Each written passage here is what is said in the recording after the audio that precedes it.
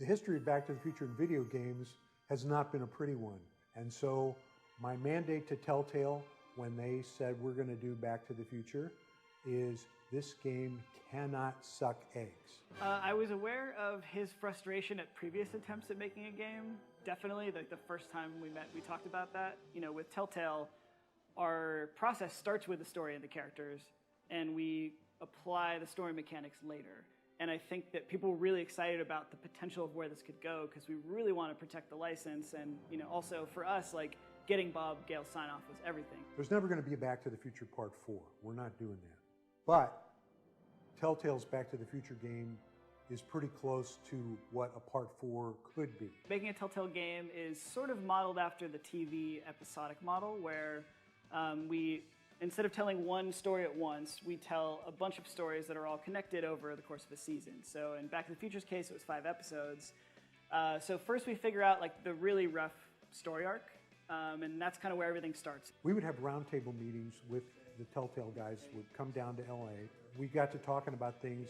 I proposed that we go back into Doc Brown's youth because this was an idea that Bob Zemeckis and I had way early on when we were trying to figure out what Back to the Future Part 2 was going to be about. And instantly, like all of the fans in the room just went, yeah, that's why we should do this. That's the story we want to tell and explore. And then it was all just a matter of, okay, well, we have this basic idea. How do we get the player involved? What is, you know, obviously we want it to be a Doc and Marty story. That was kind of the core of what the films are. And so we started there, came up with the problem for the whole series of Doc getting stranded back in time. Then we go in and start actually kind of creating the concept art. I remember seeing that first Marty sketch was another key moment in the process where we're like, okay, that's the thing we were most worried about in this production.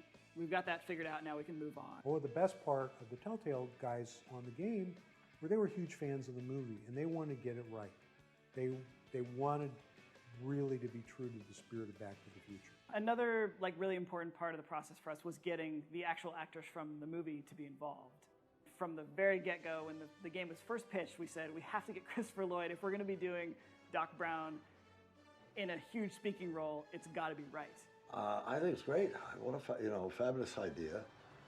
It's certainly timely. I mean, video games are hot, and this is great material. I mean, it should be a lot of fun. Great Scott! Having Tom Wilson come back for some voiceover now is rad. Tom as Biff, episode 103, take 1. You're lucky your old man's here, butthead! I feel like that guy is just one of the huge parts. Like, you can't have a Back to the Future game without Biff. He moves his neck more. He uses his jaw more than I do. You know, things like that. So with every character in the movie, I would think about those things. So it's there. I don't have to watch everything because I remember those cues also, the physicality. Although in voiceover it doesn't matter so much. But as you see, maybe in the B-roll, you see, you know, I'm trying to be physical to get back into it to be able to do it right. And then having Claudia Wells come in too, like she was, I think, right off the bat, you know, interested as well, and heard that kind of the band was getting back together. Jennifer? What the hell? The coup of all coups was getting Michael J. Fox to participate and be the voice of one of the McFly ancestors. Well, yeah, so when we were trying to get all the cast together, we spoke with Michael J. Fox, but due to time commitments, couldn't be, you know, full-time like we needed him. But we got him to do the cameo, which was awesome. And I almost feel like that was almost a cooler use of him nowadays. But then the search turned to how do we find someone to do a Marty who can just come in and be our main character, and it was a really big worry for a while. I voiced Marty McFly in Back to the Future, the game. That is what I did. Jesus Christ, Doc, you disintegrated Einstein! Pressure, yeah.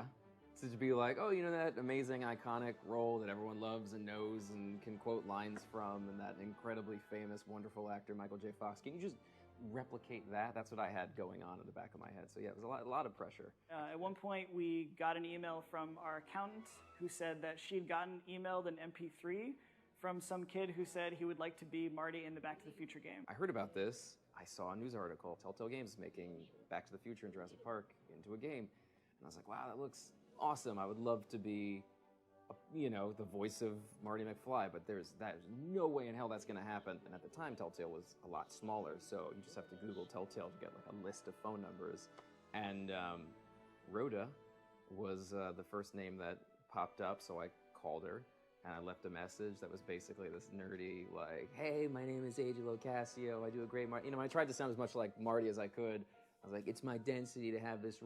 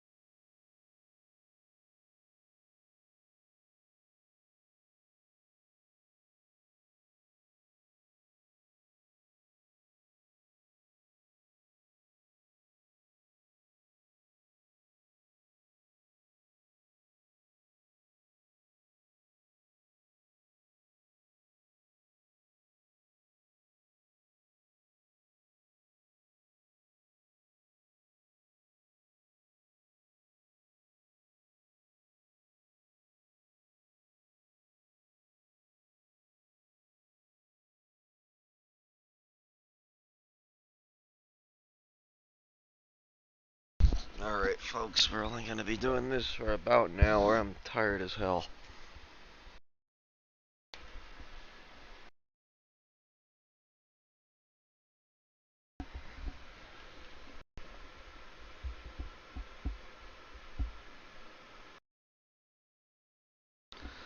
Oh, then.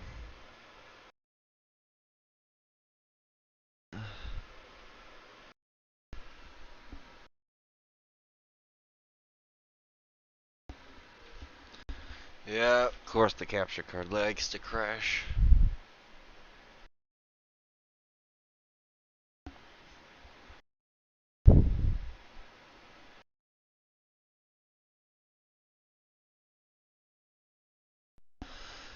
There we go. Excuse me. Okay.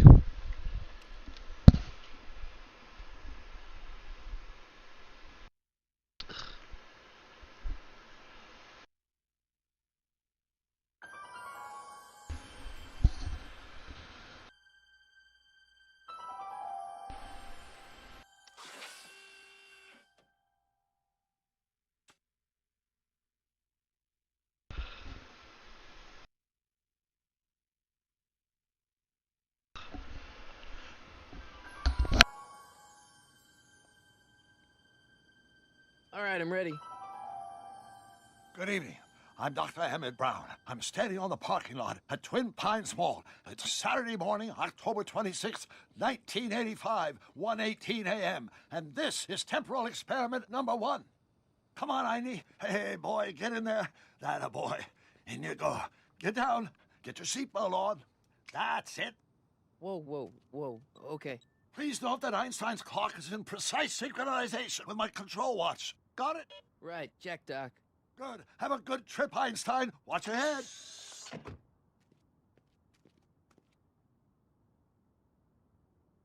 You got that thing hooked up to the car? Watch this. Yeah, okay. Got it.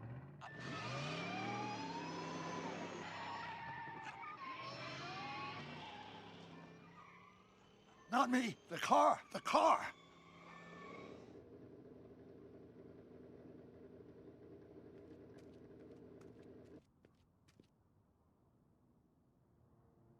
If my calculations are correct, when this baby hits 88 miles per hour, you're gonna see some serious shit.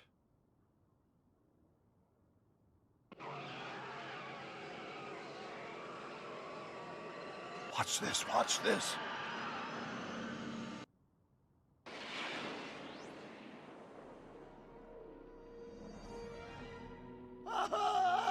What did I tell you?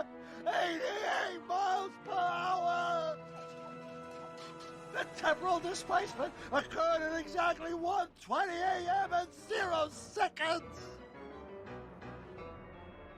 Hot Jesus Christ. Jesus Christ, Doc. You disintegrated Einstein. Calm down, Marty. I didn't disintegrate anything. The molecular structure of both Einstein and the car are completely intact. Where the hell are they?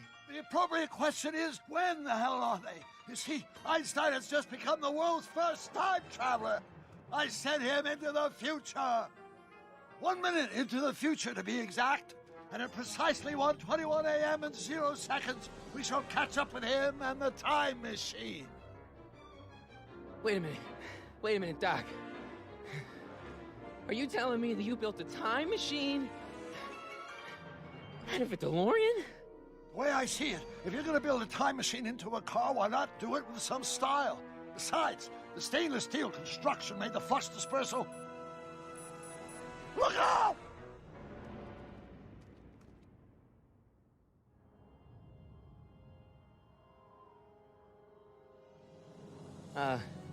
Doc? Huh, that's peculiar. Where's the car, Doc? It should have caught up with us 27 seconds ago. Doc, what happened to Einstein? No need for concern. It's probably just a minor miscalibration of the time circuits. Marty, could you get my notebook? It should be in the toolbox.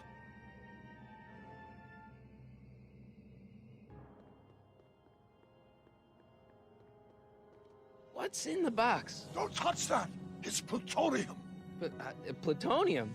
How do you think I generated 1.21 gigawatts of power? Notebook. Got it. Flux capacitor? That's it! What the heck's a flux capacitor? My latest invention. The thing that makes time travel possible. In this notebook, I've detailed the nearly 3 decades of scientific breakthroughs necessary to build a working time machine. If it ever fell into the wrong hands, the consequences could be catastrophic. Let's see. Is mass equals... Doc, something's way off here.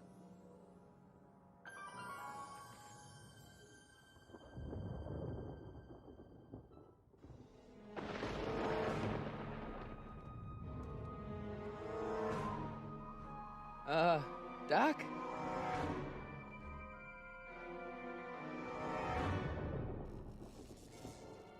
Great Scott! Doc, what is it? I've made a horrible mistake.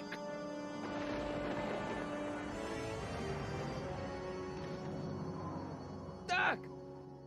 Doc, no! I'm sorry, Marty. Doc, come back! Doc!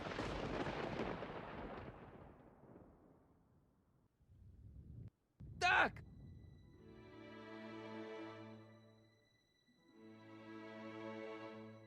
Marty, is everything okay? Yeah, Mom. It was just a nightmare. I was in the past, and Doc was there. Well, you're safe and sound now. back in good old 1986. But you'd better get up. Your father's waiting for you. Huh? Weren't you going to meet him over at Doc's? Holy crap, I'm late.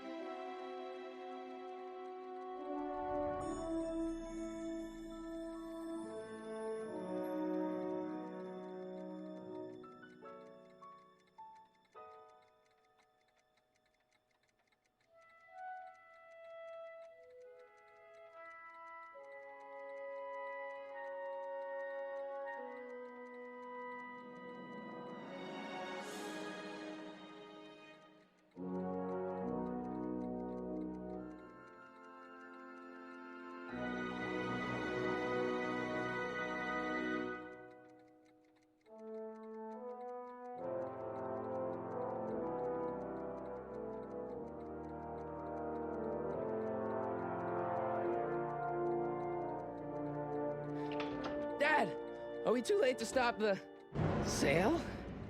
Better late than never. You wouldn't believe how much rare stuff there is back here. That's Doc stuff. The city has no right to. Now, son, I know you're upset, but your friend's been gone for months, and the city really seems hell-bent on using his land for that new parking garage. And, hey, is that a first edition Jules Verne? It's just not fair. But at least things can't get For worse. sure, Mr. Blonde, you're alright. Trust me. The Hey, Marty. night I had last night, oh Hi, man, Biff. I'm only gonna be on for an hour. Come to see if the old crackpot Oh had any boy, oh buried boy. treasure? How's it going nonetheless? Nah, I guess I'm just remembering.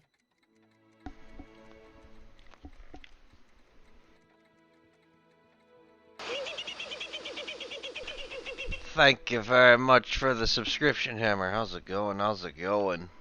Yes, the stream is mainly for you. It's a donation stream. It's been a rough night, let's put it that way. I wish I had more time to prepare. Doc built this model at downtown Hill Valley way back in Yes. 1955. The clock tower 3 in the years of courthouse even works. subscribing. Let's go, What let's go. Good Is that Doc's stuff. notebook in there? Hey, that looks just like the courthouse. You gotta hand it to the old dude. He was good with his hands. Oh yeah, we're just gonna be on here for an Can you hour see and that then a I'm minute? gonna This would look shut great off on for Face Tag. the night. Give the Oh old my crop god, something I'm new to nibble on. way more tired than I should be. Let's put it that way. Come on, I saw it first. Yeah, I guess you're right. But I picked it up first. Give it here, Biff. Well, well, look at what we have here. Looks like plans for something. What's a flux catheter? It's none of your business. Doc asked me Brown's worm food, kid. But this looks like it might be worth something.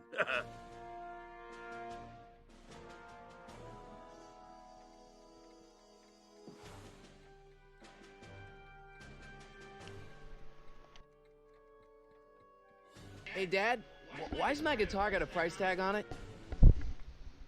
Sorry, son. Must have been an overzealous clerk. Oh yes, Just pick oh it up. yes. I'll iron things out with the bank.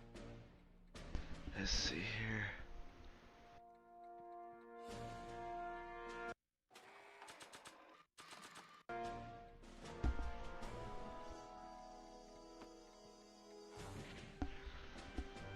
Here's an oldie, but a goodie. 1, 2, 3.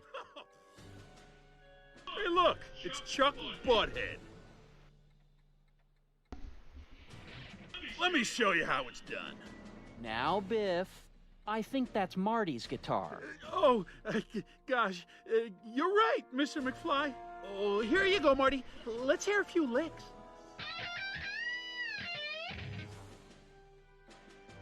Wow, that was sizzling hot, like a melting ice cube.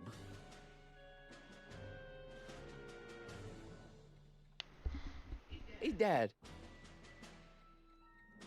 About Biff. Dad, I know you're trying to help. He talks a big game, son, but he's not so tough. I've been dealing with him a long time. Believe me, I can handle him. So can I. I guess you can. Okay, son, I'll stay out of your way. But you know where to find me. I'll keep looking around. Thanks, Dad.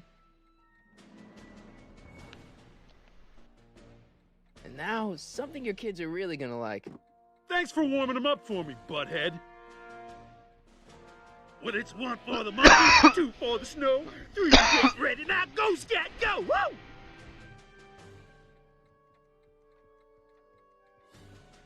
What the hell is it? Oh, there we go. Let's make some noise.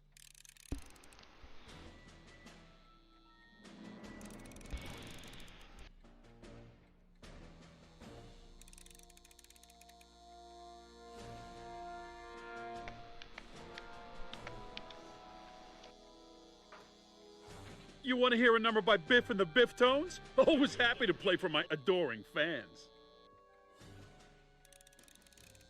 There we go.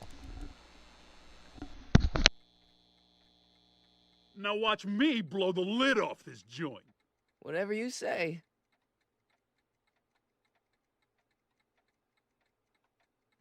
Whoa! Rock on, Biff. Oh, shit.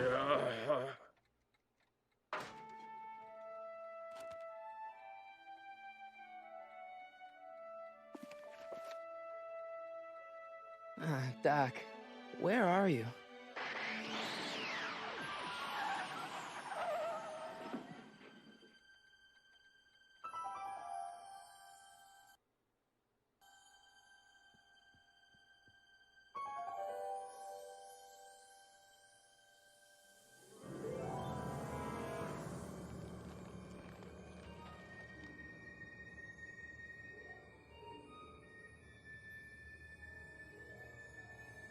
Doc?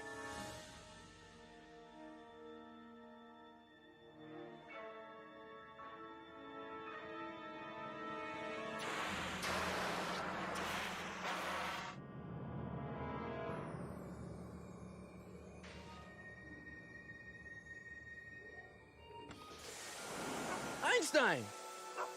Where do you come from, boy? Didn't you bring Doc with you?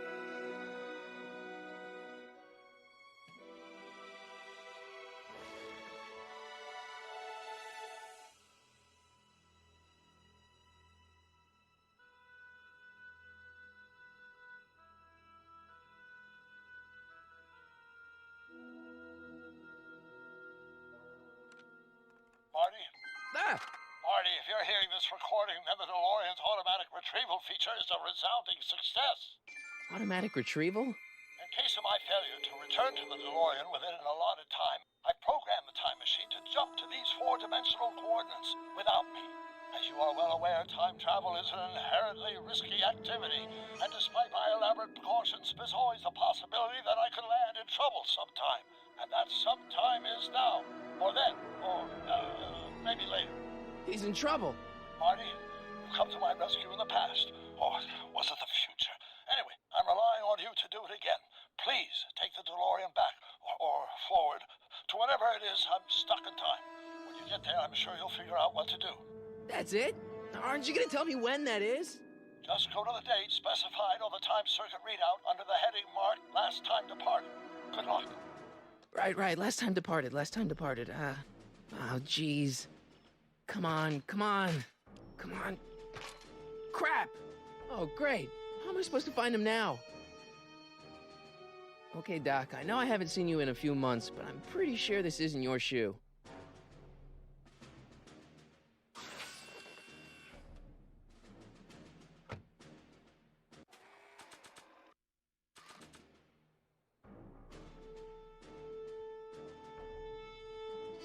What do you know about this shoe, Einie?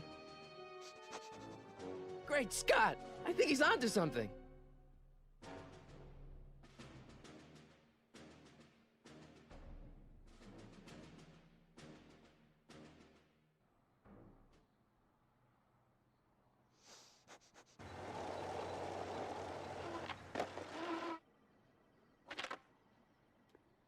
Okay, now we're getting somewhere.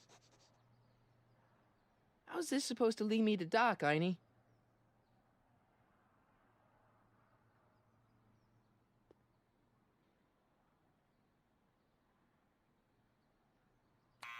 Step away from the door. Ah! Now, let me get a look at you. Einstein, come on! Just as I suspected. Hooligans! Get along now! Scat!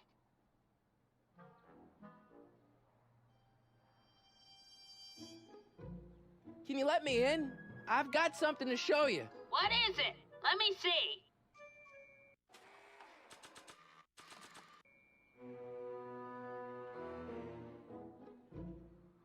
A shoe? Now what would I want with a... Huh? Stay there!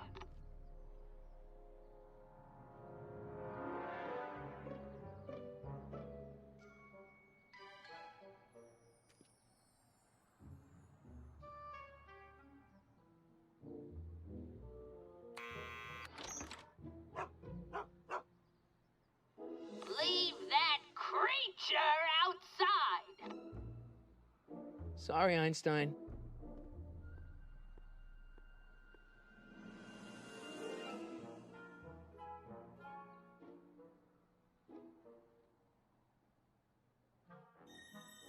One moment, folks. Well, took you long enough. There's a lot of stairs. To return the shoe, I mean. I lost it ages ago. You can put it down next to the other one. Much better. So neat and orderly. I suppose you'll be wanting some sort of reward now. No, All I've Oh, got man, oh, is man. tea and candy. But I'm sorry I called you a hooligan. I try not to jump to conclusions, but after all, 9 out of 10 people in this city are hooligans. It's a fact. Look it up.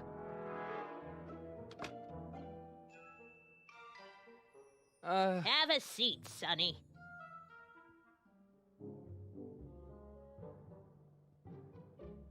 Hey! You kids! Put out those cigarettes!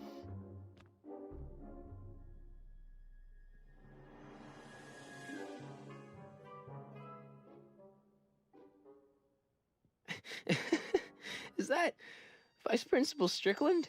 Mother never could keep little Gerald out of her clothes.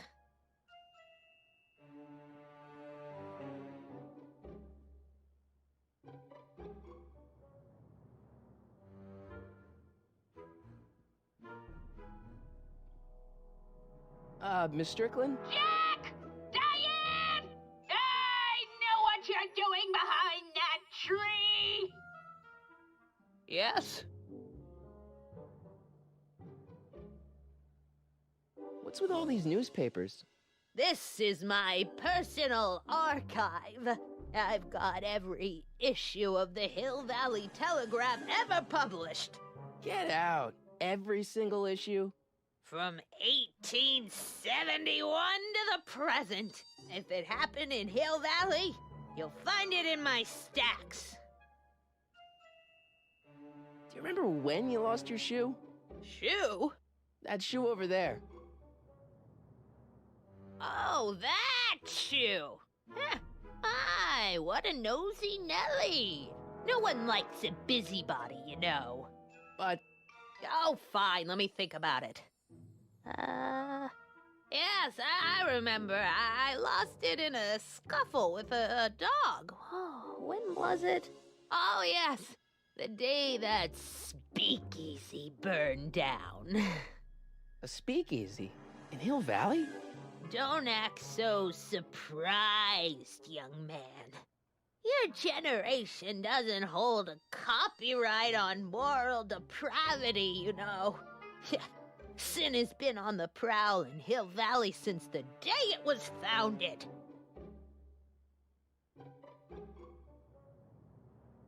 Wow, a speakeasy. That must have been wild.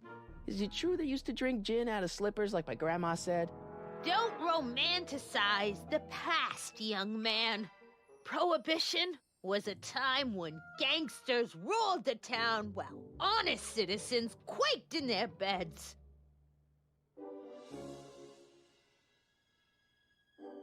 So where was it? That speakeasy that burned down, I mean. That was ages ago. If you're looking for bootleg hooch. No, I'm just curious, that's all. I'm a student of history. Student of history, my Aunt Fanny. Yeah, your generation of hooligans and slackers could give two ripe figs about history. Miss Strickland? Oh, video store! Huh? The speakeasy used to be hidden in plain sight down there in the town square. Right where that disgusting videotape rental store squats today. So the video store building must have gone up after the speakeasy burned down. The following year, as I recall. Doing some stargazing? No, I set my sights on lower things. Is that? Tiff Tannen! Get away from that hubcap before I call your father!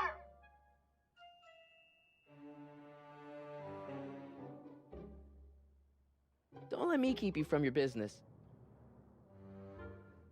You there! Don't even think about tossing that Kleenex on the ground! Mind if I take a look? Go ahead, dear.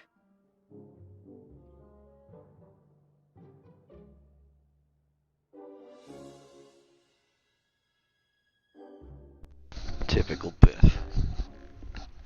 Rebuilt in February 1932. So the fire must have happened before then. But when? I need a date.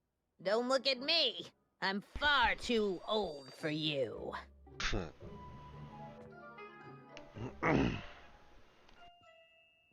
Man, she keeps it hot in here.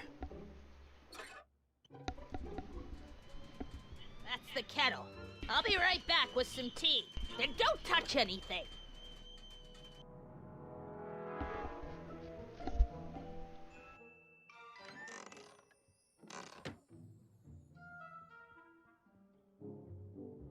Let's see. Ground broken on site of former speakeasy. Singer vanishes. Hill Valley Expo delights crowd. Soup kitchen exposed. Here we go. Speakeasy arsonist slain. Legal procedure gave way to old-fashioned vengeance last night when a mob descended on the Hill Valley police station. The suspect in the speakeasy arson case, a drifter known as Carl Sagan, was pulled from his... Carl Sagan? It's Doc! Killed by a mob. What's the date? June 14th, 1931. Jeez, I gotta rescue him. My newspapers! Sorry, Miss Strickland. Let me... No! You've gotten my history out of order! Oh, do you know how long it'll take to fix what you've done? Oh, get out! Get out! Get out! Help! Police! I'm being attacked by hooligans! Oh, goodness.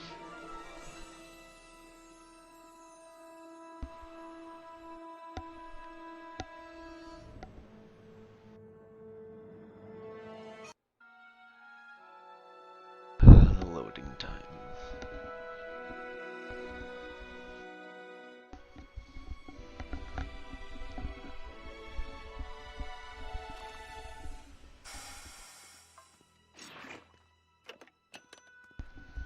Marty!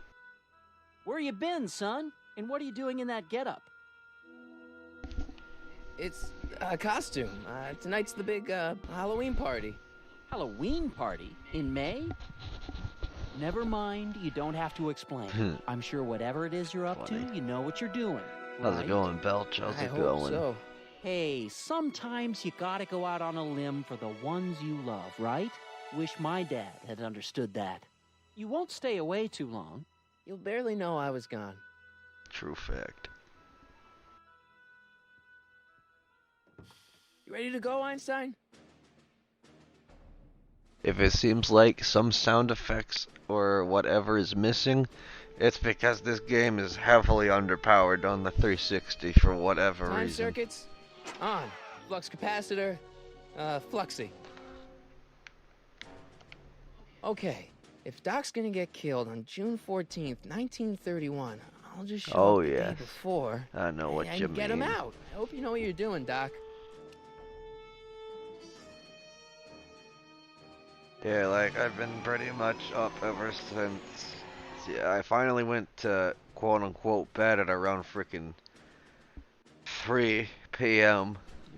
just this afternoon. I really didn't get that much sleep. Oh, those kitty cats upstairs and stuff.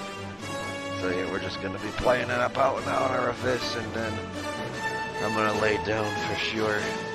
I may or may not be on very much later tonight. We'll see. Oh yes, off for my wife. She had a couple of bad seizures right after you guys left, for sure.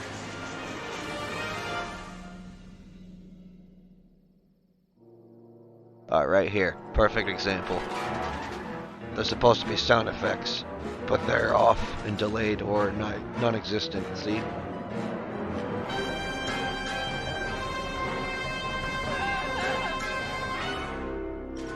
The sound effects and whatever's not dubbed right here.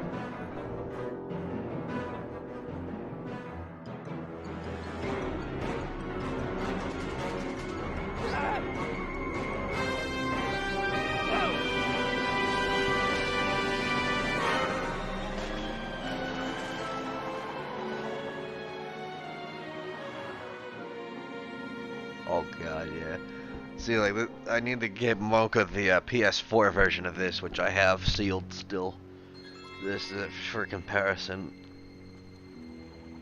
For sure, Mr. Blunt, definitely catch you later.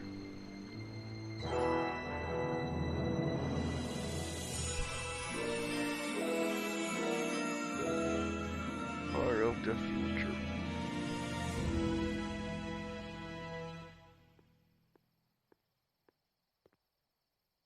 This is where the fun begins.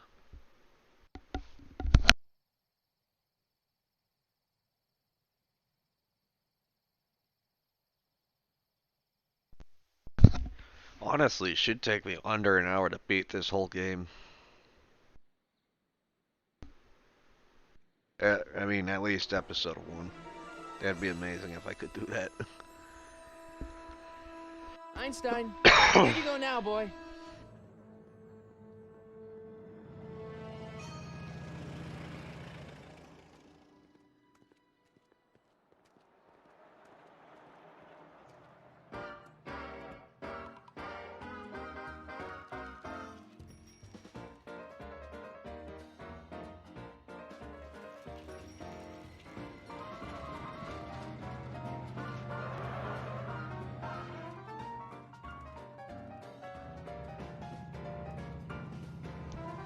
What's funny is that they definitely reuse some of the NPCs.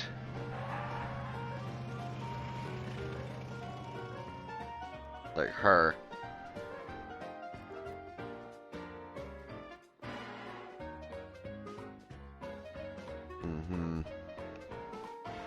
Young man, excuse me, young man. For what I've researched, this engine in You're the only man particular in the is street, severely and I'm looking for outdated. a man in the street reaction.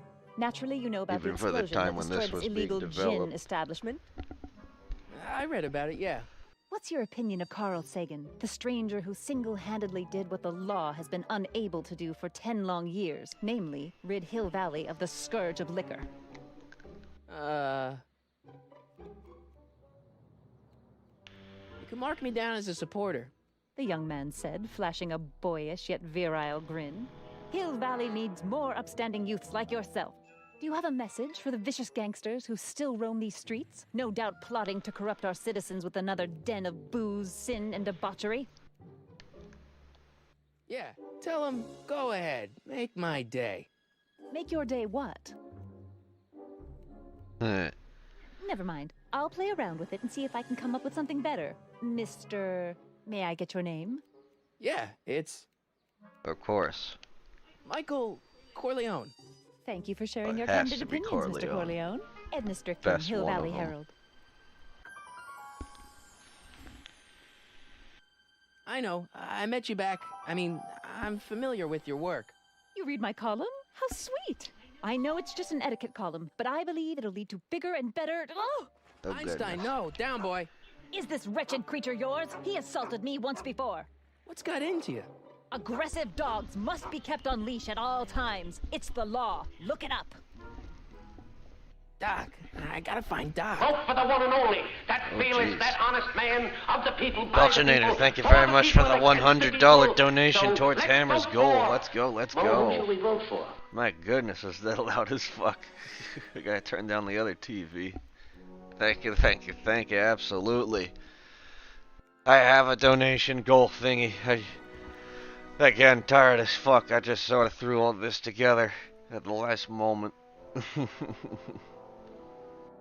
Well, not really at the last moment. Like, I had it planned, but goddamn. The amount of time it takes to get this whole shindig set up. Oh, let's save. Saving important.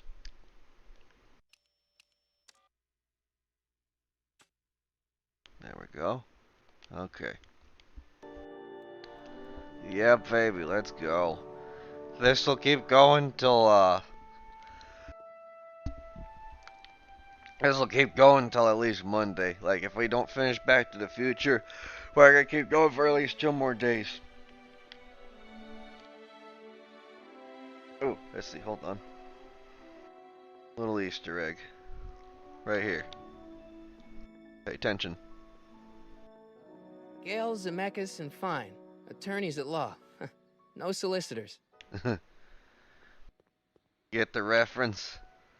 It's both the two that made Back to the Future, and it's let's see here. Oh wait, hold on, we gotta go in here first. Finicky controls. Yeah, it's the two from Back to the Future that made the whole thing, and then Larry Feinberg, one of the Stooges. Oh yeah. Oh yes, sir, Bobber Doodles. Here we go. Fun stuff right here. Reserved for charity. McFly. Biff? Kid. Grandpa? Grandpa. Oh That's boy. Mr. Tannen to you, Artie. What are you doing out here? Well, I was getting kind of hungry, so I figured I'd come down here for some free soup. Just thought I'd come down for some soup.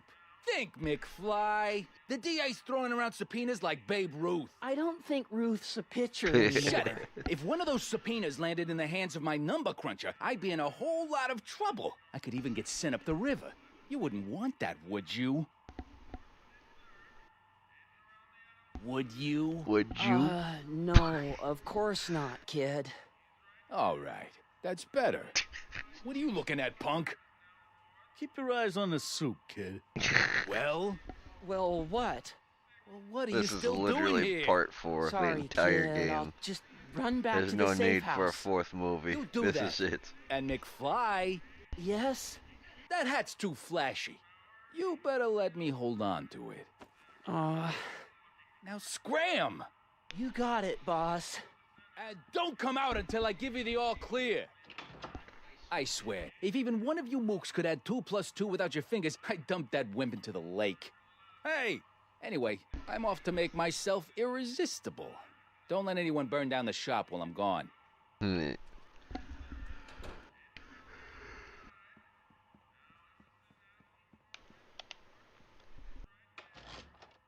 Hey Mario Kart, how we doing?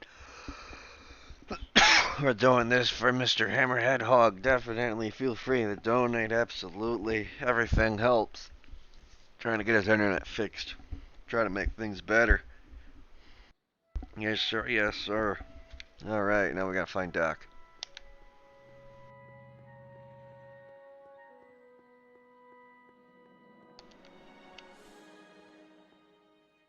Doc! Marty, Doc! what are you doing here? You sent for me, Doc. I did? When? May 14th, 1986. 1980? The automatic retrieval system. Of course. I'd almost forgotten about that. So what's our plan for getting you out of here? Plan? We don't need a plan. We don't. Not in the slightest. The police picked me up for that speakeasy fire a couple of weeks ago, but the DA hasn't got a case. They're releasing me tomorrow morning. So basically, I traveled 50 years into the past to deliver your car? Yeah, pretty much, Sorry Marty. about that, but it's so Only were wonderful that to simple. see you. We have a lot of catching up to do. Yeah, you might want to hold off on that, Doc. Great Scott! I'm going to be gunned down by gangsters on the steps of the courthouse. Why would they do that? Guess they didn't approve of my burning down their speakeasy. Very funny, Doc. Maybe now we should come up with a plan. A plan, right. But what?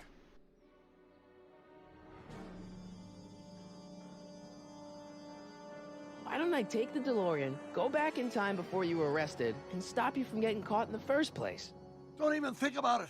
Without my unjust incarceration, the events that sent you into the past might never happen, resulting in a paradox of continuum-shattering proportions. Jeez, we've been back together for 5 minutes, Doc, and you're already talking about the end of the universe. I've missed that. Don't be ridiculous, Marty. I was only referring to the end of the universe as we know it.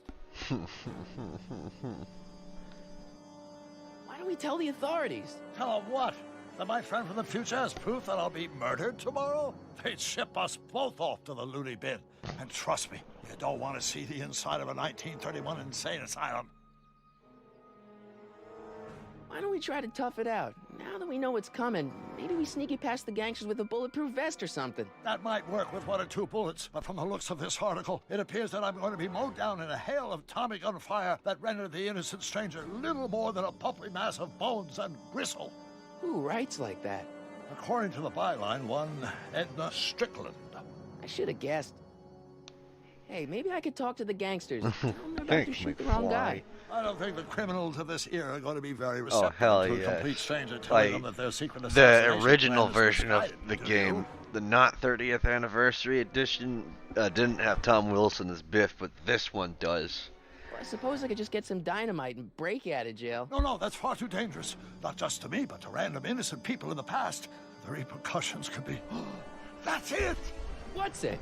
My rocket-powered drill. Rocket-powered You have drill. a rocket-powered drill? Not yet.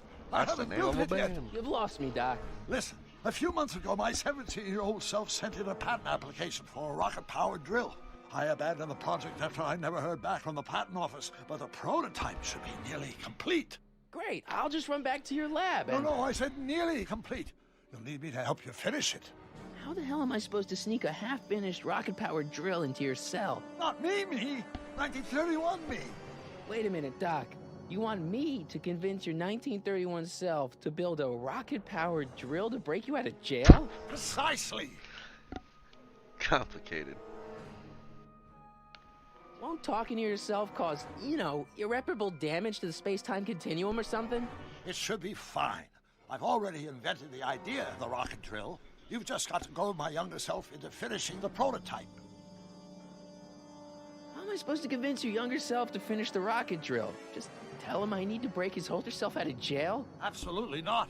Whatever you do, you can't tell my younger self anything about time travel. I won't come up with the inspiration for the flux capacitor for another 24 years. Then what am I supposed to... Just be your charming self. No kidding. What I remember, I'm a pretty easygoing kid, so enlisting me in a scientific adventure should be a piece of cake. Okay, let's say I go along with this crazy idea. Where can I find you? I mean, the other you. How should I know? It was over 50 years ago. Why don't you go over to the soup kitchen next door and give my house a call? Hey, Lex They'll Left, know where what to we find doing? me. How we Soup doing? kitchen. We're playing Got the it. old Back to the Just stay away Future, from the and soup. this is a It'll donation cause stream irreparable for damage Hammer. to your Any little digestive bit system. helps. We're trying to fix his internet without question. Man, Starlink. If only it would become faster, you I know. guess I better get started. There must be something Don't worry, around. Doc. There I'll get must you out of be. here in no time. We'll help. I'm not worried. Once you and my younger self put your heads together, you'll be unstoppable. Let's see here. Psst, Doc. One other Marty, little thing. have you found my younger self yet?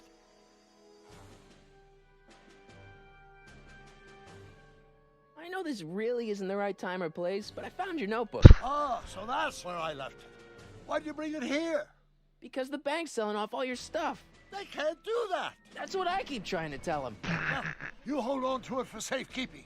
We'll deal with my financial situation in 1986 after we save me from a grisly death in 1931.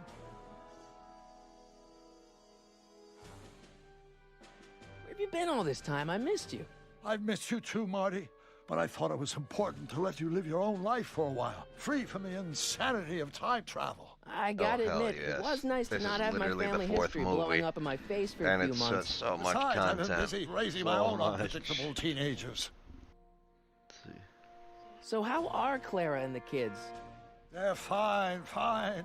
Right now we're trying to decide where to send Jules and Vern to college. Clara prefers the 2020s, but I'm partial to the 1960s. We're planning on visiting you and Jennifer in 2011 soon. Me and Jennifer? In 2011? Oh, forget I said anything. Nice.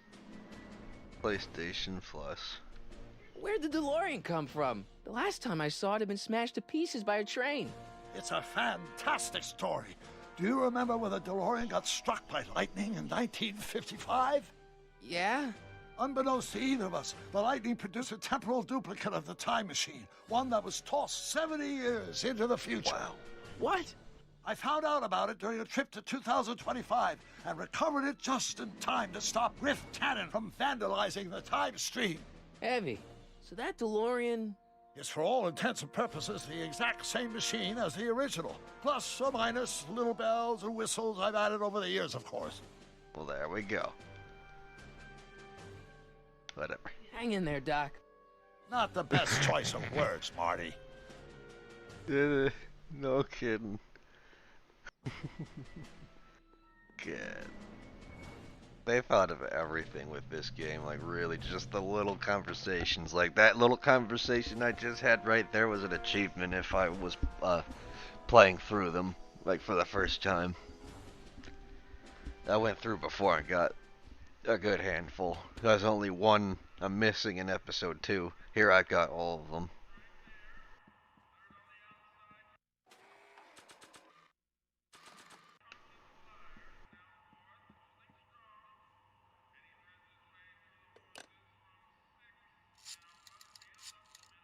Uh-huh. Brown residence? Hi. Do you know where I could find Emmett Brown? Young Master Brown is currently tending to his clerking duties at the courthouse. Who, may I say, is calling? The courthouse? Doc never told me he worked at the courthouse. Doc was gonna be a lawyer before he was gonna be a scientist.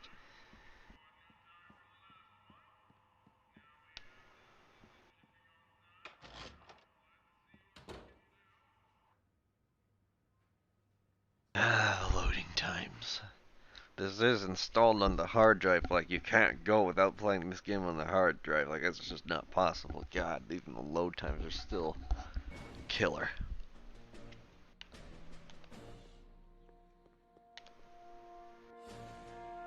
And the camera angles are freaking weird too. Like you always have to constantly reset your stick because of the weird camera angles.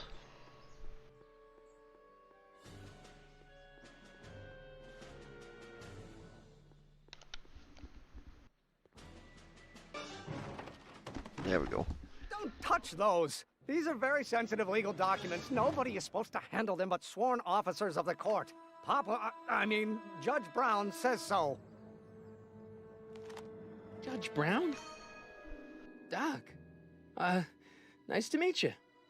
I'm Michael, Corleone. Emmett Brown. But I am a law clerk, not a doctor. Now please get out of my way. I have important business to transact. Oh, really? Naturally, H2A multiplied by the inversion of H has to come out. Oh, think, Emmett, think. H to the A multiplied by the inverse of A. H to the A multiplied by the inverse of A. I know what to do ahead of time, so I might do things out of order. Oh, come on, I didn't mean to do it twice. Jesus Christ. H to the A multiplied by the inverse of A. Oh, yeah.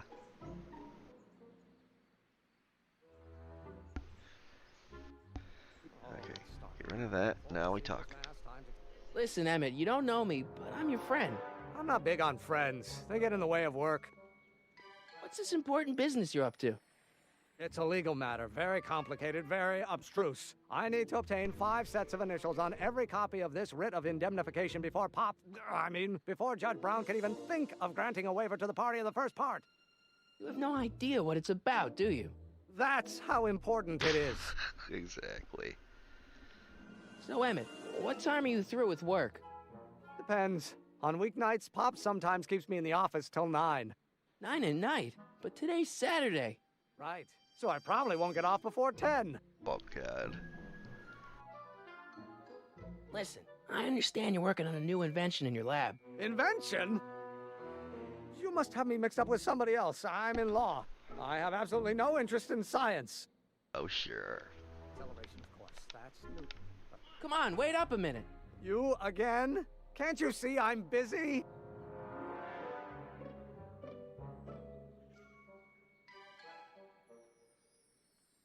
Okay, so you don't want your old man to know. That's fine. Listen, we all keep secrets. But I'm telling you, you can level with me about this science project of yours. I am not a scientist.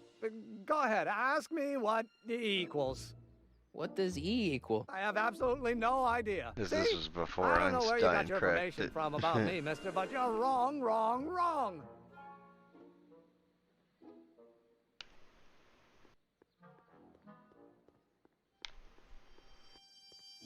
God. Every time the camera resets, you have to reset your controls as well.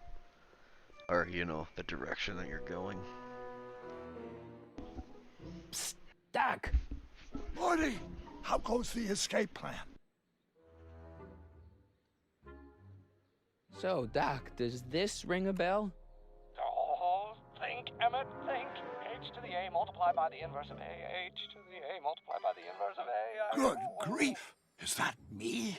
I sound so... Young? I was going to say intense. I forgot how wound up I used to get. Yeah, but what are you muttering about? Oh, that's easy. It's Ivanov's conundrum. Just tell my younger self that H equals the Hamiltonian operator. Won't giving him the answer mess up the time stream? Only if it turns out that reality is actually nothing more than a holographic illusion created by the interplay of subatomic particles on a vast two-dimensional membrane. So... It'll be fine. It'll be fine. Guess who I bumped into at the soup kitchen? My grandfather. No! Don't worry, I didn't talk to him or change his future or anything. Good. I wish I could, though. This era's tannin is treating him like dirt. Don't worry. If history plays out as it's supposed to, he'll soon be out from under Kit Tannen's thumb and free to live out his life as a humble accountant with your grandma. What was her name again? Sylvia. Right, Sylvia. Nice. Very, very nice. Hang in there, Doc. I used to have a 360 arcade, but then I sold it like sometime around 2014, I think it was.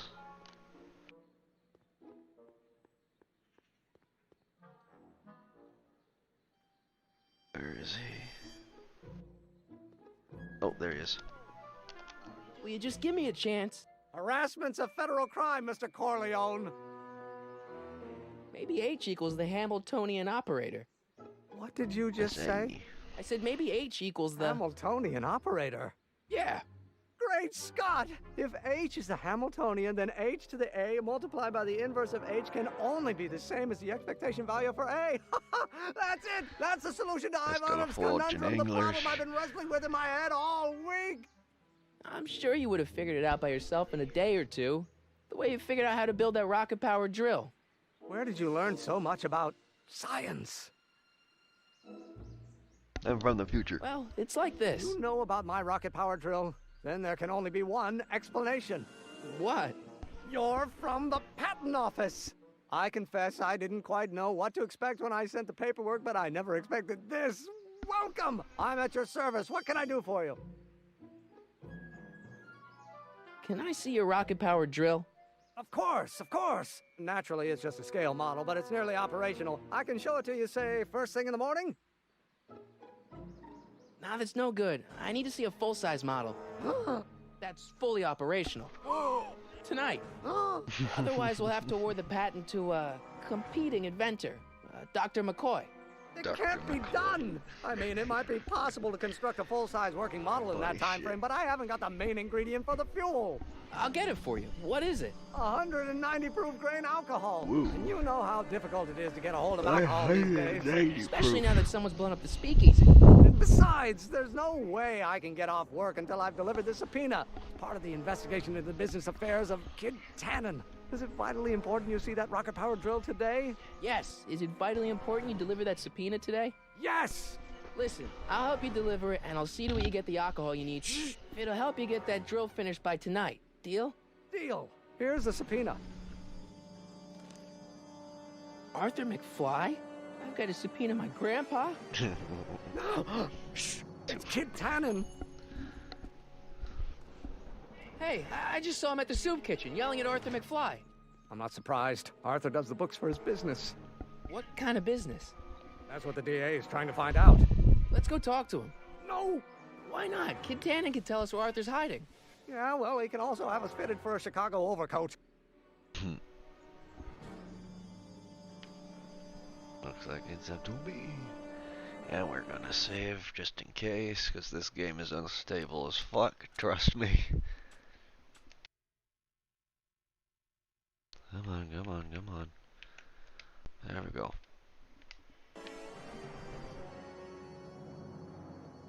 There's a glitch here where you quit and then come back and it erases your inventory. What the hell, Matches? Not fun. You got kiwi all over my socks! Sorry, boss. Get out of here. How about you? Huh? I'm sitting at a shoe shine booth. You walk up. Either you're here to shine my shoes, or you got a death wish. Which is it?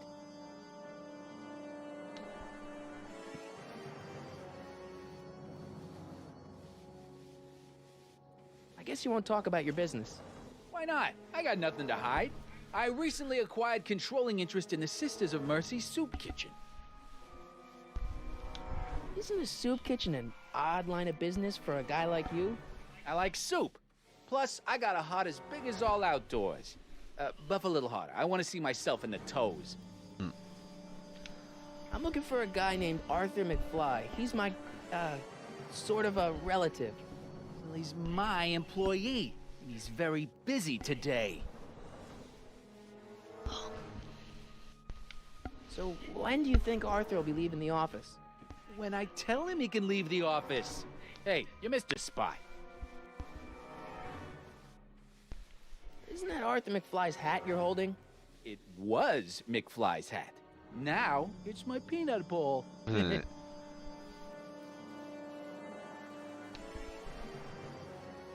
I have some peanuts? Why not? I'm a magnanimous kind of guy. Go ahead, knock yourself out.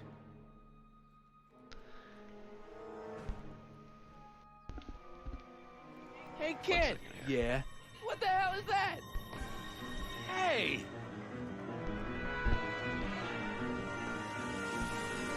What'd you do?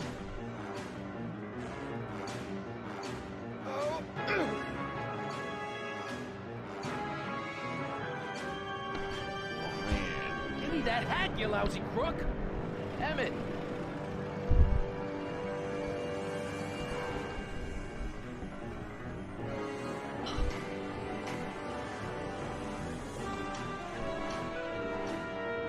Emmett!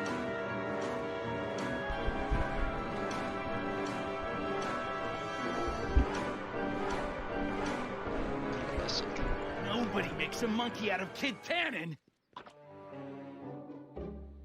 Hey!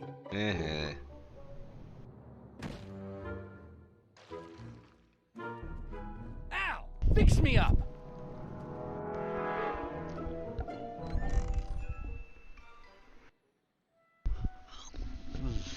Where do you learn how to move like that? Sandlot football. They used to call me the Streak. Get out!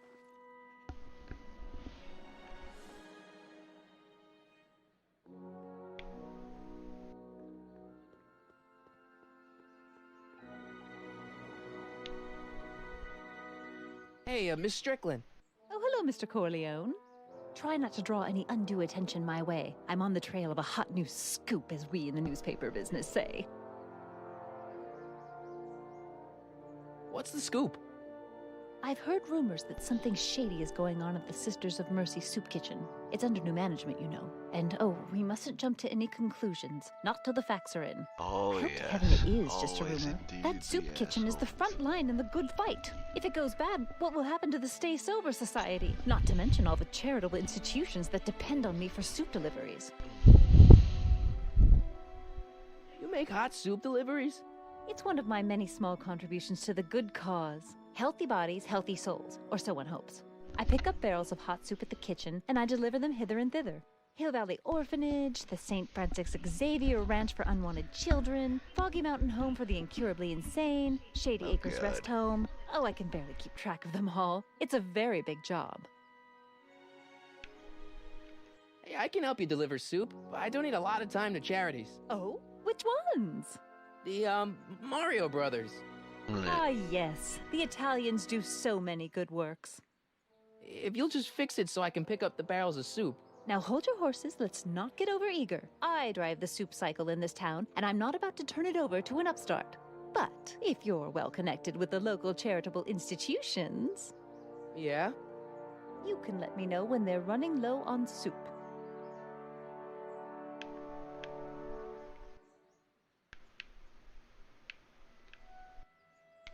As a matter of fact, I do know a local charity that's running low on soup. Oh? Who?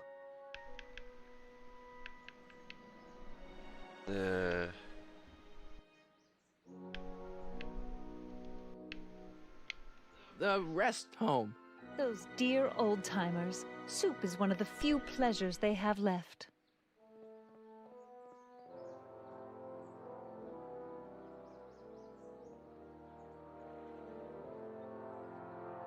All right, Edna, just think of all those poor unfortunates and hold your nose.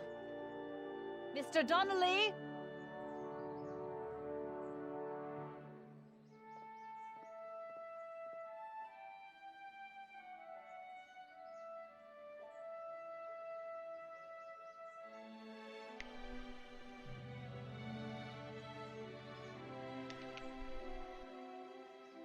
Let's see here. Some of us down at the patent office are wondering, what made you think of a rocket-powered drill? Ah, that'd be Journey to the Center of the Earth by Jules Verne. It was a revelation. Yeah, that's kind of what we figured. We'll get that subpoena delivered, or my name isn't... Michael Corleone! Yeah.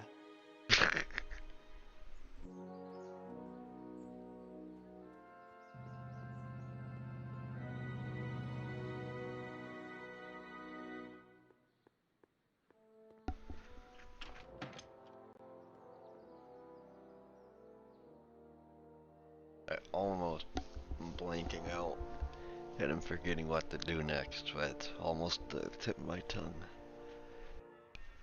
Okay, here we go.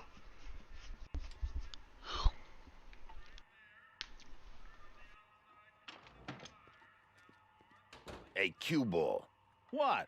The truck just arrived with a fresh shipment of, soup. Soup? Well, this is the regular soup, and this is the special soup. Right. Special.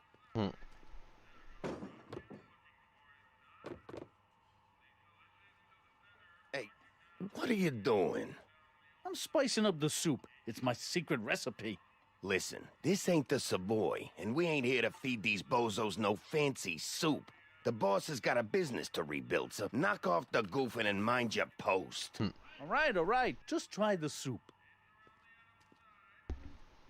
Oh, God. Well? I can see why you want to keep this a secret.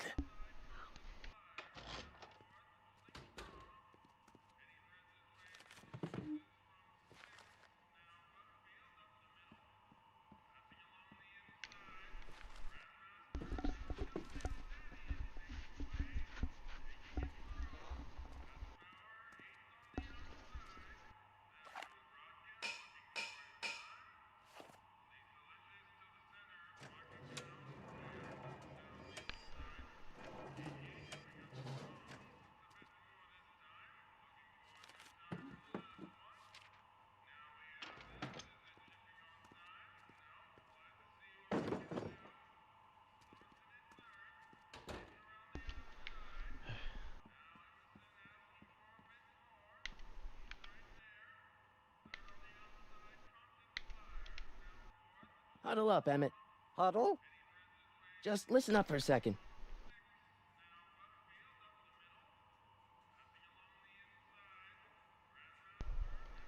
Obviously, this kitchen isn't the speakeasy. Indeed. This must be some sort of front meant to cleverly and legally obfuscate the existence of a hidden establishment of ill repute. Perhaps in the basement. Right. That might explain the elevator. We'll score that hooch somehow. I'll keep cogitating.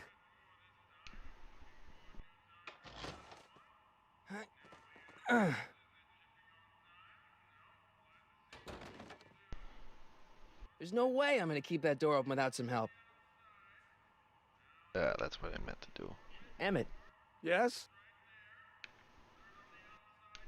Emmett, I can't get into the door over there. Those tables are jamming it shut. Oh, baby. The door? So your plan is to just waltz in there and take a barrel of alcohol? No, of course not. That would be stupid, right? I'll say. Still, I'd like to get that door open. I can't do anything from out here. Well, it's a simple matter of physics. A lever, some sort of stop. Let me see what I can come up with.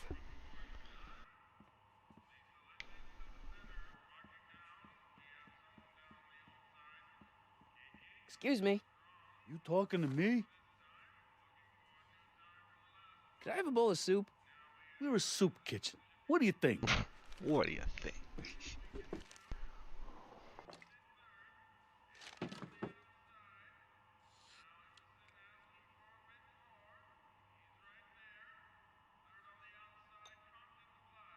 What kind of soup is this? It tastes like... Scrolle ribolita? I was gonna say week-old cabbage. Everyone's a critic. Look, all I got to work with is this 2-bit soup in a barrel and spice rack that hadn't been restocked since the Coolidge administration. What do you think I should do to perk this slop up? Let's see.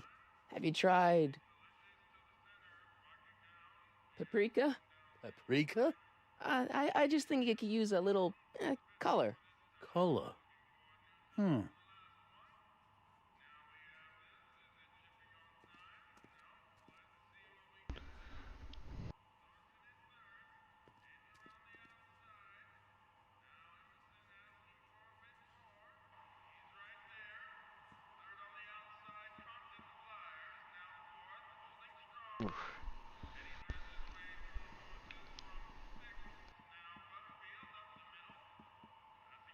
Eureka! There it is.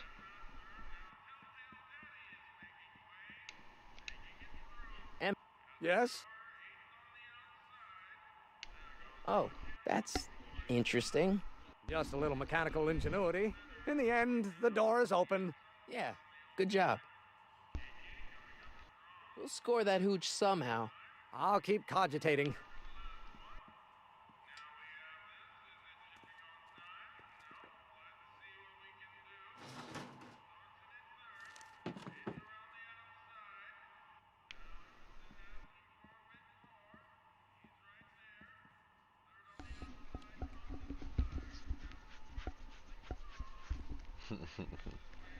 Eating bowls of soup Okay, to beat the game. I've got some more ideas about your soup.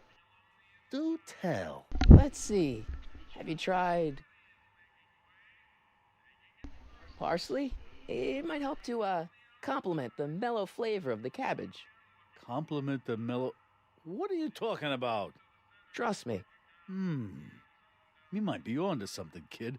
Let me see what I got.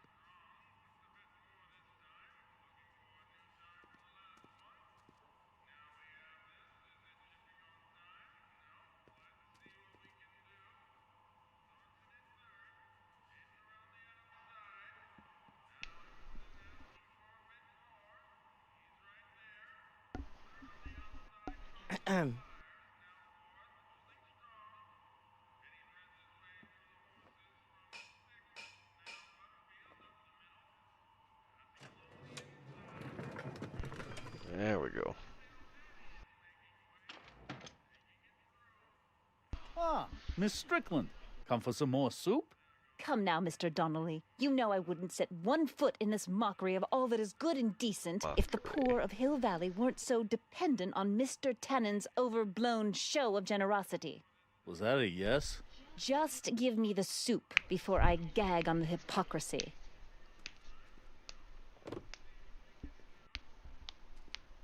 I'll tell the boss you said hello.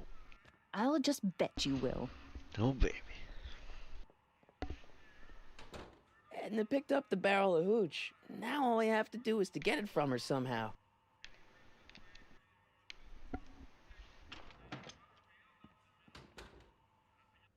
Easy stuff. We're almost done with this, honestly. At least episode 1.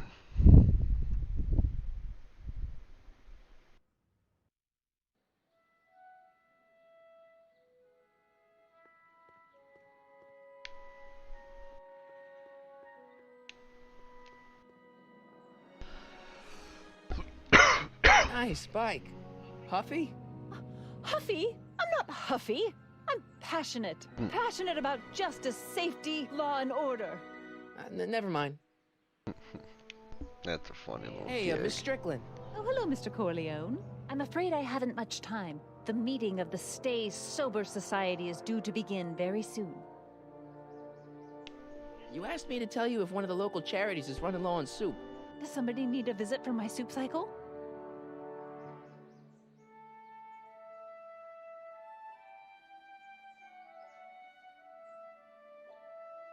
Never mind, I'm wrong. The pool hall isn't a charity. Certainly not. What's the Stay Sober Society? Ah, there we go. You haven't heard of the SSS? They do the most marvelous work, taking hopeless drunken bums and turning them into former hopeless drunken bums. I'm one of the founding members. And not to say that I was ever, well, you know. Anyway, we've always met in the cellar of the Sisters of Mercy soup kitchen, but for some reason the new managers don't want us down there, so we're stuck. We've got nowhere to meet. I know a place where the Stay Sober Society can meet. Oh? Where? The Brown residence. You mean Judge Brown's place? Yeah, I happen to be good friends with his son Emmett, and he's told me the judge would love to lend his place out for, you know, good causes like yours. Really? Why, that's the most generous, public-spirited offer I've received in a month of Sundays. Please tell your friend Emmett we accept. And the offer couldn't have come at a better moment. It's almost time for the meeting to begin. Now we do that. You asked me to tell you if one of the local charities This is is running where low I on wish soup. I could skip Does somebody cutscenes. need a visit from my soup cycle? The Stay Sober Society. That's right. They'll soon be gathering at the Brown estate, and we haven't provided refreshments. I can't get over the generosity of your friend Emmett volunteering his father's house for our meeting. Huh? Wait there!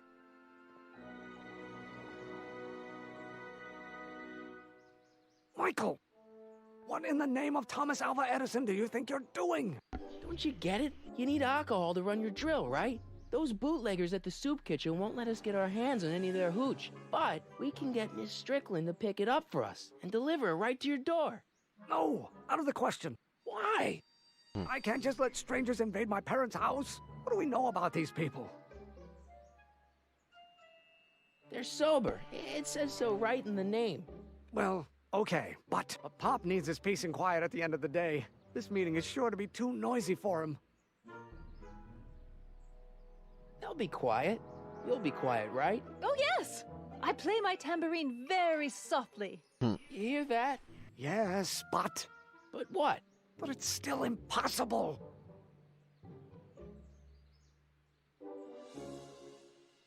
Okay, forget the whole thing. We don't have to test your rocket-powered drill tonight. We don't? No. I'll take the train back to Washington and I'll tell the folks at the office to give the patent to Dr. McCoy. Wait! Good stuff. You will instruct the members of the society to wipe their feet before they come inside. Then you are Emmett Brown. I thought as much. You have such a righteous face. Oh boy. Edna Strickland, I don't know how to thank you for your generosity. Pleased to meet you. The feeling is mutual. I've got a bad feeling about this. You worry too much, Emmett. Now all we gotta do is serve that subpoena, and we're off to build your rocket drill. And get my patent. Yeah, your patent.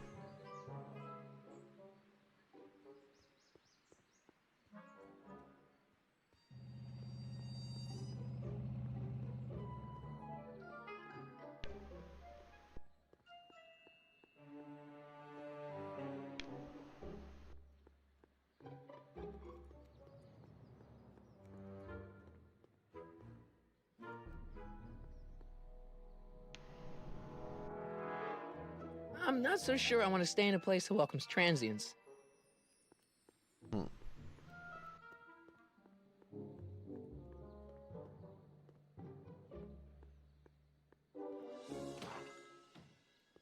You gonna buy anything?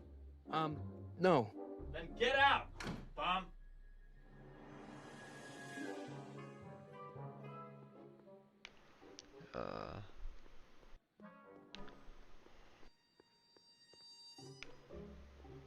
Shit. This is where the speed run can break.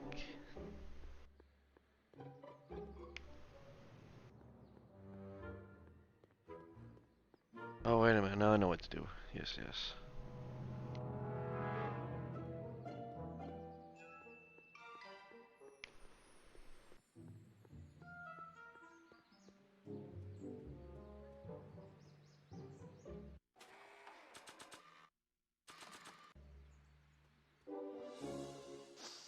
Hey, honey, come here for a sec, boy.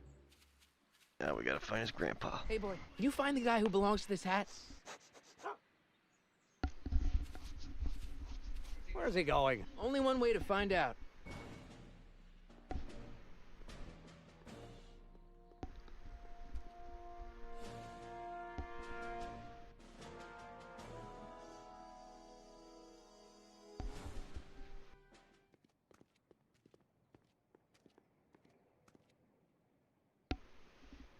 Huh.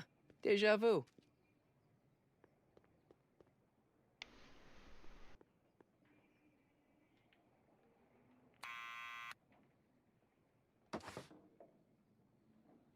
Yeah?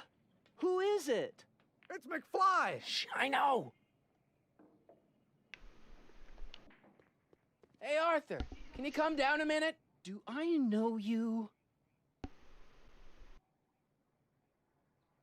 We've got something for you. It's a subscription to the Accountant Weekly. He won't come out if he knows why we're really here. No, right. What a dummy. I'm not interested. And besides, the boss won't let me leave the room. Sorry. Some other time.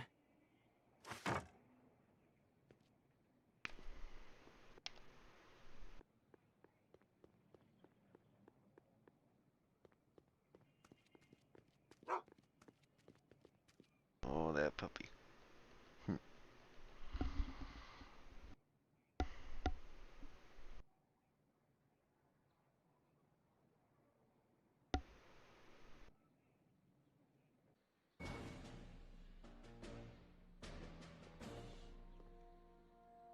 There we go.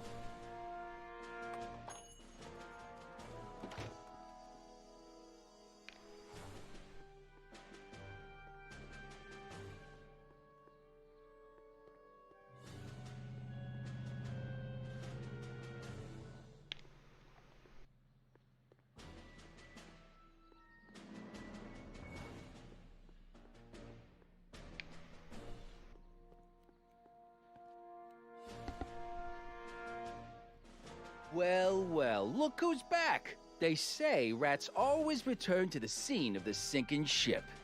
Get 'em, Matches.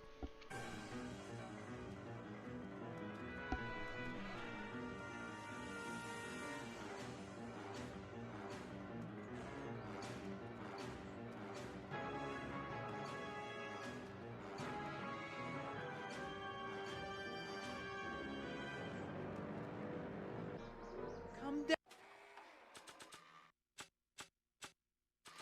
down from there, you son of a bitch! What do you think you're doing up there, you scrawny little runt? Get down here right now! Don't make me angry, Smucko! Get down I don't want to here record and them face right the now. music! Einstein, help! Lay off! Get away from me, you crazy mutt! Go away, dog. We're busy here. Go on, scram. Hey, where'd he go? You let him get away, idiot! Oh, these little morons. Okay, I'll go back. it over here.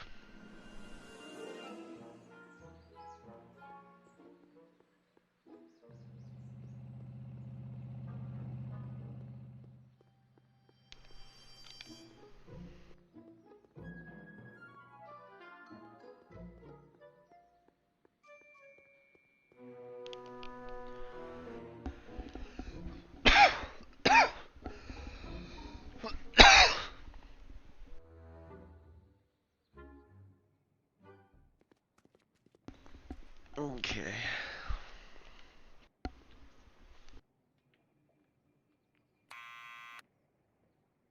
Hey Nixie, how we doing? How we doing? Now? We're just about done with this episode of Back to the Future, honestly.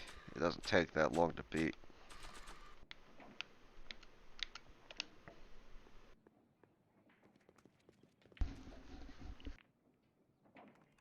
What do you think you're doing up there, you scrawny little runt? Get down here right now! It's Kid. Right away, boss. Where's Kid?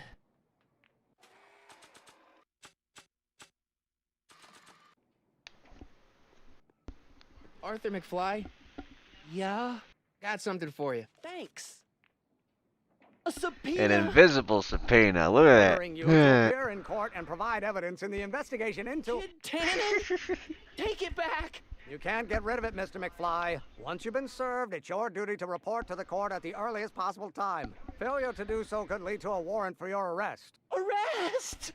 But Kid'll kill me. Stupid Artie. Holy cats, what am I gonna do? I suggest you avail yourself to the protection of the court. Oh gosh, oh gosh.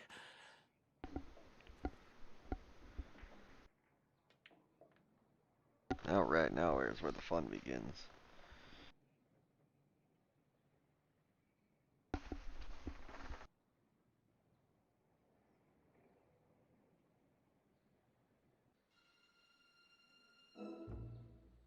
Oh yeah.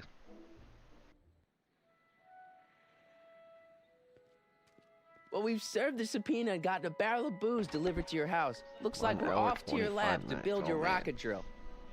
Doesn't take that long to You beat have a this, lab, honestly. right? What kind of future patent The other holder would I episodes be take a without a bit lab? longer. Come on.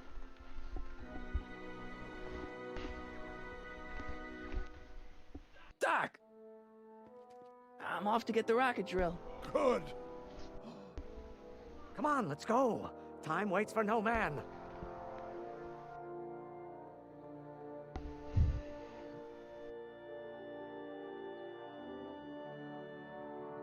I love this game.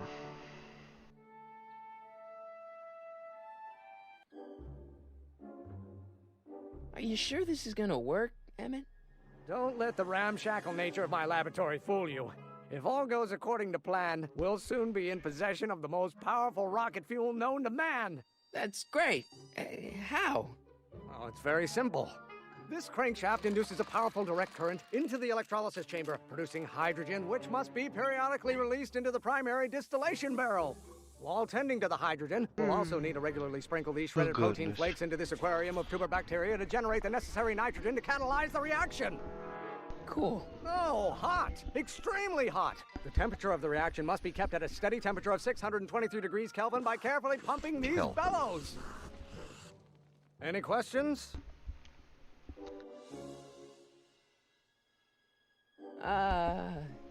Emmett?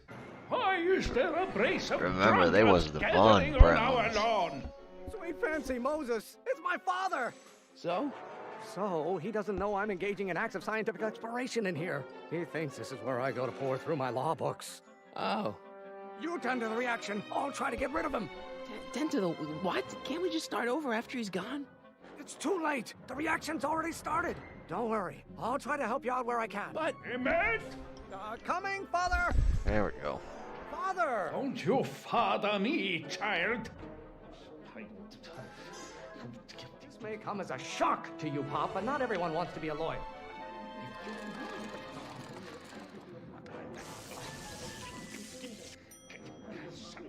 And just in case, we're gonna save.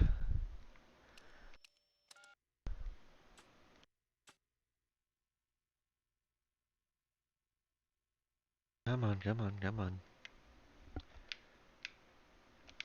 There we go. Why don't you go feed the ducks, Father?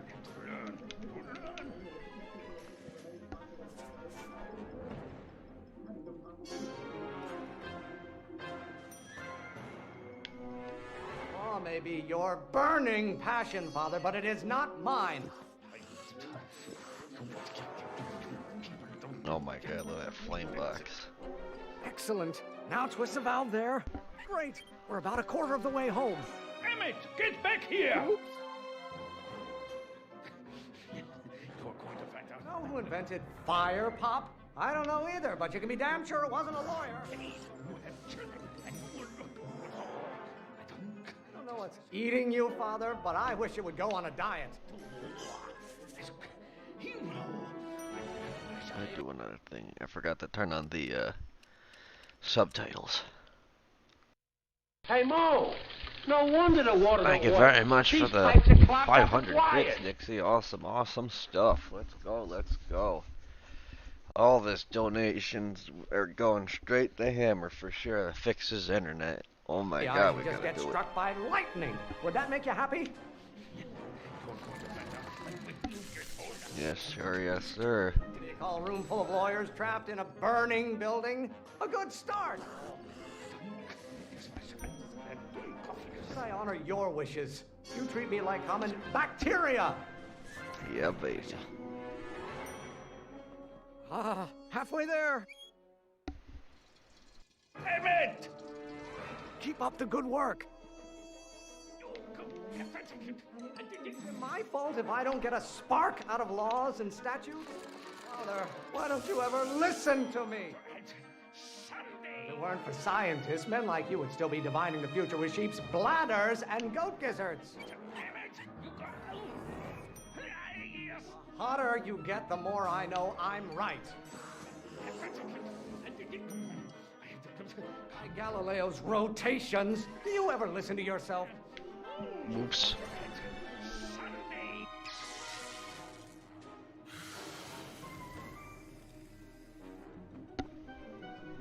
Listen to the words I'm emphasizing. Don't you turn your back on me!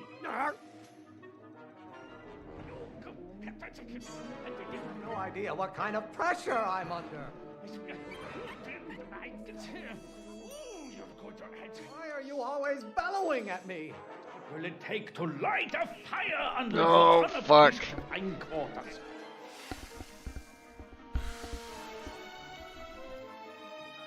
I got the achievements. What did you do? Emmett, who are you talking to in there? No one, Father. Really want to vent our dirty laundry in public like this? Keep bellowing like that. Stop getting so hot under the collar, Pop.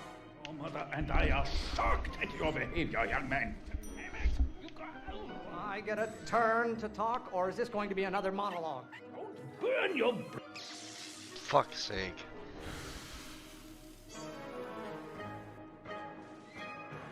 Just pay attention to what I say. Emmett, I'm not through with you yet. There is a flame inside me that cannot be quelled by your legalistic gobbledygook, Father. What are they feeding you in that school of yours? You look like a skeleton. Can't you see this is eating me up inside? Your ancestors are spinning in their graves right now. You don't like my performance at the courthouse, then fire me. Pressure? Hey, Mo! No wonder the water don't work. These pipes are clogged up with More wires. bits, Nixie, oh man, oh Something I'm man. not. Are you trying to spin this argument around to my failings? There we go. I strongly object to the current of this conversation, Father. Some bronze have been officers of the court since God's heavenly spark first gave rise to man, Emmett. Why are you always bellowing at me? Almost there. Now it gets really fast. Emmett! Coming, Father! Huh. Stop being such a crank! hotter you get, the more I know I'm right. Law? What use is a microorganism for law? Don't you have a release valve on your mouth somewhere? Why must you always scatter condescension my way? I'm not just another one of your staffers who spins around you like a top.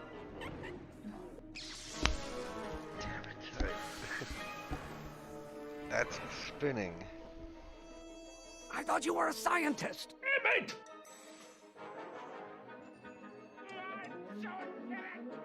My fault if I don't get a spark out of laws and statutes?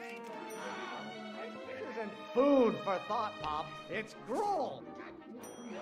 This may come as a shock to you, Pop, but not everyone wants to be a lawyer. Know who invented fire, Pop? I don't know either, but you can be damn sure it wasn't a lawyer. Lawyers are nothing but overblown bags of gas. If you don't like my performance at the courthouse, then fire me. Why won't you release me from your unattainable expectations? You don't get to control my life just because you fed and clothed me for 17 years. If it weren't for scientists, men like you would still be divining the future with sheep's bladders and goat gizzards. There is a flame inside me that cannot be quelled by your legalistic gobbledygook, father. Maybe I should just get struck by lightning. Would that make you happy? There we go. I'm afraid we'll have to take this up later, Pop. My soup's about to boil over. Now the fun What? part. This isn't over, young man. Whew. Are you okay? You and your dad sounded... It was an argument we should have had a long time ago. We... No! Oh. What?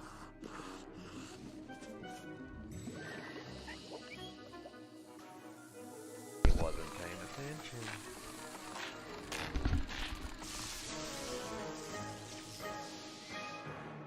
Eureka! Now all we gotta do is fuel up the old rocket power drill and you and I can take it and go. But don't you want to test it first? No time. The last train for DC leaves in just a few minutes. All right. You've got to get this baby to the U.S. Patent Office. Exactly. So tell me, Michael, when can I expect to hear back from the Patent Office? Oh, in about, I'd say...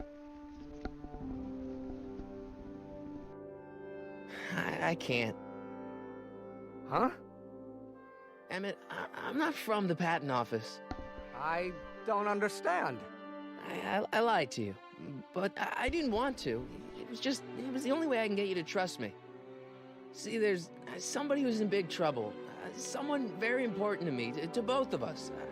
I can't tell you who, but I need to save him tonight, and I need your invention to do it.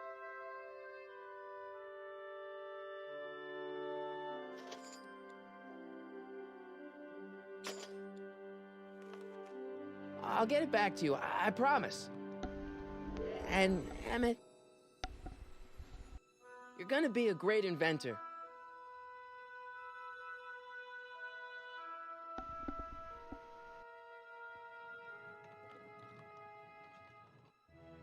Wait! Keep the throttle at about 8.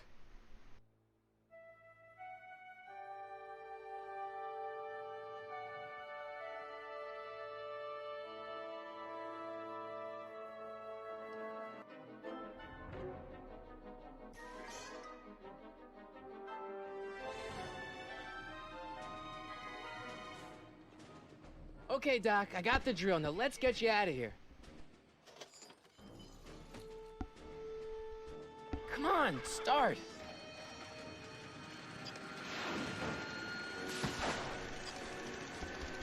Oh man.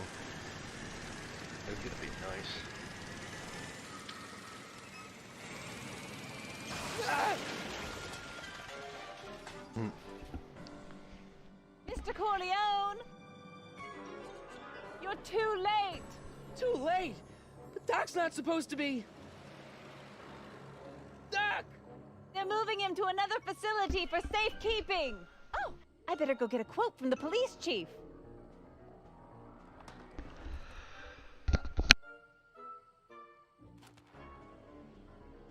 Paddy wagon intercepted, suspect slain, and they're still after him. But how am I gonna rescue him now? At least the rocket part came out of this in one piece.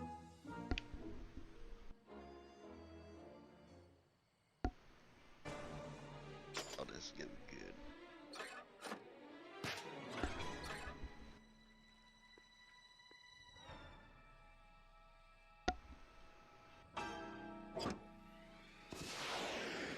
All right, I'm coming, Doc.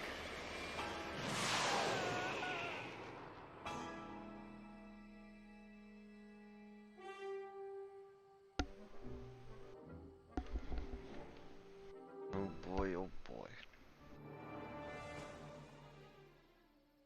17 cents for gas.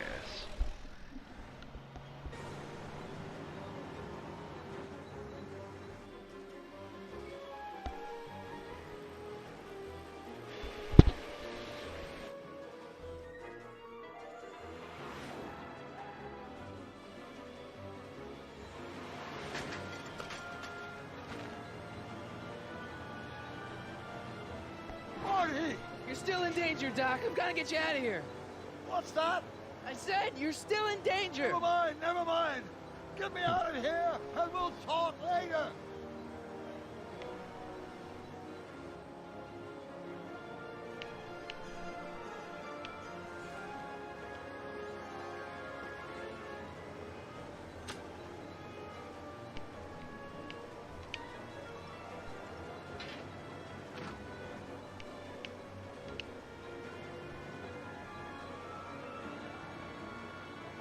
What's he doing here?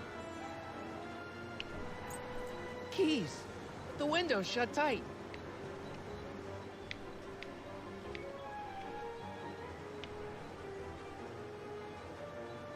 Kid Tannen's driving the truck. Kid Tannen? That explains a lot.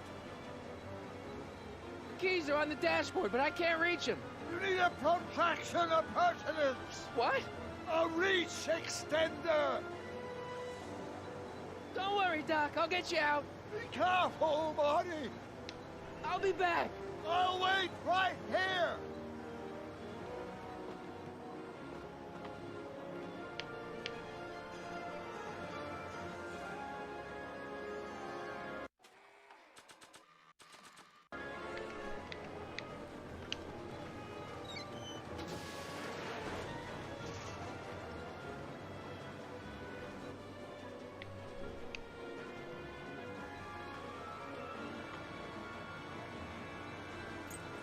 Keys.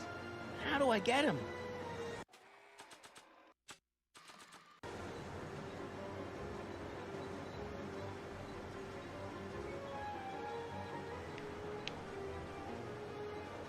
I need a distraction. Leave it to me. Hey, driver. You're driving too fast. Watch how you take those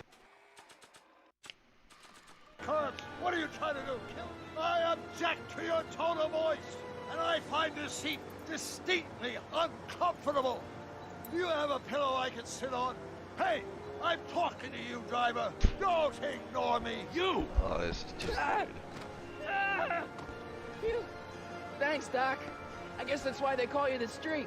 How did you know that? I have my sources.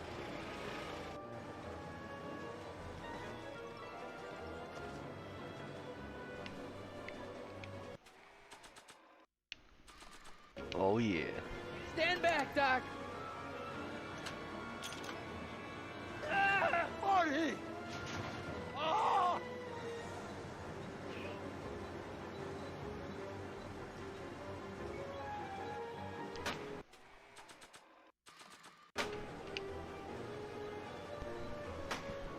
Eat lead, Sagan. Ow! Son of a bitch!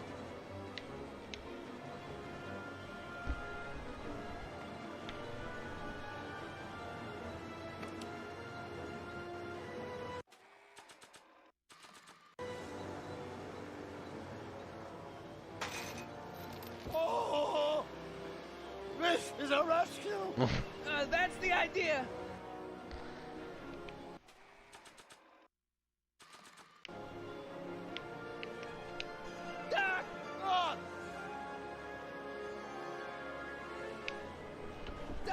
The throttle! Why? Oh! There we go.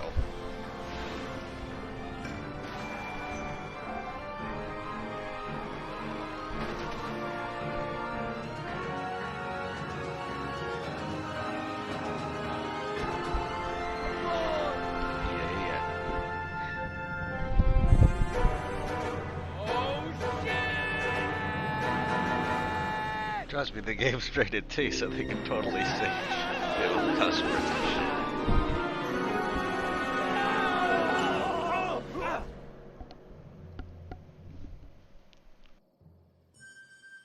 Oh, trust me, it gets better from here, boys. Doc, Stick around. I you said okay? the belt would be on for an hour. I'm I fine. think I can do further. Let's go. But I wonder what sorts of bizarre repercussions my younger self's invention of a flying bicycle will have on the timeline. Did you know that would happen? Seriously, this is just so good, I had a man. suspicion. I never could keep those rockets. We from don't need a exploding. movie. This is all we need right here, dude. So, what do we do now? Now we get back to 1986 before our interactions with the past Also, if inevitably the capture cascade into card a freezes and I calamitous don't future. see it, let me know. Where'd you leave Like, Einstein? it's right there next. Like, I can see it, like, the screen, but you Back? know. He's not in the pound, is he? Oh boy. No, but I think we've got bigger problems right now. Oh no. Great Scott! Okay, watch this. The ending fucking cutscene or credits struggles so fucking badly. I shit you not.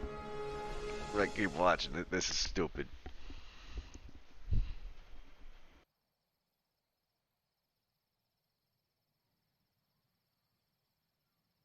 Next time on Back to the Future Part 4.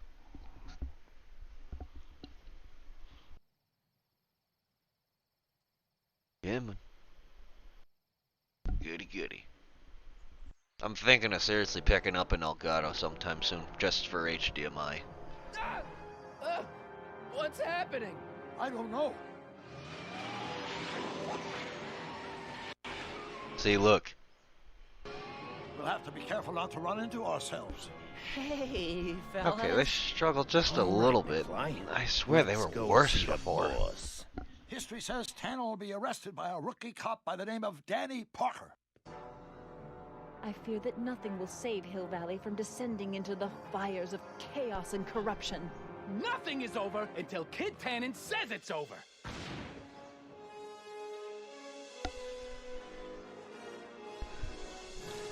This is good.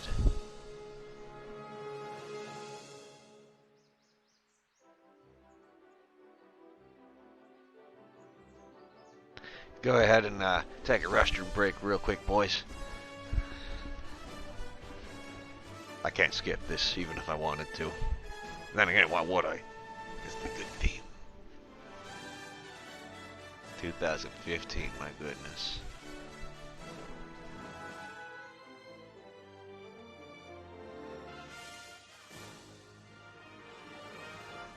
And it said, and thank us. Oh, ain't that cute.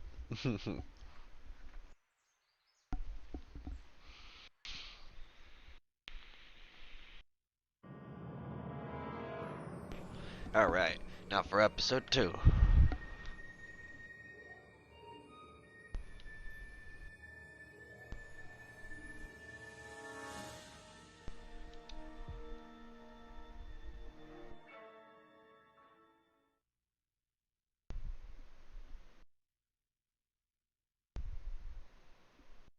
Get Tannen.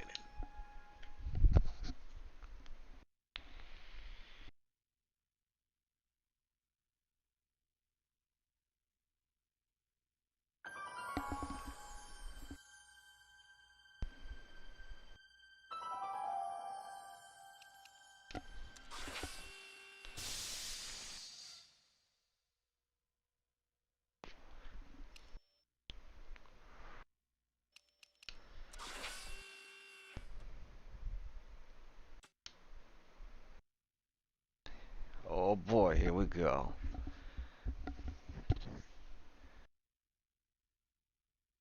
I'm thinking about it, but let's see here. Which one is this? Oh yeah, yeah.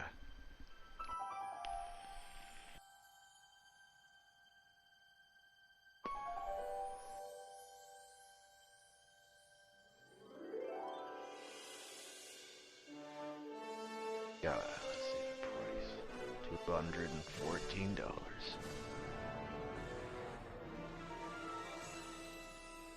Oh yes. I might just go and find the original Elgato HD60 No S because I know nobody's looking for those anymore because the S is out. Excuse me. Mm-hmm.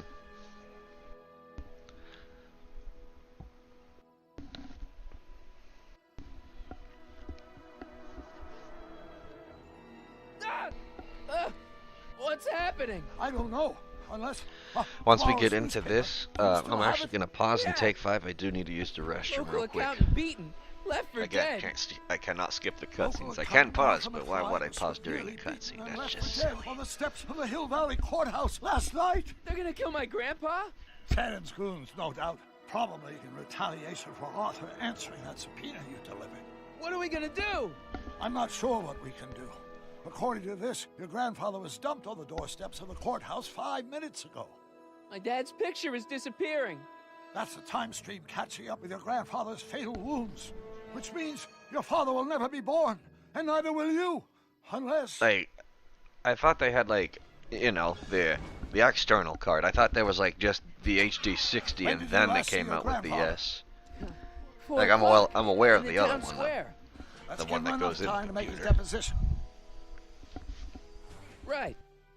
We'll have to be careful not to run into ourselves. That shouldn't be a problem in your case. I mean, you were in jail. All right, let's get moving before the police find us. Before the police Freeze. find us. Step out of the car with your hands up. That's Jennifer's grandpa.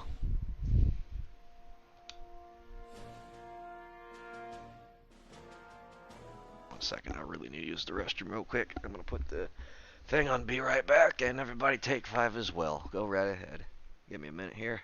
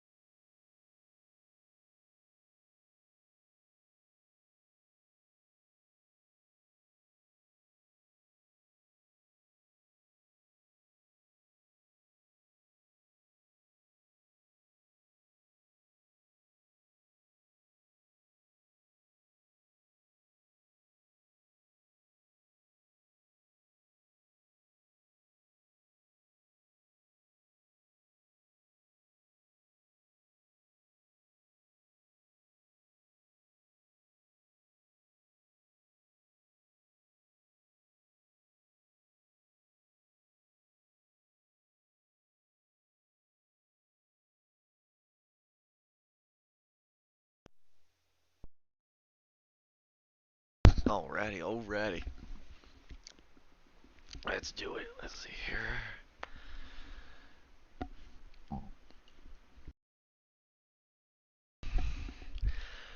One app I definitely recommend if you don't feel like using your actual mouse, remote mouse, free to download on the App Store for sure. I've been using it for years. The only app I actually paid in for sure. Okay, screen still works. Let's take a dab real quick.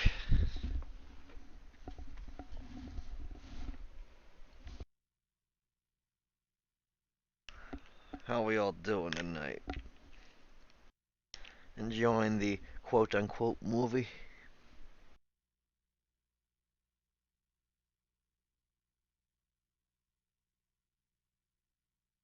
Okay, come on. Come on.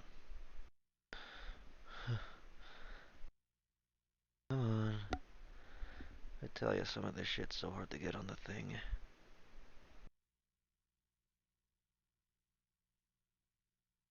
There we go, okay.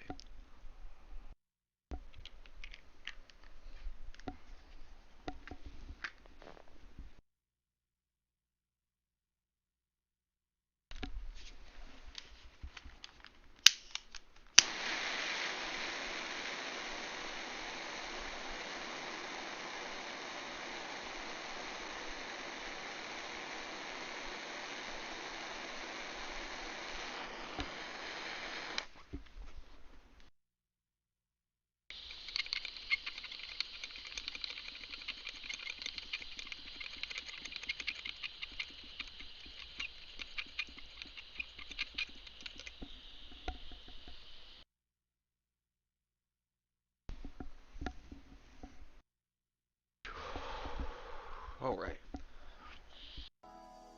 Well, looks like I caught me a fugitive. Carl Sagan, the speakeasy arsonist. Alleged speakeasy arsonist, if you don't mind. What was that? What was what? Crap! I heard something back there. I think you're mistaken, officer.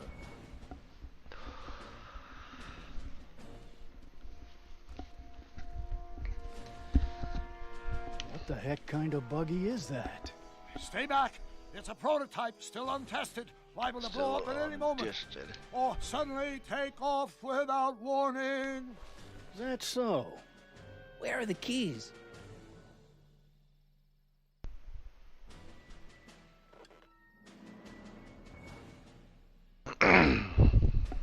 What is it, some kind of foreign job? German or something? Not at all. This is solid American workmanship. I can't let him know I'm here.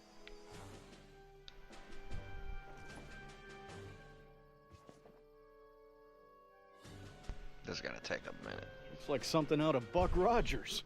A year from now, everybody will be driving these babies. There it is again. I think the night air is playing tricks on you, officer.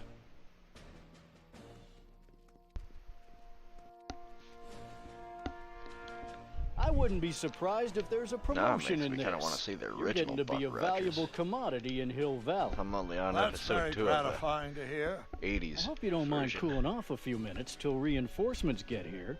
I don't mind, but the car may have other ideas. Now I'm sure something's back there.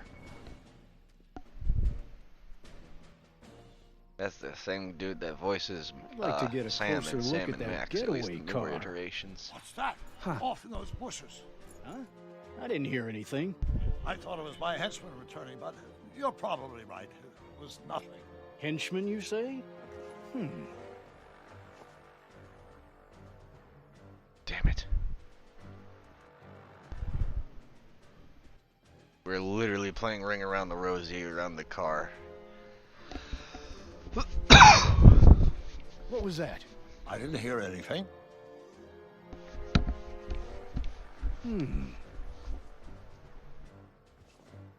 What was that? What was what? Crap! I heard something back there. I think you're Like, no mistaken, kidding. officer.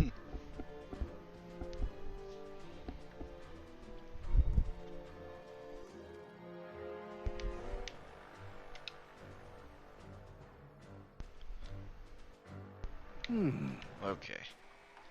Let's do it. Nah, Nah. There it is again. I think the night air is playing tricks on you, officer. What the fuck, Marty? I just did the thing. Get in there. There we go. Oh, so I had to fucking get in without deselecting the keys? How stupid is that? I mean, come on. Everything else made me select the No! shit. Save your grandfather. I'll be fine until you get back. You got it, Doc.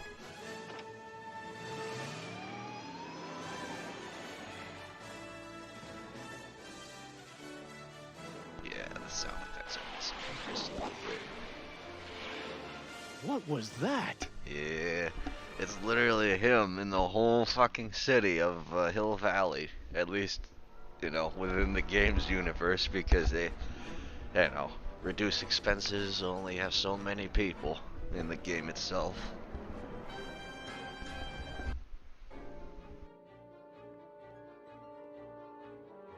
Yes, easy wins. 455. Artie's got to be in there somewhere, spilling his guts to the DA. There he is. All I got to do is get to him before... Mr. Corleone! Oh boy. I was wondering if I could do a little follow-up interview with you about the plight of poor Mr. Sagan. My sources indicate that Judge Brown will be setting him free tomorrow. I wouldn't bet on that. What's that? Nothing. Listen, can we talk later? I've really got to get to the courthouse right now. Really? Why? My grandpa's on jury duty, and I have to get him his medicine. Oh, well then, carry on. And do put that vicious dog of yours on a leash, will you? We have laws about that sort of thing, you know. Sure, no problem. Uh-oh. Ah! Classic shit here, Come on, kids. yesterday, Marty. Stop talking and get moving.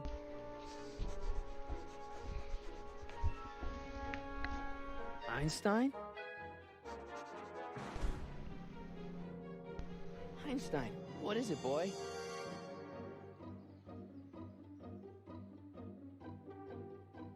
Stay, boy! Crap!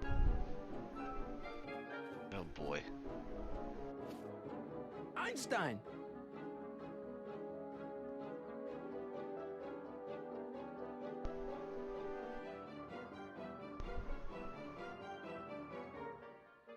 Is it a squirrel, Einie?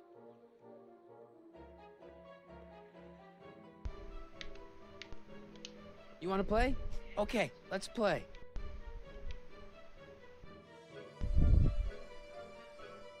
What are you up to, Einie? Go get her, Einie. Oh boy, here we go. You! Oh! Get this mangy animal away from me! Come on, Einstein, and get away from the nice lady. My shoes! Einstein, no! No! Way to go, Einie. Well, that's what Now to happened get to into that that courthouse and grab Artie before Tannen's guys. Ah! Ah!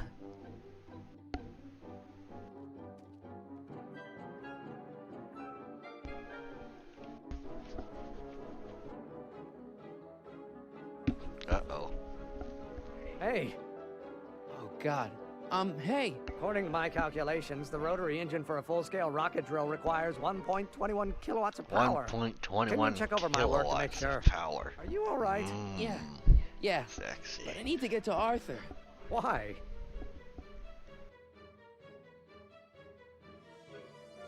He might be headed for an accident. Arthur McFly may not be the most coordinated fellow around, but I'm sure he can walk up a flight of stairs. Come on, shouldn't we be getting on with our work? We're on a strict deadline, right? Sure. You start without me. Turn around and start walking, and I'll catch up to you in just a few minutes. Huh? Oh, hell. Oh, my God! What the hell is that? What's what? Classic Who are line. you talking to? I'm talking to you. No, I mean before, while I was walking towards you. I wasn't talking to anyone. I was working on equations for my rocket drill. No, I mean after. Never mind. Let's get going. Follow me. Goodness. I thought I'd never leave. At least now I have a clear shot to the courthouse. Oh, but then the Kool-Aid guy fucking pops out.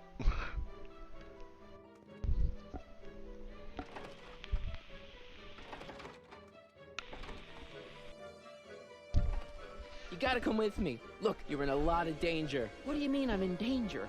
No time to explain, Artie. Just promise me you'll stay at the police station until... Artie McFly. Just the guy we're looking for. Uh-oh. Hey, fellas. Run! Get him! Oh.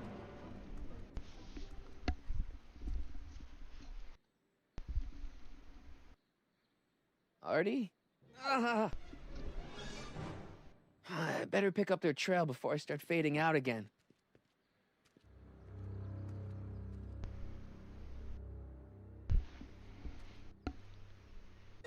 Let's see, what achievements do I have left to get here?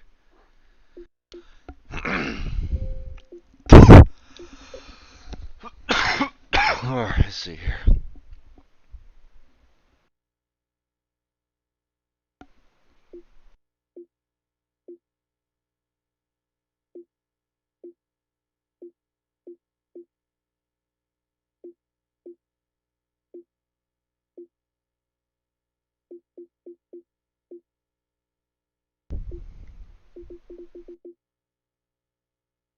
Okay, so that's 3.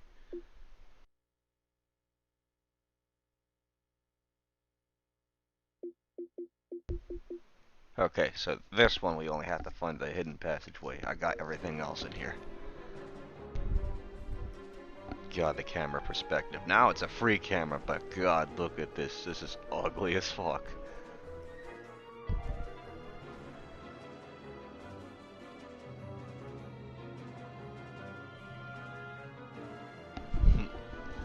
Looks clear. All right, McFly.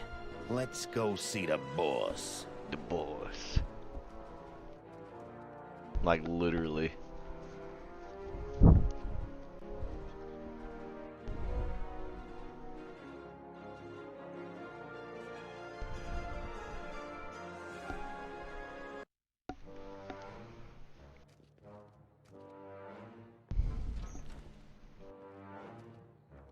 Artie, how's my favorite accountant doing? Oh, I've been better.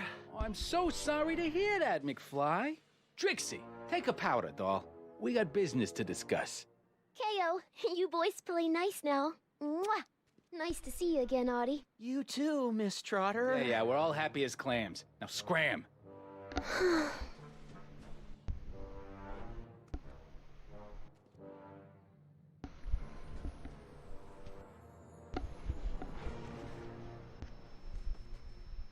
Are you guys stupid? What are you thinking, bringing this fish food to my doorstep? We just thought... That was your first mistake. Thinking. Look at me. Do you ever catch me thinking? Huh? Don't answer that. Look, just drag him inside, find out what he told the DA, then get rid of him. I think we can handle that. Good. Now, if you don't mind, I've got an arsonist to snuff out. And will one of you slobs start hauling these crates in? We're on it, kid.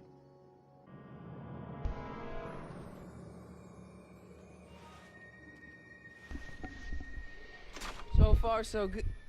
Huh.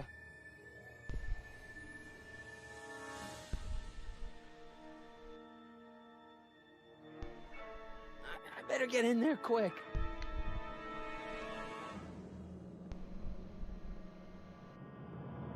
Contents. One winged goddess. Oops.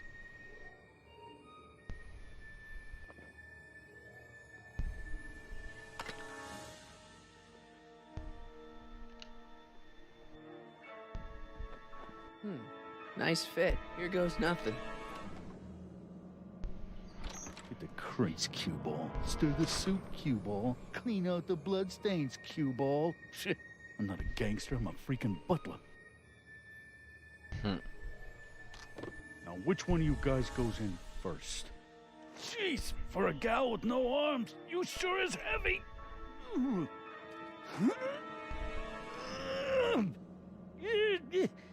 Whoops. Ow! Do you mind? I'm trying to conduct a professional interrogation over here. Where should I put this? Just shove it behind the bar. I'll just shove you behind the bar.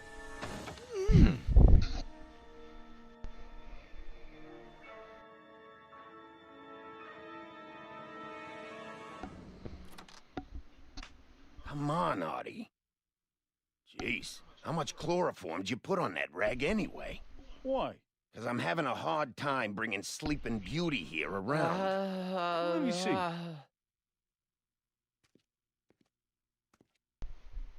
Oh boy. Hey, Artie! We got a few questions about you and the DA. D. You see what I'm working with here? Seems to be catching. Zane, wake up!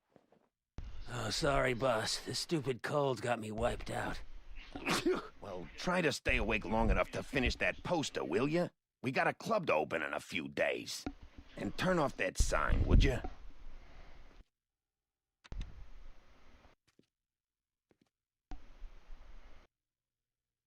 Wake up, sleepyhead.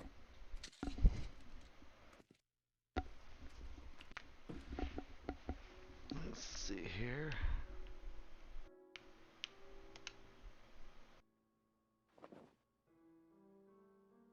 Whew, no wonder Artie's so out of it. Still can't get Trixie's nose.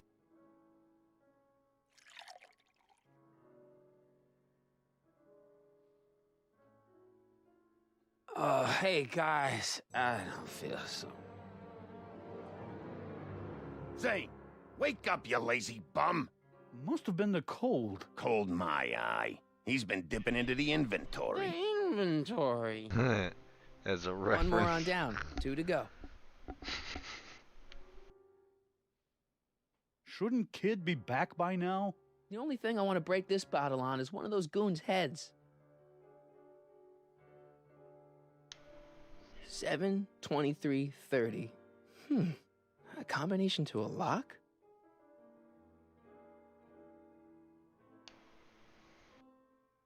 What do I spy with my little eye? Word games?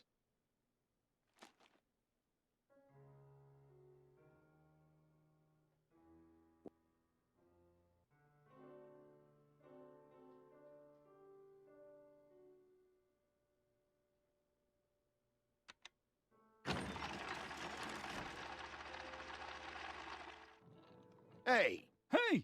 What was that? Must be some wiring problems with the emergency button.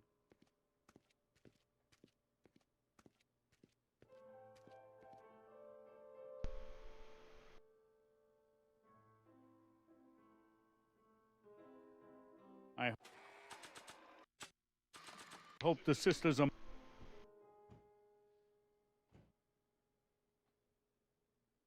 Oh, God.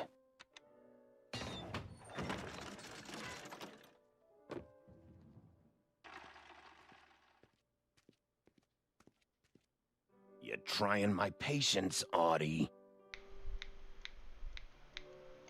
The only thing I want to break this bottle on is one of those goons' heads. McDermott's Canadian whiskey. I hope the Sisters of Mercy approve of our... Ow! What the?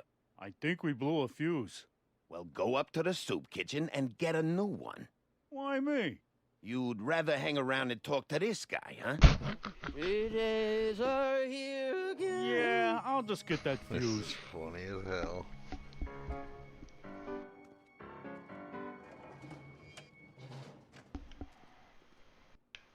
Wake up, sleepyhead.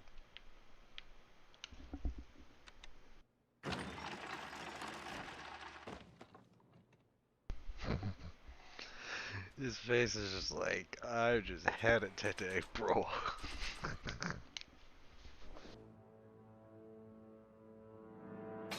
Bam! Right in the kisser.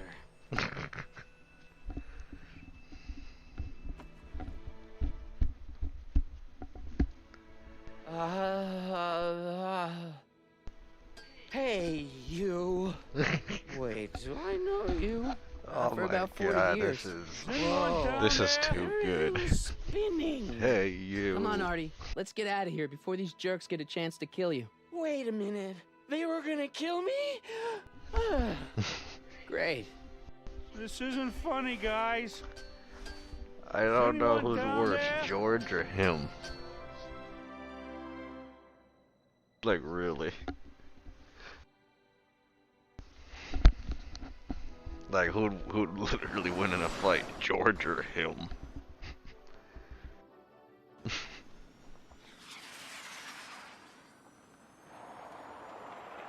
Perfect timing. Hang on, Grandpa. We've got a pickup to make.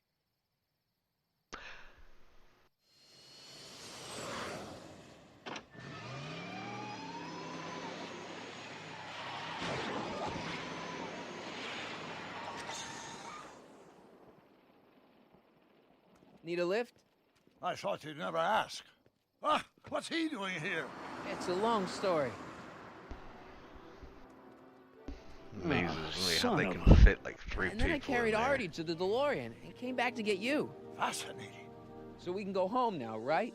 Not yet. We still have this loose end to tie up. No, don't tie me up again. He's coming around.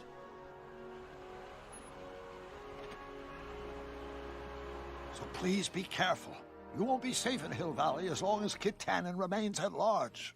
Don't worry, I'm going far away from Hill Valley, and I'm never coming back. No!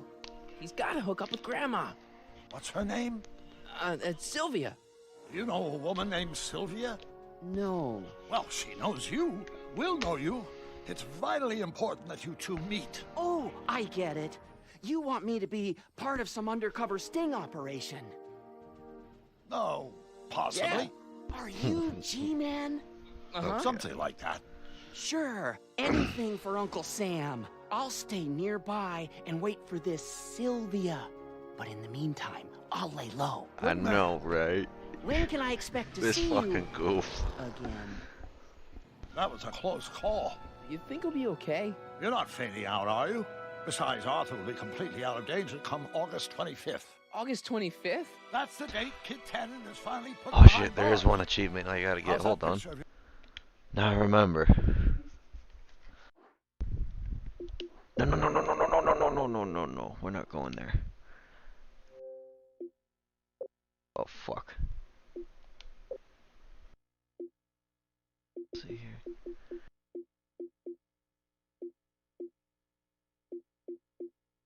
Here.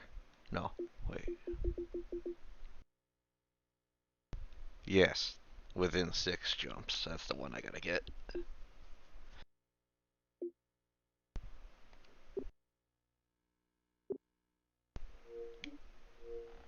Your dad. Still there. Good. Let's get out of here before we accidentally elect Hoover to a second term.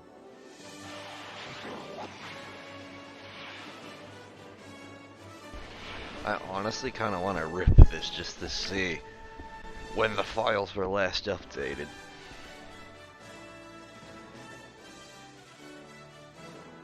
That's so cool.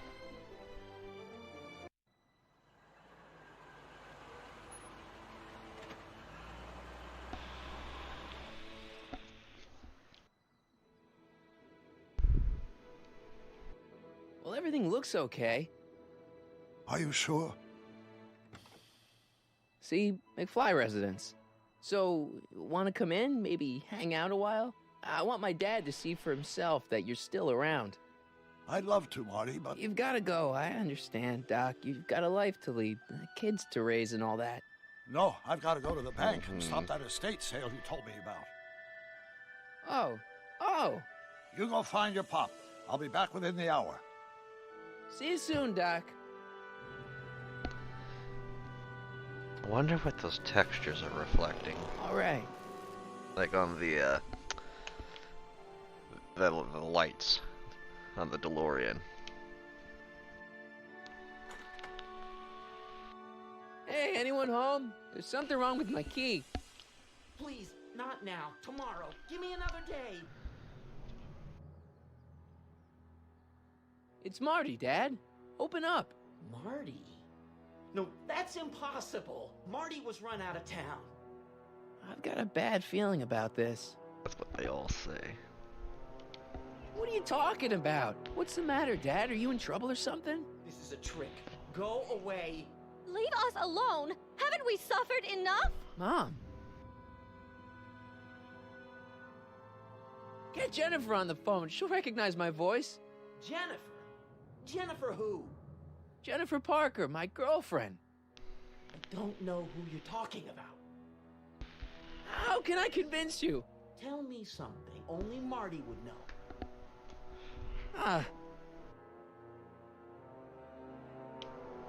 When I was 8 years old, I set fire to the living room rug. That's right. Oh my lord, what are you waiting for, George? Let him in! Stupid locks. Marty! Oh my God, Dad. What happened to you? What do you think happened, butthead? Biff. I thought we told you to stay out of town, shrimp. Uh-oh. Biff, whatever's going on, I'm sure we can handle it. Reasonably. Who were they? Yeah, like you don't know Cliff and Riff. What do you think we should do with him, baby bro? What we should have done years ago, big bro. See, that dude was the original voice actor of Biff in here. Then, the 30th anniversary, the one I'm playing, put Tom Wilson as Biff, finally.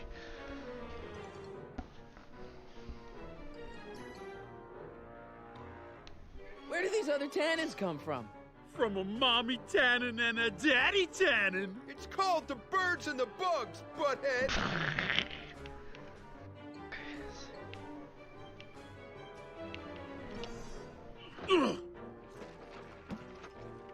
I got a question.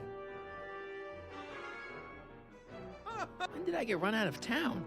2 years ago. Don't you remember? We made a deal that we'd go easier on your old man if you left. But now you're back, so the kid gloves can come off.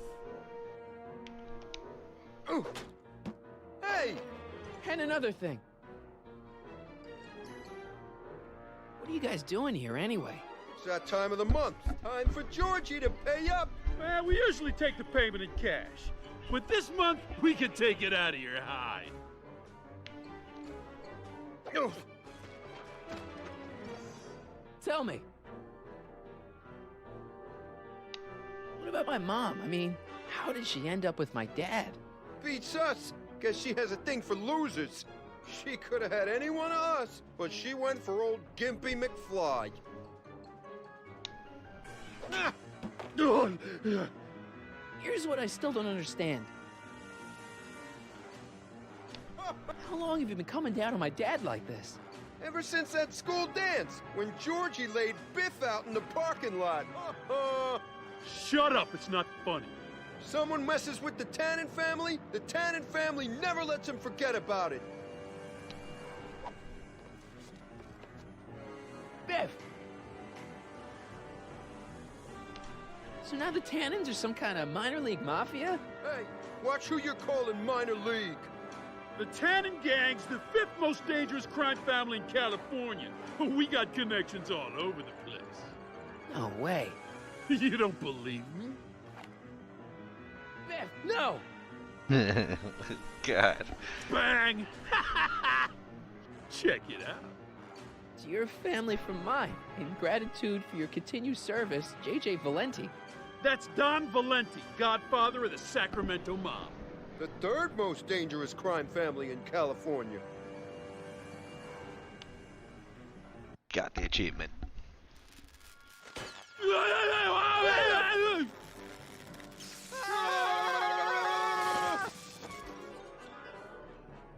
Yep. Piece of cake. I never should have let that floozy talk me out of rubbing out your grandfather. Huh?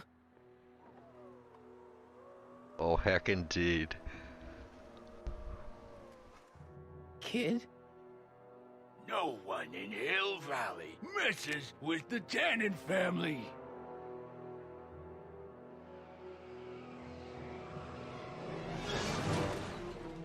Doc! Marty, get in! This timeline's been compromised. No kidding!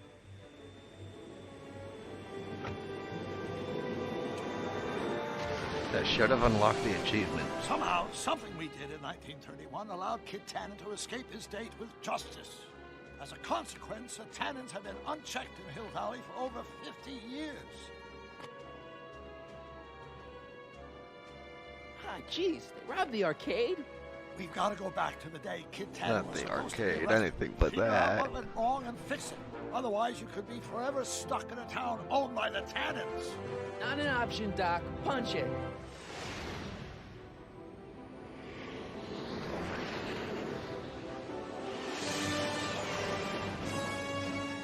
Those blocks. Yay! There it is. Tannen Tamer.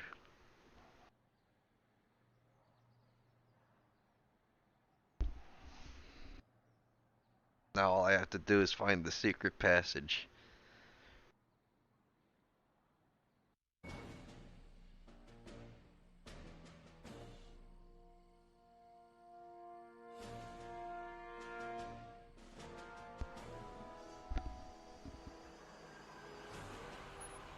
Okay, Doc, let's run through this again. Sometime tonight, Kid Tannen is supposed to be betrayed by his mole, the singer named Trixie Trotter. That hot babe I saw coming out of the speakeasy. Exactly. When she does, history says Tannen will be arrested by a rookie cop by the name of Danny Parker. Parker.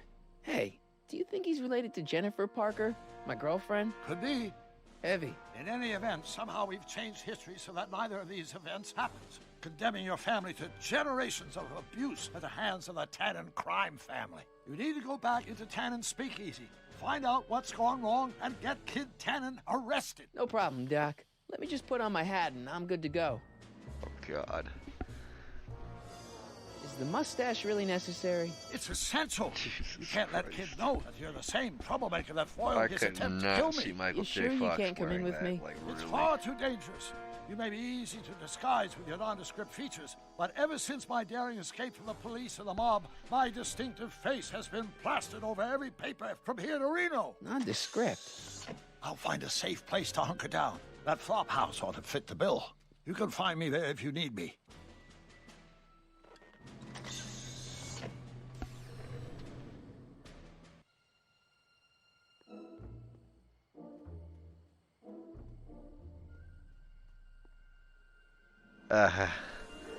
There's gonna be one part in particular where I'm actually gonna have to have you guys mute the stream because it's that god awful.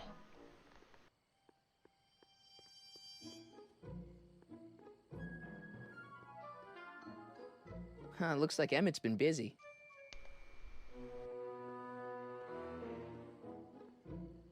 Pardon me, sir. From the way you're dressed and your general aura of seediness, I can infer only one thing. You're heading for Tannen's speakeasy. Am I right? Yeah. Can't you tell me the way? Down. Straight down. The last stop before the inferno. Unfortunately, I don't She's have the so power to fucking stop you, evil. but I beg you to tarry here a few more seconds and listen to my song. Me, me, me, me, me. Oh my god, mute, mute, mute, mute, mute, mute, mute. Do it, mute. You say you've lost your self-respect, but you should care. Okay, never mind. What in heaven's name? There's gonna be a second time where I'm gonna have to actually have her experimental sing that to prototype get an gone item. momentarily But awry. yeah. Mr. Brown, why is there a dog in that vehicle? Why? Well, to advance the human condition, of course. Hello, Mike. Mike?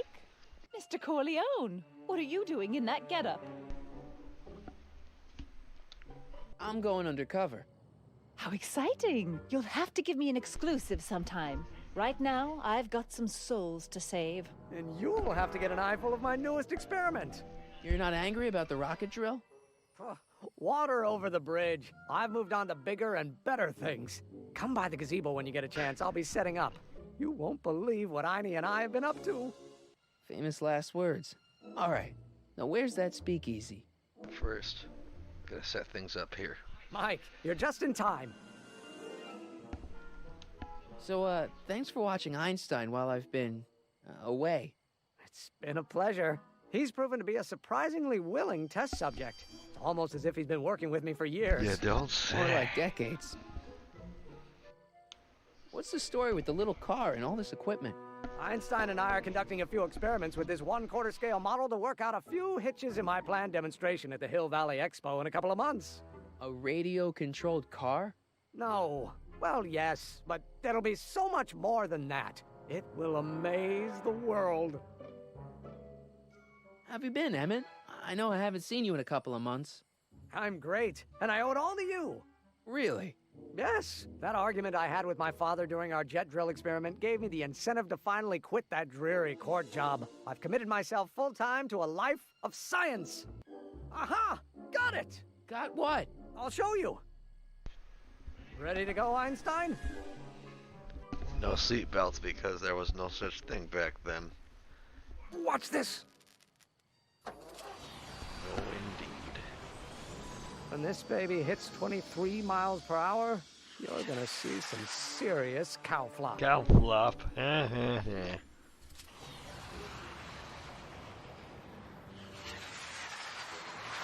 Einstein! No! Get him out of there! Not to worry. I've got a fail-safe eject mechanism around here someplace. Big ass cringe.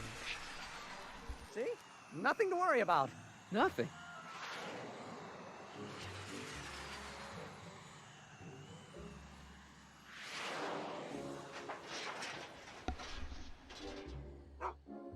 I'll go see if I can find something to help.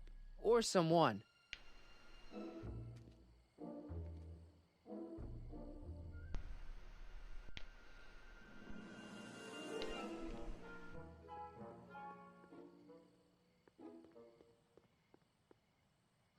Come on, come on.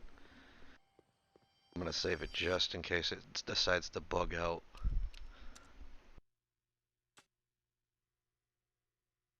There we go.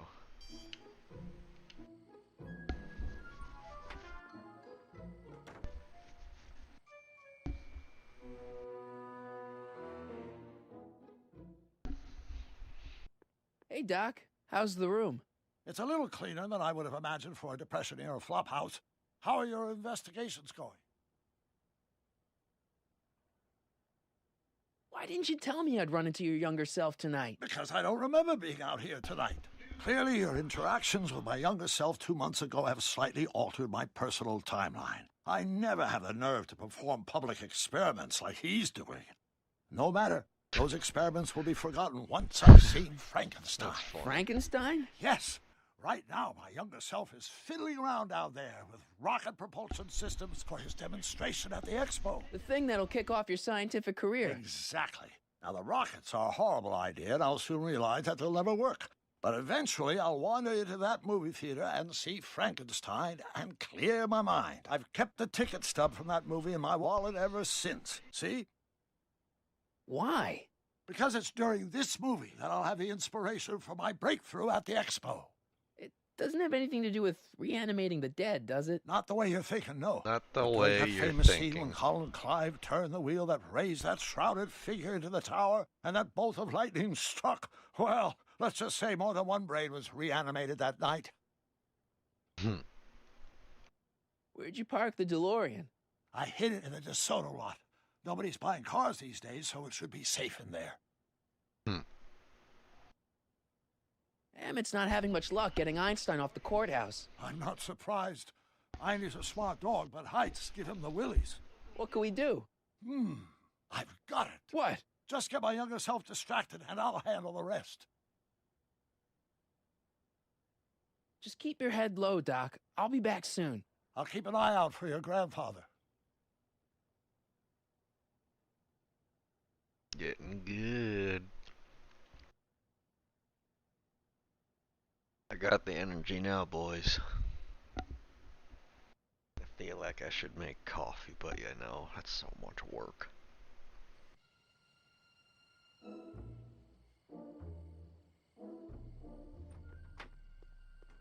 If only I had a cola. Let's see.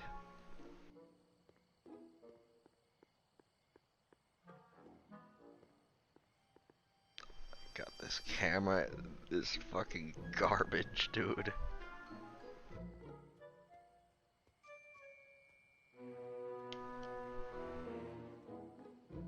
Hey, Edna. Mr. Corleone, what can I do for you? I got a hot lead for you. Oh? What is it? Young scientist strands dog on courthouse roof. What? Look over there. Oh, for goodness sake. Mr. Brown. Please, Miss Strickland, not now.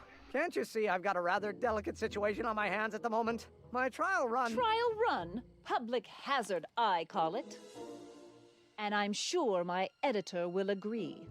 This scientific enterprise of yours represents a clear and present danger to public safety. You know what represents a clear and present danger to public safety? Your singing voice. It's a fact. It's no need oh my to get God. personal, Mr. Brown. Trust me, I have have no to intention actually of getting freaking personal with you. have her I'm sing that relieved to song. hear it. It's not going to be pretty. Flying like, cars, of whoever all the ridiculous whoever children made on this the road. particular port of the game kind of fucked up with the sound I might be department. more inclined to listen to you if her your maiden song, voyage oh my hadn't God, ended it in a is. crash on one roof and a stranded dog on another. Let's put it this way: you'd want to freaking self-harm yourself hearing the song. It's that How'd you fucking get bad. down? Clever dog. Well, At fortune least her favors you version, tonight, the way but she I warn you to be fucking more sings it. careful in the future. Now, The other girl, I'll Trixie, get sings that it. rocket She car does way back better. down. Okay. Get ready. You're gonna have to definitely mute the stream. Edna. What?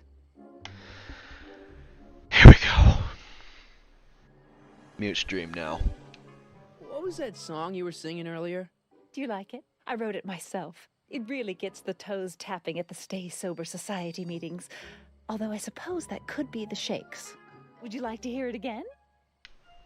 Sure. I knew if I waited long enough, somebody would request it. You say you've lost your self-respect, but you should care. It's not too late to redirect and start to care. Don't despise the good and pure. Time to rise up from the sewer. Wash off all that foul manure. Show the world you care. You should care. You should care what people think of you. Of goals that you could name, reclaiming your good name is what you ought to do. You should care. You should care. If your reputation is in disrepair, it's not going to hurt you to reclaim your virtue, for you should care.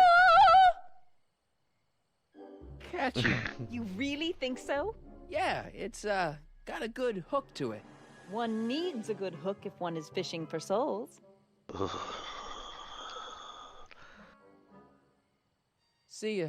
Keep fighting the good fight. Okay.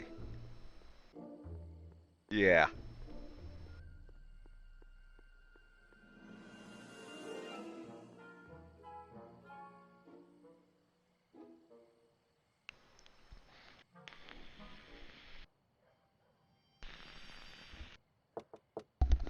Who sent you? Ulysses S. Grant. What did you bring me? Meat and potatoes. What's the word? Words are for wimps.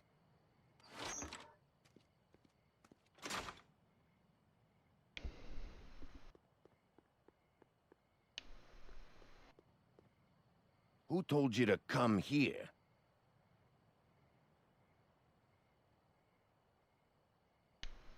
Hieronymus Bosch? What will you do if there's a raid?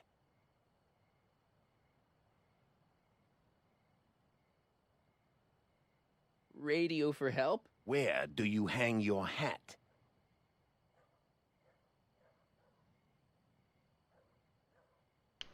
Hattiesburg. Welcome to El Kid, sir.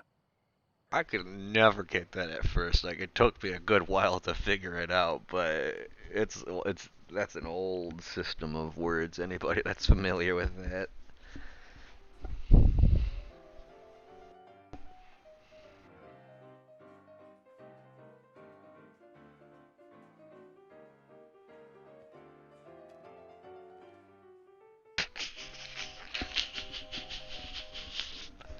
Oh, you guys are Ladies gonna and freaking gentlemen, laugh. it's my pleasure to once again present the hottest little number this side of the Rockies. And when I say my pleasure, I think you all know what I'm talking about. Am I right? So let's have a big L Kid welcome for the one, the only, Trixie Trotter. Mm-hmm. They say I'm crazy, got no See, she's better at singing than Edna, so she's actually decent to listen to. Out of my way, kid. I got some sorrows to drown. independent. I am my own superintendent. My star is on the ascendant. Oh my god, her eyes. Did you see that? I don't care. I don't care. Watch this, watch this. It's funny as fuck. I'm happy, go lucky. Hey, you! You talking to me? Yeah, jerk. I saw you making eyes at my Eunice. Oh, lay off, Ernie. He's kind of cute. You think you can just waltz in here and make a play for another fella's girl? Yes. Maybe. What are you gonna do about it, chicken? That's it. You're toast. Seriously, yeah. Lots of shit. Looks like you need to cool off for a few.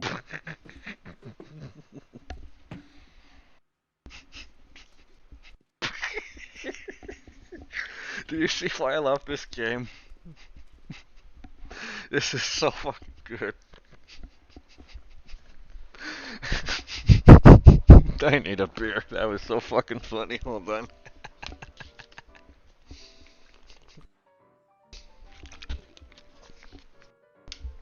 Oh, wait, guys. Thanks for staying here tonight. This is a blast. All for Hammer. Cheers to you, Hammer. Cheers. Tall boy. Bush.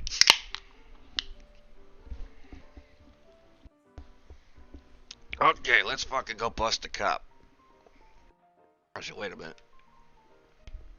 Hold on. Funny. Way down in Louisiana, down in New Orleans. Maybe not. Hey, I do the singing round here. This is just such full of references. Back off, kid. I'm trying to entertain some people here. I don't hear no music though, bud. I don't know about that one there. Actually, wait, hold on. We gotta play some games. You in? Why not? Let's see. Hammer, you pick. Blacks, reds, evens, odds, double zeros.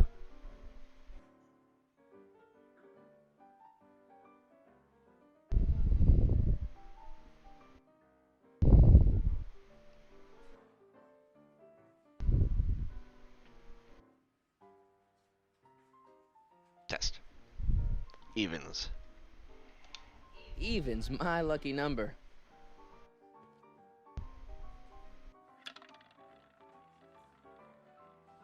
Double zero. No! You in? Let's see here. I got it. Double zero.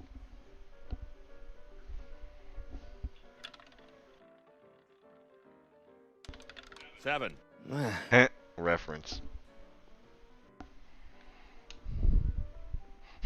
You in? Something tells me black's gonna hit.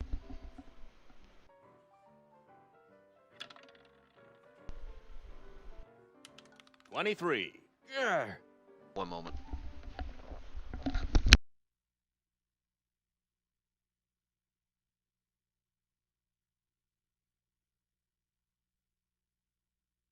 Take two, turning to my wife.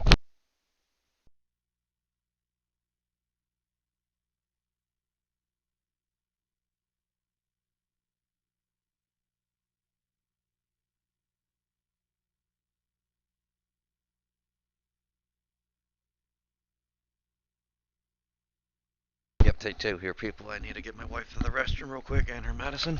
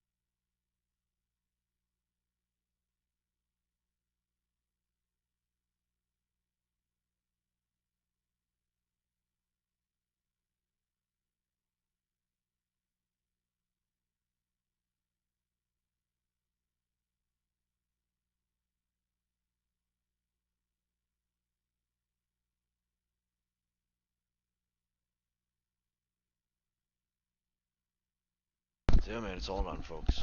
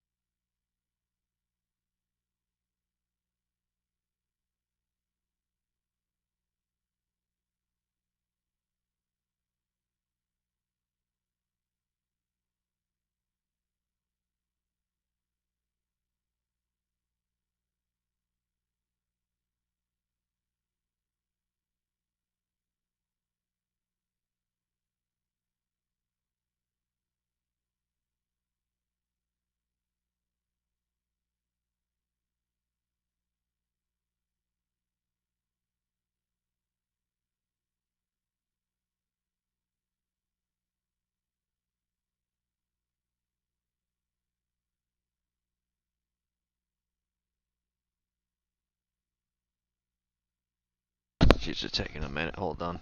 She's been out of the seizure for a minute. She's taking a minute in the restroom.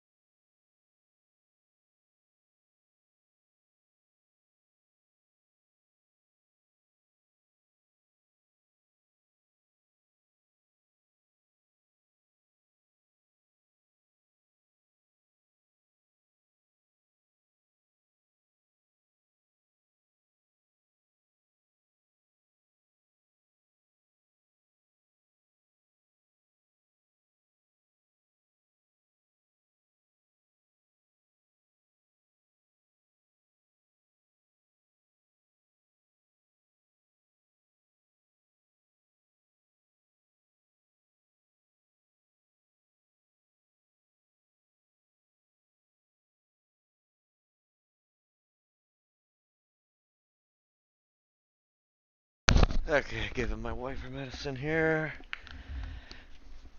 Give me a second here, folks. Sorry. You know how it is.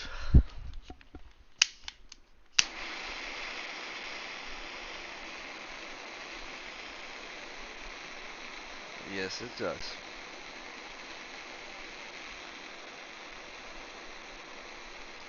Here you go, love you.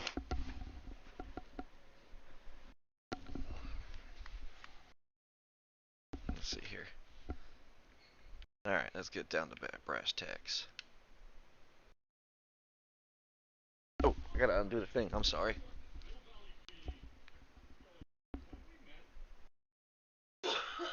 Nah. Well, stranger, sit down and have a drink on me. Shouldn't you be arresting Tannen? For what?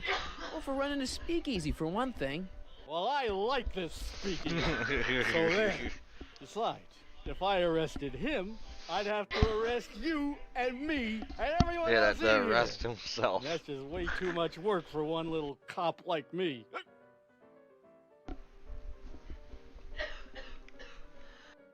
Would you be drinking so much on duty? Probably not, but this joint ain't open when I'm off duty.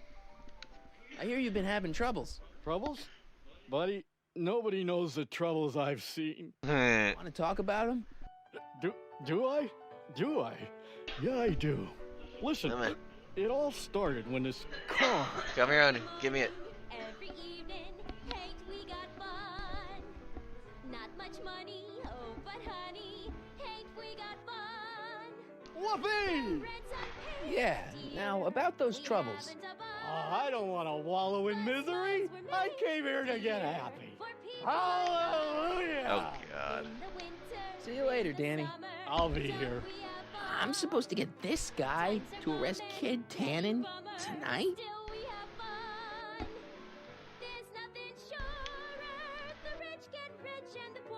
Children, in the meantime, in between time, ain't we got fun?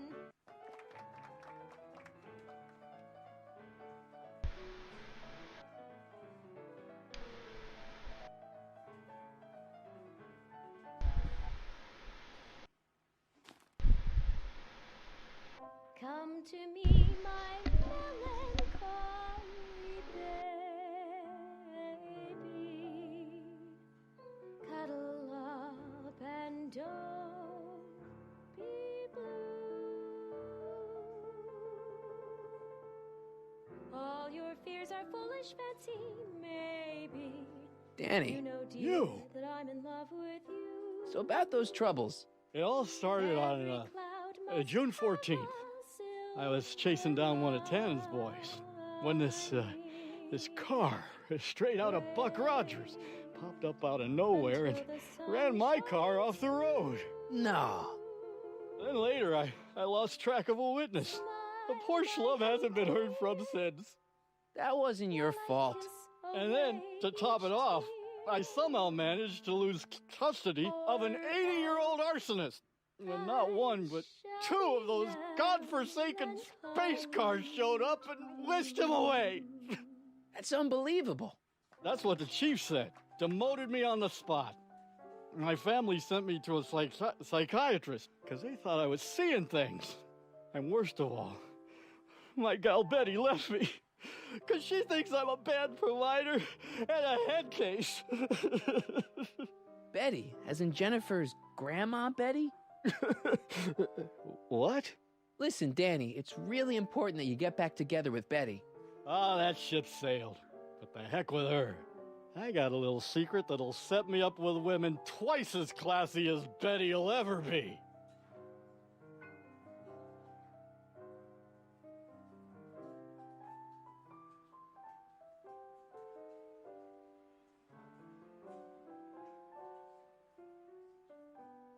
See you later, Danny. I'll be here. Louis the Louse, squashed in his prime. Bucktooth Langley, bit off more than he could chew. Chuckles Lenart, he didn't get the last laugh. Not a pretty bunch.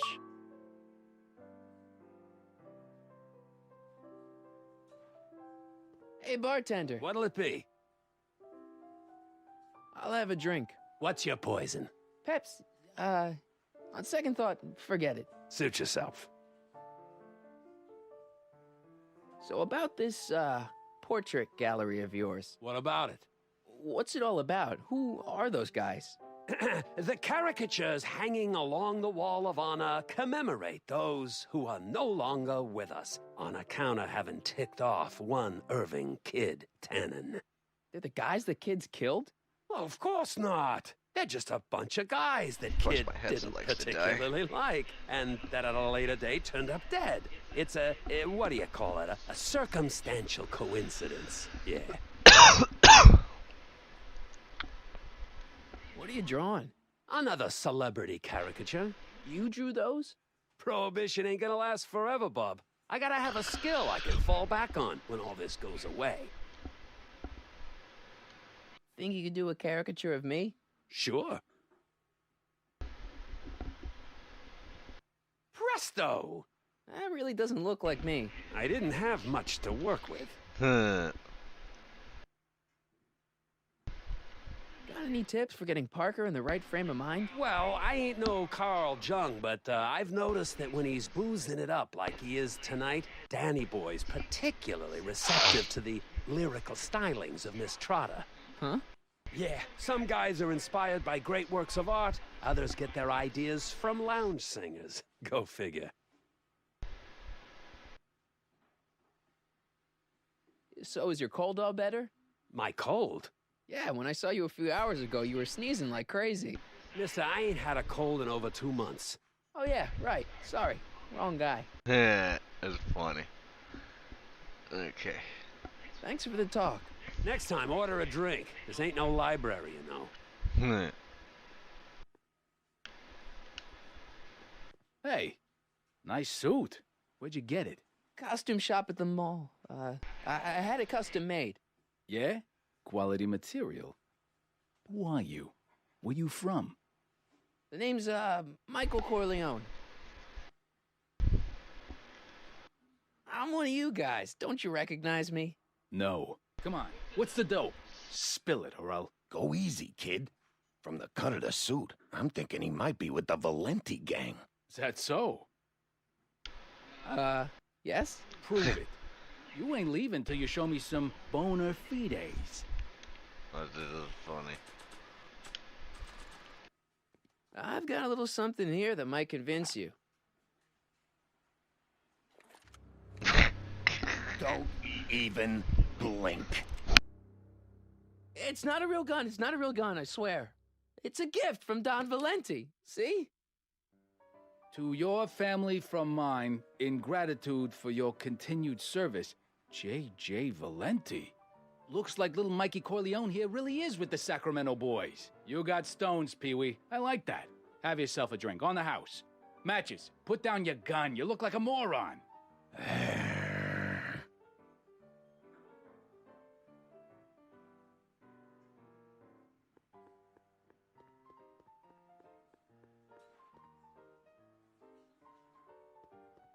The shrew didn't burrow deep enough. Checkerboard Charlie, removed from the board. I guess someone jumped him. Looks like someone's about to be added to Tannen's Wall of Fame. Poor bastard. Looks like someone's about to be added to Tannen's Wall of Fame. Poor bastard. I'm trying to get the other dude, but I guess... One more time. Okay. Wait. Pressing the A button does it? I thought it was B.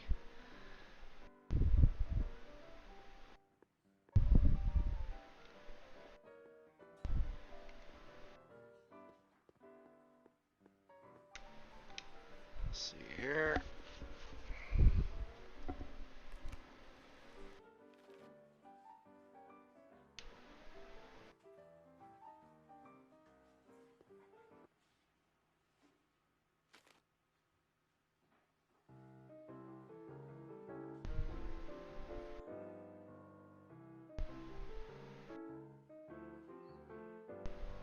Whisper in my ear, so no one can hear. Secrets are for sharing love, they're not meant for blaring love. Whisper in my ear, so no one can hear. Shh. Whisper in my ear, let me read you soft and clear. Don't make it fortissimo, make it pianissimo. Whisper in my ear, so no one can hear. Danny. You. You've got a secret? What is it? Oh, yeah. My secret.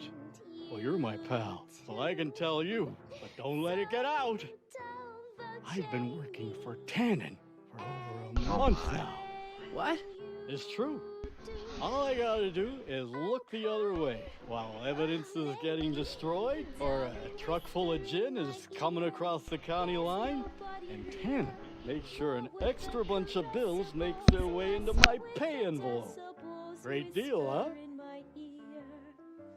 So no one can hear. Yeah, if you're a rat. What's the problem? People need to drink, right? As long as no one's getting hurt, why shouldn't Daniel J. Parker make a few bucks on the action?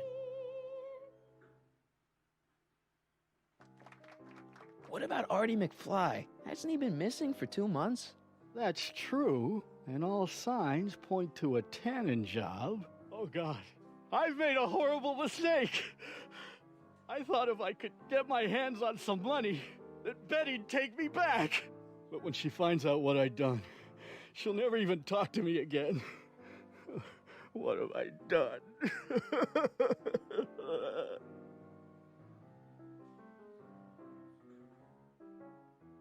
Come on, Danny, pull yourself together. It's not so bad. Not so bad. I'm a corrupt cop who's lost his only chance at true love. How's that not so bad? Hang in there, Danny. Oh, God.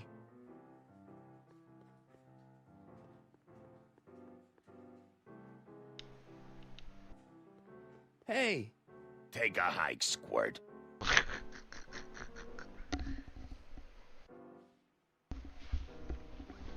One second.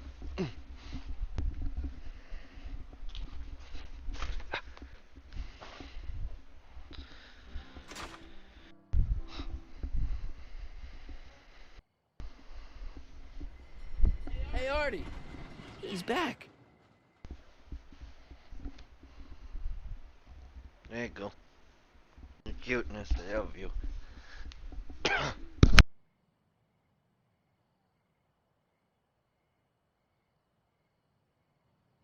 Okay, let's see here. Just need to turn on one little thing.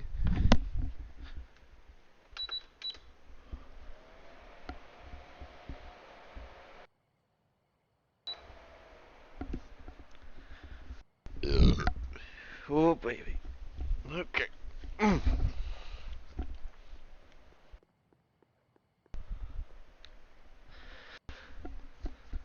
Everybody doing lovely so far, eh?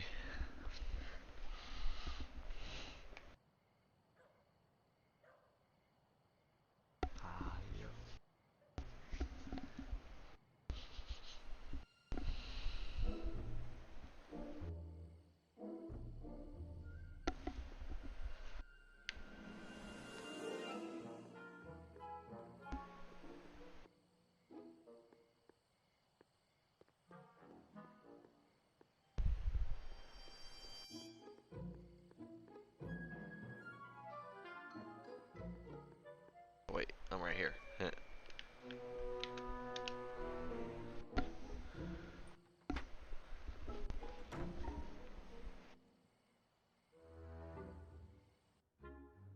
Hey, Doc, I could use a little help. What's the problem?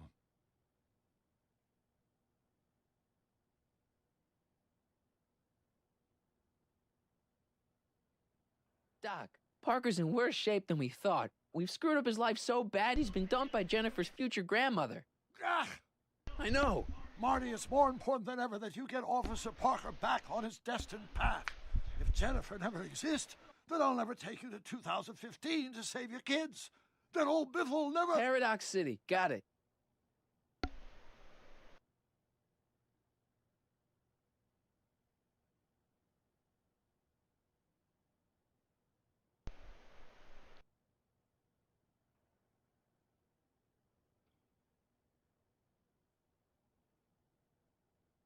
Okay, I better get back to fixing history. Be careful, Marty. He went that way.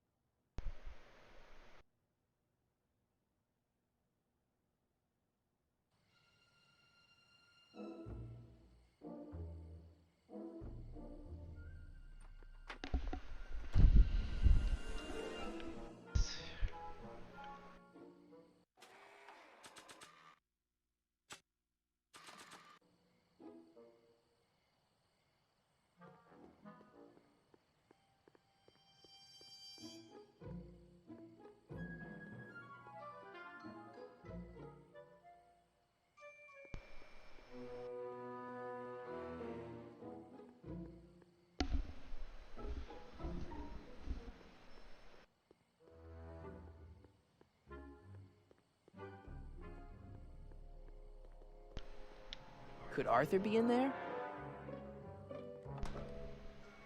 It's way too dark and crowded for me to tell.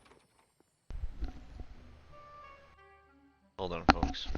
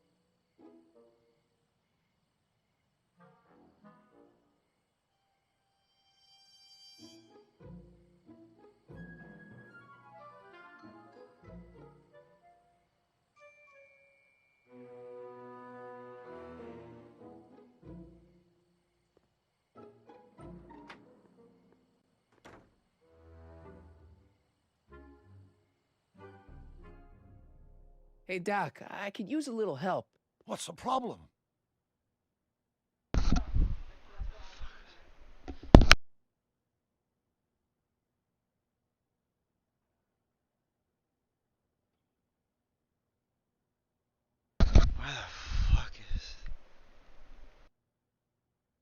Why are tannins always such jerks anyway?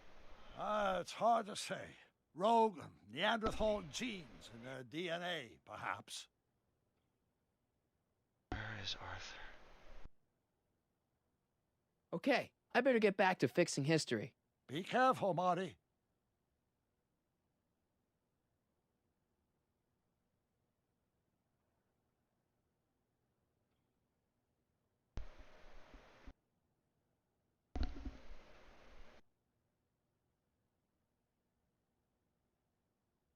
Put your vapes away.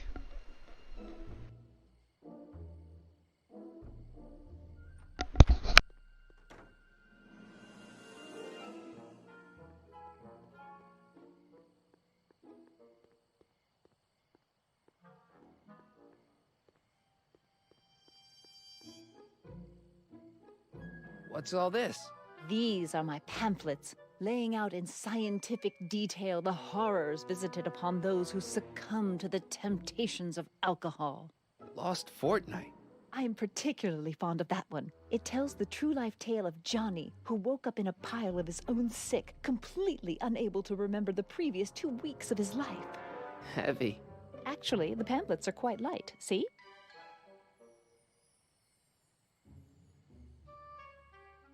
Edna! What?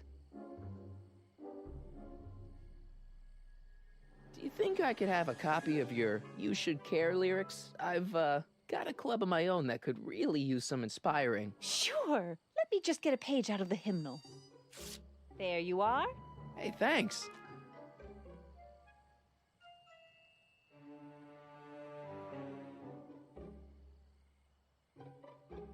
See ya. Keep fighting the good fight.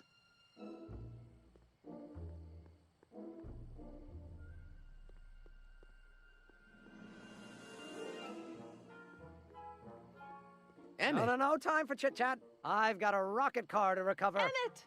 You get down from there before you hurt yourself. Hurt myself? You're far too cautious, Miss Strickland.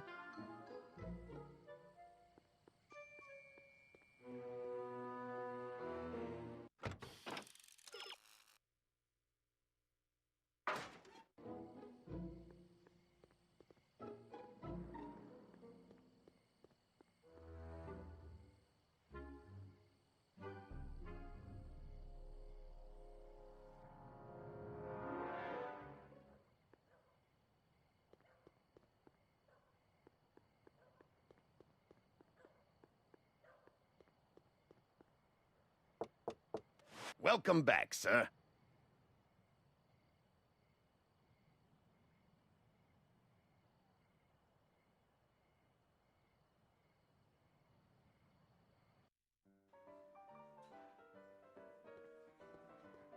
Looks like Parker's still parked.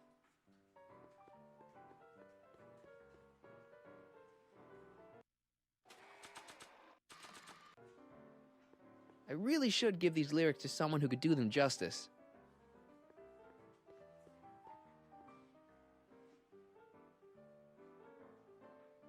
Excuse me, are you Trixie Trotter? That's what it says on my dressing room door. At least, it would if I had a dressing room. I really like your voice. Thanks. You should hear me when I ain't so under the weather. You're sick? Oh yeah, sore throat. That's why I'm giving Cue Ball so many extended solos tonight. I kinda wondered about that.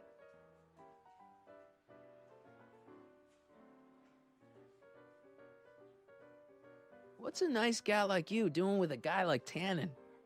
Kid ain't so bad. He just takes some— Hey, Toots, any chance you could sing that Can number? The guys really love the way it shows off.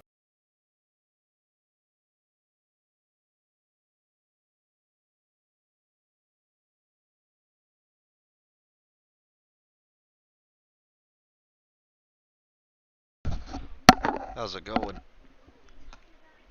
Oh, it froze. Yes, the capture card froze. I didn't even see it. See, I hate when it does that. That's why I need to get... Well, the only reason I have this capture card is because it has component. I need to get the, Elgato HD60. Not the S, but the HD60, because it's a little lower in price nowadays, since people aren't really looking for that, and they're always wanting the new things, you know? Oh yes, we had everybody here earlier. And then I paused for a wee bit because I had to attend to my wife. And here we are. We're just about done with episode 2. Or you know what? We're about halfway through episode 2 now thinking about it. We got 2 achievements. And we're working on a 3rd. Going to be here. Let me actually save now thinking about it before I'm a complete idiot. And forget. I cannot save the game right now. Yeah, right. Hold on. Because I'm in a cutscene, that's why.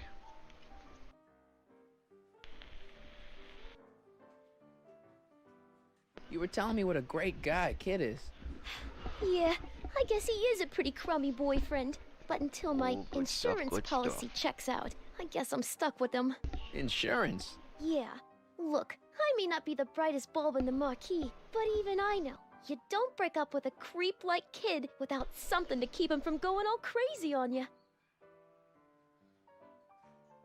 Oh, hell yes. I don't care.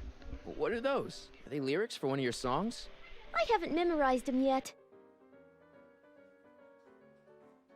What's this insurance policy all about? Are you kidding? There's only one person I trust with my secrets. But I ain't seen him in weeks. You don't mean... Artie McFly. Artie McFly. You know him? Not as well as I thought. Before he took a powder, Artie was tutoring me in all sorts of stuff. Etiquette, philosophy, accounting. He's a regular Renaissance man.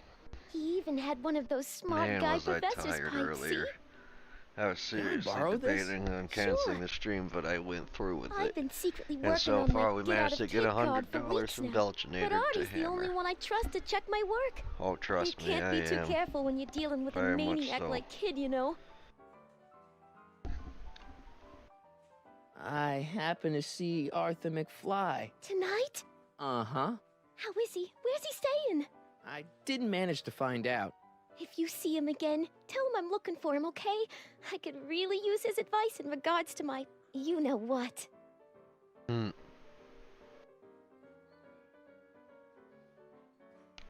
Hey, you can trust me. Come on, what's the dirt you got on Kid? Nix on that. I ain't spilling nothing till I talk with Arthur Mc... Spilling nothing. Coffee time, yummy, yummy. Do you know Sister Christian? I don't do religious tunes. How about Stairway to Heaven? I sing popular songs, kiddo. You want hymns? Go to a church. You know what you'd sing great? This one song by... Take it up with the piano player. He does the set list. Break a leg out there. Thanks. She's supposed to turn on Kid Tannen tonight? Okay, Doc, if you say so.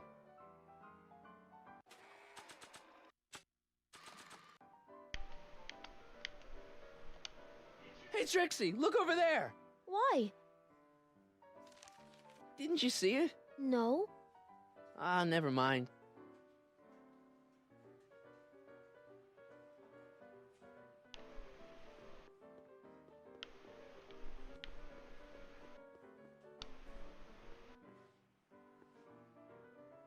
Indeed.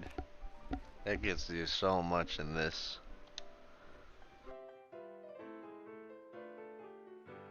You should care. You should care. What If it sounds quiet, they didn't mix the He's sound right I whatsoever. can turn my life around. Sure you can. You know what? And trust me, used to if be I a turned good it cop. up, it'd And yeah, be I've had a few bad breaks. painful. Possibly even a psychotic one that caused me This to is all imagine a starting to disappearing space car. Yes, I'm a good man. 360 Yeah. 30th And all I anniversary need to do to edition. win Betty back is be the It same includes good Tom man I Wilson as always Biff was. Tannen And let the instead of chips the other fall guy. where they may. All right. So, now what? Now I wait. Wait for the moment to take down Kid Tannen, restore my good name, and win back the heart of Betty Lipinski. Hold that thought. I bet that moment is just around the corner. Oh, gotta save.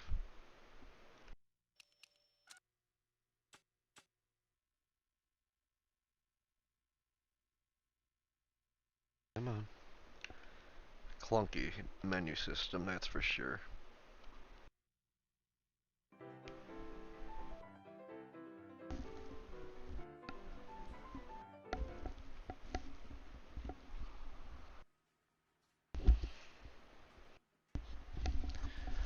I would hope so.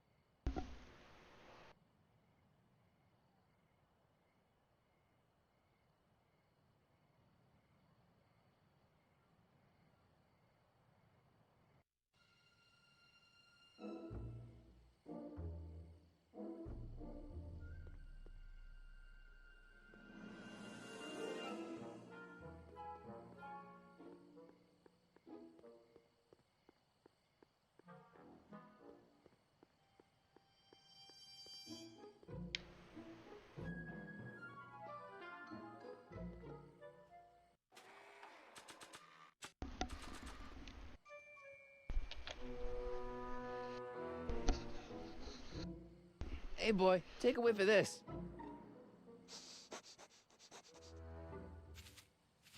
Gotta love that nose. Mm-hmm. Oh, yes, indeed. He definitely sounds like it. I've been laying low, officer, but I've got to go to the pictures once in a while. Hello, Arthur. Officer? I'll take it from here. But... We can talk at the Majestic, away from prying eyes. Yeah, Einstein, you done good.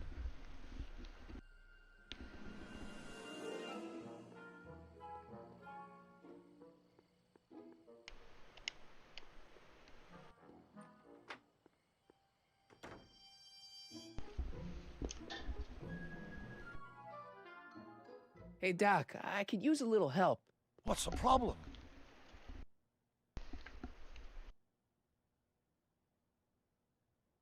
Good news, Doc. Parker's ready to arrest Tannen, and it looks like I didn't go stag to the prom. Wonderful. What about Miss Trotter? I'm still working on her. Is Artie still here? He's in the bathroom. Hey, Artie, open up.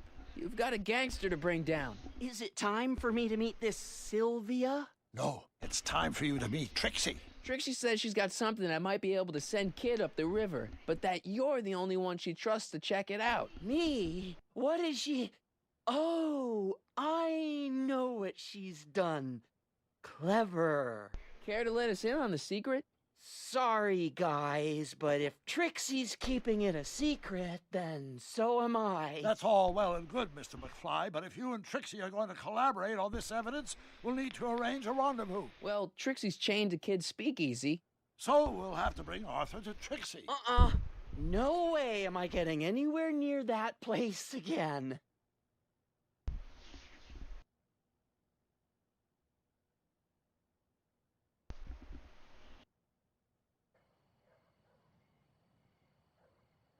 I don't know how you talked me into this. Just stay back here in the shadows and don't come out until you see Trixie. You're sure I'll be safe here? Perfectly safe. We'd never make you take any unnecessary... Sagan.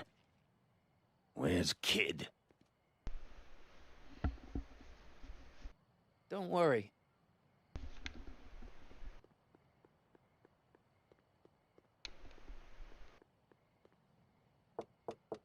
Welcome back, sir. Welcome back, sir. Classic.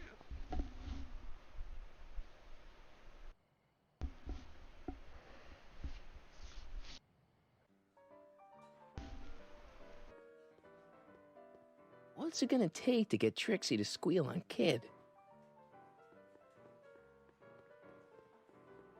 This is too funny. You're doing it again. You're trying to steal my girl, ain't you? Well, I wasn't planning on it, but if Eunice is willing.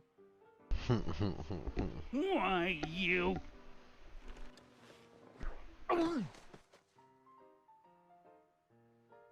Looks like you need to cool off for a few.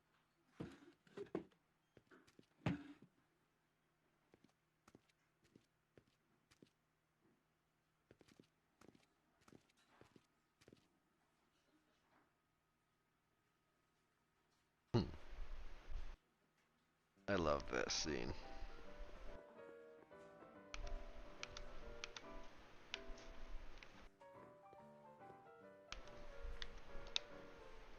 Trixie? Yeah? Guess who's waiting in the alley to talk with you? Huddy? The one and only. It wasn't easy to track him down. I had Cover to... for me, cue ball. I'm taking a smoke break. Atta girl.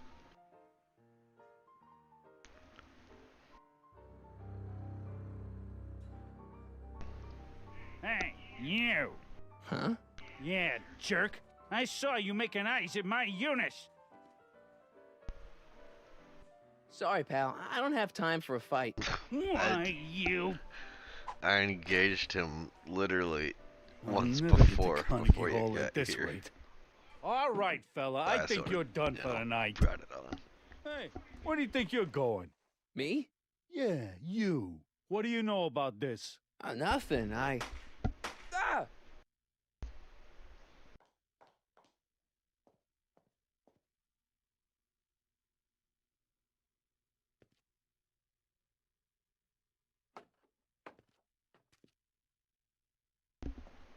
Trixie? Breaks over, cue ball. Whatever you say, babe. What was that?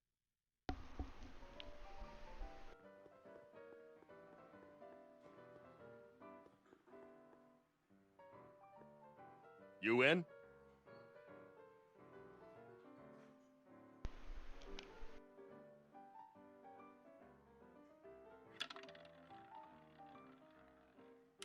Two.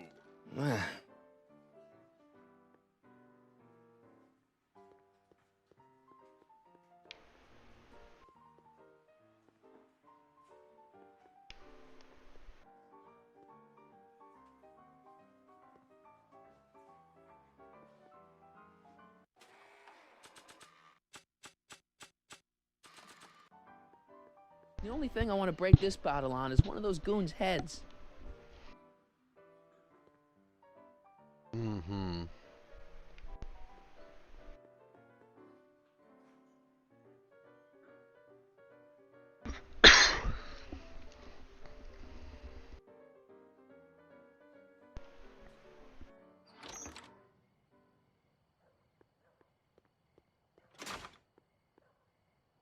That's cool.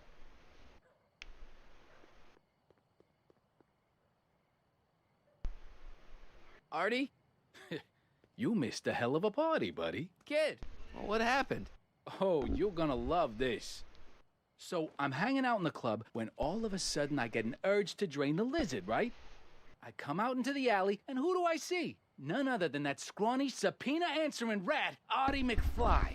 And get this, the little worm's whispering away all conquistadorial-like with my Trixie! Oh, no. Naturally, I pull out Kid Jr. and prepare to put a couple bullets in McFly's head, which causes Artie's nose to start bleeding because he's a big wuss. And then, What? Trixie literally gets down on the knees and begs me to let him live. Huh? Seriously, down on the knees, crying and begging for McFly's life. So, what did you do? What could I do? I fired 2 shots in the air and told Artie to take a hike. Huh, that was merciful. Hey, I got plenty of mercy. Besides, now Trixie owes me big time. And Kid Tannen always collects on his debts. Always.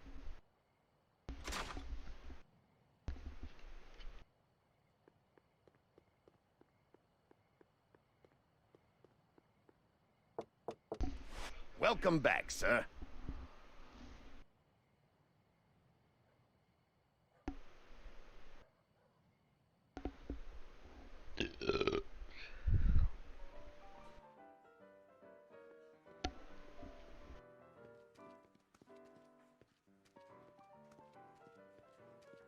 Boss? Do you mind? I'm trying to have a good time here. I think you'll want to see this. Are you crazy? Bringing a stick of dynamite into my club? That's just it, boss. It's all over the place. I think our speakeasy arsonist is getting ready to strike again.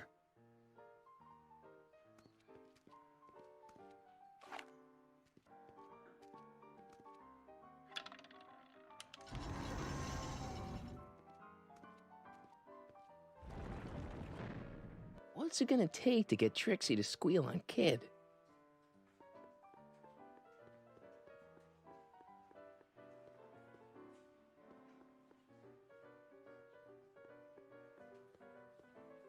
You in?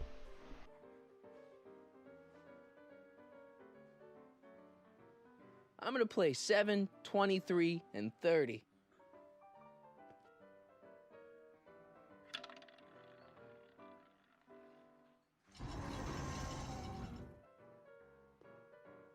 Yes. I wonder where this leads. Achievement.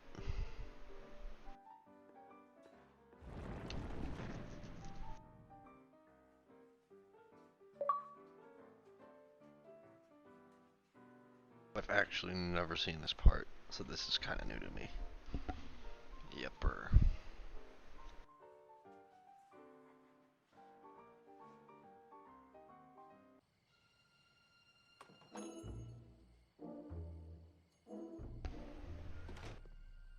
Oh my.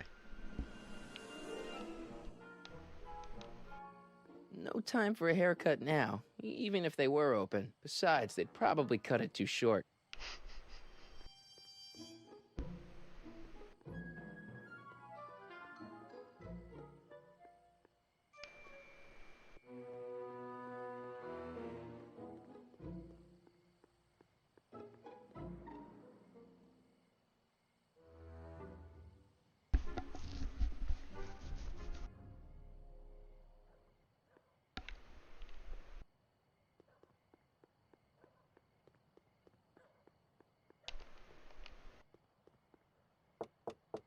Welcome back, sir.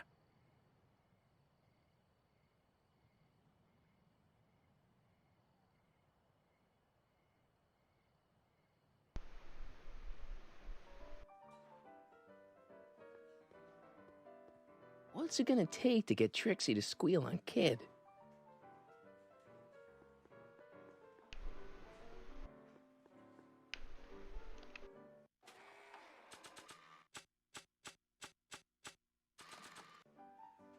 You think you could draw a picture of this guy?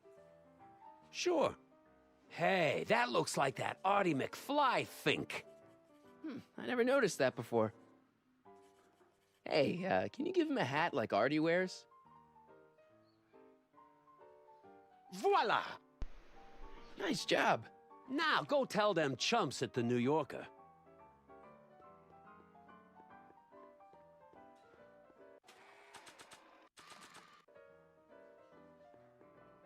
Sorry about this, Dad.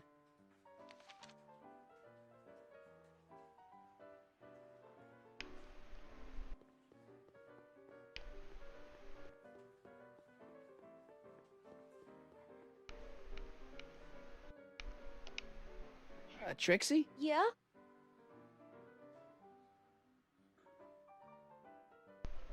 I talked to Kid. Oh? He told me about Artie. Oh. It was awesome of you to plead for his life. And it was awesome of Kid to spare it.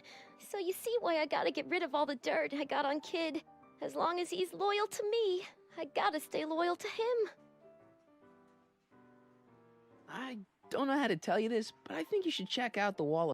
Why? What is it? Artie! I don't believe it! We had a deal! Artie was supposed to be safe! I don't know what to say. Well, I do. Felony tax evasion. What? Before he died, Artie was teaching me about all sorts of stuff. Literature, history, accounting. And I made a big discovery while I was copying all of Kid's books. This establishment ain't entirely on the up and up. Really? Oh, I knew about all the gangster stuff. That kind of thing you expect from tough guys like Kid. But when I found out he ain't been paying taxes on his speakeasy profits, well, cheating Uncle Sam is one step over the line. Once I turn this over to the police, they'll throw the book at him. This book! Hey, copper!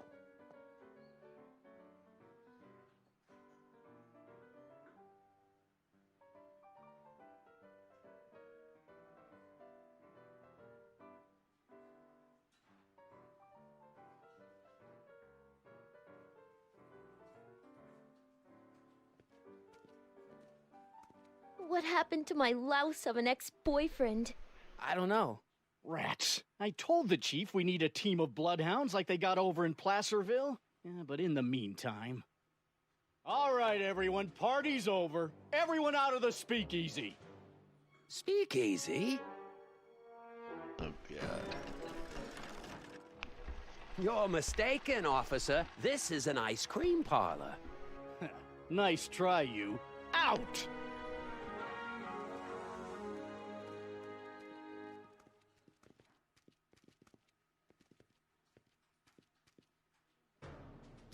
Corleone. Would the Valenti mob be willing to help, defuse this little situation? Sure, no problem. I'll bring it up in the next company meeting. Hey, we ain't begging here. Kid just thought JJ might like a piece of the action, especially now that he's just caught the speakeasy arsonist.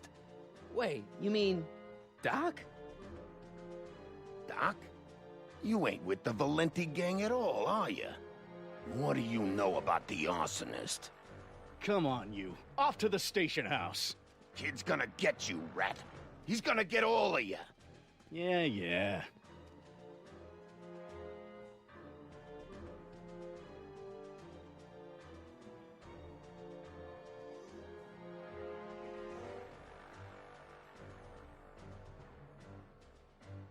Well, that's that. Thanks to Miss Trotter's evidence, the entire Hill Valley police force is out looking for Kid and his goons. You don't understand. We've got to find him now. He's captured a friend of mine. Who?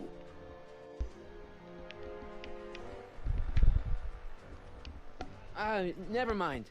Don't worry. We've got the entire town square sealed off. If Tannen's within a mile of here, we'll find him eventually. I don't think we have time for eventually.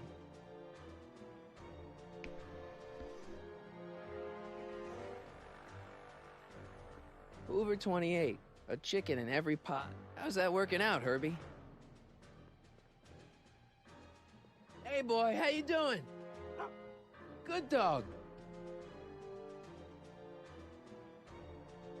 Of course my headset died.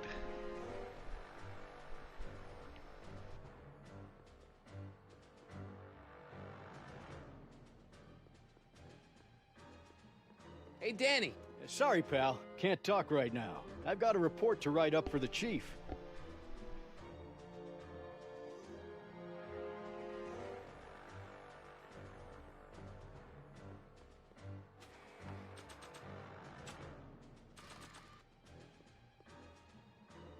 There's only a few people, and maybe an animal or two, who'd be interested in Grandpa's smelly old pipe. But this isn't one of them.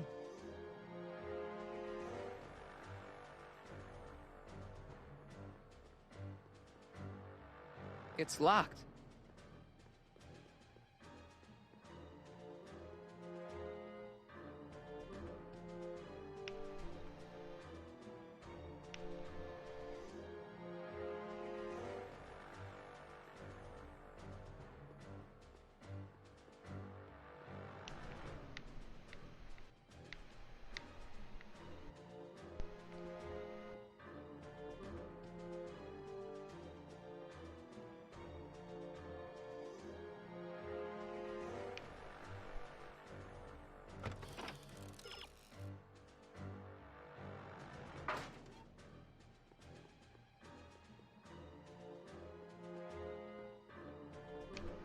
Irving Kid Tannen. Guess he dropped this on his way out. It's empty. Figures.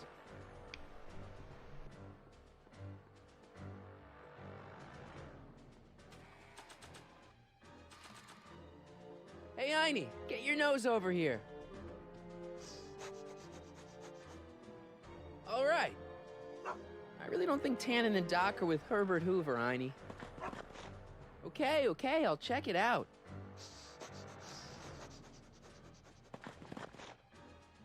A button.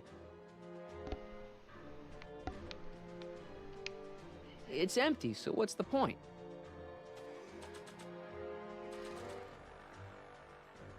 All right, Doc, here I come.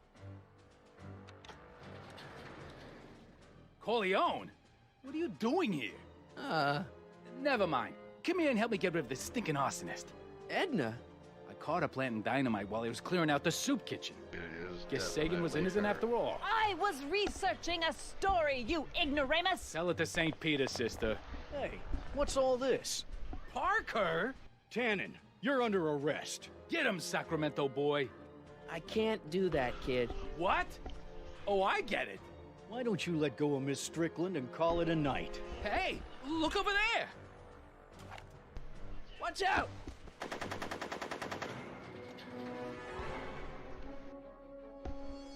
Give it up, Tannen. The alley's blocked off and so are the roads out of town. It's over. Over? Nothing is over until Kid Tannen says it's over.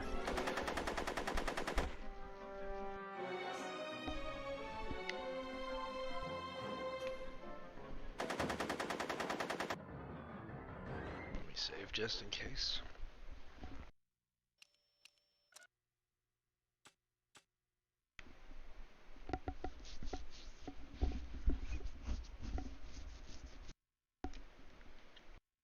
Come on. God. Make it easy on yourself, Tannen. Hey, moron! More on this!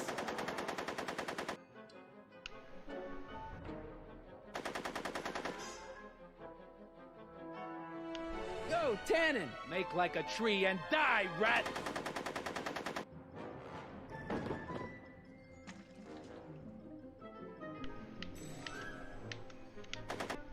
Whoa!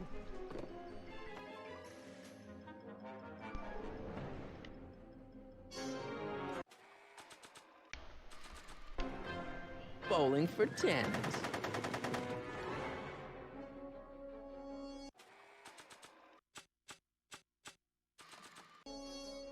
No one messes with Kid Tannen! Hey, there's an idea. But not while Edna's in there. I can't get to the car from here.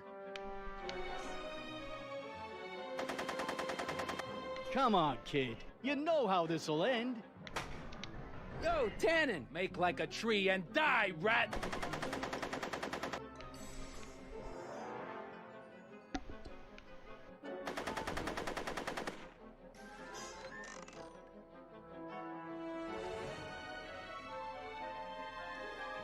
Are you shooting at me? Are you shooting at me?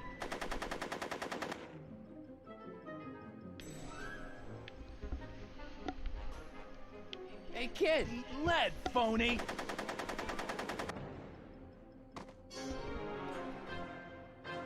Hey, moron! More on this! Yo, Tannen! Make like a tree and die, rat! Hey! Atta girl. Hey, kid! Lead, phony!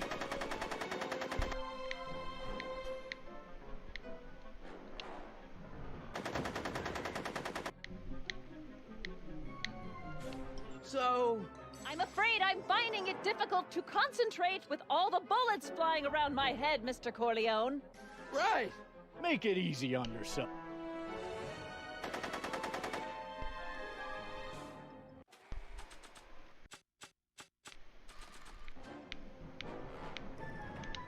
Hey, kid! Ha! That ain't a real gun. Oh, right. I forgot. I better just get rid of it then. Oh, crap.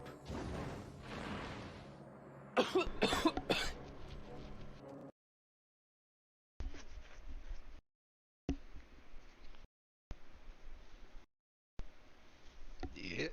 And of course it freezes yet again. God damn it. Hold on. Sorry.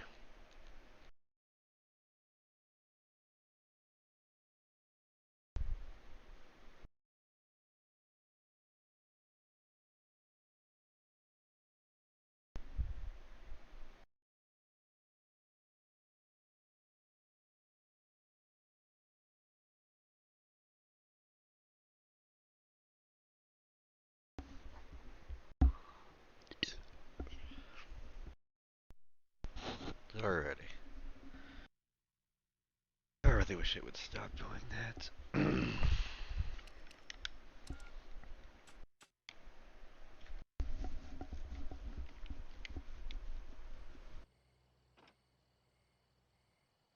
Yes. No. There. Good as new. Oh, look. Tannen? The judge's son. All right, Parker. I want a getaway car and a clear road to Nevada, or the brown kid gets it. Doc. Marty. Doc? Yes, it's me. I'm talking to you through the radio apparatus my younger self has installed in the rocket car. What's going on up there? It's not good, Doc. Trixie and Parker did their part, but now Kid's holding you hostage. Great Scott! No kidding. Try to get Kid in the car. Once he's inside, give me a signal, and I'll do the rest. How am I? You! Emmett! You're the cause of all of this, ain't you? Should have known. What kind of gangster's named Michael Corleone? Yeah, well, what kind of gangster's named Irving?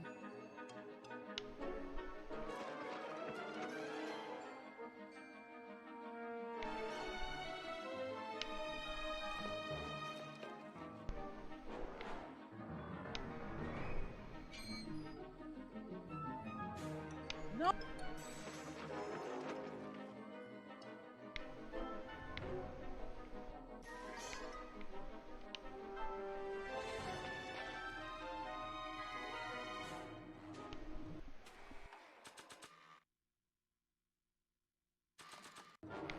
Got any last words, rat? No.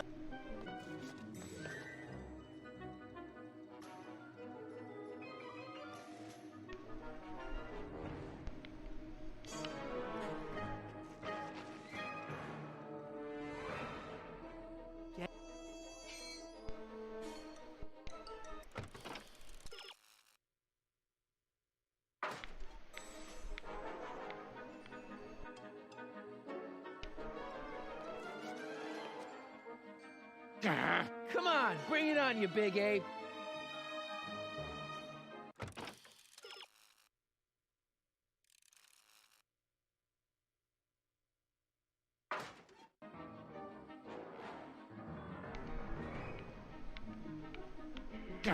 Come on, bring it on, you big ape.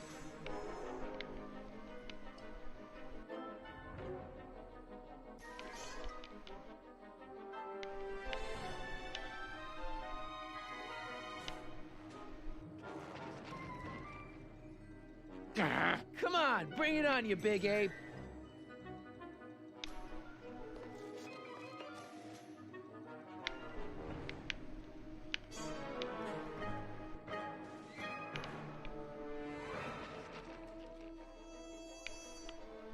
Come on, bring it on, you big ape.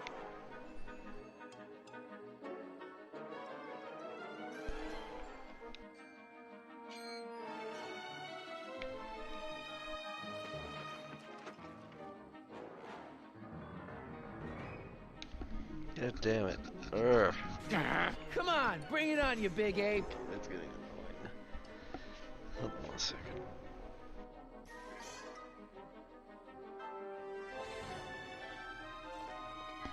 We'll figure it out. Give me a second. Come on, bring it on, you big ape.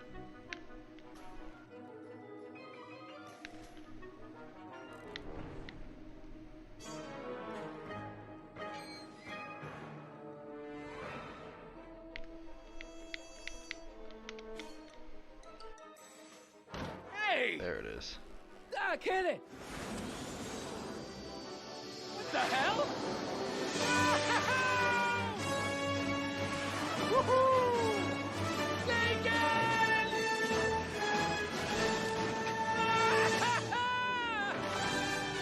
All right. That's what you get for messing with Carl Fagan.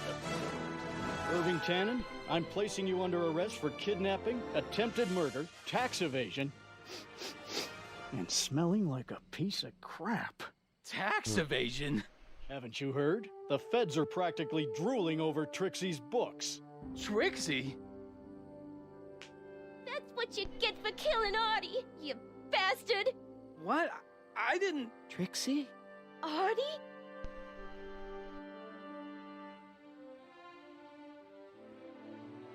All right, Grandpa. My poor car. I believe I owe you an apology, Mr. Brown. Thanks to your ridiculous contraption, Hill Valley's most notorious criminal is finally headed to prison. No apologies necessary, Miss Strickland. My rocket car may have accidentally saved the day, but only because it's a completely out-of-control failure. I need a new idea. If you're willing to listen, I might have a few suggestions. But first, I think we should take in a movie. I'm all yours, Mr. Brown. I think you'll like it. It's all about a brilliant scientist with an overabundance of hubris. Whew. Come on, Einie. Let's go find Doc.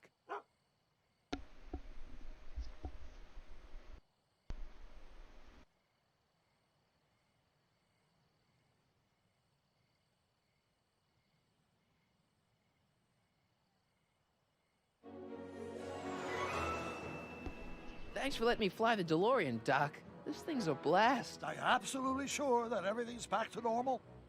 Totally. Kid's going to jail, Emmett's going to see Frankenstein, and there's no such thing as a Tannen crime family in 1986. And we remembered Einstein this time, too. Hill Valley crime rate at all-time low. Well, except for Grandpa necking with Trixie, I think we're ready to go back to 1986. Do you feel yourself fading out of existence? No. Then as long as your father's still born in 7 years, I say, let your grandfather sow his oats. Sowing oats? Is that what's going on with you and Edna? What are you talking about? Emmett and Edna. They're gonna go see Frankenstein together. That's odd.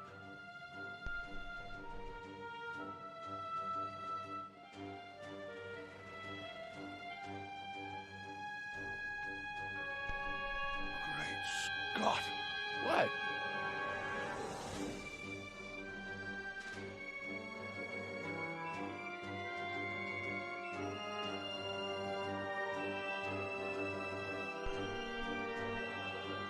We've got to get back in. Stop the car. This could be disastrous. Stop!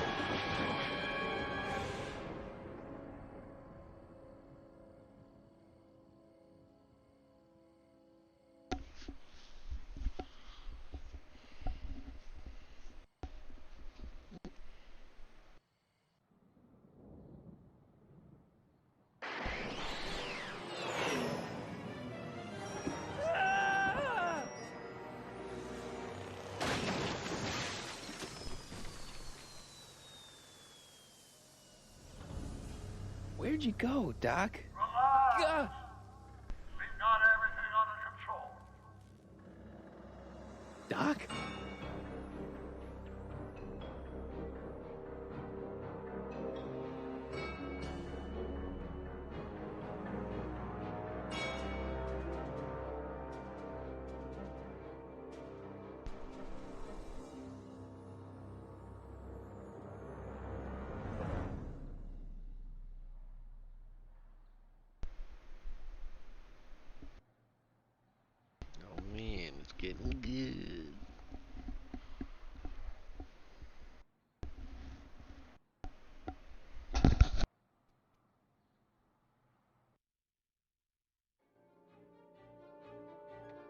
Martin McFly, age 18. Okay, Doc, let's see what kind of nightmare alternate timeline I've landed in this time. Father George, Mother Lorraine. Hill Valley under Citizen Brown is not quite the contented town you were led to believe it was. A re-education program? What the hell? Please don't swear, Martin. It makes me uncomfortable. Zero demerits until this morning. We're through, McFly. I'll never date such a square again. My own girlfriend thinks I'm a square? The obvious question, Mr. McFly, is what happened to you? Jesus Christ, Doc, what happened to you?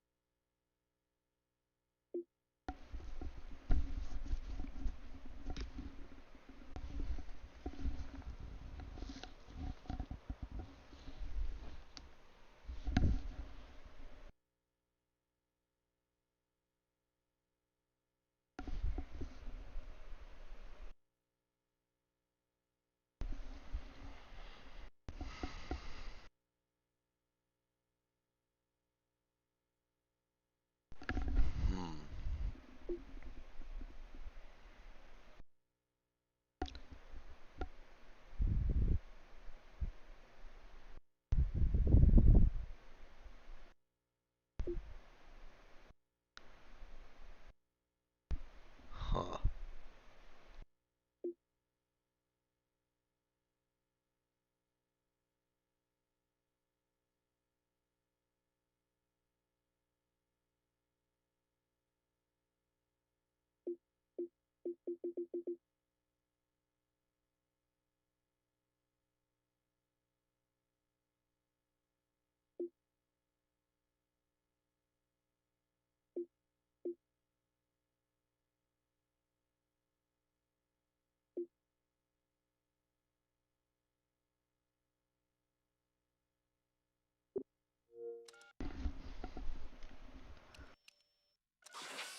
I just had to look at the achievements there.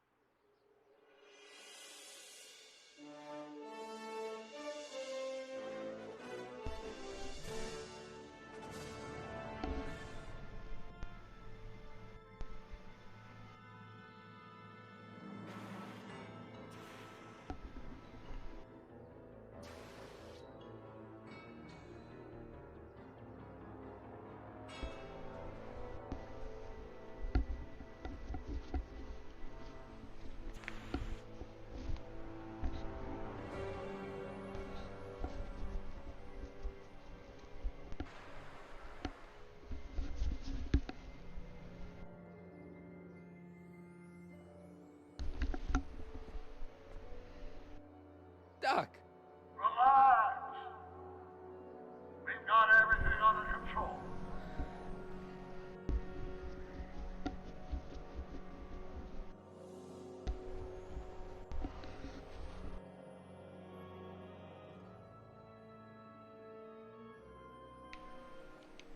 Citizen Brown. That's Doc, all right, but what the heck's going on here? Don't worry, everybody. I'm okay. The billboard broke my fall.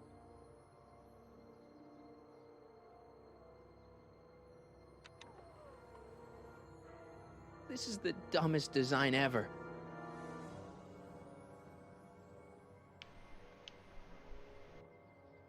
It's jammed.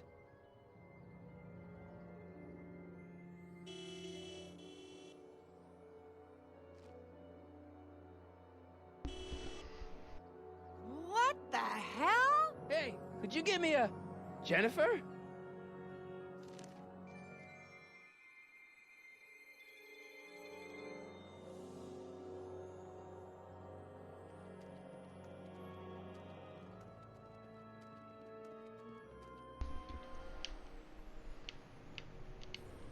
Jennifer, I need some help. Martin?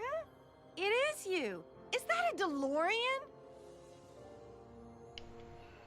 Well, yeah, it's a DeLorean. What else would it be? How the hell did it get into the billboard like that? Never mind that. Just give me a hand, okay?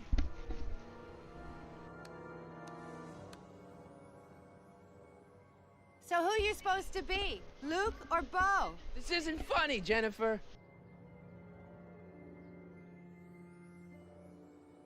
Oh, man.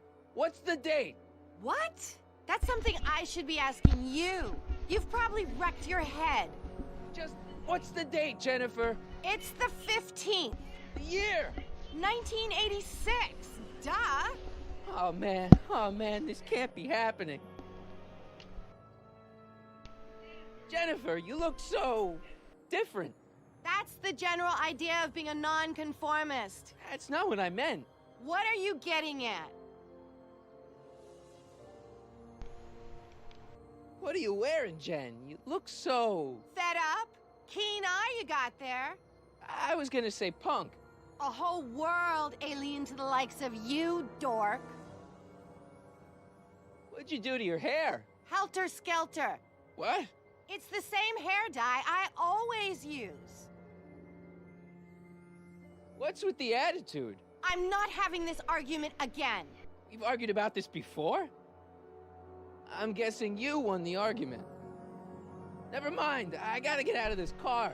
Good idea. Can you help me down? Why don't you just jump? I'll break my neck. And?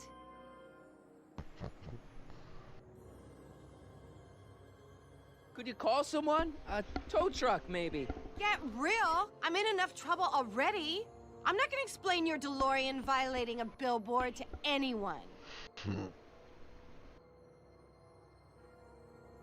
The door's jammed. Can you get it open? I can't reach it. Besides, I'm not climbing under the car. It could come down on my head. You got any rope you can toss me? All I have is this rusty wrench thing I found in the dirt. A tire iron. I think that'll do. Toss it here. Oh, back off, Martin. This is my whatchamacallit. What do you give me for it?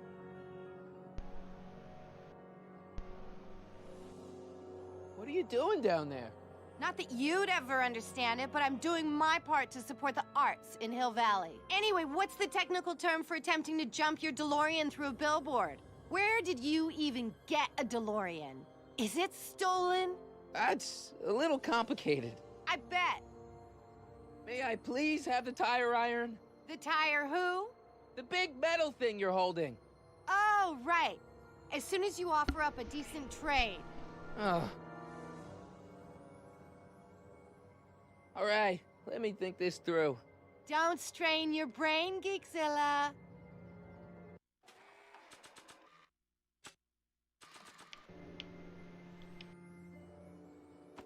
Jennifer! This is all I got. Is there anything in it? Give it here.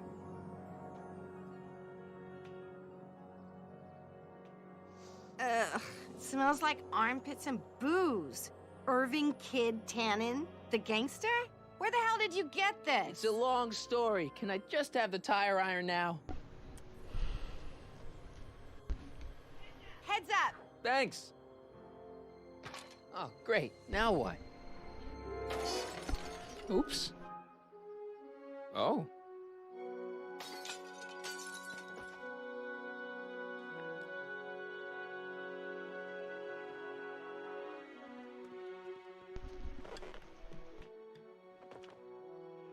Well, your dorkness, my debt to society is paid. As for you, good luck with your car. Way to stick it to Big Brother. Just don't expect your sudden cry for attention to change anything between us, dig? Doesn't change what? Look, Jennifer, I think there are some things we need to talk about. Hey, maybe you can give me a lift into town. Oh, sure, Martin. Climb on in. Hey, Jennifer, wait! I told you, we're through, McFly. I'll never date such a square again. My own girlfriend thinks I'm a square? Jesus, could this get any worse? Whoa, whoa, whoa!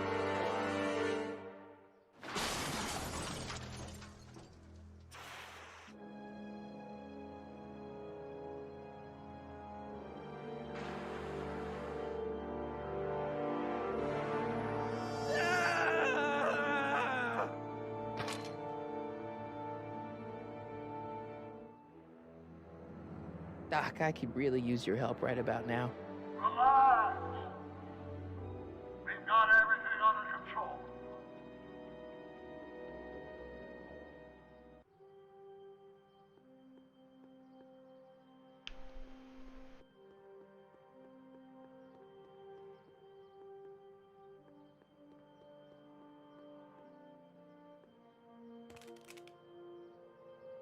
$12 volts. Wait, this is the car battery?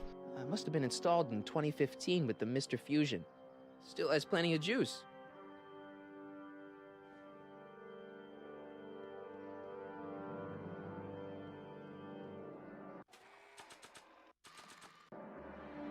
I don't really see anywhere to hook the battery up directly. I can't see anything with the wheel connected to the car. The wheel must have been running off the battery.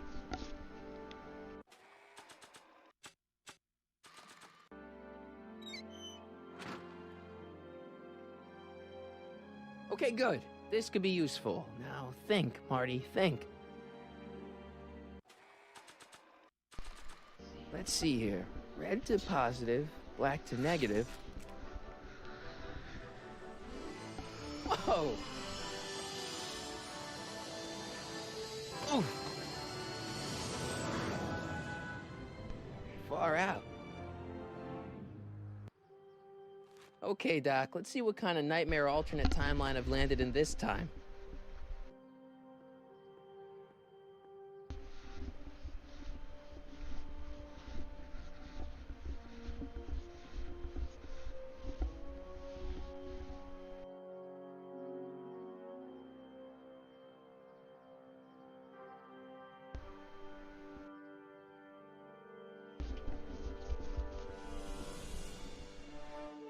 Okay, Marty.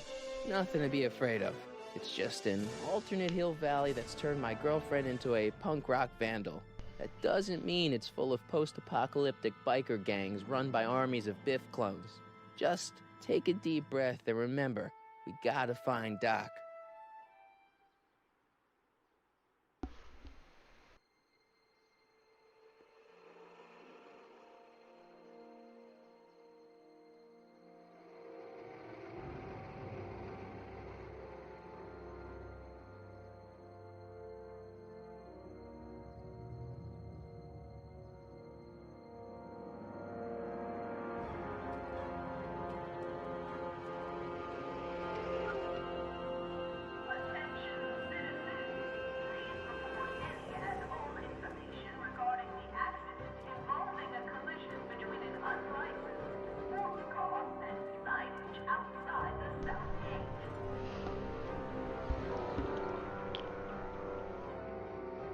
It's so clean.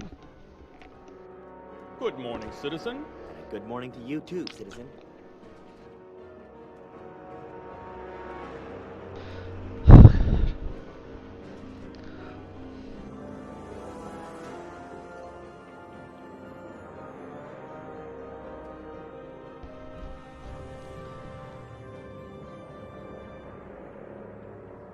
What's going on here, Doc?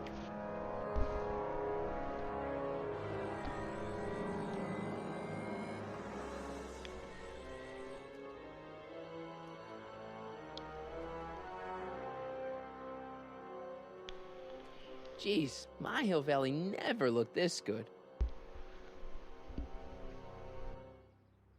Watch where you're going, citizen. Sorry. Mr. Parker. That's Officer Parker to you, Martin. Now what's with the outfit? It's Thursday. Yeah? Polo shirt Thursday. You're out of uniform. That's a violation of Civic Ordinance 9EEE. And you're not wearing an ID, in direct violation of Ordinance WB 714. What are you up to, citizen? Polo shirt. Are you on the pot, citizen? Put your arms up. Spread your legs. Hey, what are you doing? Quiet. Hold still. Nothing. What's your deal today, McFly?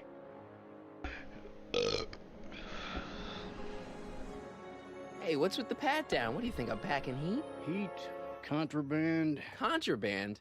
You know. Booze, smokes, bubblegum, dogs, circus Bubblegum peanuts. is illegal?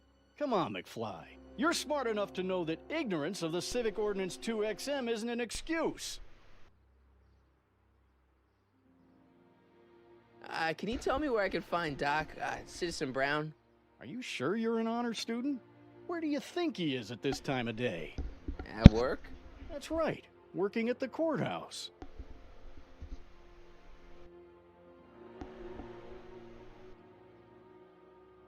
Heavy. I've got to finish my beat. Are you gonna make trouble for me today? No. No what? No, sir. That's right, citizen.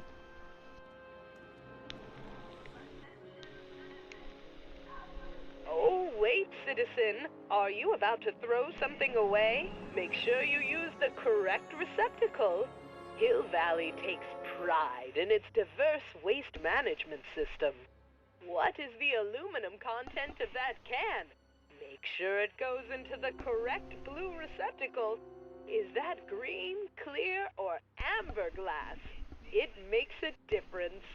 Remember that all consumable wrapping is tagged with a microchip to help us automatically police litter.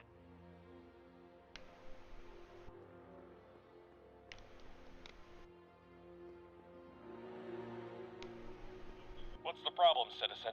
Oops, wrong number.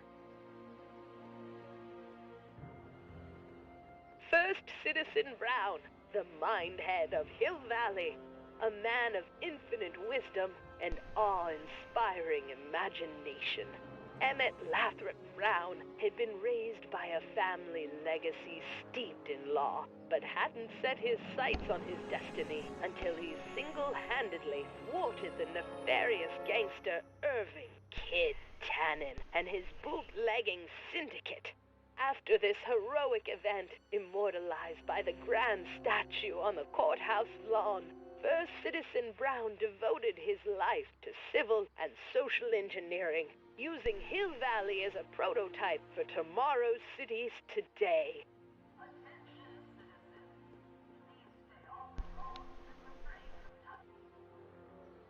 Citizen Plus.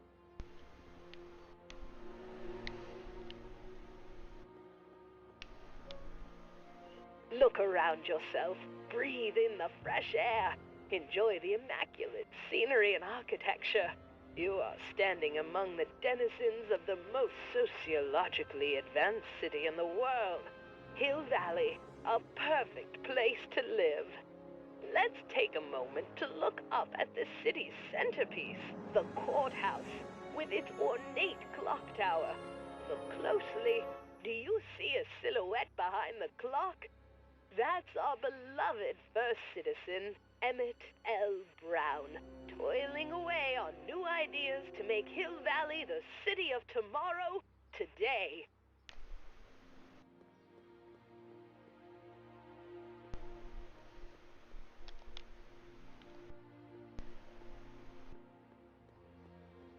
All Citizens Bank. I don't like the overuse of the word citizen in this timeline.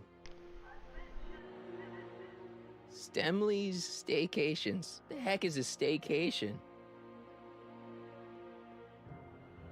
E. Brown Industries. That's hopeful. Citizen Reading Room. I guess there's one in every town. E. Brown Industries, established in 1945, is the technological enterprise that makes Hill Valley what it is today. Whether it is electric cars running off the city power grid or motion-sensing fence deployment, the radical civil innovations under development at E. Brown Industries are changing the ways cities operate. Efficient pedestrian travel, vigilant citizen monitoring, and space-age technologies that preserve the clean and modern appearance of the city.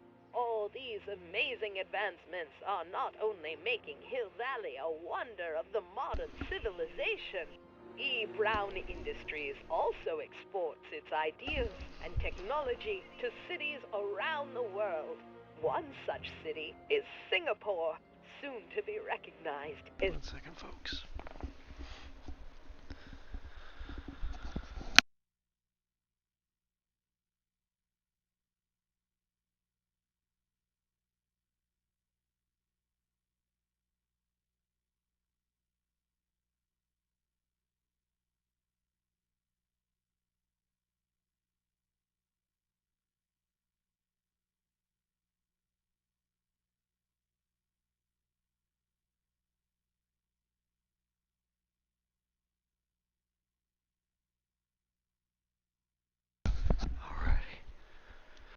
our international sister city.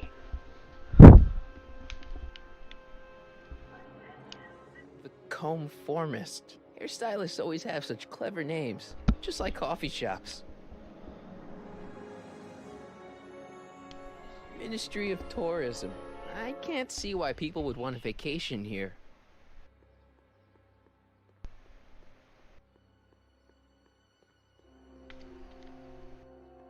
You are standing in front of the Hill Valley Courthouse. The original courthouse was built in 1885, just 20 years after Hill Valley's incorporation into the state of California. Though the courthouse holds the seat of the local government, it also has been used as a shelter during the recovery period following the 1906 San Francisco earthquake. Most of Hill Valley's community is a result of displaced San Franciscans planting roots after that dreadful disaster. In 1976, the downtown renovation project saw the first major additions made to the courthouse since its original construction. The courthouse was expanded with an additional 128 offices in the new flanking wings, and a new mayoral office added to the original clock tower space. Look closely, and you can still see some of the original courthouse's details preserved in the new international-inspired facade.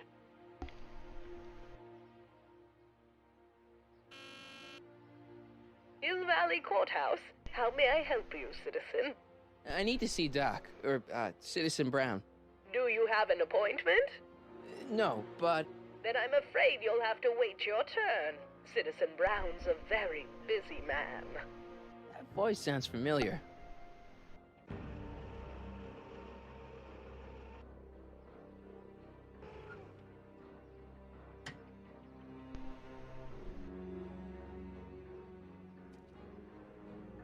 Biff? Doc?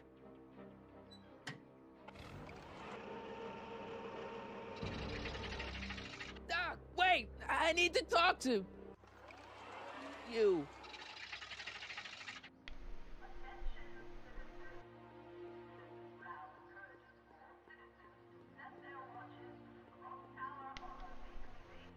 The original clock tower was dedicated in 1885, with the motion first started at 8 p.m. on September 5th that same year. The clock tower was once struck by a bolt of lightning on November 12, 1955, damaging the clock motion beyond conventional repair. During the downtown renovation project of 1976, the damaged clock was dismantled and a new modern clock was installed as the window to the mayoral office. Look up.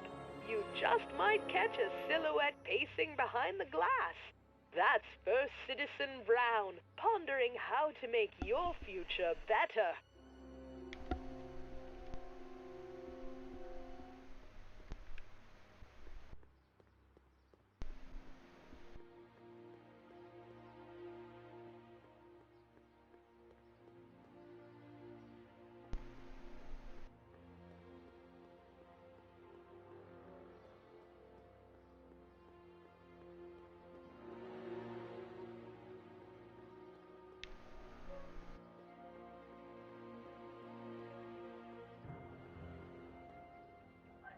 Bureau of Discipline. That just makes me think about high school.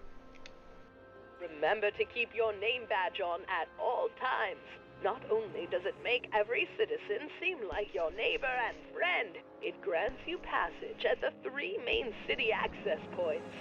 Hill Valley is the country's first fully incorporated gated city.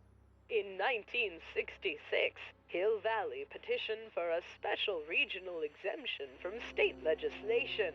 Using a tax and property law loophole, the city of Hill Valley managed to consolidate itself into a gated community with special allowances for business and residential zoning. To date, we are the safest and most self-sustaining city in the United States.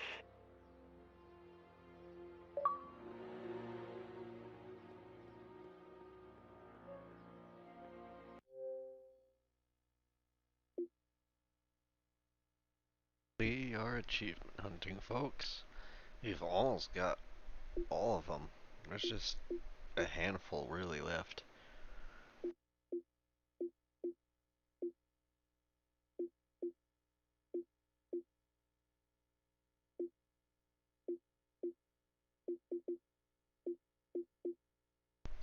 Every demerit.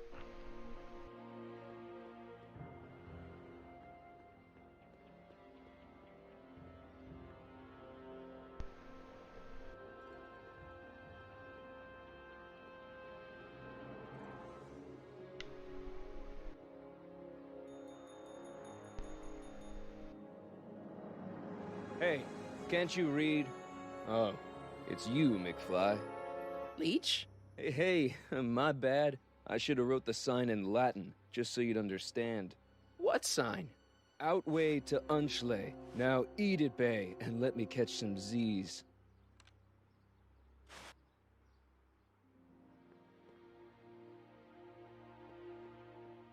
Free soy dog samples. Take one. I guess they ran out.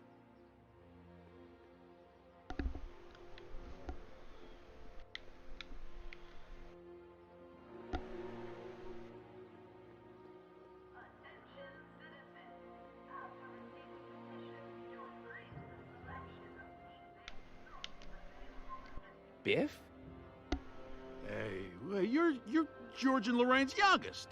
Martin, right? What? You don't know me? Only by reputation. Brown Cadet of the Month, 3 months running. Impressive. Are you interested in the Citizen Plus program?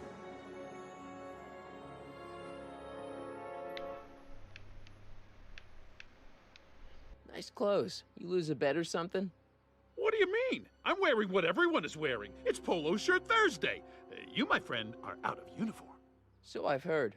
Yeah, well, there's always tomorrow. Hawaiian Shirt Friday. Great. Listen, Biff, that car I saw you get out of, was that Doc Brown in there with you? Ha! Doc. Yeah, that should be his new nickname. But yeah, that was Citizen Brown. What an inspirational guy. How'd you get FaceTime with him? He seems so busy. Well, you got that right, Martin. Citizen Brown's a busy, busy guy. But fortunately, or unfortunately, I'm a special case. See, Martin, I used to be a real bad apple. A real butthead.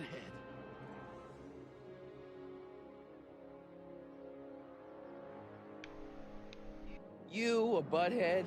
No. What can I say, Martin? I was always getting into trouble. Too much trouble. What with the booze, the partying, the women. Even my dogs were a pack of trouble. Pack, get it? Yeah. What does this have to do with Citizen Brown? Well, after getting in so much trouble, the authorities, they took me in to see Citizen Brown and gave me an ultimatum. Citizen plus or bust. What is this Citizen Plus? It's Citizen Brown's new re-education program, and I'm the first of Hill Valley's Citizen Plus. Pluses. Plus, I want to know more about Citizen Plus. And I just can't wait to tell you all about it. Did I mention the swell digital watch you get with the program?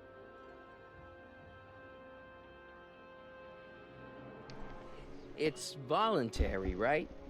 Sure, for the pilot program, but eventually it will be mandatory for everybody. Mandatory? Are you nuts? Nah, I used to be nuts. Now, thanks to the Citizen Plus program, I'm probably the sanest guy in Hill Valley. You said you get some sort of watch. Oh, it's a real classy deal. Just look at this state-of-the-art ticker. It's got all sorts of special modes programmed in. I still haven't figured out how to set the time, but I'm sure a smart guy like you could do it no problem. So what's the point of Citizen Plus? Well, it may not be as noticeable for an upstanding citizen like yourself, but the hypnotherapy sessions help to tame the urges to break the rules. Whoa. Hypnotherapy? Well, sure, Martin. Why, it makes obedience automatic. Obedience? Some kind of brainwashing? Well, that's a good way to think about it. Scrubbing all those nasty thoughts right out of your noggin.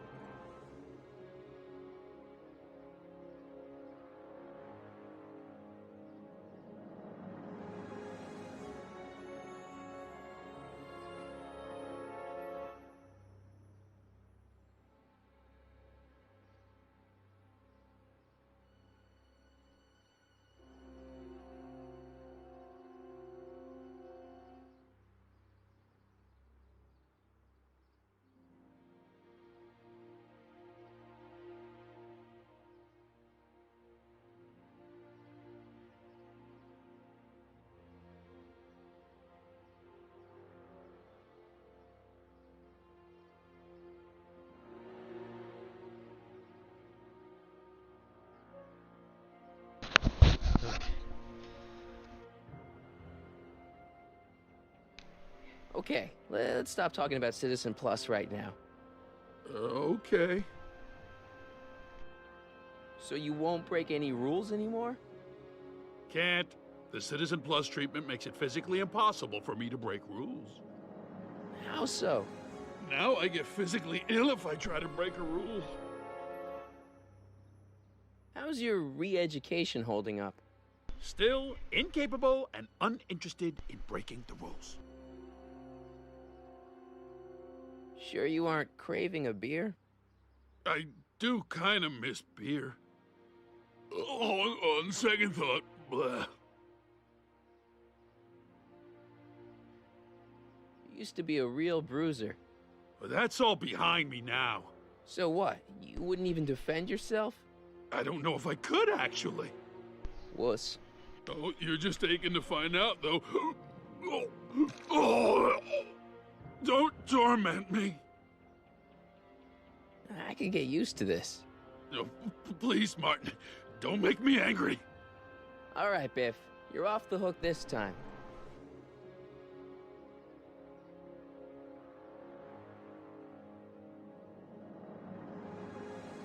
So, about all the bad things you used to do.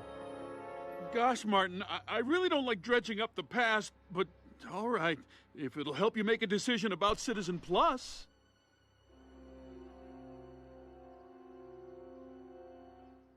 What kind of trouble did you get into with women? They weren't hookers? Oh, no, nothing like that. It's just that I wasn't always discreet about my affections. What? Public displays of affection, Martin. You know, necking and such. That's illegal? Oh, yeah. Yeah, let's change the subject. Thanks. Yeah, I don't like talking about my old nasty self.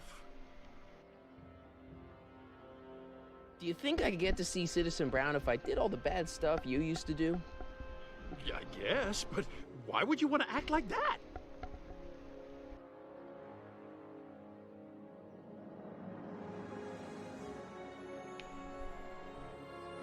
So, about all the bad things you used to do. Gosh, Martin, I really don't like dredging up the past, but all right, if it'll help you make a decision about Citizen Plus. You said something about booze? Beer, rum, whiskey, wine coolers, you name it, I drank it. Not only did I drink it, I smuggled it into Hill Valley, too. Chip off the old block, huh? Used to be I'd knock your block off for a comment like that, but yeah, I guess I was following in Pop's crummy footsteps. So there's no booze in Hill Valley? Nope. Sure, someone tries to sneak some in every now and then, but cops like Officer Parker over there always catch them sooner or later.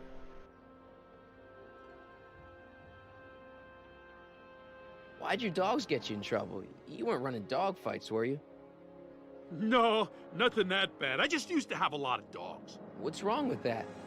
Nothing, other than them keeping the neighbors up all night, lunging at old people, and eating all the squirrels in the park.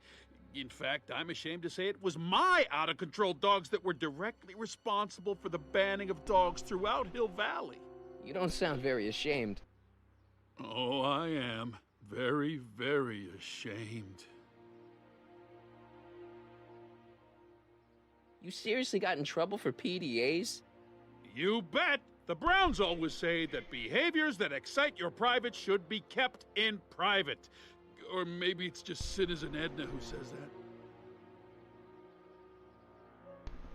Yeah, let's change the subject. Thanks. Yeah, I don't like talking about my old nasty self. See you later, Biff. Bye, Martin.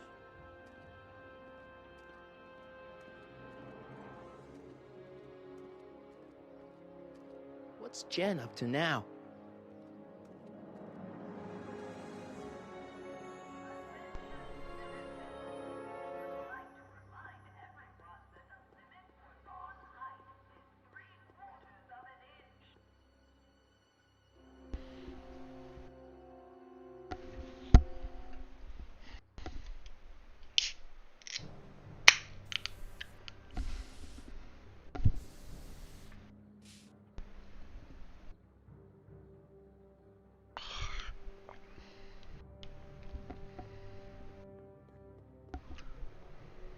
They've bricked up the entrance to the old speakeasy. It's just another brick in the wall.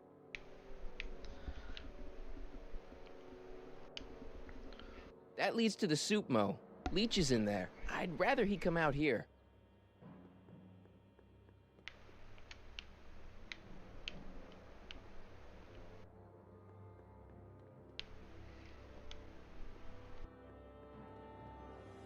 That junk looks awfully familiar. 50 years familiar.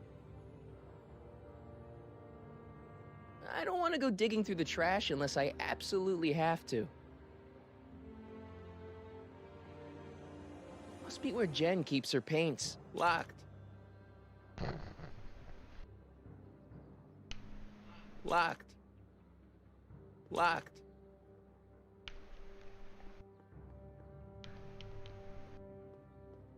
Leech and the whoosh bags. Never heard of them. No, you wouldn't have. They don't play much punk on those smooth jazz stations you listen to. Smooth jazz? I couldn't possibly be that square, even in an alternate timeline.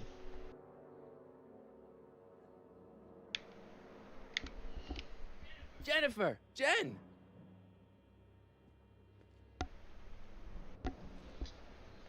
You got a problem?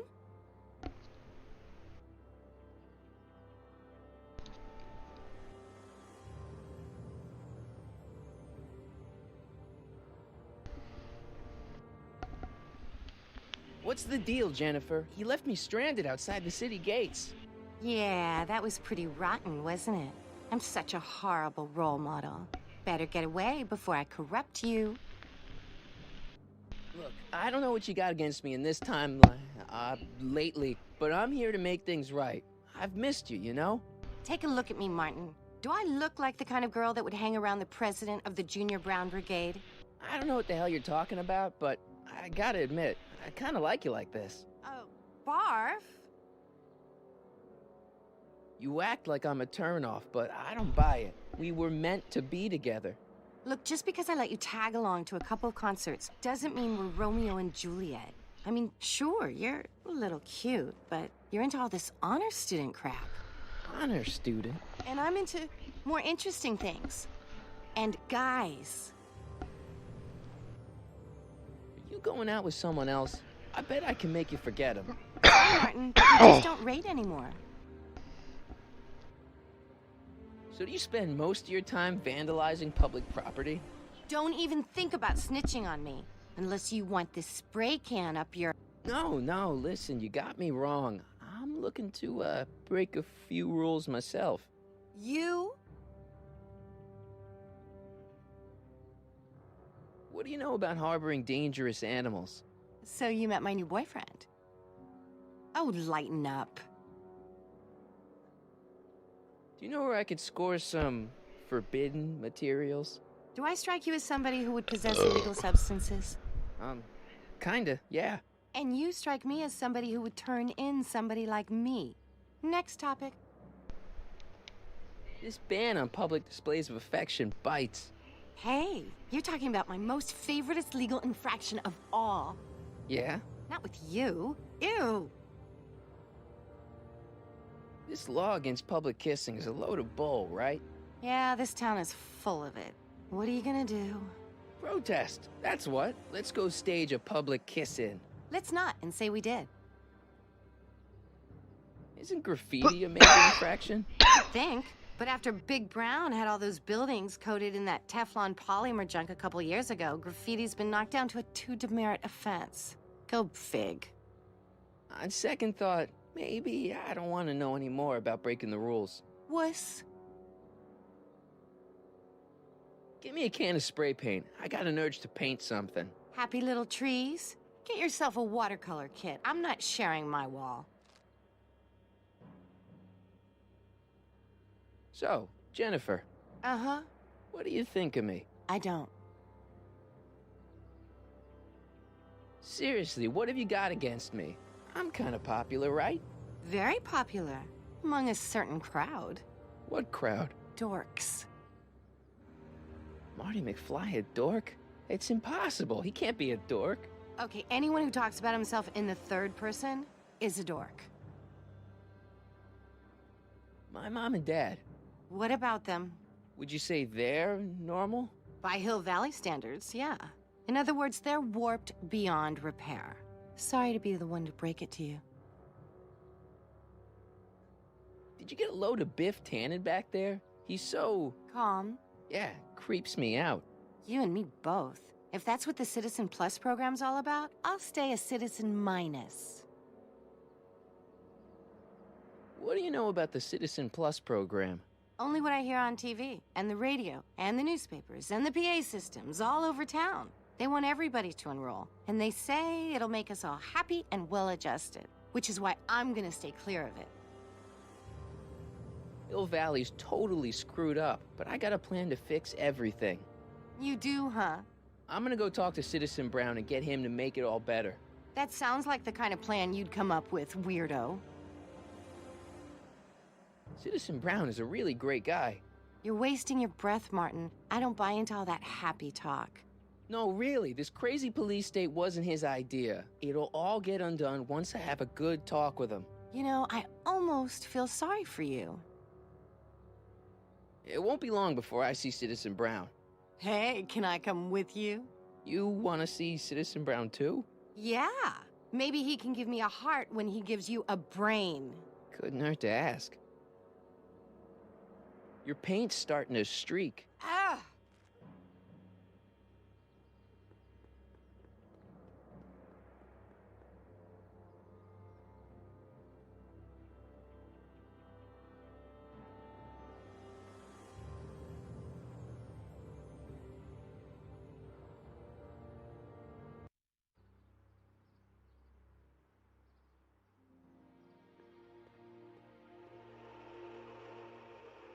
Look out, son!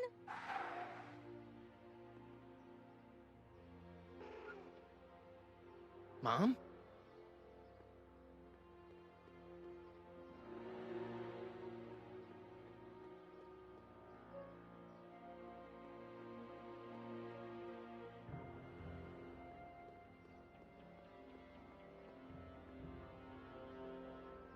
Martin! Oh, hey, Mom.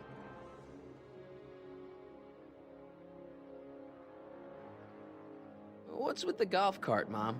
Now, Martin, I know you're embarrassed to be driving around in last year's model, but we really can't afford the 86s yet. What about my truck?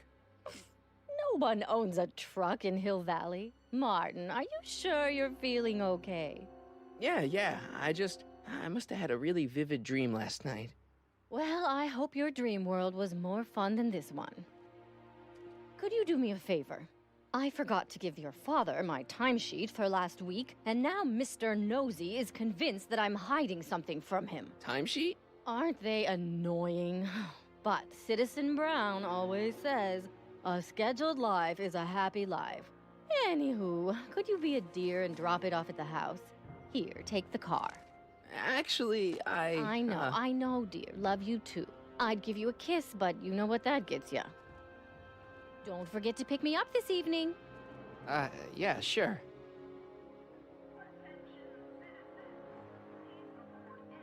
Mom?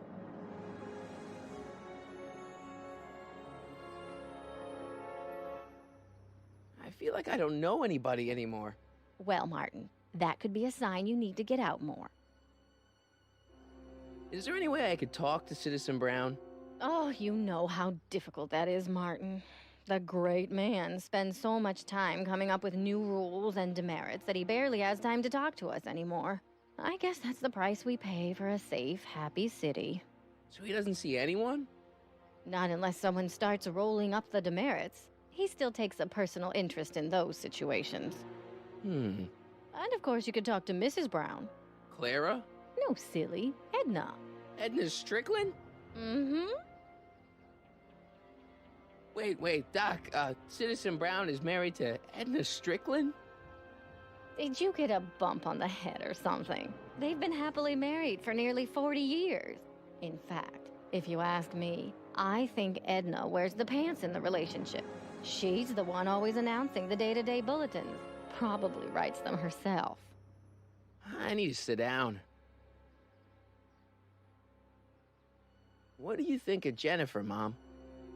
Well, she certainly looked like quite a handful, dear. I was really hoping some of her, joie de vivre would have rubbed off on you. What do you mean by that? Well, Martin, you can be a little uptight sometimes. Geez, don't sugarcoat it, Mom. Well, maybe you needed to hear it. There's nothing wrong with having priorities in life. Just maybe Jennifer should have been a little higher on your list. Yeah, she should. Well, you did buy that guitar. That's a step in the right direction. Women love musicians. Just keep practicing and I'm sure you'll get better. What are you talking about? I'm a great musician. That's the spirit. All right, let's talk about something else. Alrighty, dear.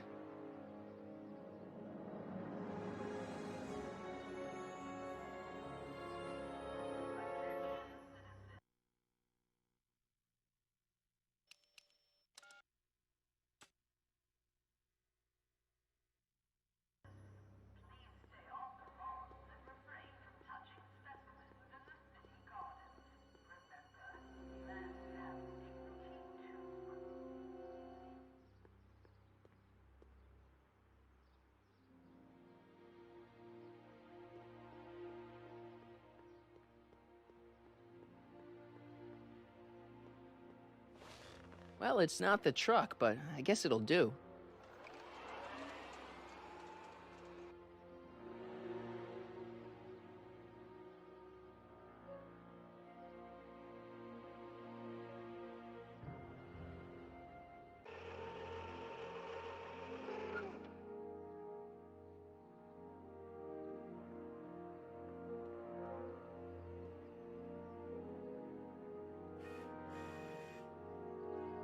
I don't know.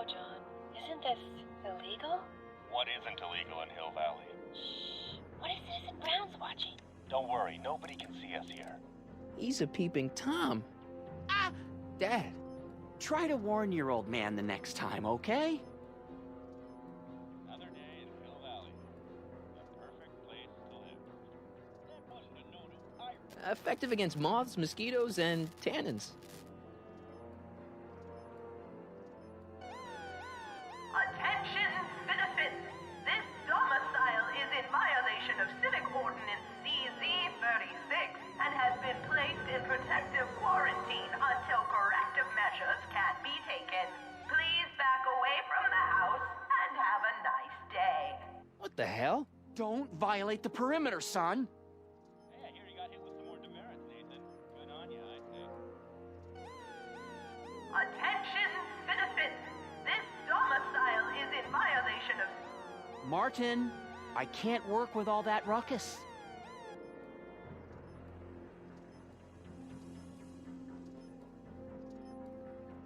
Hey, what's my guitar doing out here? Your mother and I convinced you to give it up, remember? Rock and roll music is frowned on by the Brown administration. It sets a poor example for all the kids who look up to you as a model of studiousness and moral gravity. And besides, you're not very good.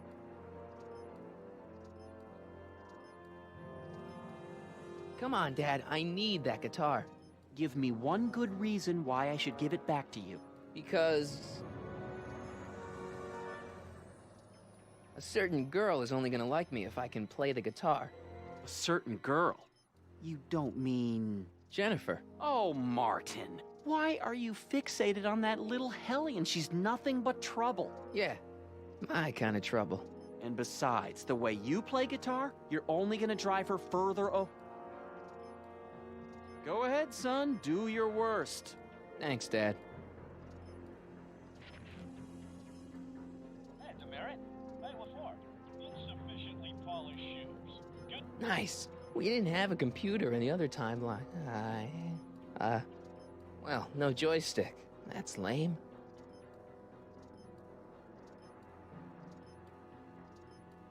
I saw Mom downtown. She told me to give this to you. Thanks. Say, what gives around here? Ah, you know, the usual. Keeping tabs on Hill Valley through my trusty bank of monitors. Always on the lookout for some interesting footage. My dad's a snoop? Is this your job, or do you, do it for kicks? What kind of silly question is that? I've been gathering candid documentary footage for Citizen Brown's promotional videos for over a year now. I know your mother doesn't approve of my work, but wait a minute. You say you saw Lorraine? 11 to 12 hair salon, 12 to 12:20 lunch at soup mo counter, cream of asparagus with crackers. What was that? You know your mother's problems. If she slips up again, it could mean demerits for the whole family. There she is, polishing the statue in the park. Just like the schedule dictates. Oh, then everything's fine. Good. Unless... How was she when you spoke to her? Lucid? Sober?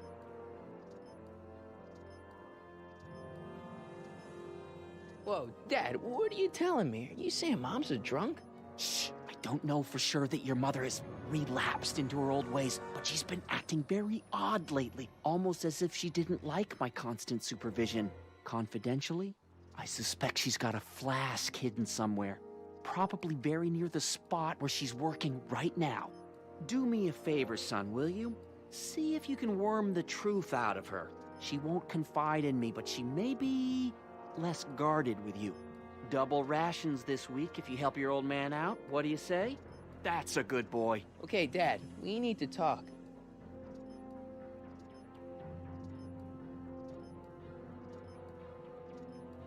What's the deal with the house, Dad? I don't know how to tell you this, son, but while you were away at your math-magic competition, our house got slapped with a CZ-36 violation. What? I know, it's so embarrassing. Your mother's mortified. She works so hard to keep a clean house, but those dust mites are so hard to keep down. Wait a minute, we can't go into the house because of dust mites?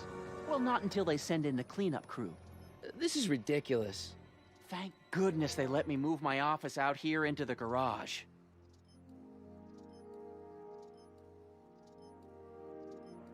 So, when's this dust mite problem gonna be solved so I can get to all my stuff? Well, the cleanup crew said they'd probably get around to it by tonight, but they're kind of backed up, so I wouldn't expect them until tomorrow morning. Tomorrow? Where am I supposed to sleep?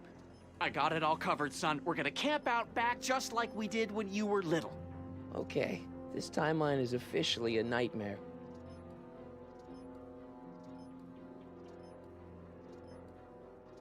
How exactly does this setup work?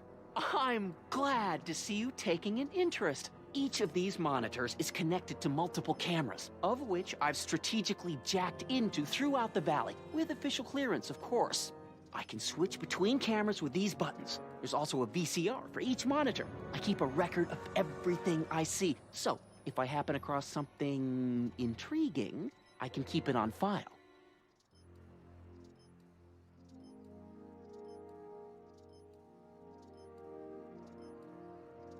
What were you hiding when I came in just now? Hiding? I don't know what you're talking about, son. Come on, I saw it. It was a videotape, right? I might as well tell you. After all, you'll be 18 soon. Tell me what? Hill Valley under Citizen Brown is not quite the contented town you were led to believe it was.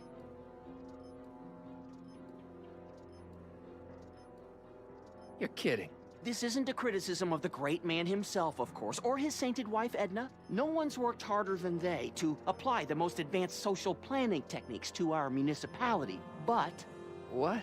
Confidentially, not everybody appreciates it. A great many citizens, perhaps even the majority, actively resent the Brown administration. They don't say so publicly, of course. But in private, well, just listen. I tell you, Bert, this regime is a joke. They're all laughing at us over in Fairfax. A toast to Citizen Brown. May his beloved courthouse be struck by lightning. Shh, Agnes, you're awful. Are you coming to the town square, Lester? Citizen Brown's about to give another speech. Citizen Brown can kiss my hairy... Well, you get the idea.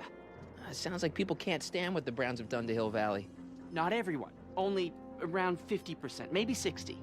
Does Citizen Brown know? He should. Whenever I send copies of my raw footage to the Public Relations Department over at the courthouse, I get a memo telling me how much Citizen Brown thanks me for my service. But how could he see those videos and not do anything about it? Maybe you should take your tapes directly to Brown. Oh, I don't know about that. I mean, sure, he might appreciate my bringing these problems to his attention and reward me for my public service, but then again, they say it's never wise to be the bearer of bad news.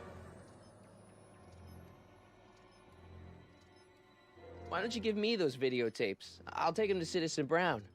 Thanks for offering, son, but I don't want to get you involved. Citizen Brown won't like what he sees on them, and I wouldn't want you to get the brunt of his displeasure, not to mention the displeasure of all the folks on the tapes.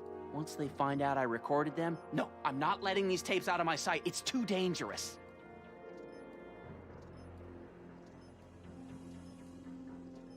It's about someone we both know. Yes?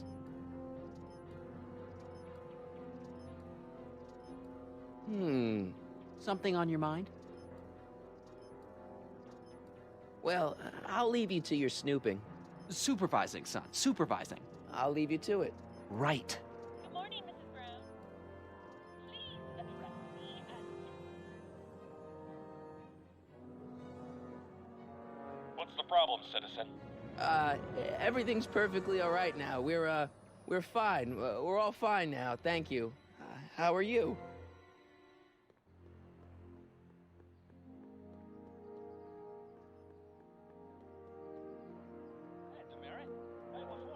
Insufficiently polished shoes. Get them.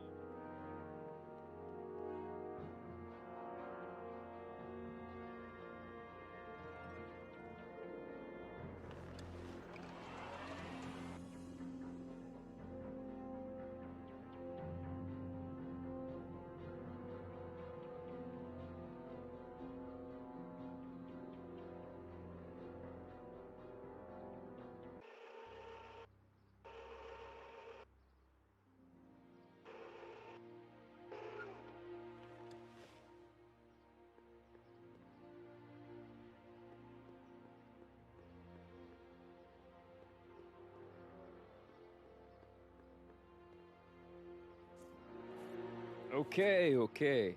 Welcome to Soupmo, where soup is just... Oh, it's you. This better be important, McFly. Leech, was that Jennifer? Well, A, it's none of your business, and B, seeing as she ain't your chick no more, yeah. Okay, now this timeline is really pissing me off. Where are the free samples? Here, I keep them behind the counter. Oh, God. If you puke, you're cleaning it up, wuss. I can't finish this. Not my problem. Why are the samples behind the counter? I can't leave them out, dude. There's a DOG running around town, and he keeps going after the sample tray, knocking them all over the ground. A dog? Wait, these samples haven't been on the ground, have they? Geez, McFly, relax. They're fresh, mostly. What are those things? Those are the liver and peas with soy cheese hot dogs. Ew. You and me both, brown noser. About this dog, what's he look like? Beats me. He's a smart little SOB. He only comes around when my back is turned. Then how do you know it's a dog? You can smell him? Allergies, dimwit.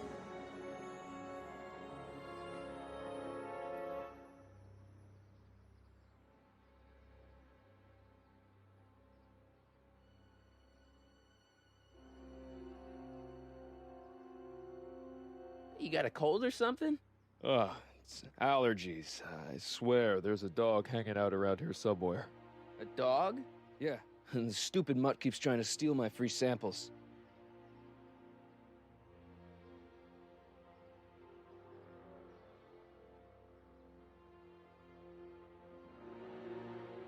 What's on the menu? Soup. Just soup? And more. What falls under the more category? We got neat loaf. It's made with textured wheat protein. No thanks. What kind of soup you got? Scrolle... Ribellini? Yeah, that's right. Some things never change. What else falls under the more category? Well, there's the hum burger. It's made from pressed roasted hummus. Do you have any real meat back there? Define real. I'm afraid to ask, but what other non-soup food do you have? Anything edible? Well, we have these pea and liver with soy cheese hot dogs. They're new, and we're offering free samples. You want one?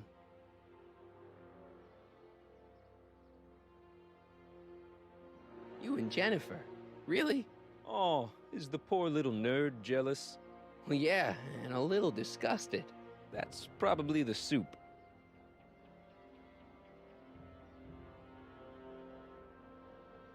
You better treat Jen with respect, Leech.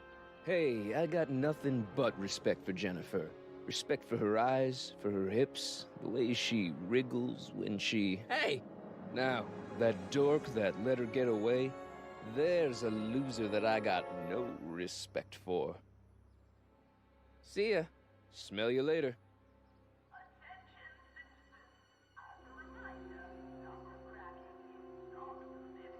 Even screwed up Nutso Hill Valley doesn't deserve that smell.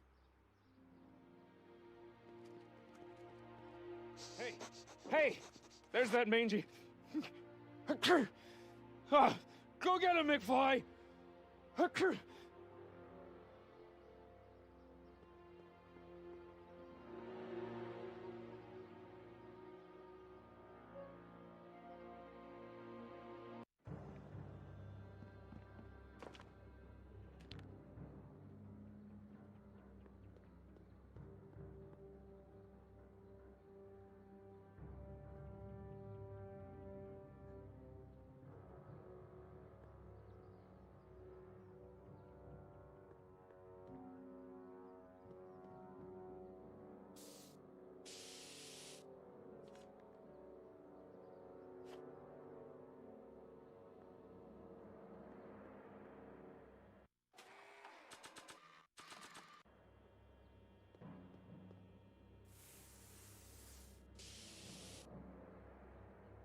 Pinheads, huh? Figures?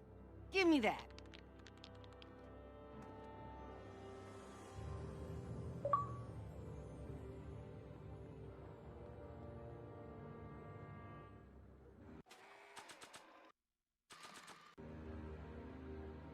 Decency prevents me from leaving this here.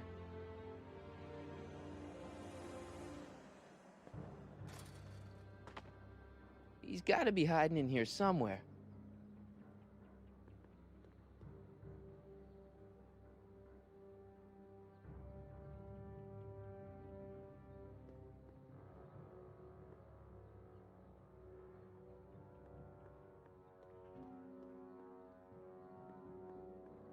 Stay put now, boy, wherever you are. Not a sign of him. I don't want to go digging through the trash unless I absolutely have to.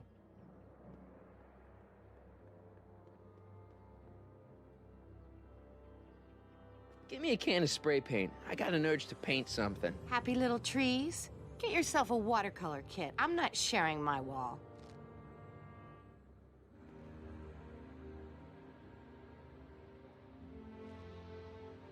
What is it now?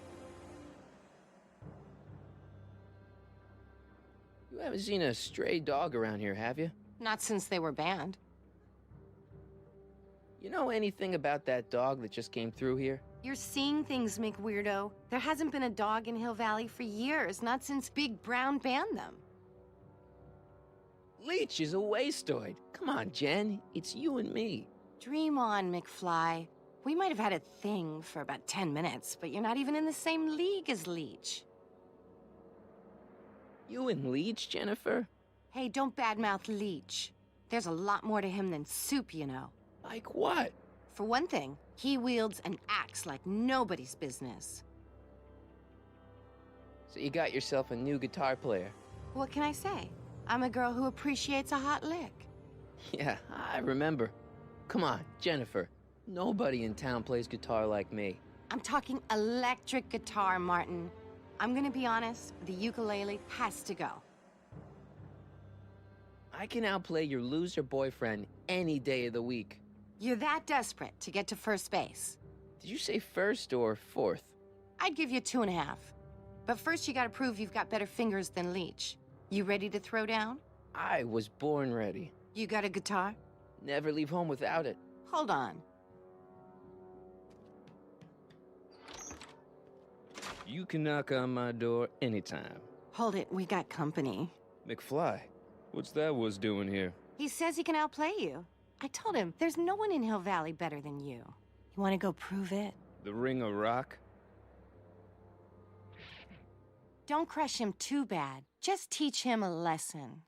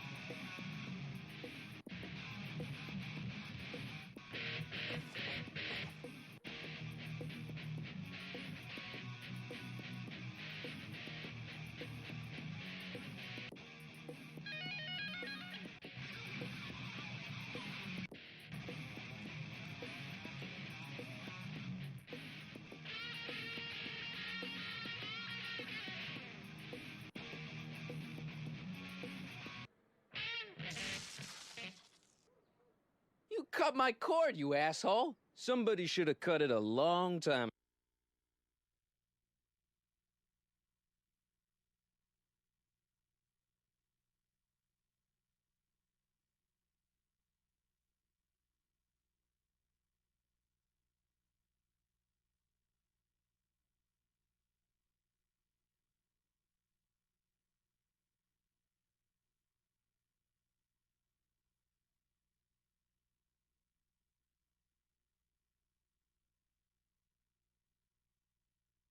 Go, McFly. The winner and undefeated champion of Hill Valley. Claim your prize, champ.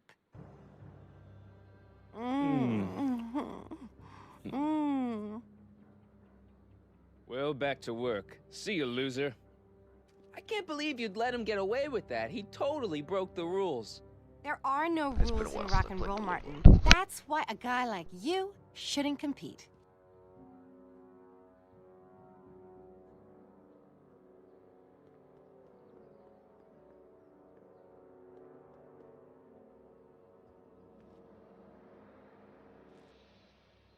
Yeah?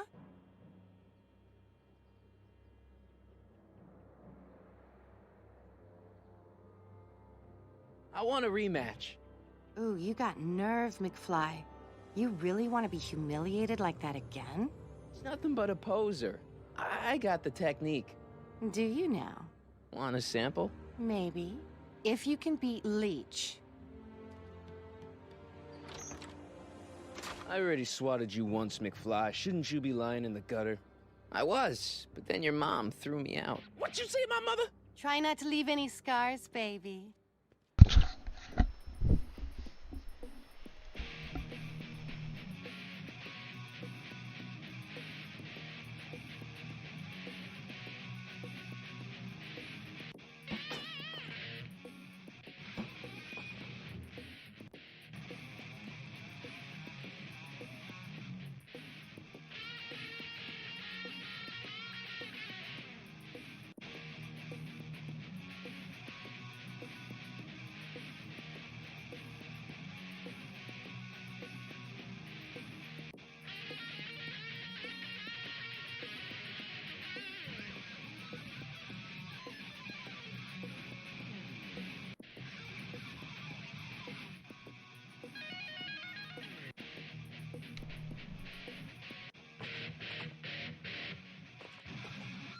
Huh? Martin McFly, that was totally awesome. What can I say? Some guys got it and some guys don't. You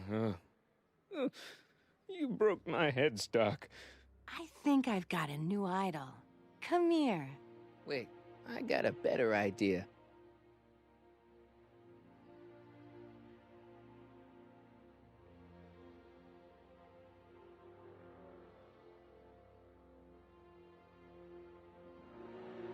What was it you called me?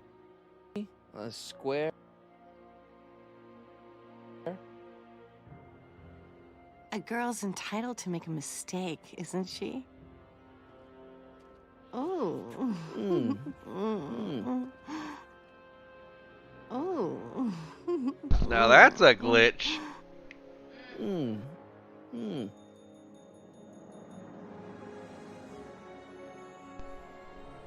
Oh.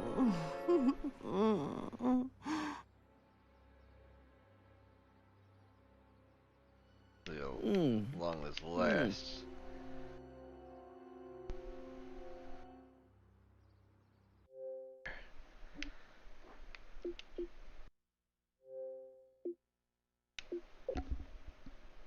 You have to pee, honey.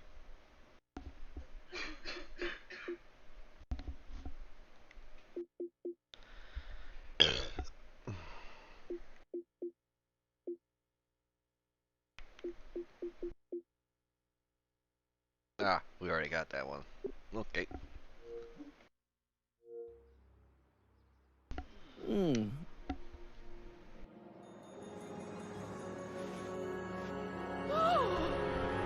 Hooliganism! Delinquency! Officer Parker! I just caught these two degenerates violating statute number... Jennifer! Daddy! 476D! Open mouths? And tongues. You've gone too far, Jennifer. What's the big deal? It's only hormones. Stop! We don't use words like that in this town.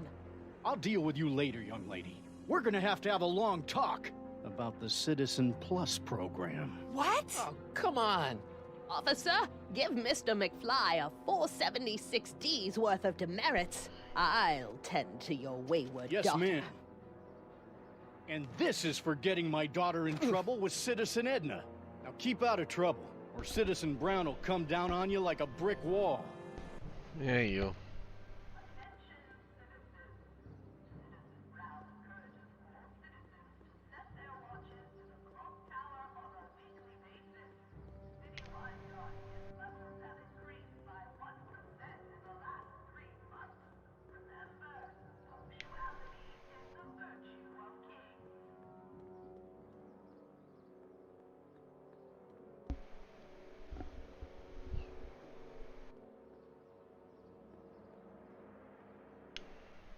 Mom?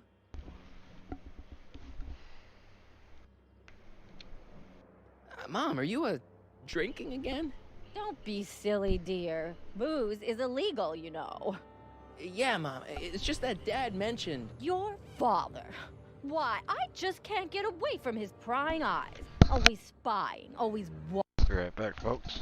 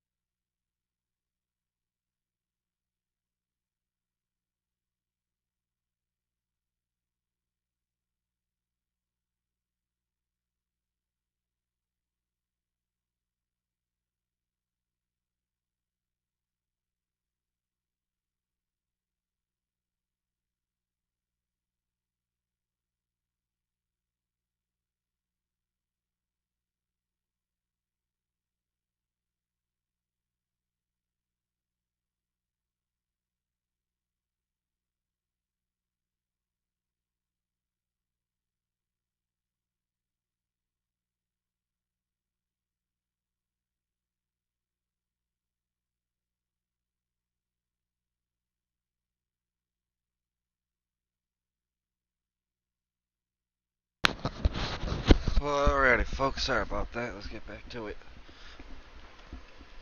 Watching. You mind your own business, George. Now, Lorraine, this is for your own good. I know you're keeping a secret from me. It's mine to keep. Dad, Mom, knock it off, you two. Now, you listen here, young man. This is an adult matter between your mother and me. Dad, I know, but your way isn't working. You gotta give her some space here. Huh? Where'd she go? Mom? Aha! I knew it. What is that in your hand? Rum? Gin? A wine cooler? For your information, it's brass cleaner. I have a job to do here, you know. Lorraine. No. Lorraine, I'm just trying to look out for you. You know the kind of trouble we can get into if you're drinking again. George, I wouldn't be so on edge if you weren't suffocating me all the time. Was that an admission? An admission of how...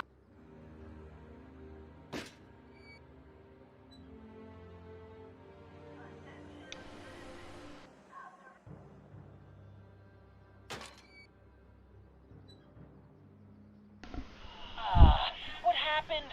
What the heck am I looking at? Yes.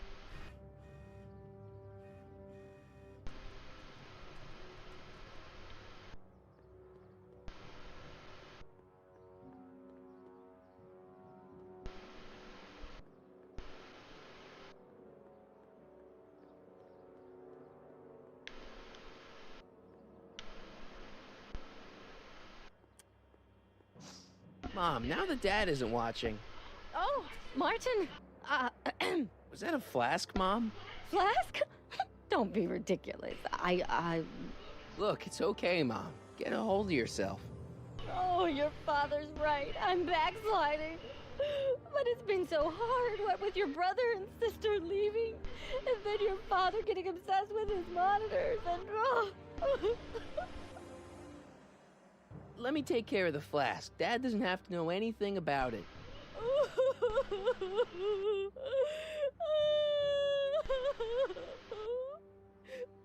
Oh, thank you, sweetheart. I couldn't bear the thought of facing your father over this.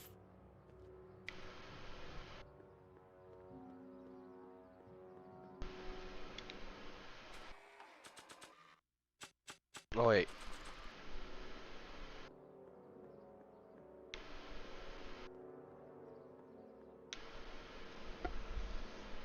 This timeline sucks. Mom and Dad are fighting again. Mom's drinking. It's like everything Doc and I ever did to fix things is falling apart.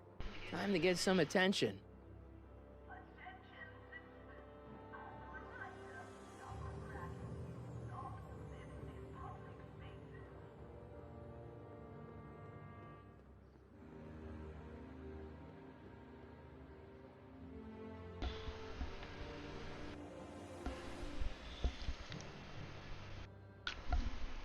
He killed. Yeah. She's still here, but she got punished.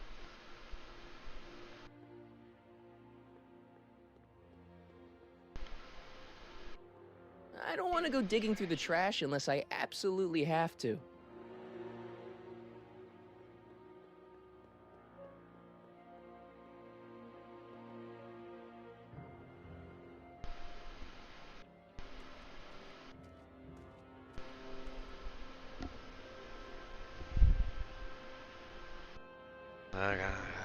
This game's repetitive, I tell ya. Sometimes. So I gotta go exactly back to where I was because I'm trying to tail Einstein.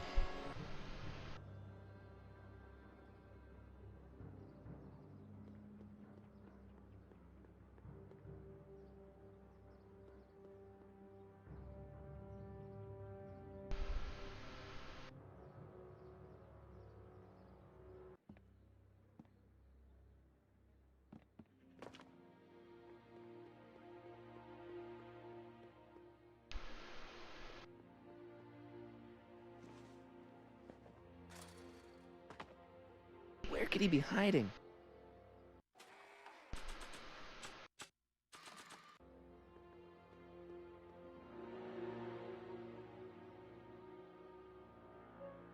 Decency prevents me from leaving this here.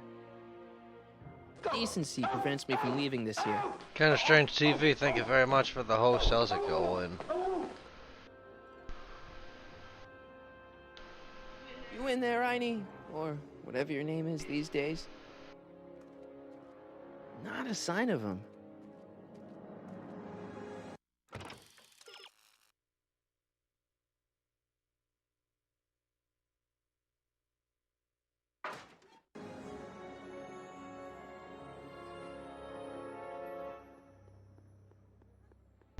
God, I gotta go through this shit yet again.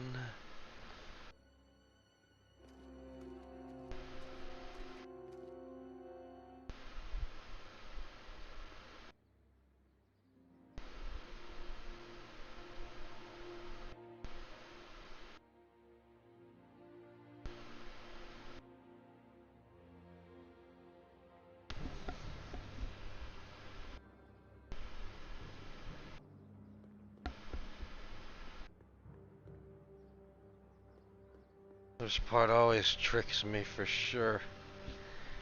I keep forgetting how exactly to freaking get him.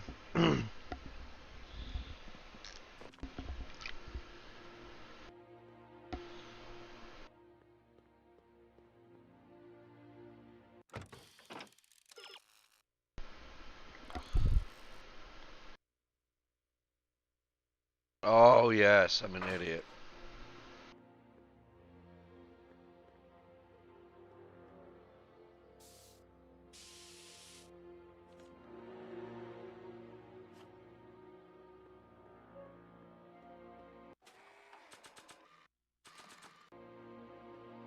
It would look better blue.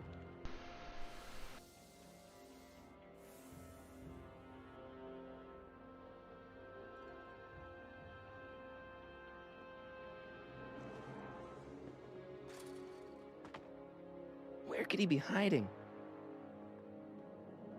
Stay put now, boy, wherever you are.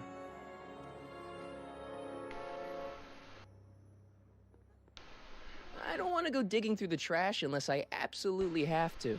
Yeah, this is tedious.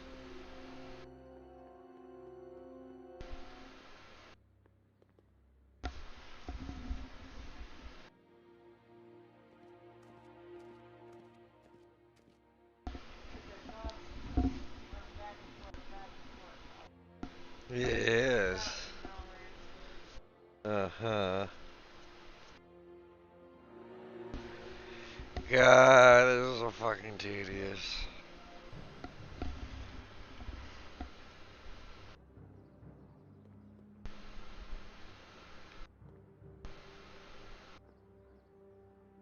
Yes.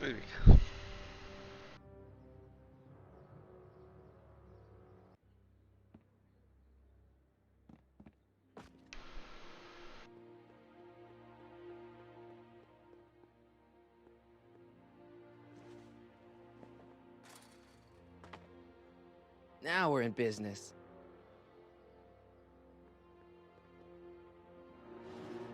I outsmarted you, didn't I? Ah, don't be like that, Einie.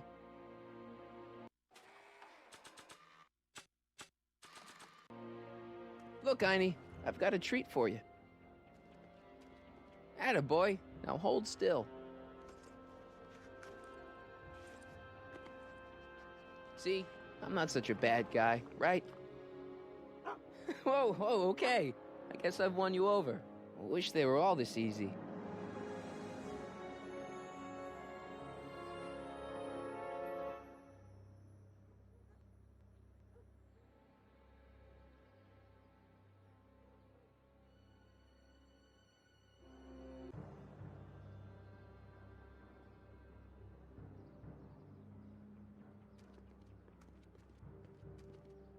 Huh? What is it, boy?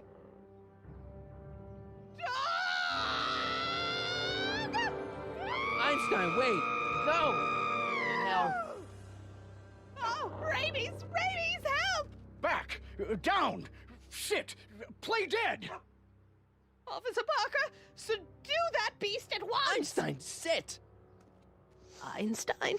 Oh, if he bites me, you'll be in a world of trouble, citizen. Wait, I know that creature. Officer Parker, that's the stray that keeps escaping the kennel. I thought he was muzzled. I took the muzzle off. You what? That's right, he's my dog now. Citizen, you are in violation of Statute 357K. Parker, demerit this hooligan at once. I'll return this creature to the kennel. Yes, ma'am.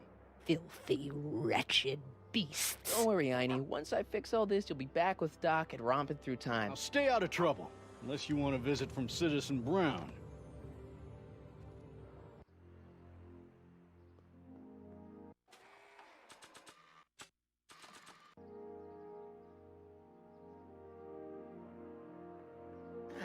There's gotta be a better person to show this to.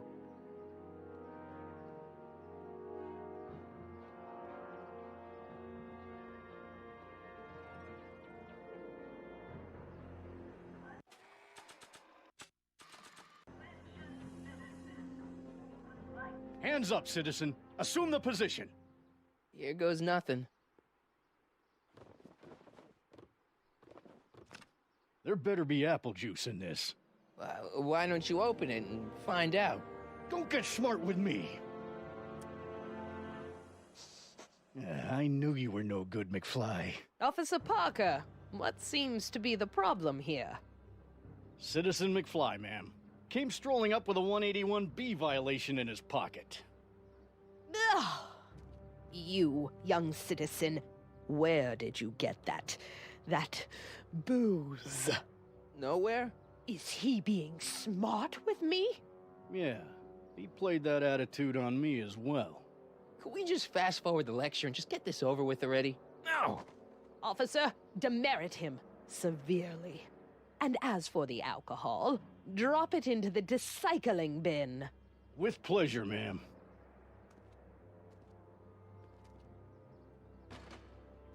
Now, keep your nose clean, or you'll find yourself in front of Citizen Brown.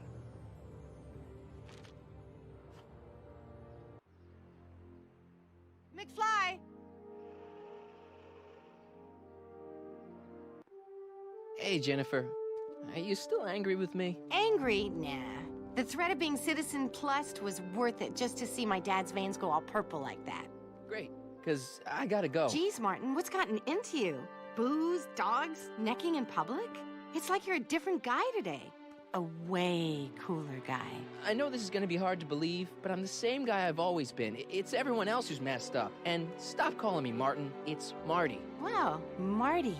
What's next on the agenda? Knocking over banks? Maybe. What's a guy gotta do to get in trouble around here? I think you're about to find out. You, citizen. Get out of here, Jen. Not a problem. Are you Martin Seamus McFly? Yes? We have a warrant for your detention. Detention? You've accrued over 15,000 demerits in the past 24 hours. Cool. Is it, young Mr. McFly? Is being branded as a criminal of weak moral character cool? I'm not weak. But you are in a heap of trouble. Trouble? Oh my, yes. But don't worry, we're here to take care of you. Like your Citizen Plus program took care of Biff? Perhaps. The program is in need of new volunteers. But let's not get ahead of ourselves. First, let's see what Citizen Brown has to say about your particular strain of antisocial behavior. You're taking me to Citizen Brown? Immediately. Officers, away with him. Yes, ma'am. It's about time. I always knew your goody two-shoes A-plus student act was too good to be true.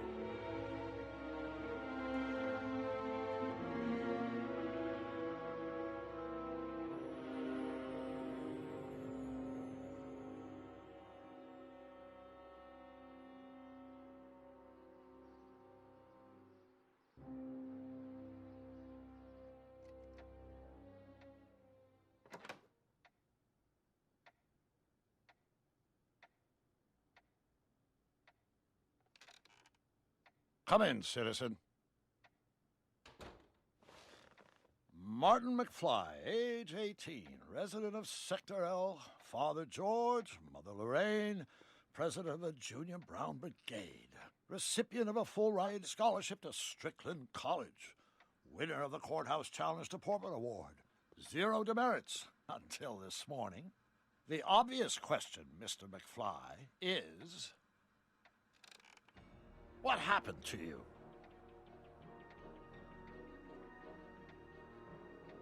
Jesus Christ, Doc, what happened to you?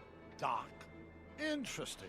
You regard me as a doctor, indicating awareness that you're suffering from some variety of mental disorder. That's a hopeful sign, Martin. Of course, I'm not actually a doctor, but I do have the tools to turn you around and put you back on the road to societal normalization. Shall we begin with a few questions to establish a baseline? Whatever. Let's get through this nonsense so I can set you straight. You'll set me straight? Explain.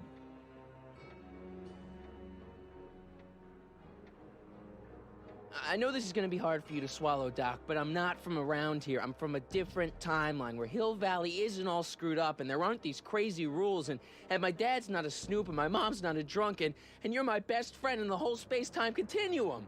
An old fogey like me? Your best friend? Yes! And Doc, I need you to get me back there. So you believe this interview is really more about me than you? Yes!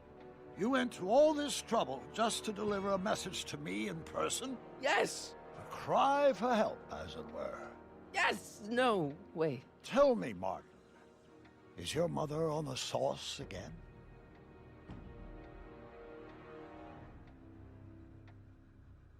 Not where I come from. When I left here, both my parents were happy and well-adjusted. Okay, they didn't start out that way, but that's where your time machine comes in. Time machine? Yeah, Doc, listen to me. You don't remember it, but you built a time machine out of a DeLorean. Why?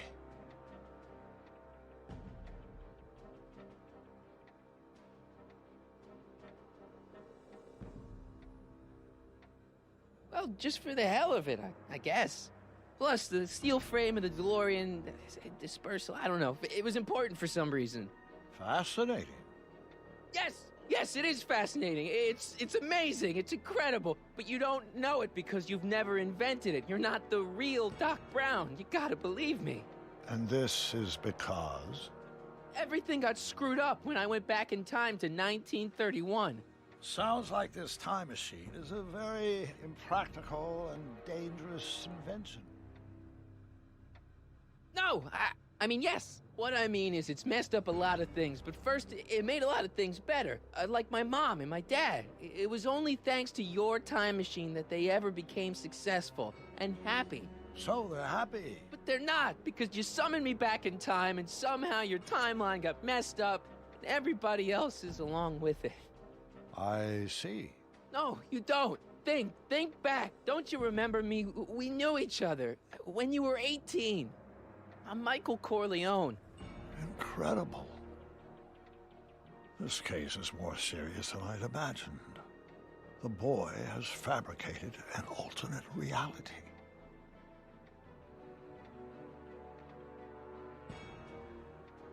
Believe me, I wish I had fabricated it. Calm down, Martin. I'm not blaming you for anything. The failure is ours, not yours. Obviously, there was a drastic flaw in your social conditioning. God, you don't understand. No, I don't understand yet, but I want to. I want to get at the root of your problem. Keep talking. Take your time. Look around the room. Perhaps something here will stimulate your memory.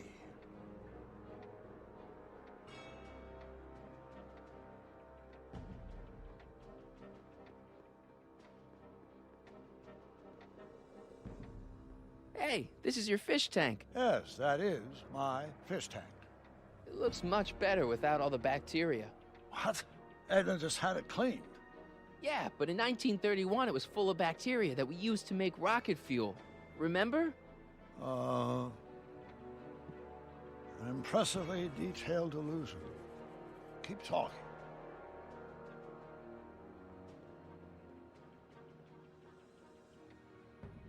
So that's what Judge Brown looked like.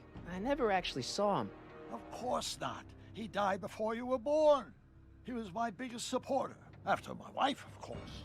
That's a switch. Last time I saw your younger self, you and your dad had just had a big falling out over your decision to become an inventor instead of a lawyer. Isn't that right? Bizarre fantasy life. Go on. Proceed.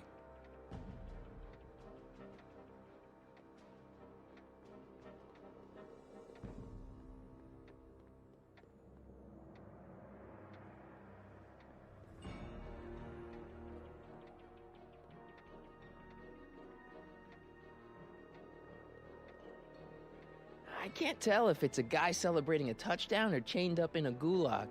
Glass half full, Marty. Half full.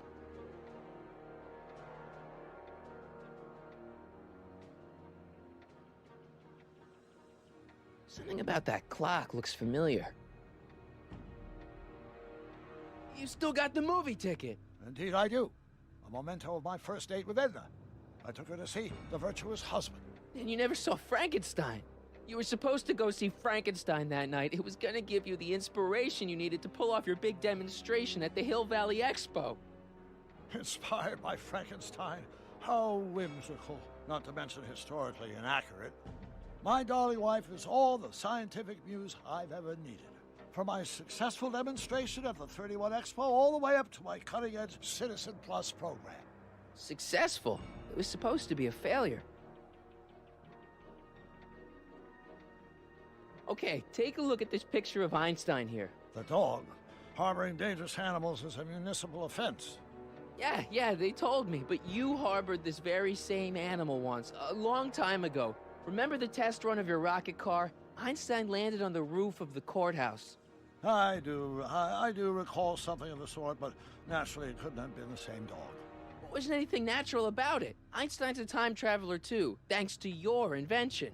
Stop trying to confuse me! My whole life has been dedicated to the practical use of technology to shape a more efficient, orderly society. Ask anyone. It's a fact. You can look it up. But you know better, right, Emmett? Wrong. Do you see this picture? I keep it close by me to remind me of the moment when my life's course became clear. August 25th, 1931. The day I single-handedly captured Kitanen, the scourge of Hill Valley. Single-handedly? And not, incidentally, the day I caught the eye of Edna Strickland, my scientific muse and the love of my life. Take a look. What you see there is a young man who understands his destiny. That's not what I see. What do you see?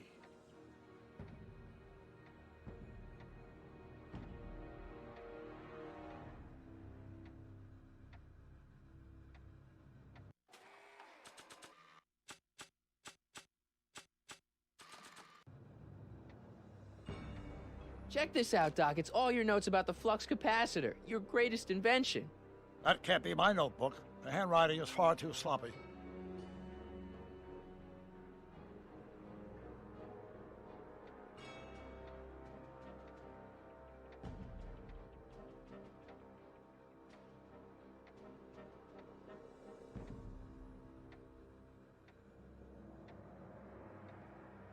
Could that be? I think it is. What? It's me, and you, the other you. It is me, and you. But how? Michael? It's impossible. No, it's science. Your science, Doc. In this other world, the one you say you come from, am I happy there? Very happy. You've got two great sons. Sons? Yes, and a fantastic wife. Not Edna? Not even remotely. And your invention. Jeez, Doc, you can go anywhere you want to. Anywhere in time. You're the luckiest guy in the universe. And what about Hill Valley? Hill Valley? You know it's got problems. A little bit of urban decay here, a little bit of crime there. It's a normal city. People are happy, mostly. And even when they're miserable, they're not miserable like they are in your Hill Valley. Stop! There are no miserable people in my Hill Valley. Give me a break. You don't really believe... My citizens lead lives of order and peace. Nobody worries. Nobody complains. Only because they were afraid to. Jeez, open your eyes, will you? You and Edna have got them all terrorized. That's Mrs. Brown to you, Sonny. Doc. Kindly address me as Your Honor. We worked for over 50 years, my wife and I. Every waking moment devoted to ridding Hill Valley of vice and disorder. And you dare to claim that our citizens are unhappy? Yeah, I do. I've seen it. They're just too afraid to speak up. Afraid? Afraid of what? Afraid of the consequences of their actions, Doc. You run this place like it's a police state. Nonsense. I can prove it. All right then, time travel boy. You do that. And until you do, I'm going to treat your wild story as just that. A story told by a madman. And I've determined that the best treatment is simply to let the insanity run its course. So, is the interview over? Should I leave? Please do. I'm very busy. I've got a city to run. Fine, but I'll be back with proof.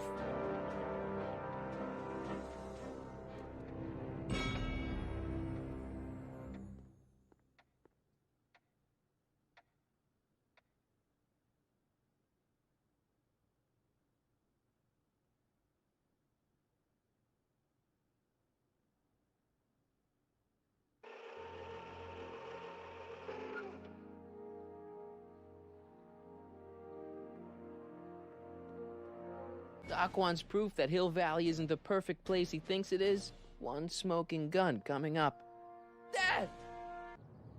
Pop out the tape, son. I think it's done rewinding. Whoa, take it easy. Sit here. Yes.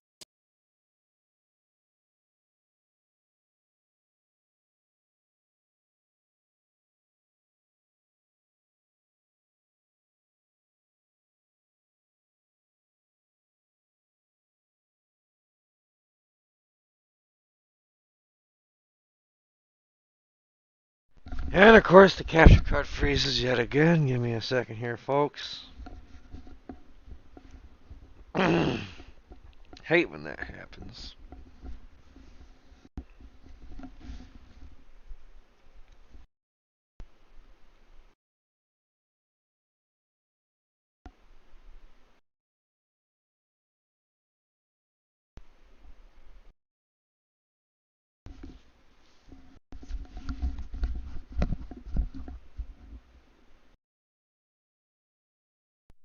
There we go.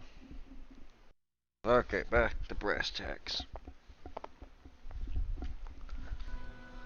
And let us save, because I have not done the entire fucking thing.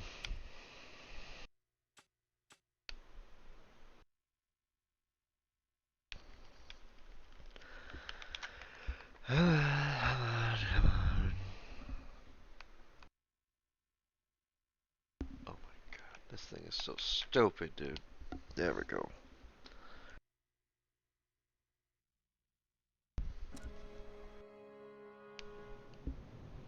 Dad, that's not one of our bats, is it? No. McFlys never use aluminum bats. Curious. Oh, wait, don't touch it. It's evidence. Of what?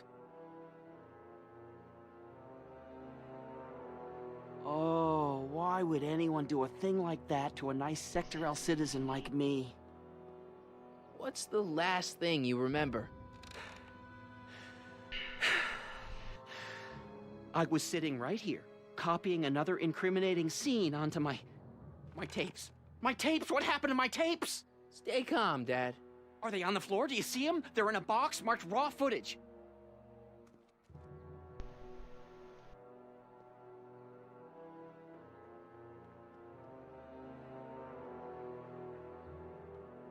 Here it is. Raw footage. Thank heavens. Wait a minute. You see, I told you were just jumping to conclusions. All these dark suspicions about thieves and attackers when all the time it was just... empty. What? There's no tapes. But I'm sure they were in there before. Before whoever it was whacked you in the head and took them. Oh my gosh, I've been mugged. Mugged in Hill Valley. They can't get away with it. Oh! Don't worry, Dad. We'll get to the bottom of this. Who? Who could have done this to me? Who wouldn't want Doc to get the straight dope on Hill Valley? Edna! Are you saying I was mugged by the mayor's elderly wife?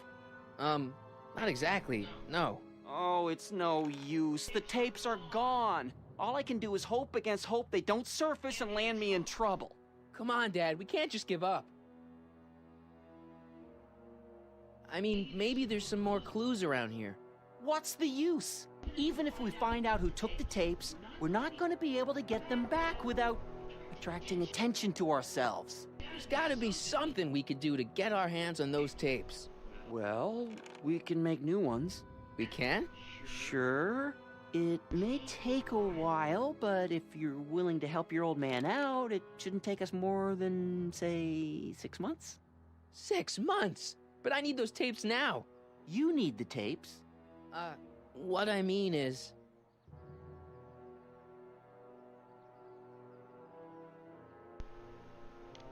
It's, the principle of it. You know, if we let the thief get away with his crime, it sets a bad example for other thieves. You said you needed the tapes. I gotta give it to Citizen Brown. I told him I was gonna furnish him with proof that Hill Valley isn't as happy as he thinks it is, when I was in his office, just before I came here. You had an interview with Citizen Brown?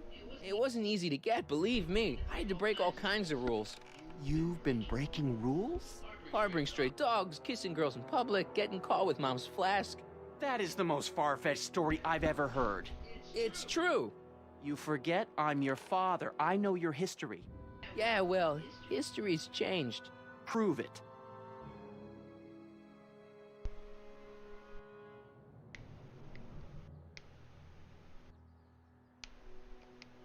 It's not working. My monitor's dead. My monitor's dead. It's not working.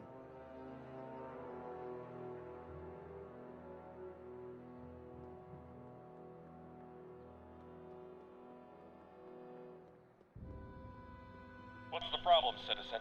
Yeah, I'll have a double-double animal style with fries and a diet. That's it. It's called an emergency intercom for a reason. I'm wrapping you for an SCR 300. Take your demerit printout before you go.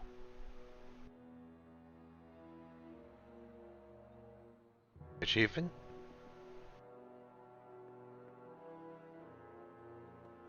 I don't want to annoy whoever's on the other end of that thing. I should have unlocked an achievement.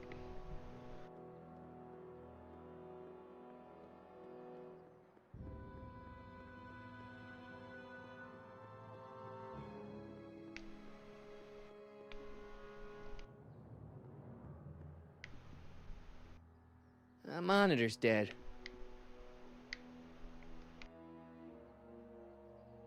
My monitor's dead.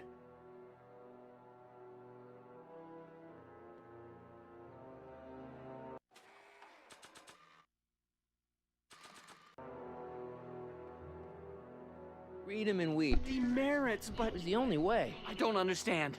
Dad, listen to me. I mean, really listen. You and I both know that things aren't right here. Citizen Brown might have started with good intentions, but his Hill Valley's just made everybody miserable. Shh! You said that to him? Basically, yeah. Oh, there go our privileges. No, wait, I got him to listen, Dad, and he's gonna make things right for you and Mom and all of us. I can't explain how. You're just gonna have to trust me on this.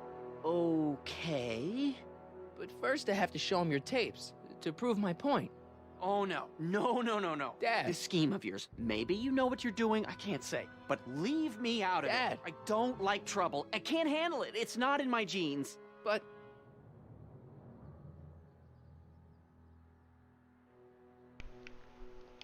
do it for your father. My father? Yeah, Arthur McFly. I know his name. Didn't he have something to do with putting away Kid Tannen, you know, way back when? Yes, he did. Where'd you hear about that? It was way back before Citizen Brown cleaned up the town, before I was even born. Everyone lived in terror of Kid Tannen and his goons. But Dad stood up to him. He had evidence of kid's guilt, see, and he risked his life to deliver it to the authorities. Never be afraid to do the right thing. That's what he always used to tell me. And what are you doing? Trying to remember which is the right feed. Feed to what?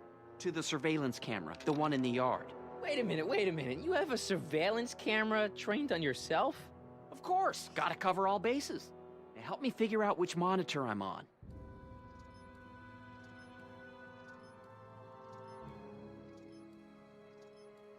It says to keep this printout for my records.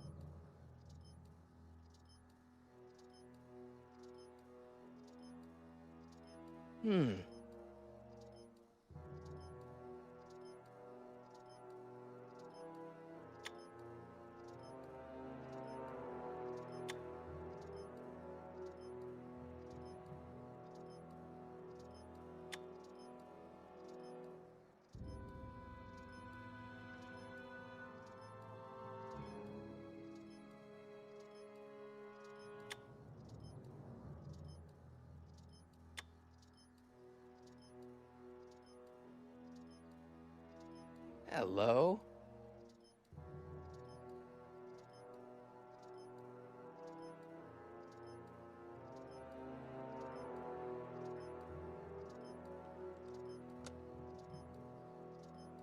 There, that looks like us. So the surveillance tape must be on this VCR. This must be before the attack. Let's see. I remember cleaning the playback heads at 5:30. The attack couldn't have been very long after. Oh, it's Biff! But it can't be him. The Citizens Plus program has rendered him as gentle as a kitten. Huh? I can't understand it. That's not the way he's supposed to behave. Why, even the old Biff would never... Wait, what's that weird flashing on his wrist? Let's find out. I knew this zoom and enhance feature would come in handy someday. Cost me a bundle at the hobby shop. It's his digital watch. I wonder why it's doing that. Hey, wait, stop the picture. Can you zoom in anymore? X11. You know what that means? Not yet. Lorraine! Don't lay into me, George. I've got something very important to say, and then I'm going to be leaving again. I've got something important to say, too. I was attacked and It's always robbed. about you, isn't it? You can't just wait and listen to my news. Oh, no. You have to go and beat me to the punch. That's right. You two sort things out. I've got some business to attend to.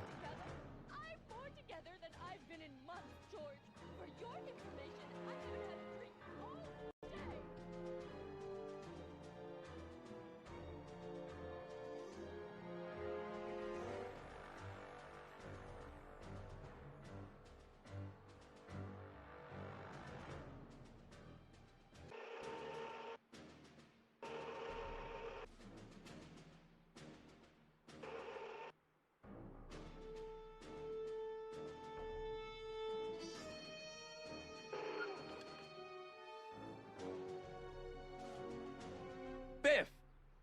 Whoa, settle down there, fella. You beat up my dad.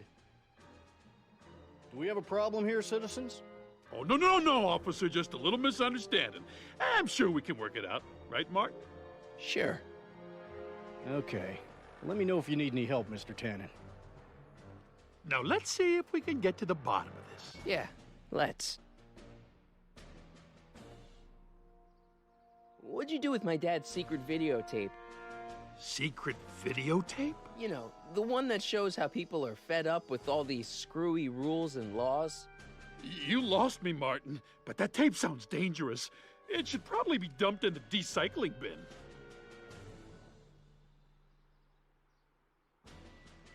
Why'd you hurt my dad, Biff? He never did anything to you in this timeline. Timeline? What are you talking about? Don't play dumb. I saw you on camera.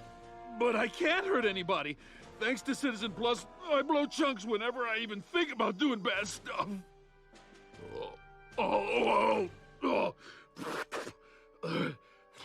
See?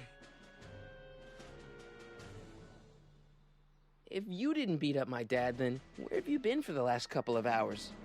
Well, I was... What? That's strange. I don't remember. So you really don't know anything about my dad's secret tape? Oh, no. I'd never walk around with subversive material like that. What's the last thing you remember before your memory loss? Well, I was handing out flyers for the Citizen Plus program, just like I'd been doing all day. I just finished feeding some leftover bologna to a cute little squirrel when Miss Edna came by. Edna? Yeah, she wanted to run a diagnostic on my Citizen Plus watch. I must have fallen asleep or something, because when she was done, it was an hour later. And then your mom came by.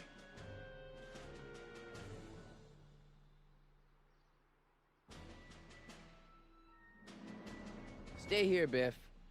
No problem, Marty. I want to get to the bottom of this, too.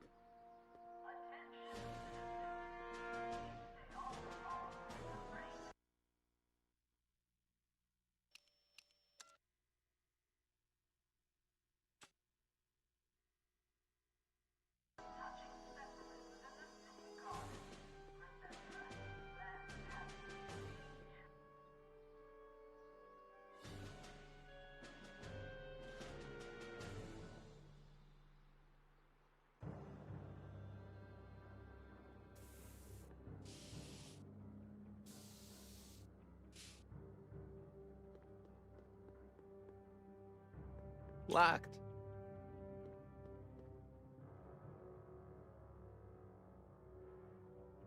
She missed a spot.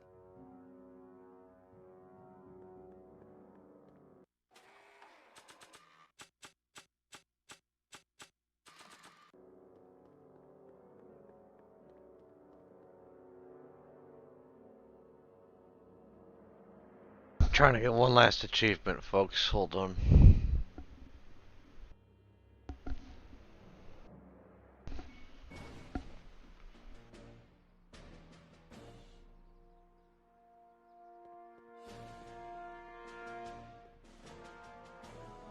She has to be there. There's no way she's gone.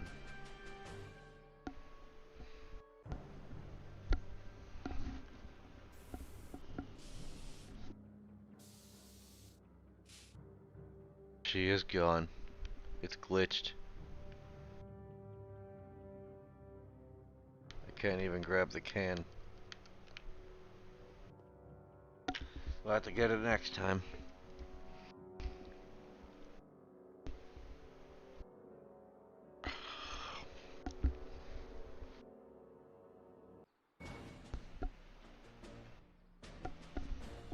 You can play. I love you more and more. After I'm done with this, I'm gonna make my usual chili mac and cheese. I've got a few more questions, Biff. All right, Martin. Biff, your watch. Does X11 mean anything to you? X11? Is that a new band or something? Yeah, I don't go in for that new hippity-hoppity stuff. It's not a band, Biff. It's a mode on your Citizen Plus watch. Weird. I've never seen it look like that. Heck, I can barely get this thing to stop blinking, see? Yeah, you.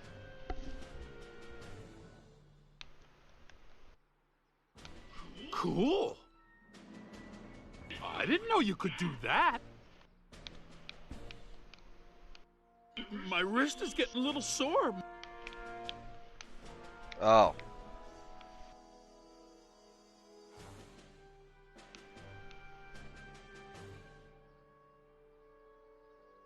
Biff? Okay, that's weird. Could you, touch your toes?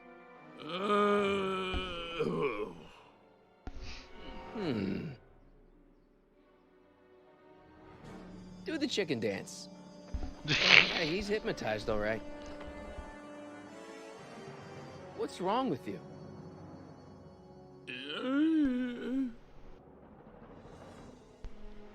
Where's my dad's tape? The recycling bin? Did you attack my dad? Now we're getting somewhere.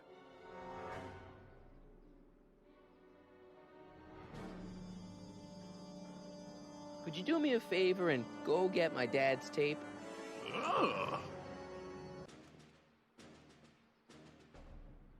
Hey, Mr. Tannen. What's up? Is that McFly kid bothering you? Hey, you can't go in there. Hey!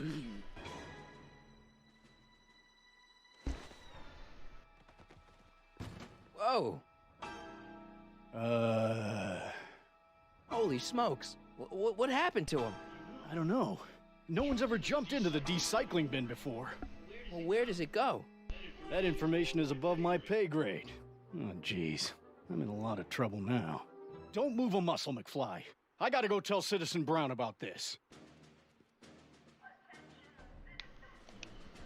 I've got a really bad feeling about this. Well, here goes nothing.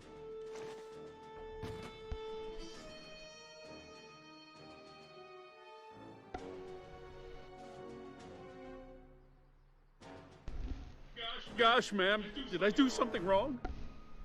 Did I do something? Mr. Tannen, I put a lot of work into honing you lay your as head the down first on me. Citizen Plus. Come What on. on earth If you possessed gotta you pay to one more assault time, a police definitely do officer it. and dive head first into the I don't want recycling you to have bin? any more tonight. Did I do all Too that? early. Lord, I thought your father was dim. No, really, I don't remember doing anything like that. The last thing I remember, I was showing that nice McFly kid my watch, and then I'm down here and you're yelling at me. McFly? Oof. McFly. Strickland. Oh, hi, Martin. Give me the tapes, Edna. Mr. Tannen, please restrain our guest. Stop! Stop! Oh, no.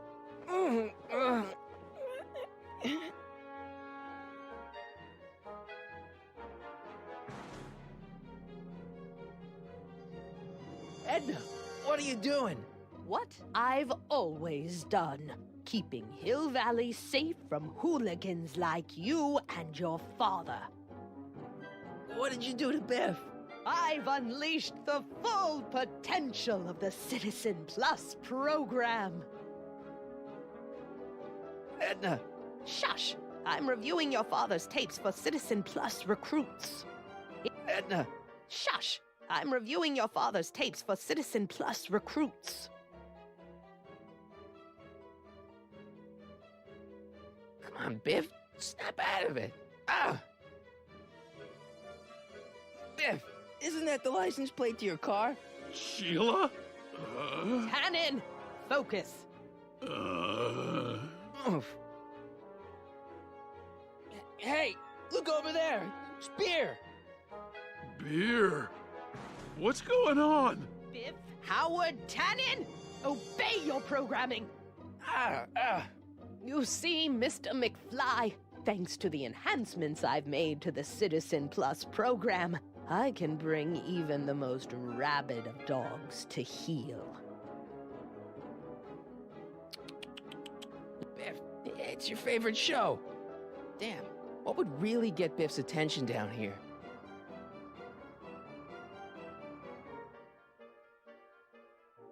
Biff, it's your favorite show.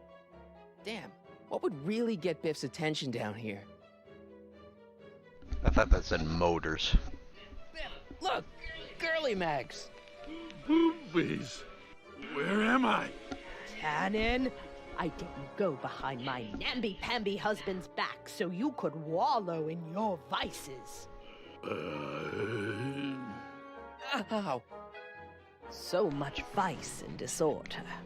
And to think, Emmett actually wanted to shut down the X-11 initiative. Pinball parts?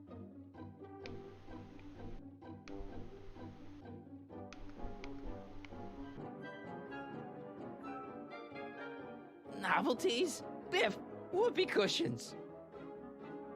You never had much of a sense of humor. Einstein? Doggy?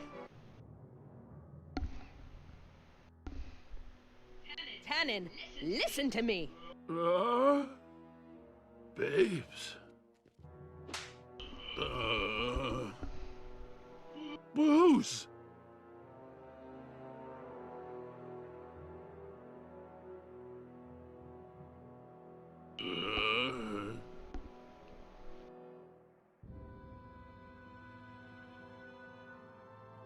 What the? Oh, Mommy! Tannen, get up, you useless slacker. Come on, Edna, give the poor jerk a break. A break? You sound like my wishy-washy husband, always trying to find the good in people, never wanting to accept the fact that some people are just born bad. Maybe, but that doesn't give you the right to turn them into zombies. Now, give me my dad's tapes so I can... You mean those tapes I erased while you were struggling with my zombie? What?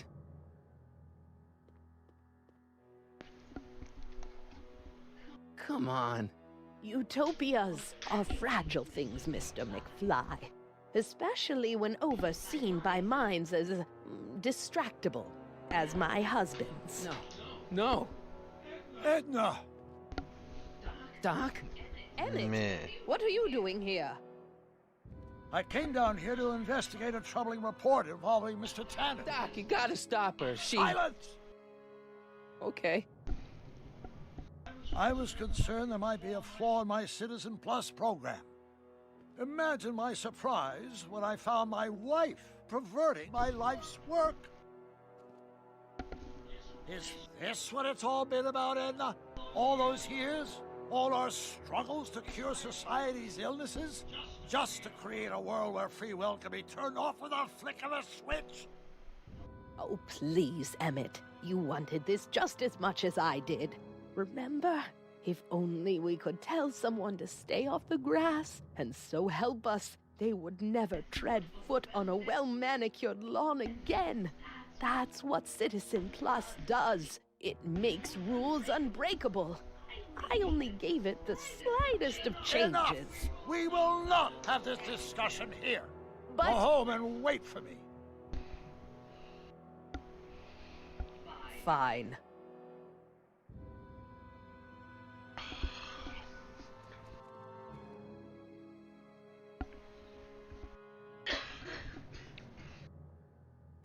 Doc.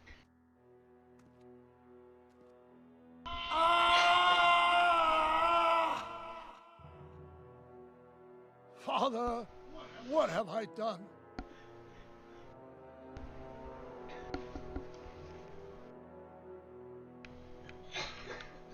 I'm sure he wouldn't blame you for all this, Doc. He was so happy when I gave up my childish dreams in favor of Edna's more practical pursuits. Are you proud of me now, Father? Doc, don't be so hard on yourself. This Hill Valley may be a little messed up. Okay, a lot messed up, but you were just trying to help people. Or was I just entranced by the challenge of transforming the human psyche like so many chemicals? I'm sorry about Edna, Doc. She didn't seem so bad back in 1931. No, she wasn't. When we were first dating, she was so spirited, principled, compassionate. When did I lose her? Ah, enough wallowing. What's done is done. It's time to look forward. Maybe, but maybe not. What? Your notebook from the other timeline. Not this foolishness again. Look, you can use it to repair the time machine and fix all this so it never happened. Everyone could be back the way they're supposed to be. You, Edna, Jennifer, my parents. Doc, you once told me if you put your mind to it, you could accomplish anything. Well, accomplish this. There's a lot of empty pages. The only one you need is right here.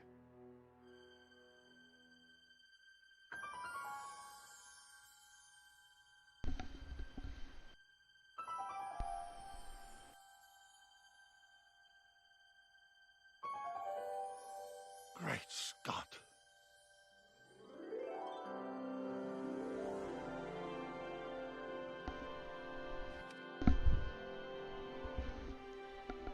Martin, goodness.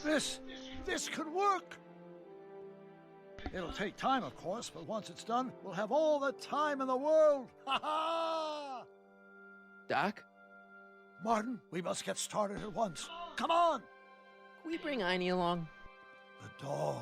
Yes, of course. You know, I used to love dogs before Edna came along. You don't say.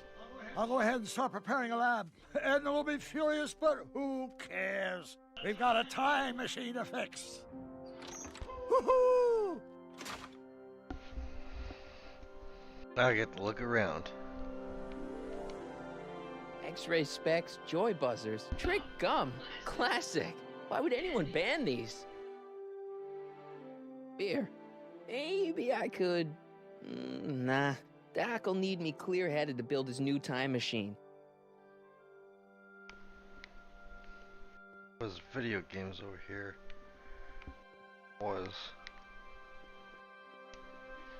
I wonder how many times Biff's parked under manure in this timeline.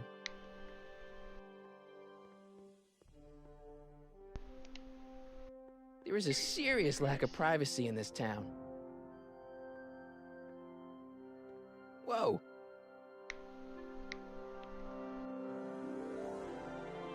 In another timeline, all these pinball parts would probably be in Libya by now.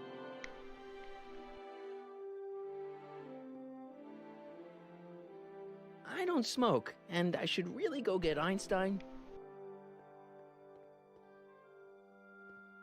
BB guns. You'll shoot your eye out, Marty.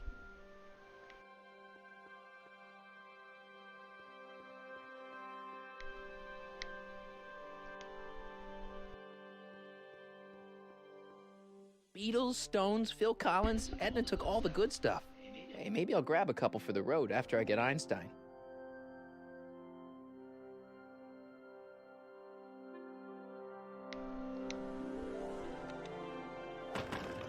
Wow, it still works.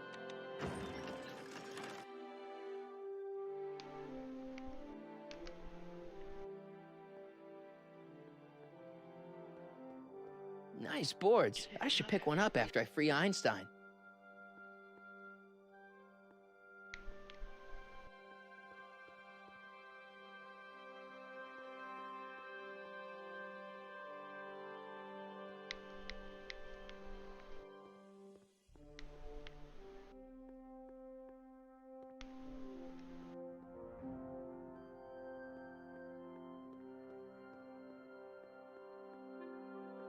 Don't worry, Biff. Once I get back to 1931, you'll be back to Jerkville in no time.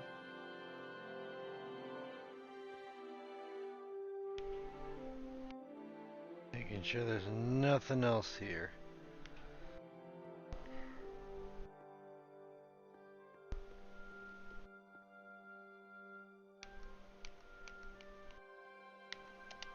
Wild gunman.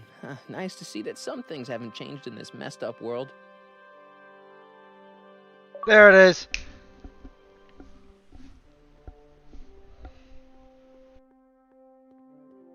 Don't worry, boy. I'll get you out of here in no time. What is it, Einie? McFly!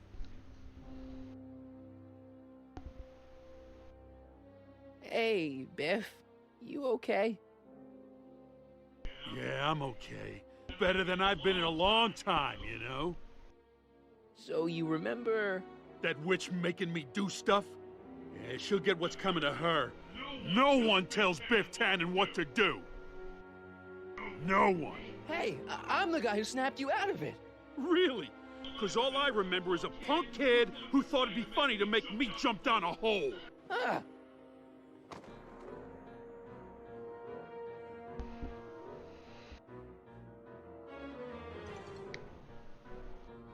I hope I don't run out of rock.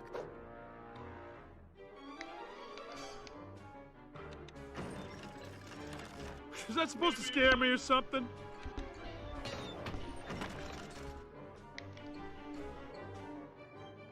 Down, Biff. Stay. All right. McFly? Oh, crap. All right, McFly. Time to race the music. Face. It's face the music, you idiot.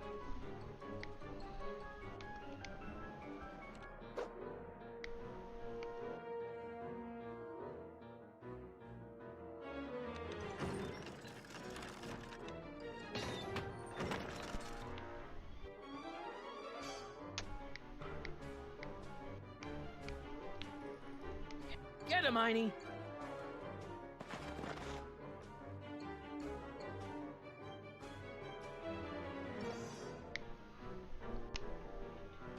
What's supposed to happen? Like, really?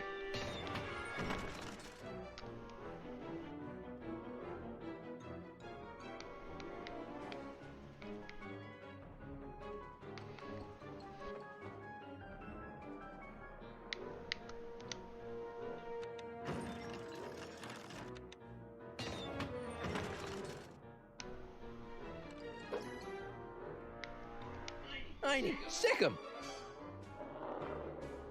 Whoa! There we go.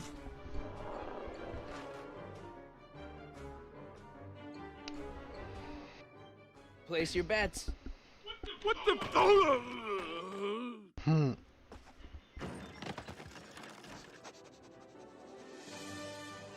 Let's get out of here, Good Einie. stuff.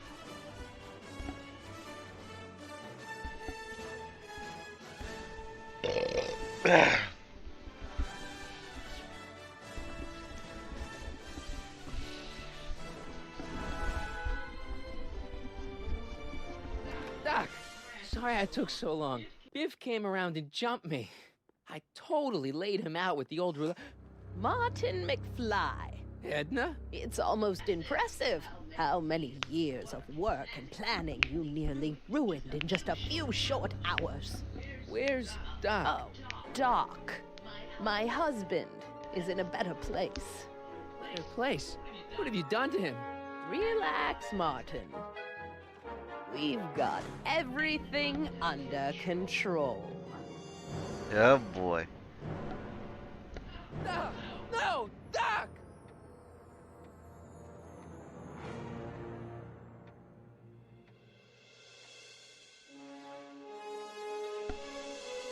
Yeah, I'm not done yet. I got 2 more episodes. Yeah, it's long. I've been at this for more than 3 hours. Let's see. No, 6 hours. Yeah, and then, you know, someone waiting on your butt with the dabs and the pee-pee and tending to you. Your butt. Here's the real story. I'm a Marty McFly from an alternate timeline. Edna, why? Because you're weak, Emmett. What can I say? She's my muse. I'm not sure I like where this is going. It's almost embarrassing how devoted he is to me. You gotta believe me, Jennifer. This whole town's gone crazy, and Citizen Brown and I are the only ones who can fix it. There is no future for us. Double visions.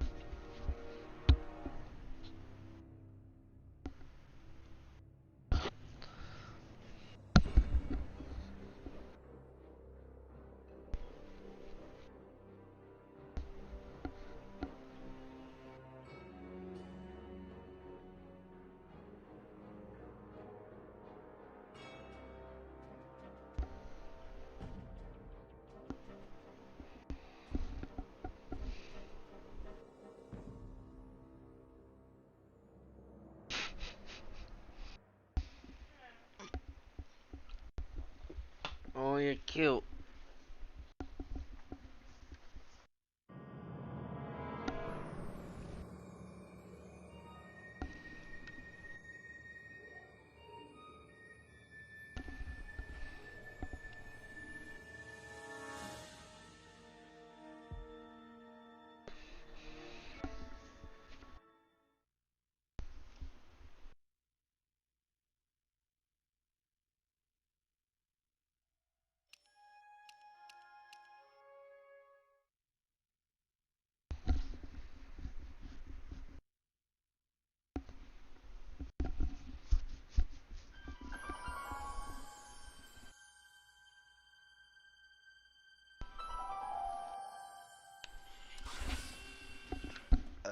this freaking game.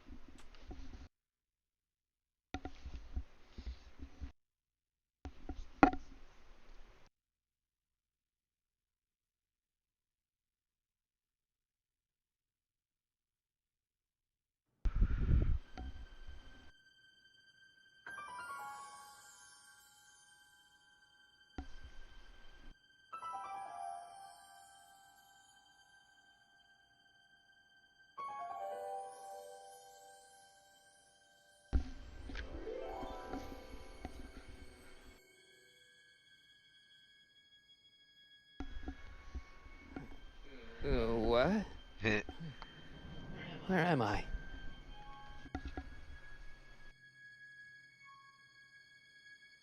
Ah, Citizen Plus? Citizen Plus! You look like you want to make coffee.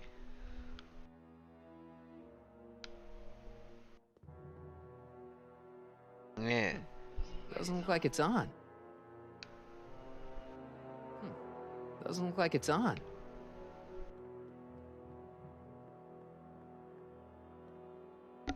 You can.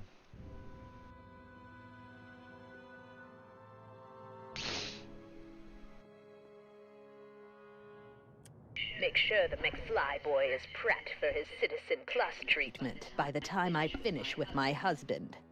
How is Citizen Brown? I'm afraid it's worse than we imagined. He's gone completely antisocial. Darn. We're using every tool at our disposal to snap him out of it. But I fear that nothing short of a complete personality rebuild will bring our leader back to us. And it's all McFly's fault. Unbelievable, isn't it? One teenage hooligan has brought Hill Valley to the brink of ruin. Ah, well. No, Let me know when he's ready. I'll be tending to Citizen Brown. Yeah. I gotta get out of here and rescue Doc. Someone's locked up all my stuff. I'll never get that combination on my own.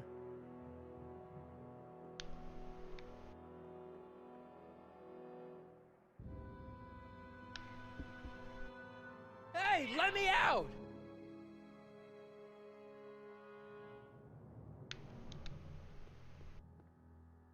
Hello? What? Why is all my stuff locked in a cage? In order to ensure that Citizen Plus patients don't injure themselves, their belongings are placed in a locked box until the completion of their Citizen Plus treatment. Injure themselves? It's a very intensive process. Some people can't handle it. Hey, could you get me a burger or something? The only food I've had today is a tofu dog. Regrettably, sir, the rigors of the Citizen Plus treatment require you to begin the process with an empty stomach. Let me out of here. Sorry, sir, but Citizen Plus patients aren't allowed to exit their waiting rooms until the Citizen Plus treatment chamber has been suitably prepped for their procedure.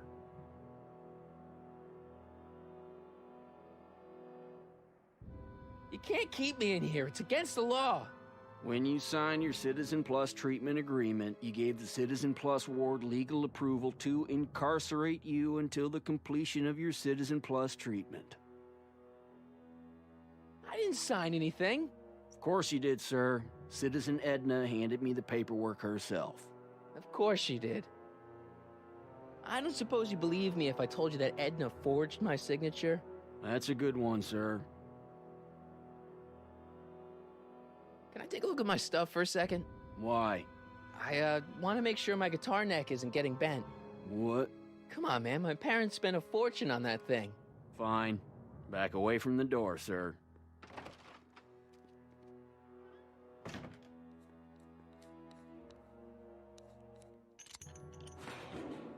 There. How's the guitar? I guess it's okay. Good.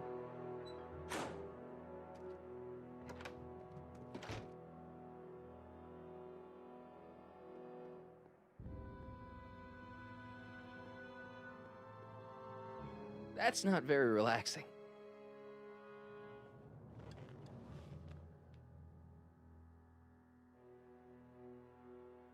Jen? Hey, Jennifer! I gotta get her attention.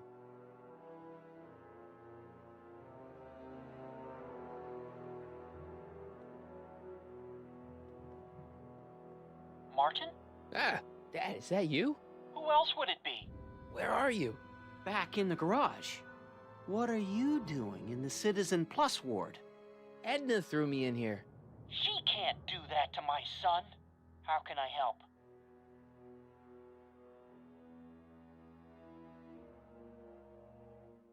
Could you let me talk to Jennifer? Jennifer Parker? Yeah, she's in the room next door. Let's see, that'd be waiting room beta. Got it. You're all patched in, son. Jennifer. Martin, is that you? Where are you? I'm over here, in the camera. Oh, Martin, aren't you in enough trouble already? Trouble? Jen, what are you talking about? You know, with all the drinking and the PDAs. Jennifer, what's wrong with you? You sound strange. I used to be strange, Martin, but thanks to my first Citizen Plus treatment, I'm well on my way to becoming an average, well-adjusted teenager. Citizen Plus? Oh no, Jen, not you too. Why's your door open? Now that I'm finished with my Citizen Plus treatment, I'm free to go whenever I want. I'm just waiting for the nice guard to escort me out.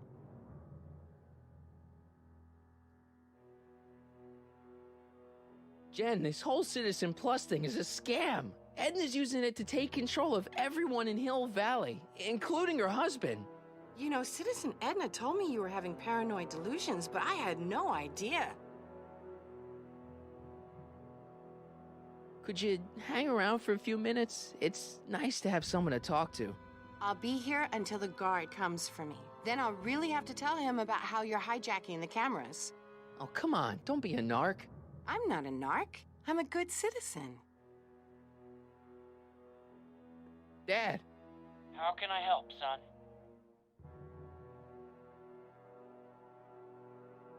I tried to peek over the guard's shoulder to get the combination, but he's too tall. Over his shoulder? Hold on. What? I may have it on tape. Zoom, enhance, zoom, enhance. Ha! What? The camera was high enough to see over his shoulder. Nice work, Dad. The combination is 2 left, 8 right, 18 left, 32 right. All right. Hey, your guitar! I'm sorry I tried to throw it out. Yeah, the guitar's pretty cool, but this is what I care about. No fair making your dad all misty, son.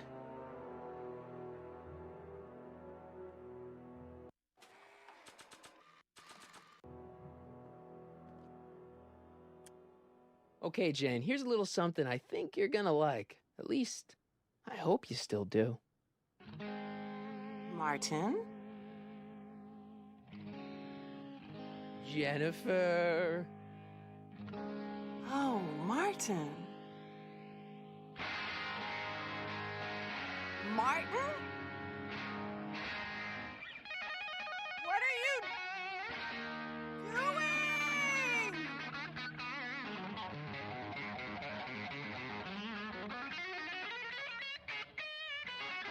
What's going on here? I have no idea, sir. I was minding my own business when all of a sudden a horrible noise started coming out of that camera.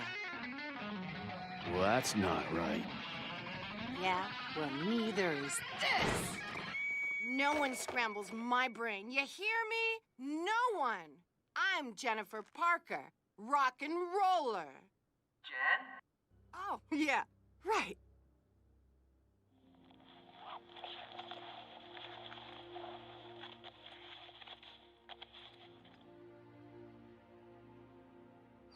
Yeah, Jen. No time for small talk, McFly. We need to get you disguised so we can walk out of here. Calvin Klein underwear? Really? There. How do I look? Little short for a stormtrooper, but it'll have to do. Come on!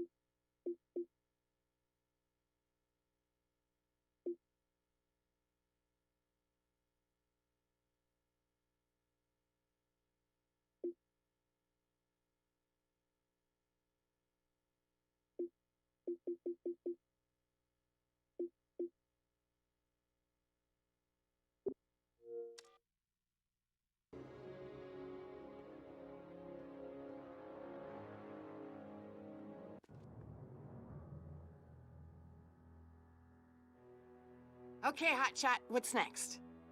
Now we rescue Citizen Brown, get the hell out of here, and get things back to the way they're supposed to be. Whatever, just as long as I get to break some stuff. I've got a lot of pent-up hostility right now, you know? Miss Parker. What the? Yeah. I'm here to escort you to the lobby. Your father's waiting for you. Can he wait? I was hoping that this attractive young man could take me on a tour of the facilities. I'm afraid I really must insist, miss. Relax, Jennifer. I've got everything under control. Really? Really. Okay then. But first... What was that for? For saving me, dummy. Let's go, officer. You know, I'm probably gonna have to write you up for a PDA violation. Don't bite me. What? Rock and roll.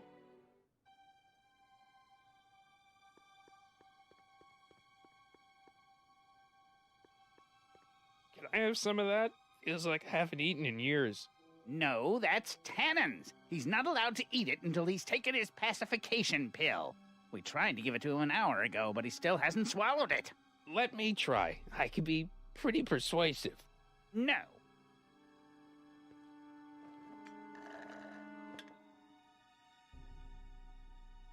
Oh. Don't touch that!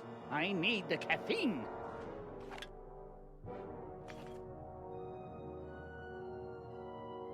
Looks like a giant air freshener. Weird.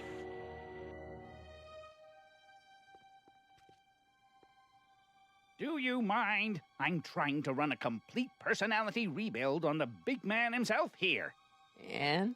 And the last thing I need is your stubby little fingers turning Hill Valley's savior into a drooling rutabaga. One moment, folks.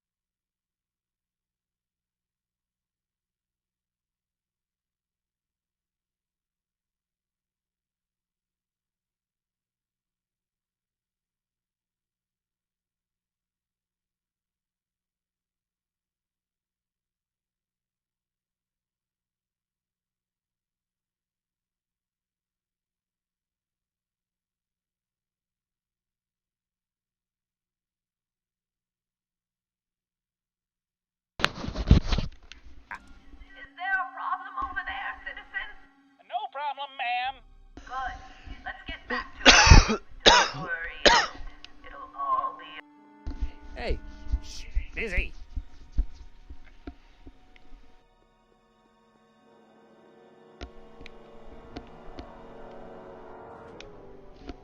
Wow, they've really got this door locked up tight.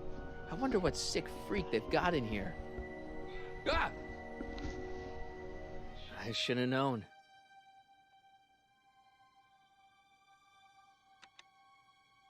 Hi, Biff.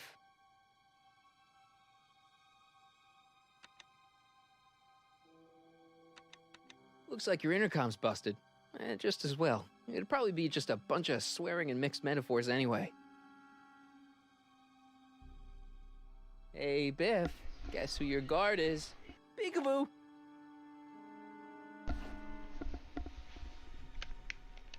Hey, Biff. Guess who your guard is? Peekaboo! You want out of here, big guy? Guess they don't work. The guard says I'm not supposed to give you any food until you swallow your pill.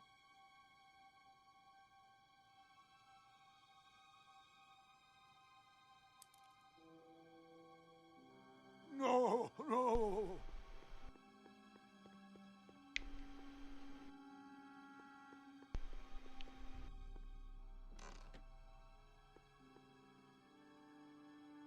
What are you doing in here? Looking for the bathroom? The next scheduled bathroom break isn't for another 158 minutes. Right.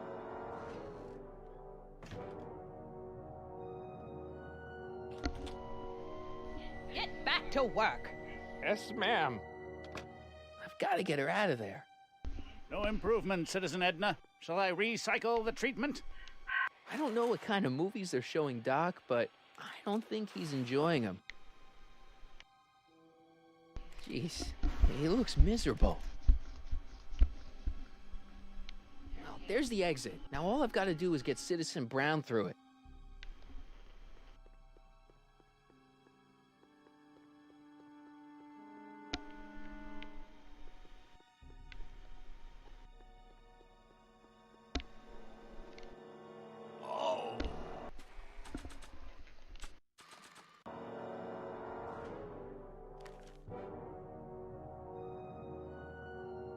I'd never get my hand under there.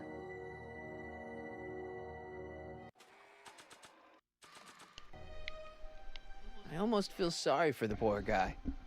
Almost. Hi, Biff. Come on, Biff, just swallow your pill.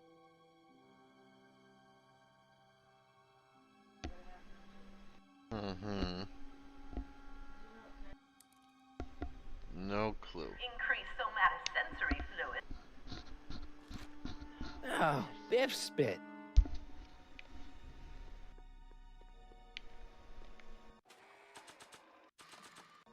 I could put the pill in Biff's food, but I don't think the guard's gonna eat it, and I can't blame him.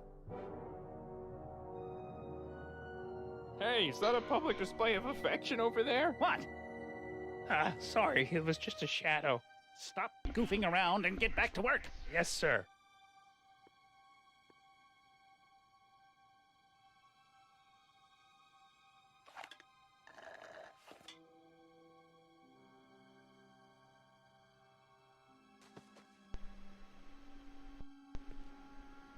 Jeez, what have they been feeding Biff? Horse tranquilizers? You, God! Who, me? I mean, me? Yes, you. As you can see, that slacker of a technician is sleeping on the job again. Please be a dear and tend to the Citizen Plus control panel, will you? Sure. Okay, Doc, I'm in. Now, how do I get you out of here without turning you into a vegetable?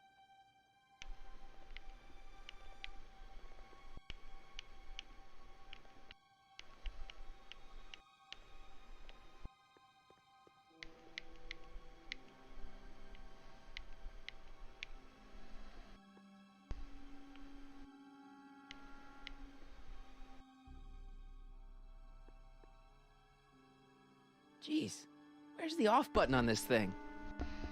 Hey, an equalizer. At least, I think it's an equalizer. Are you having problems with the controls, citizen?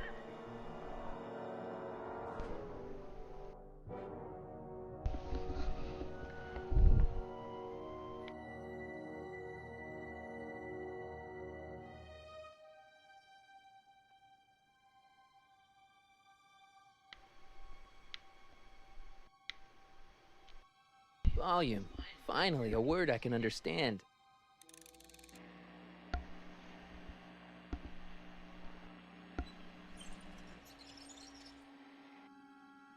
Okay, that moved him a few inches.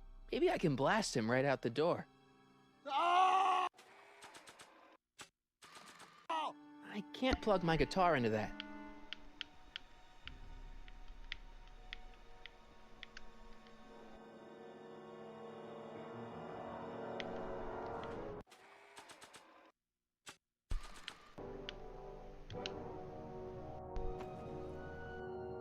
There's no jack.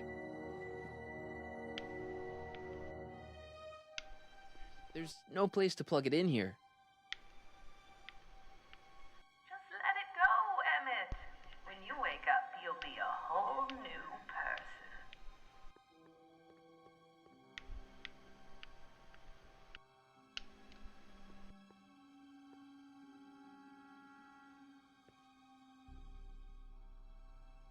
Hey, get me out of here. Sorry, can't hear you in this thing, but thanks for the duds, though.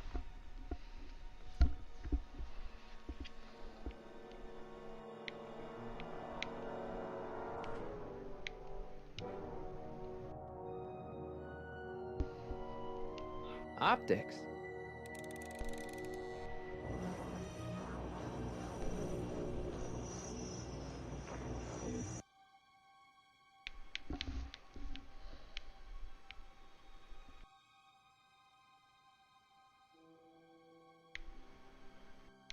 Tactile.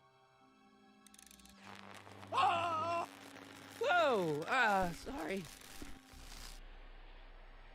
What are you doing over there, citizen?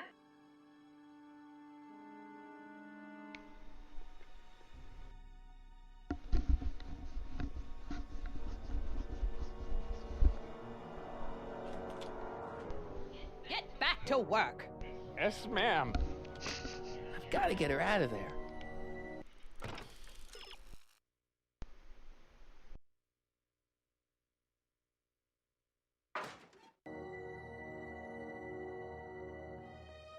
No, no.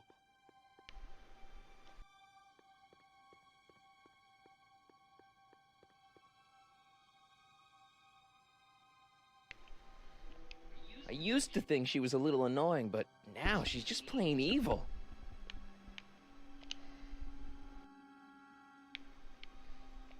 I am not doing that again. Gastrosensory.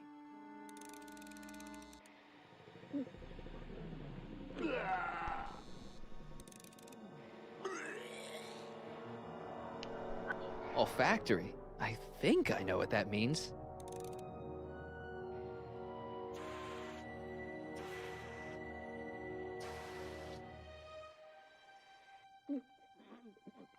What the?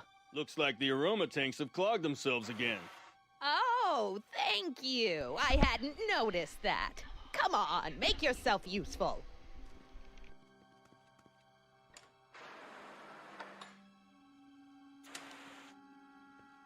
I'm sorry about the delay, dear.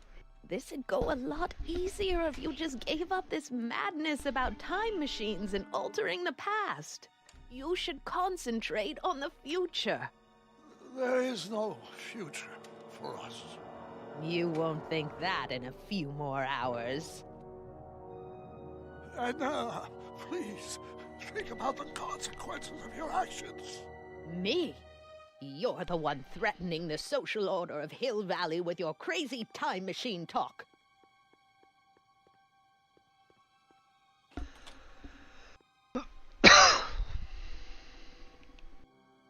Check. Sibilance. Sibilance. What was that?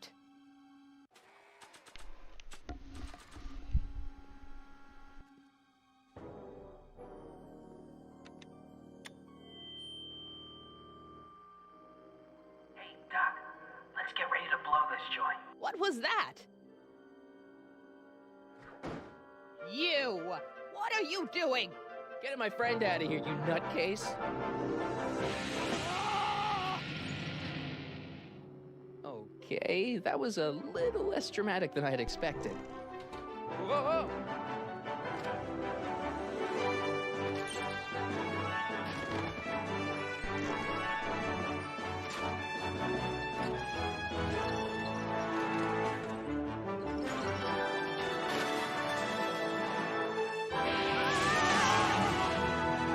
Let's go, Your Honor. What? I can't hear you! You're welcome! After him, you slacker!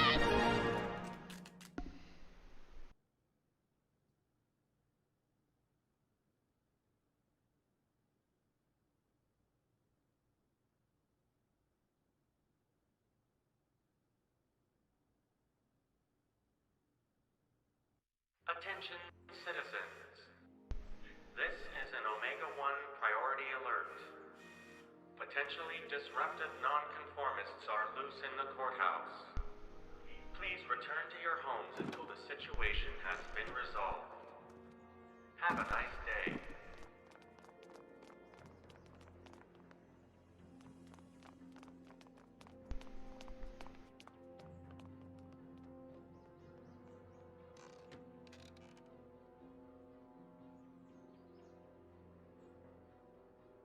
What the heck was Edna doing to you back there? She was trying to rebuild my personality from the ground up, erasing the parts she didn't like. Harsh. Hey, it's my mom. Hey. Don't talk to her. She could give us away.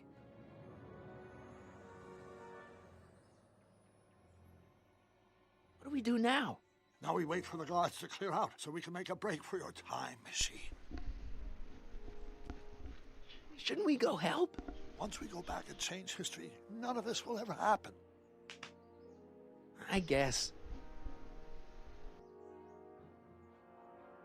No offense, Your Honor, but why'd you marry Edna anyway? She's kind of crazy. Yes, now. But back when we were first dating, her madness was tempered by an ironclad sense of right and wrong. At least, that's how it seemed to me at the time.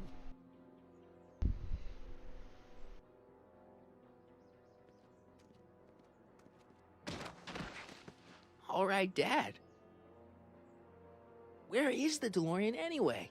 I had the wreck towed to my secret lab near Clayton Ravine. Clayton Ravine? As in Clara Clayton? Why? Is that significant? Well, Clara's kind of supposed to be your wife, so yeah.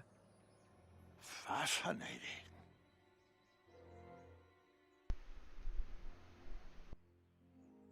Mom, Dad, no! They'll be fine. Once we repair the time stream, none of this will ever have happened. I guess you're right.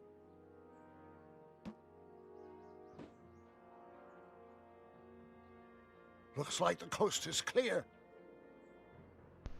Great! Let's go fix the DeLorean. I'm afraid I'll have to do that without you, Martin. What? Why? Well, from what little I understand of time travel, if you help me rebuild the time machine, your presence in the repair efforts could cause some sort of temporal paradox after we return to 1931. So what am I supposed to do? Just hang out here in Bizarro Hill Valley until you fix the time machine? Exactly. But don't worry, if things work out according to plan, you won't even notice I'm gone. You know, for a second there, you sounded almost as confusing as the real Doc. See? We're making progress already. See you soon, Martin. Good luck, Your Honor. Oh, and you might want to stay off the streets for a few seconds. Stay off the street? Citizen Brown? Emmett?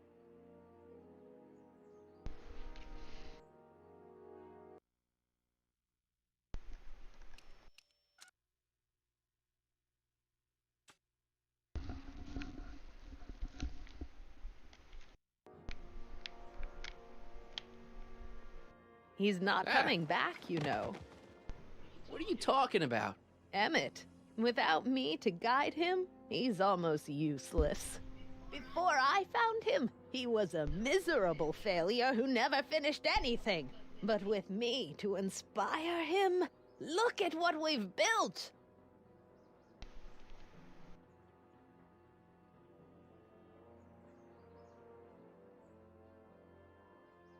Yeah, you've inspired him all right. Inspired him to turn Hill Valley into a bunch of uptight dorks.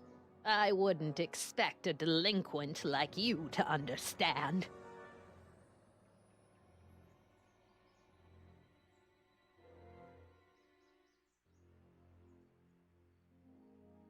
You think you've inspired Doc? I'll have you know that without you, Emmett Brown is destined to build a time-traveling DeLorean and a flying time train.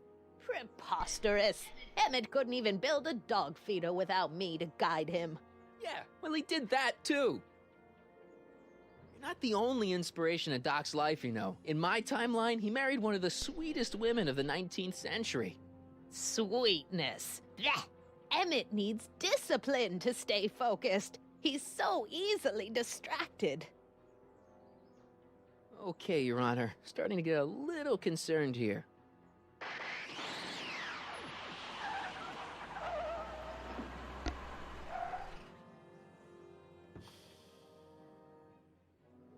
It worked! Ha ha! 1 second I'm in the present, the next I'm 6 months in the past. Amazing! 6 months? It took you 6 months to repair the time machine? 6 months, my family fortune, and a sketchy deal with a gang of Libyan nationals. But it was all worth it for this moment. Ha ha! Emmett, don't do this. You need help. Oh, blow it out of your exhaust, poor dear. Now that I've escaped into the past, your pack of divorce lawyers can't... Martin, how long have you been waiting for me? A couple of minutes, maybe? That's curious. I set the repair time circuits to arrive only a couple of seconds after I left. Oh, well, I'm sure there's no need for concern. It's probably just a minor miscalibration of the time circuits. Here. What's this? Clothes for our trip. We can't have you traipsing around 1931 in that ridiculous outfit. Wait, our trip? You didn't think I was going to let you erase the worst mistake of my life without my help, did you?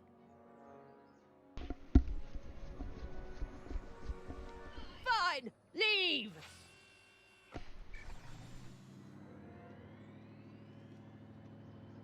I'll ruin you, Emmett! I run this town.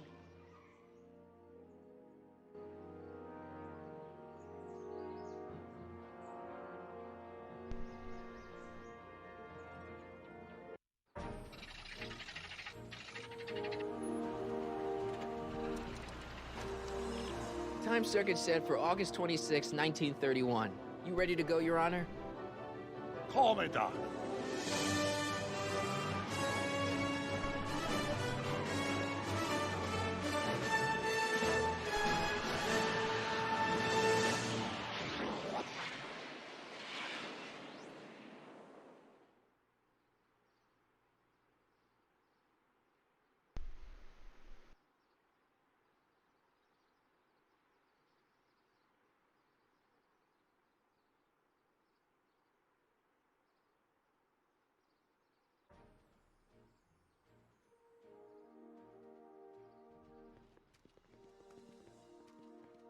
This is where I last saw him. You, teenage you.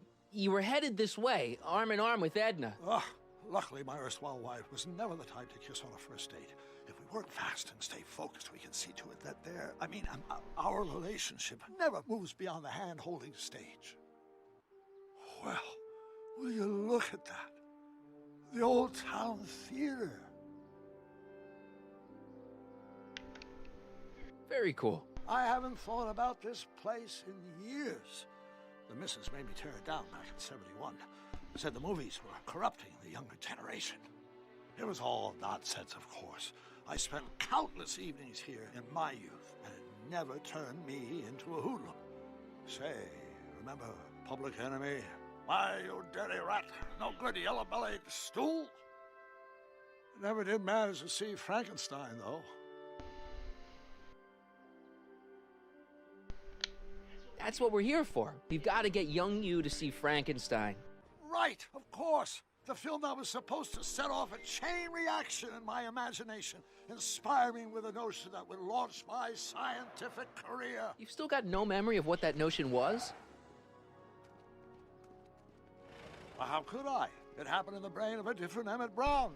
An Emmett Brown now erased by the shifting sands of time. Luckily for us, I do know something about my own brain, having lived in it for the past 70-plus years. Once we get my younger self inspired by that movie, nothing will distract him from his proper... Great Scott, will you look at that? The town square? It's just like I remember it, only dirtier. Oh, the old courthouse. Come on now, Doc, you need to go inside and check it out. First rule of time travel, Doc, never allow your other self to catch sight of you. It could cause reality to collapse or something. You mean? Right behind you. Don't peek. Go on. I'll let you know when you're gone. And don't forget, you're Carl Sagan. The billions and billions guy? The suspected arsonist. Huh? Just go with it.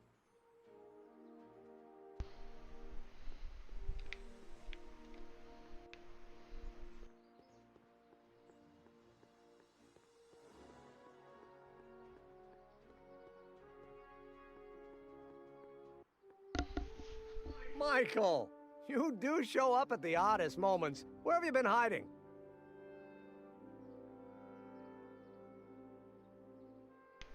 Oh, you know, here and there. You're a little hard to pin down yourself. I went looking for you last night, but... I believe I was off entertaining a beautiful lady. You know, I never really got a chance to thank you. Well, I'm sure you would have escaped Kid on your own. Kid? Oh, sure, I'm grateful for that, but no, I'm talking about Edna. It's funny to think of now, but until that crisis, I actually thought Edna and I disliked one another. Imagine!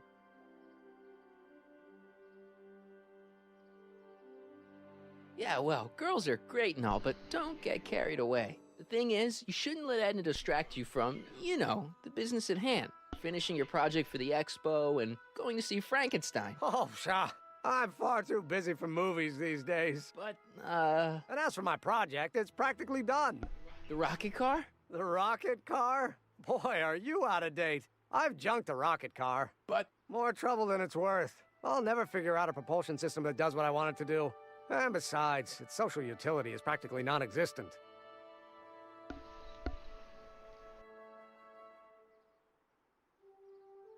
Social utility? Since when do you care about... The mental alignment meter is a much more worthy project. The what? It was Edna's idea, and she's really been cracking the whip to get me to complete it in time for the expo.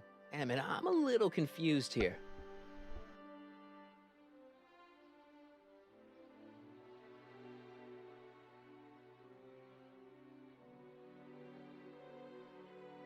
What day is it? Why, it's opening day. The opening day of the expo. Which reminds me, I'd better skedaddle back to the lab. If Edna catches me dawdling, there'll be heck to pay. Catch you around, Corleone. October 12th? Doc?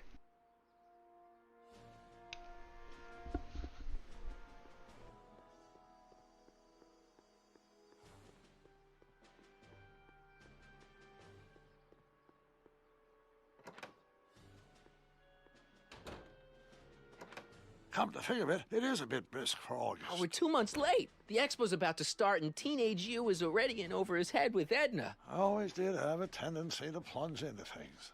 Let's plunge into the DeLorean and get to the right date. No, it's far too risky. Remember how I was late picking you up in '86? Yeah? That should have been a tip-off. Something is horribly wrong with the time circuits, and the problem appears to be getting worse. If we try to jump now, we could find ourselves stranded in the Cenozoic age. Or worse, the Mesozoic. Then we're stuck? For the time being. I'll look into the problem and see what I can do. In the meantime, you can go to work on the other problem. Right. I'll go to the lab and see if I can talk teenage you out of... Impossible. If young me is already as infatuated as you say, you're not going to be able to talk him out of anything. Believe me, I remember. Better to focus on the more clear-headed half of the couple. Edna, where can I find her? Where do you think? I'll drive. The DeLorean should still function adequately as a means of conveyance in the first 3 dimensions.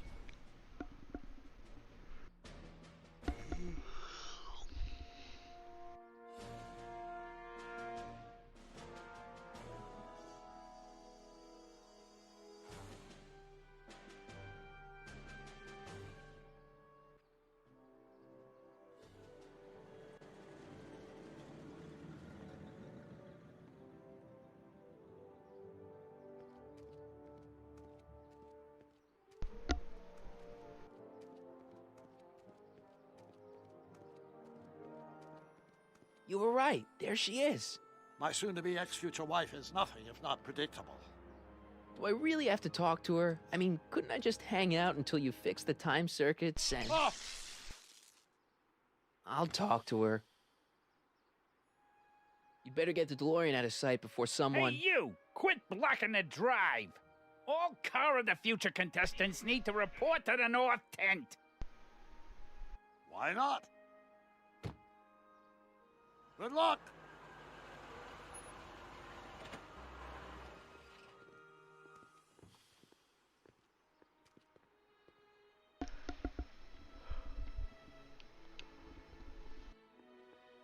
What did she have to say? Edna? Oh, I haven't talked to her yet. Well, what are you waiting for? We need to get those kids separated.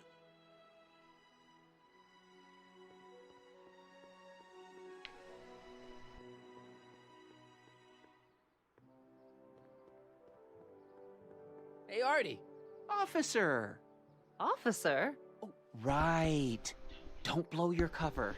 Will you please keep your mind on the task at hand?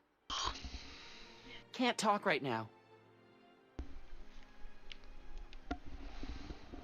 Spell it B-R-O-W-N. It's not exactly an obscure name.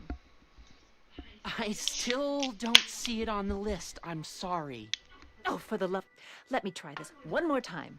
This is the Hill Valley Science Expo, right? First annual. Indeed. The purpose of our fair is to showcase cutting-edge technology. That's right. And to burnish Hill Valley's reputation as a forward-thinking community. And yet, you want to exclude the maker of the most revolutionary breakthrough of all. It's not that I want to, but... oh, dear. Mr. Corleone! You do pop up at the oddest times. What are you doing here? I need to... Whatever it is, I hope you don't have to deal with Mr. Stonewall here. His sole function seems to be preventing people from accomplishing their business. Honestly, with him keeping the books, it's a wonder the Tannen gang got as far as they did. Have you seen Emmett?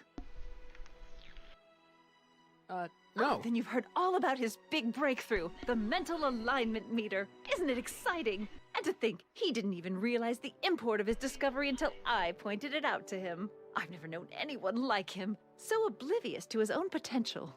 I kind of wanted to talk to you about Emmett and his potential. Funny, I didn't spot it myself at first. In fact, for the longest time, I thought I didn't even like him. Yeah.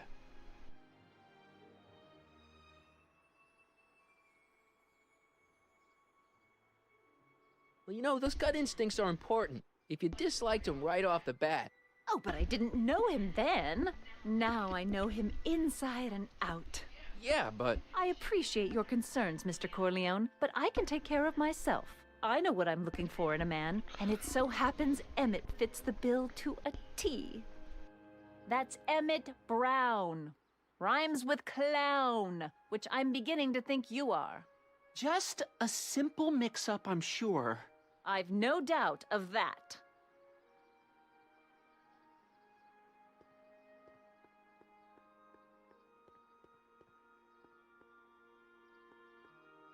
It's not as nice as my truck back in '86. Jeez, I hope I still have a truck back in '86.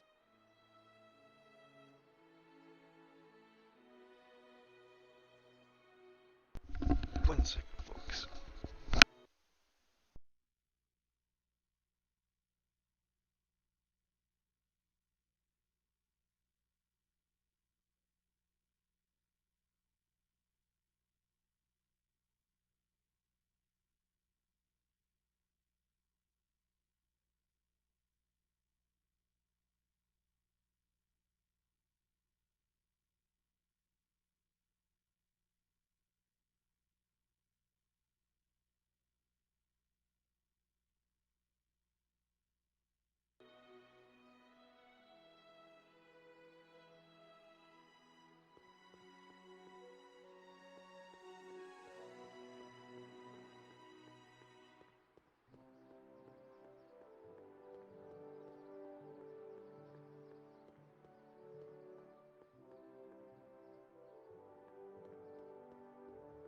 Hey, excuse me. Yeah? When does the expo Not open? till tonight. Anybody without official business here, please get off the grounds! You got official business here? Yeah. Well, stay out of the way of the workers. You look familiar. Do I know you? Nope.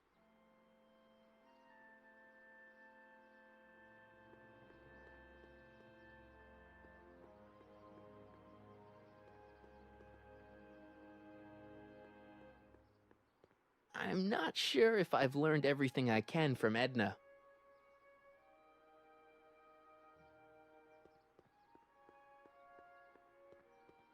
Ahem. You said that Emmett fits your bill of requirements for a man. Yes? What would that list be exactly?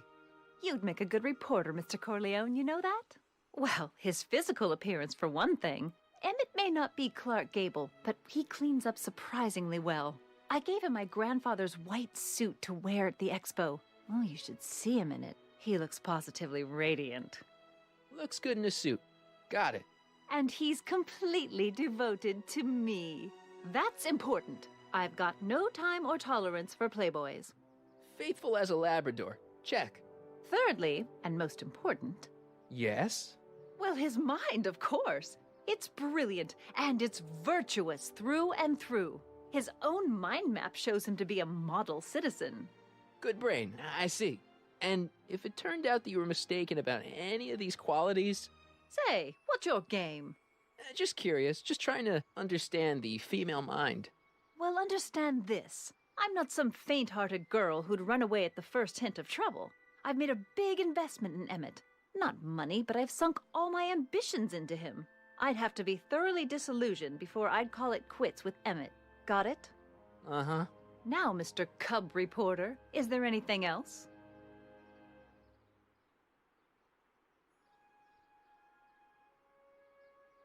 That's all the questions I got. Very well, then. Hey, Audie. You seen my Oriole? You mean this? Yeah, thanks. She gets to come and go freely, and I'm forced to wait. I love it.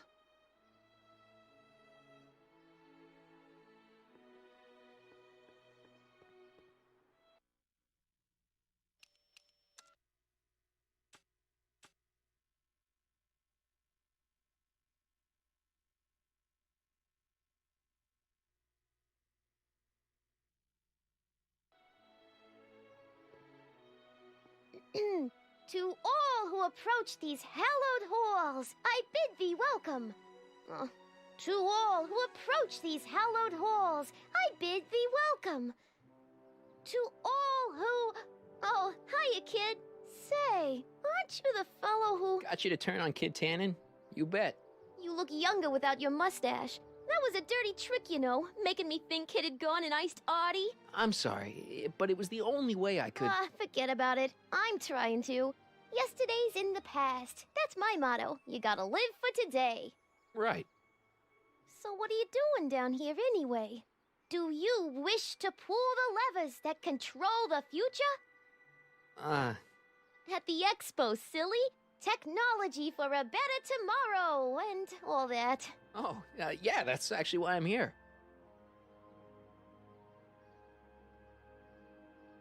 Listen, I've got a proposal for you. I have this friend, right? No dice. I'm only seeing Audie now. It's not like that. See, my friend's in a relationship with Edna Strickland. Oh, poor schmuck. I wouldn't wish her on anyone. Then you see where I'm coming from. He won't listen to reason, but I thought she might call it off if she thought he and you were, you know. Ah, you are an evil imp, ain't ya? Sometimes a guy's got to resort to underhanded tricks. What do you say? Sorry. Ah. Edna might be a pill, but if I play dirty tricks on every dame who disapproves of me, well, I'd play a lot of dirty tricks. Besides, such stunts are beneath the dignity of Techne, Muse of Progress.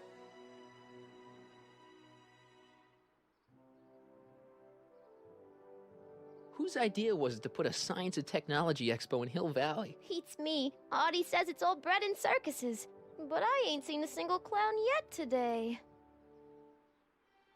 So who are you supposed to be? Don't you know your Homer? I am Techne Muse of Progress. You can tell by the lightning bolts. Must have slept through that class. I'm supposed to be a goddess-like.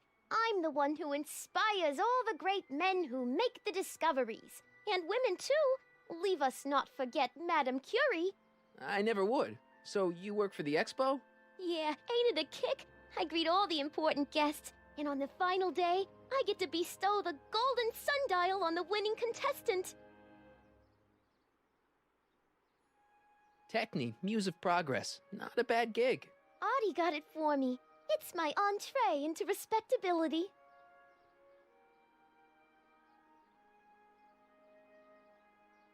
How's Kid's trial going?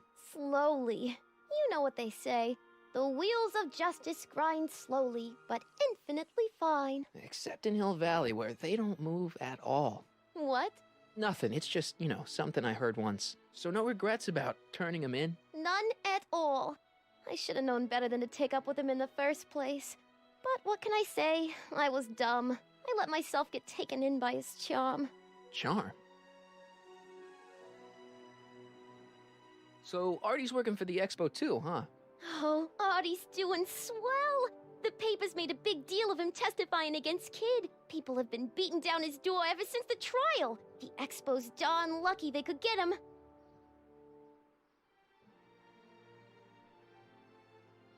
What's Artie's job? Oh, he's a real high muckety-muck at the expo. He's in charge of all the money and the hiring and firing. Hey, not bad. You're telling me, and super respectable too. It's a real relief for him to have a job where the boss never pulls a gun on him.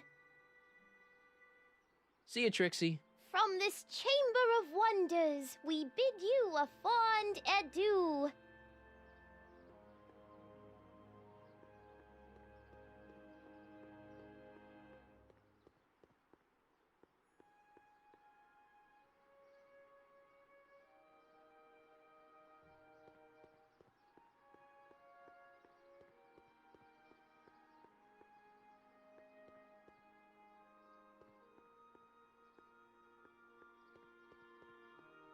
Have you figured out what's wrong with the time circuits? Not sure. Possibly. It seems to me to be a simple wiring issue, but I'm double-checking to make sure. All the basic equipment appears to be functional. Any chance I could borrow the DeLorean? I want to drop in on young you at the lab. Well, I don't know. The time circuits... Listen, I promise I won't take it to 88. Even so, I'm worried about letting it out of my sight while it's still behaving unpredictably. Tell you what, I'll take it on a test drive 1 minute into the past. If it passes the test, I'll let you borrow it.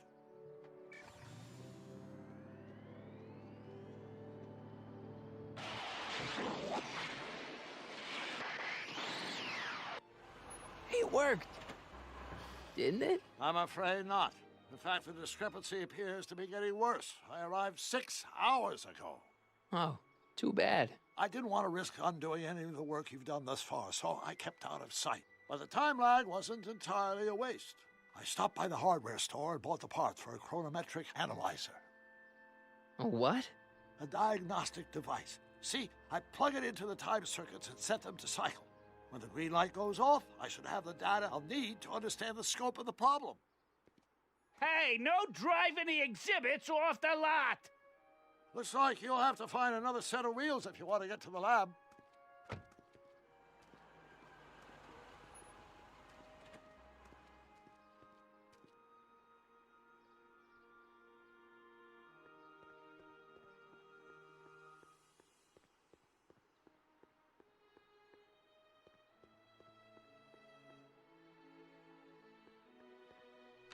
The century looks bright for our fair metropolis. Residents will want to venture out into the future for a peek at the one-third population in 1981 with the house there and original imagination of mankind. A button.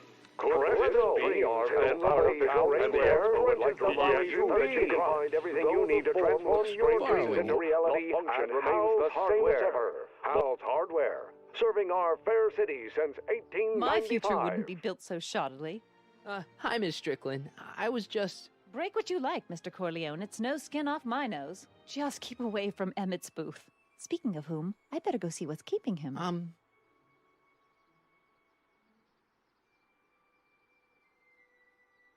I'll go check on him for you. I was just heading there anyway. No, you weren't. The last thing he needs is another distraction at the 11th hour. But... Tut, tut. Not another word. I've got the rest of the day all mapped out. Miss Strickland! I'm sorry, I don't recognize you. Heavens, you shaved off your hair, but... Carl Sagan? I'd like a word with you, if I may. I'm not sure it would be seemly for me to be seen in the company of an alleged arsonist. I think it may be in your best interest. You see, Let's go somewhere where we can talk privately. Go. I'll keep her occupied till you get back.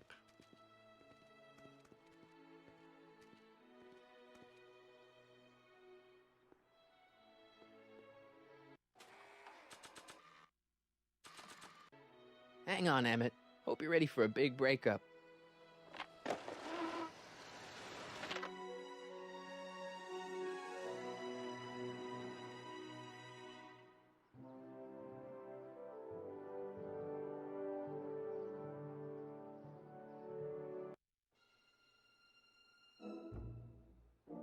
Emmett?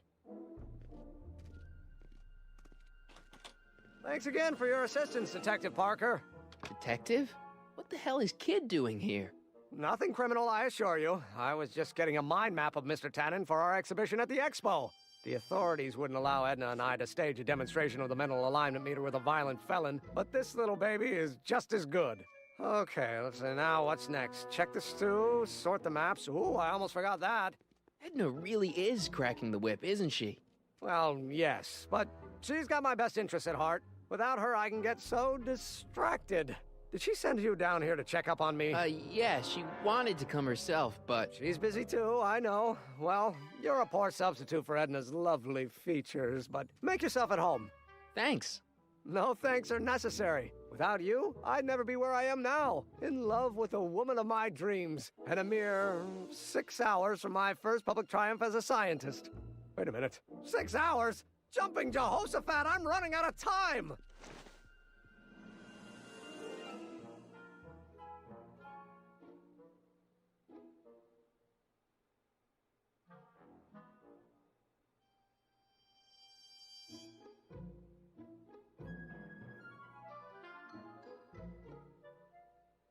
Hey, Emmett, got a sec? Why, yes. In fact, I've got several.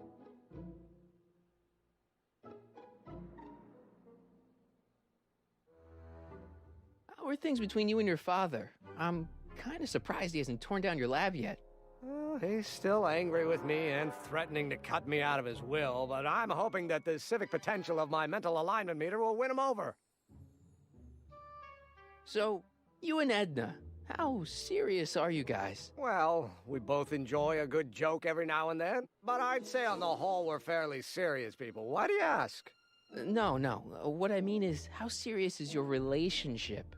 Oh, well, as a scientist, I can't state this with 100% confidence, but I'm provisionally certain that I'm head over heels in love. Really? With Edna? What can I say? She's my muse. In the week since we've been courting, she's given me so many wonderful ideas.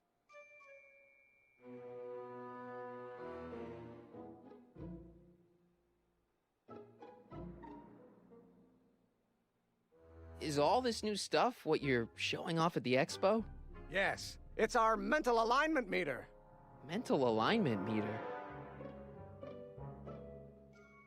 What's a mental alignment meter?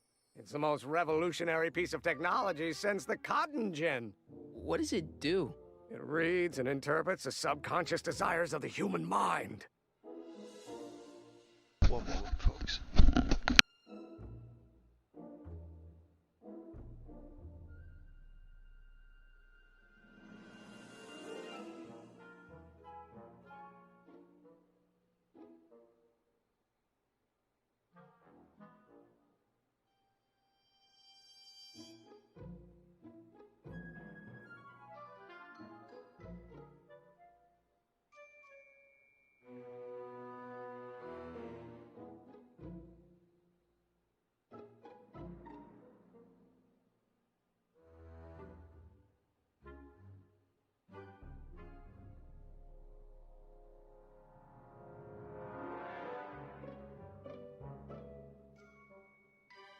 Alrighty. How does the mental alignment thing work? Here, I'll show you. Hey! The test subject wears this mind mapping helmet, which probes the brain by measuring fluctuations in skin conductance and electrical resistance on the surface of the parietal lobe. Uh-huh. When I turn on the mind mapping helmet with this radio switch, the subject is exposed to a series of visual stimuli intended to provoke a series of positive or negative responses, as indicated by these lights on the helmet. Hey, is that? As the responses are recorded, they're relayed to this special typewriter, which prints out a punch card that represents the subject's mind map. All I see is a bunch of holes. Well, to you, maybe. But to our mental alignment meter, this mind map is nothing less than a peek into your subconscious. Observe as I place your mind map into the MAM.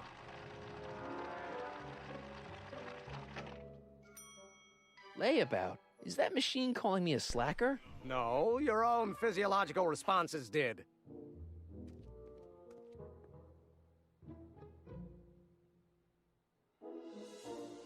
Why would you want to probe people's minds? Why wouldn't you? Imagine being able to diagnose mental disorders with a flick of a switch, or detect the truthfulness of courtroom testimony merely by connecting a witness to a small portable device. Your machine does all that? Not yet. Frankly, right now, the whole thing's just a gussied-up potentiometer. But with years of refinements and a whole lot of investors, the MAM will be able to identify countless psychosis and neurosis, alcoholism, acrophobia, Oedipal complexes. And? And then we can set about curing them, of course. Of course. Anyway.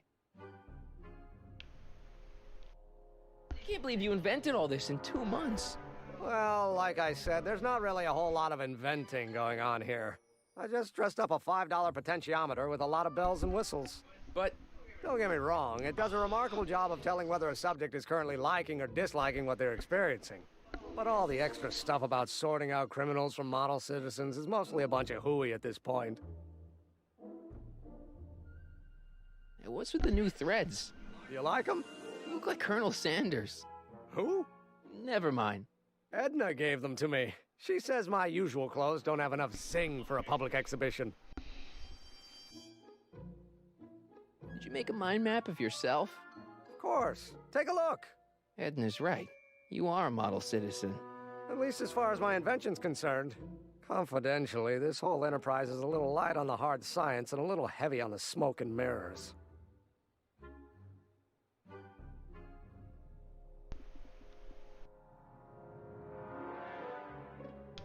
Could you tell me how this mental alignment meter works again? Of course. Now, pay attention. Subjects put on the mind mapping helmet, which I activate with this radio switch. Check. The subject is then exposed to a series of visual stimuli provoking positive, negative, or indifferent reactions that are recorded by the mind map printer. Right. Once a mind map is completed, it can be inserted into the mental alignment meter to pronounce judgment on the subject's mental state. Okay, I think I got it.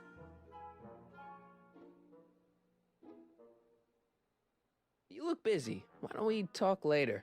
Sure thing.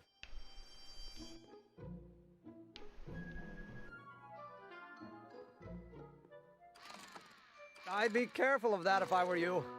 Why? The rocket fuel experiment must have stripped one of the teeth in the hand crank. As a consequence, if you turn it for more than 10 seconds, it... Whoa!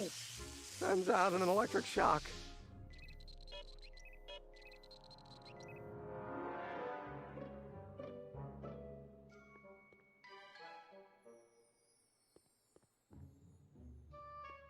Hey, Emmett, what's cooking? That's an old Brown family recipe for Hassenpfeffer. Hassenpfeffer? Rabbit stew. The trick is to add the cumin an hour after the carrots. Take a whiff. Isn't that just about the best thing you've ever smelled in your life? It's, powerful, yeah. I've got it on a slow boil for later.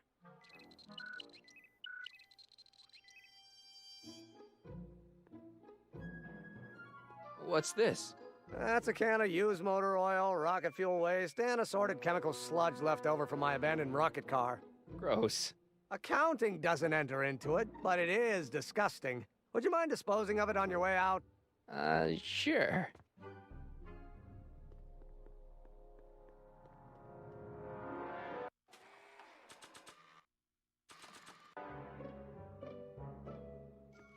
Hey, Emmett, I've got a... Whoa! Whoops. What the heck? Oh, geez, I'm sorry. Your suit's ruined. Edna's gonna be royally PO'd. Wrong. What? When Edna gave me this suit, I realized that the probability of me keeping it clean was infinitesimally remote, so I spent a few hours whipping up this. Whoa! What was that? A chemical compound capable of wiping the grime off any surface. Emmett, you'll make a fortune. Not anytime soon, I'm afraid. Due to an inherent instability in its molecular makeup, after 12 hours, the cleanser's component chemicals break down into a series of cloth-shredding enzymes, rendering it unsuitable for commercial use. Wait a minute, does that mean your suit's gonna dissolve in 12 hours? Hey, gods, no. The solution dissipates into the air after it's applied. But it does mean that after this batch of cleanser ages another 11 hours and 53 minutes, it would eat away this suit faster than 1,000 starving moths. And that would be a crisis of unimaginable proportions. Why? Because this suit belongs to Edna's grandfather, who wore it on his wedding day. Poor guy was gunned down just a few years later. Emmett? Well, enough wool gathering. Back to work.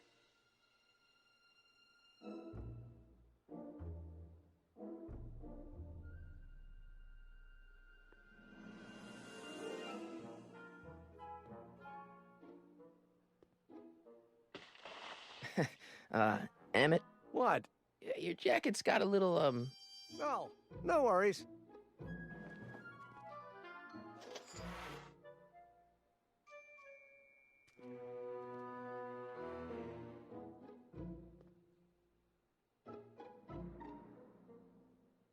Emmett? Yeah?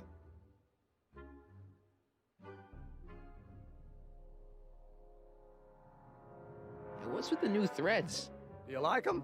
You look like Colonel Sanders. Who? Never mind. Edna gave them to me. She says my usual clothes don't have enough zing for a public exhibition.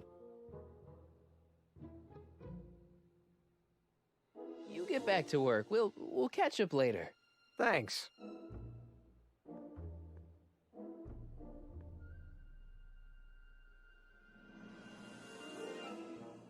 That cleanser doesn't seem very portable. It isn't, but this is. A perfume bottle? Yes. No. I mean, yes, it's a perfume bottle, but inside is a concentrated dose of my all-purpose cleanser. With a little luck, this should last me through the next 12 hours before its component chemicals break down into a series of cloth-destroying enzymes. Clever.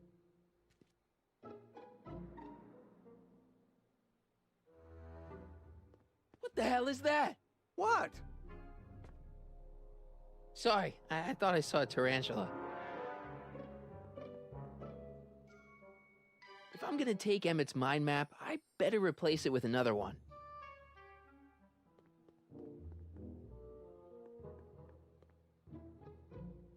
What's this? The mind map cards from the dozens of subjects I've tested during the last few weeks. I've got to get them sorted before the expo begins. Why? Edna's got this grand scheme to catalog all of Hill Valley citizens by their mental alignment. Isn't that cute? Not really.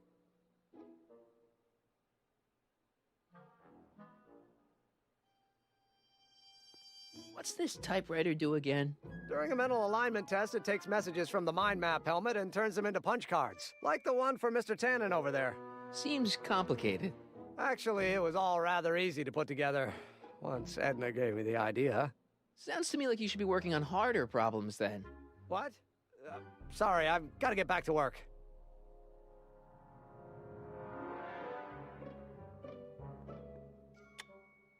Nothing happened. Well, that button advances the slides during the mind mapping test. It only works while the test is running. So this machine takes those little cards and tells you whether or not someone's a good guy or bad guy? Kind of. Actually, the helmet does all the work. The mental alignment meter is just a glorified arcade machine. So why not just go with the cards? Edna says that people respond well to flashing lights and snap judgments. I can't argue with that. Every time I kiss her, I see flashing lights and lose all sense of judgment. No kidding.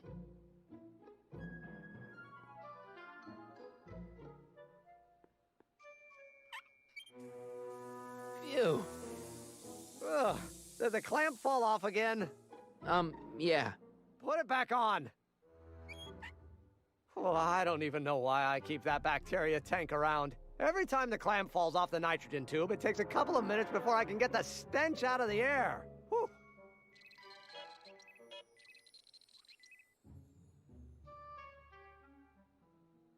How goes the bacteria farm?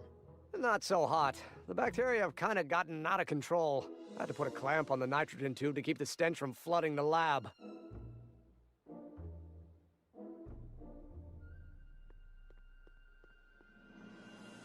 Hey, could we watch Frankenstein on this? Sorry, Michael, but I need this projector to trigger positive and negative visual stimuli for my mental alignment tests. Besides, a movie like Frankenstein should really be watched on a big screen, don't you think?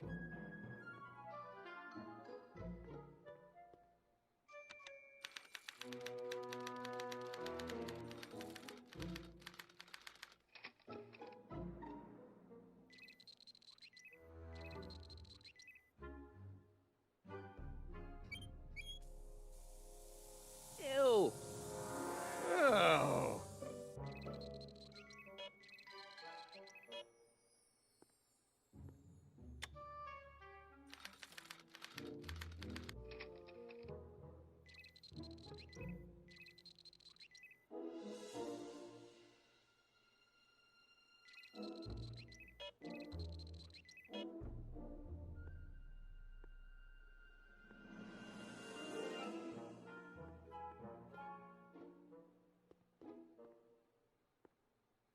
Ah, that's the stuff.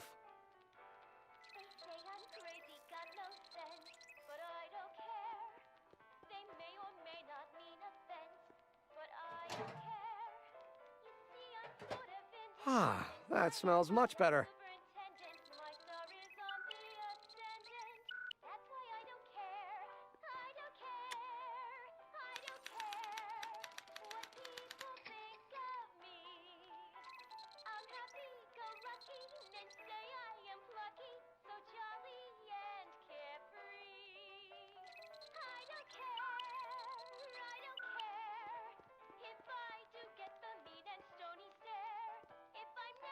No, don't turn it off.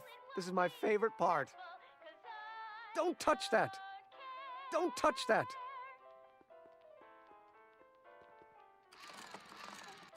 Ow!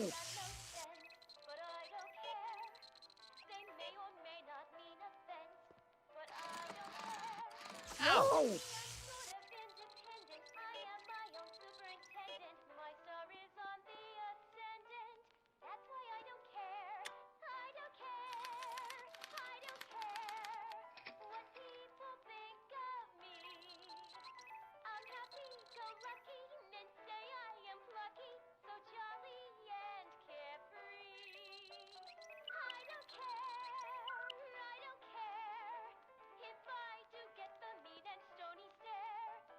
Hey there, you stinky little bacteria.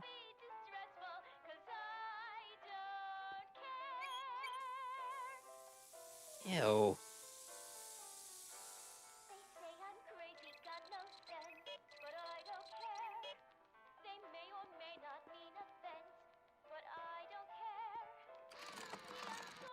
Ow!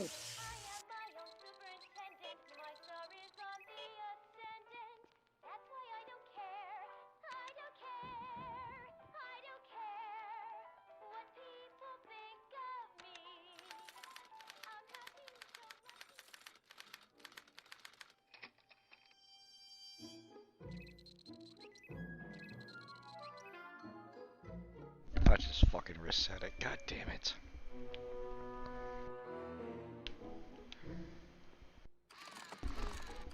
Ow!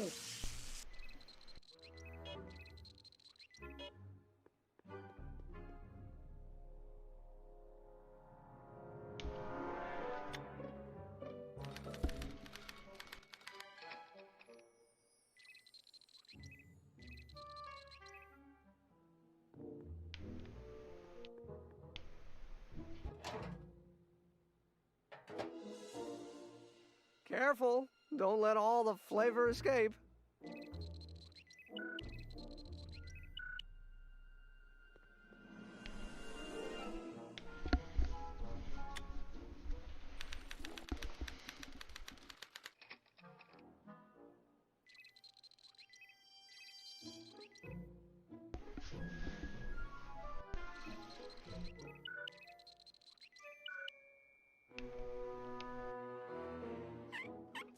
Ew.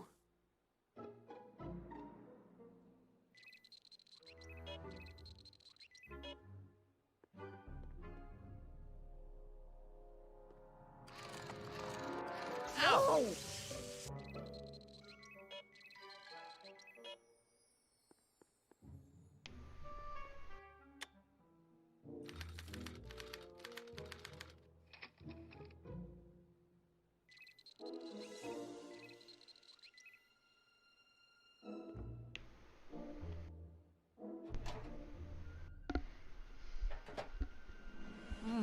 That smells good.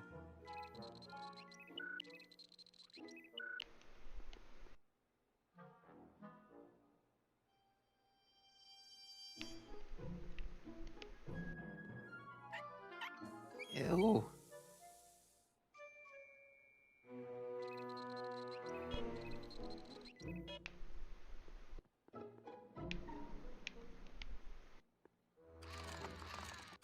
Ow!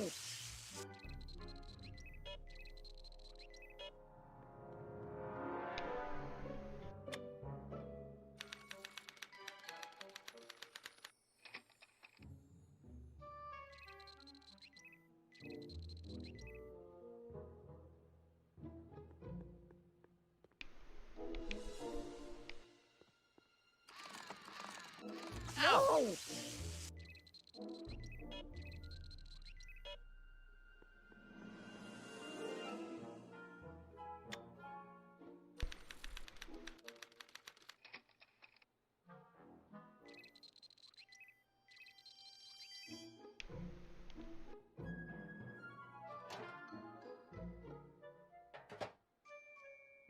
That smells good.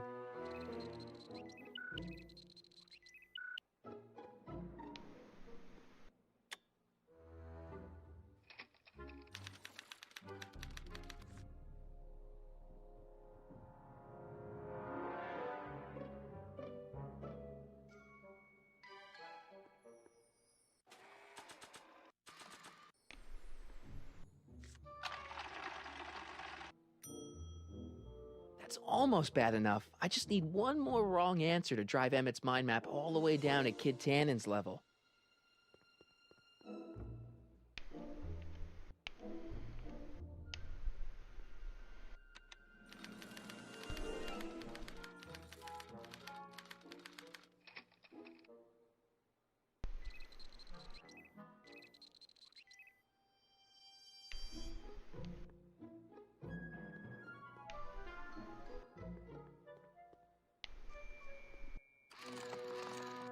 Ow!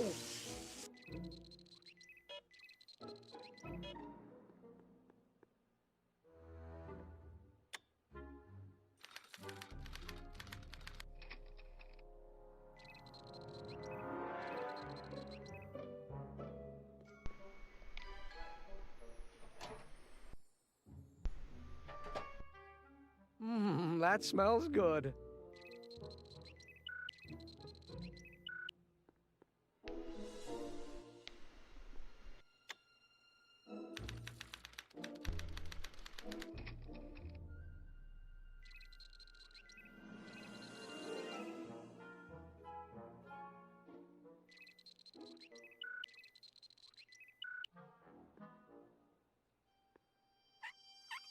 Ew.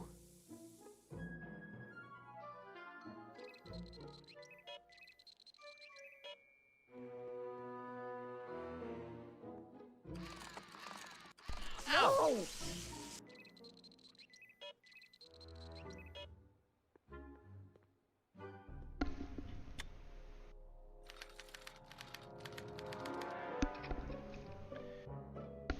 1 second, folks.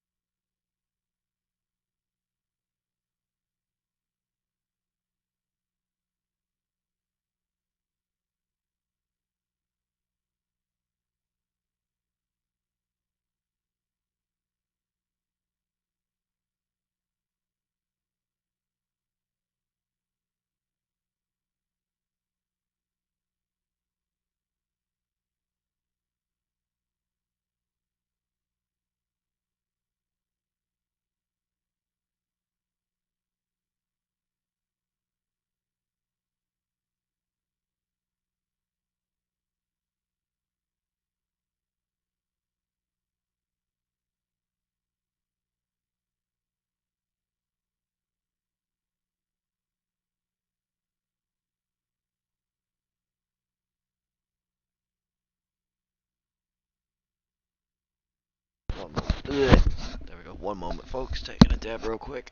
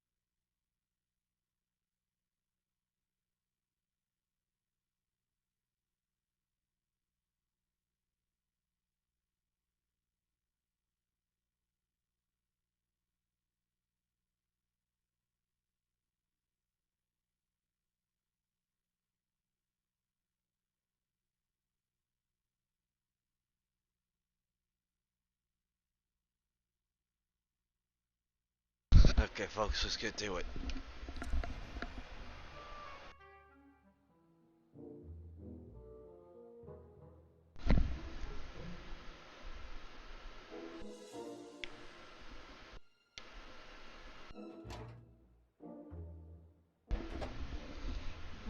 That smells good.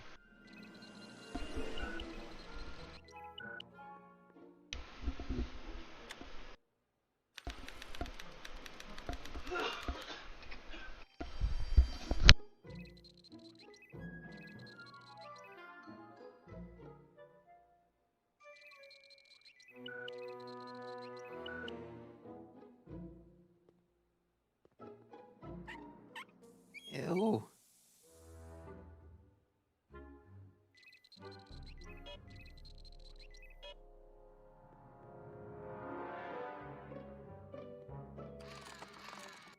Ow!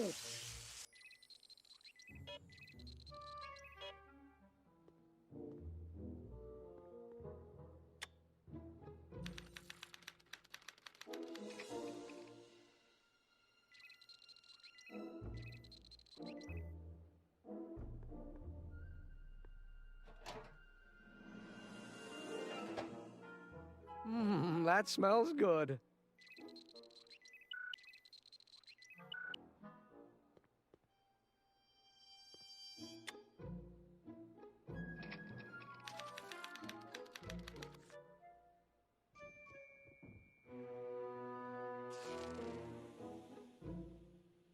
Hey, Emmett, I think your mind map test is broken. Oh, well, that switch just keeps shorting out on me. No time to fix it now. I'll have to take care of it at the expo. Looks like I'm not going to be doing any more mind maps. I guess I'll test this out and hope for the best.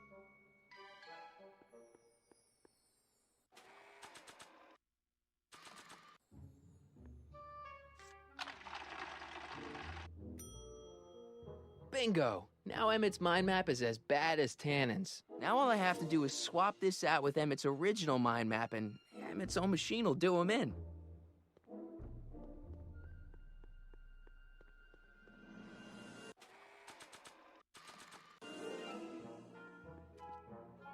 Okay, Emmett. Get ready to meet the new you. Hey! What? I almost left behind my mind map card. We're gonna show it off at the expo as a rare example of a model citizen. Edna kill me if I forgot that. She might kill you anyway when she gets a look at that mind map. Once Emmett gets to the expo, I'll try to figure out how to get him to put his card in the mental alignment meter. But for now, I better concentrate on making Emmett a slob who cheats on his girlfriend.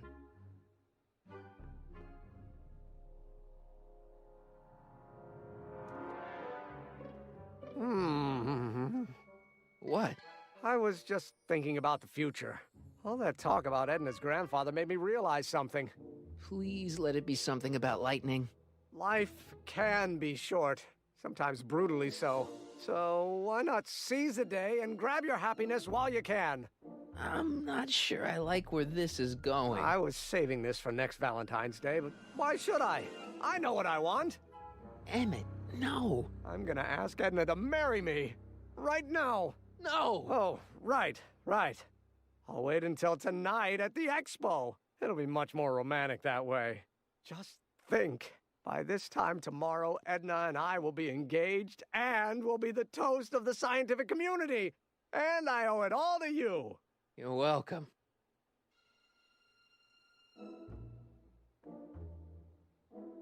Hey, Emmett, I've got to go out for a while. I thought Edna sent you to make sure I wasn't getting distracted. Oh, you'll be fine.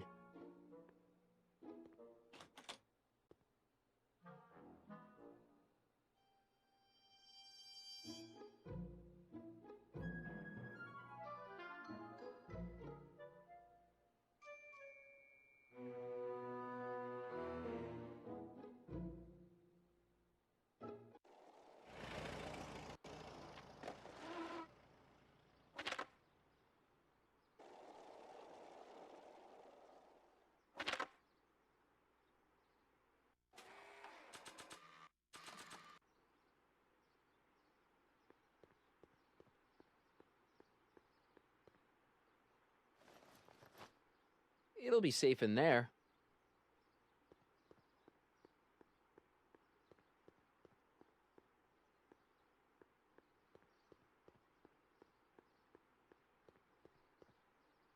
Times may be hard in Hill Valley, but our present worries fade into insignificance when we ponder our Pleistocene past. Is the wolf knocking at your door? Be glad he's not a Tyrannosaurus, king of the ancient lizards. And if you find yourself drowning in debt, well, you could be drowning in something a whole lot stickier, like the Hill Valley tar pits. This peek into the distant past is brought to you by Lamont's House of Ermine, reminding you fur is forever.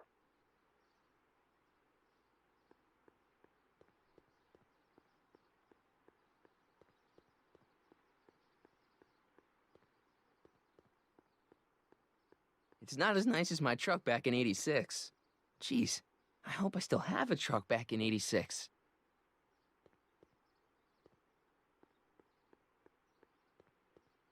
Hey, Artie. Hey, Mr. G-Man. How's the, undercover operation? If everything goes as planned, we should be wrapping things up real soon now.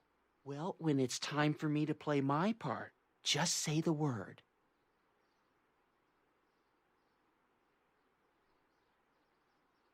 I don't suppose you miss working for Kid Tannen. No, sirree, Bob. I don't know how I ever got mixed up with an abusive, gun-toting thug like that. He even stiffed me on overtime pay.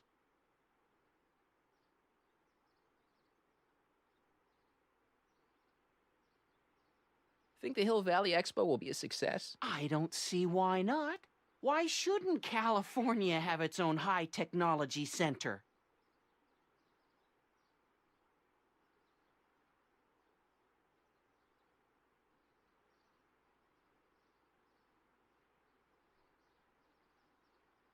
You haven't met Sylvia yet, have you? My contact person? Not yet.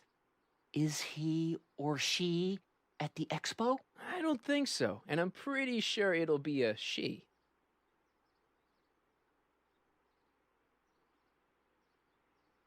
I like Trixie's new outfit. Cost the expo $14.89, but it was worth every penny. After all, she's the public face of the expo. Techne, Muse of Progress. So you're the registration guy for the expo? And chief accountant and paymaster. Hey, you're coming up in the world. And none of it would have happened if I hadn't responded to that subpoena.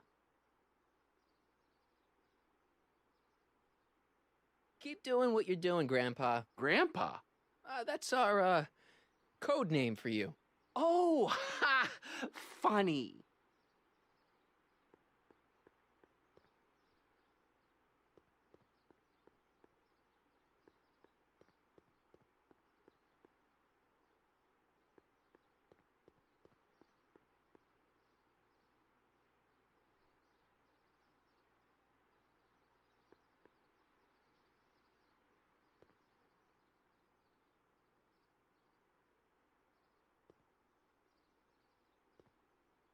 Hey, Doc. Mr. Sagan. Excuse me a moment, Miss Strickland. I've got her neutralized for the moment. How's the plan proceeding on your end?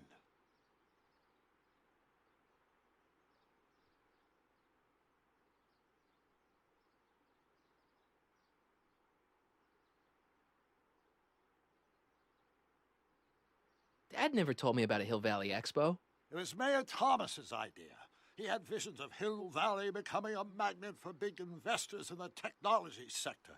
But the venture folded after the third year when the influenza exhibit leaked into the concession stand. Oh.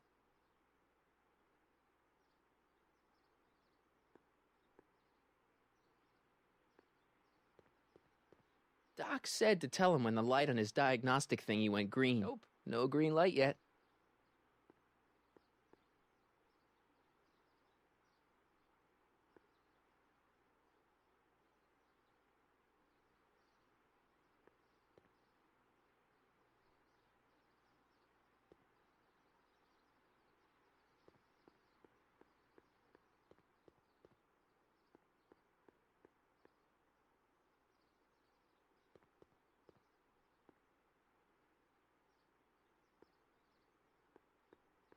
To all who approach these hallowed halls.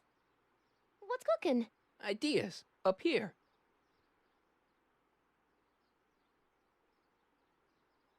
Look, my friend Emmett really needs help. The one who's going out with Edna Strickland? You're darn right he needs help.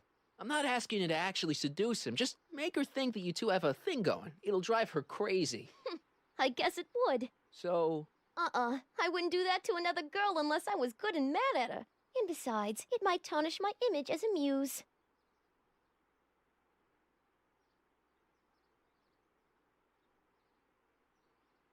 It's good to see that you and Artie are both doing okay. We're more than okay.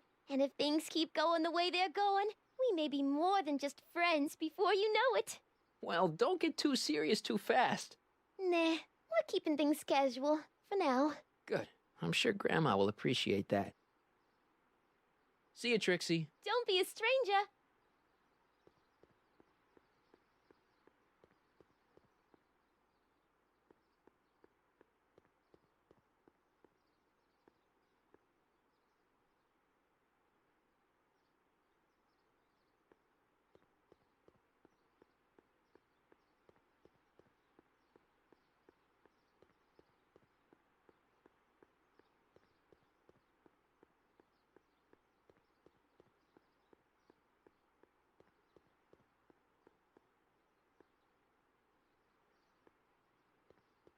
Can I talk to you a minute, Miss Strickland? Surely. Excuse us a moment.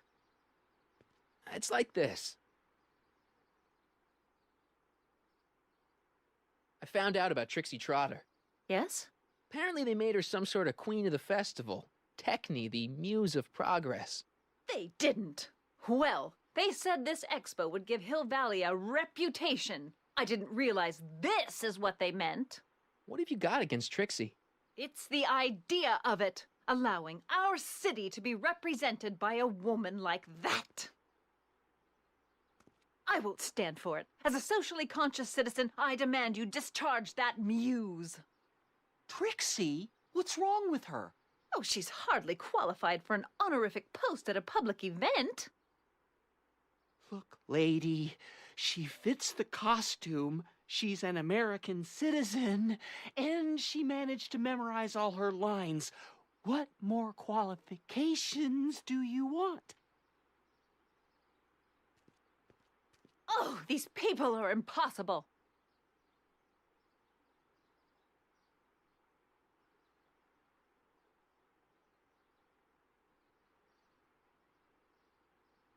Why do you want to get Trixie fired? One simply can't allow women like that to attain positions of respect in society. It creates a very bad precedent for the future. Does it? But try telling it to this poor sap. She's got him completely steamrolled. That's how they operate. Is it? Still, I could get her discharged if I had the goods on her. No doubt a woman like that has left a trail of scandal, and I'd find it if I were still a reporter. But I haven't got time to do the legwork now. I'm too busy with Emmett and his invention. So you wouldn't hesitate to get Trixie fired from her job? If I had the goods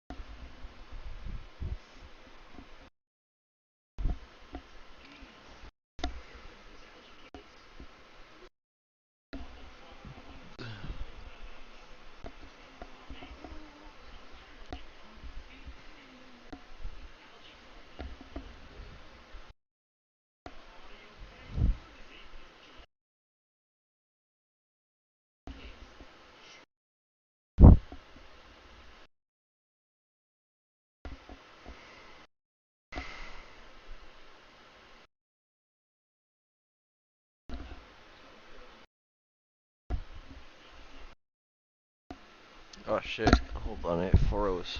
God damn it.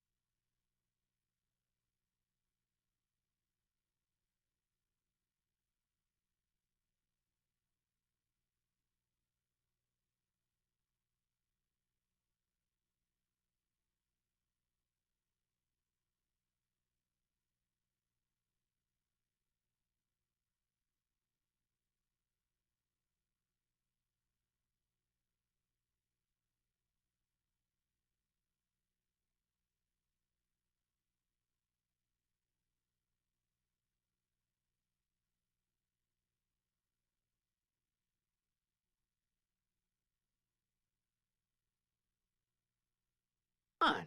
No. Tell you what, I'll tell you something embarrassing about me first. Like what?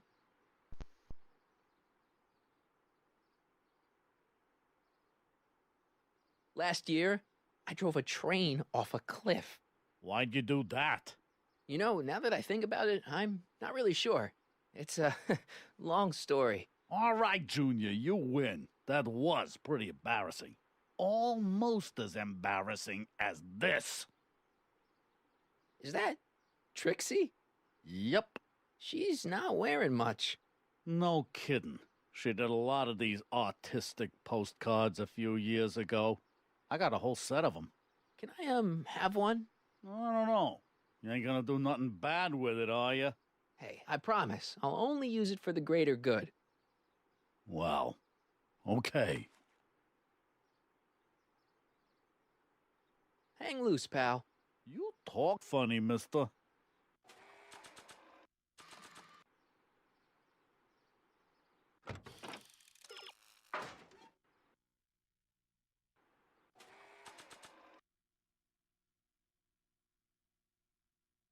Trixie sure got some nice, antlers. This is definitely something Edna wouldn't approve of.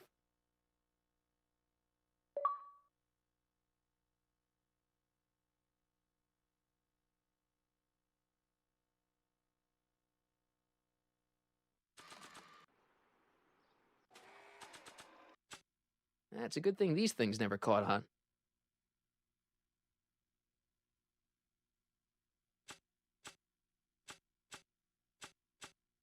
Hopefully, once I finish breaking up Emmett and Edna, this paper will return to normal.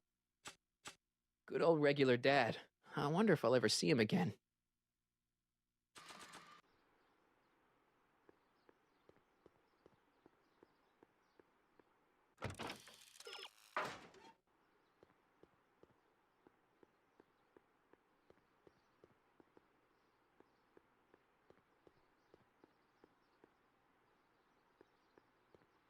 Nope, no green light yet.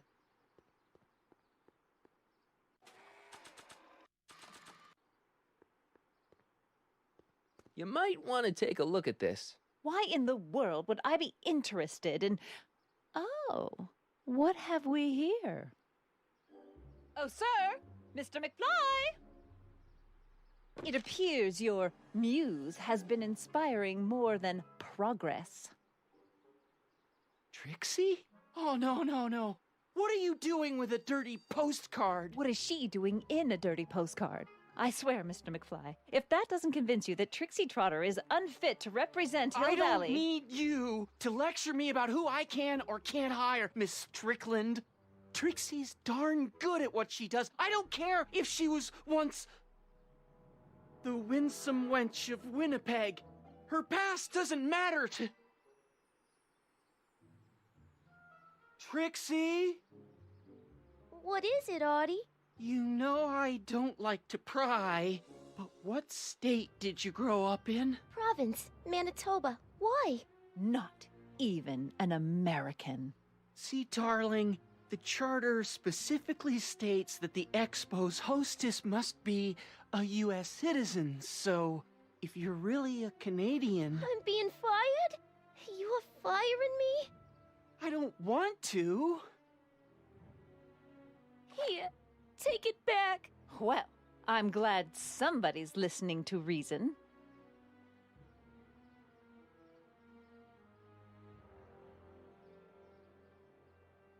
Let's talk.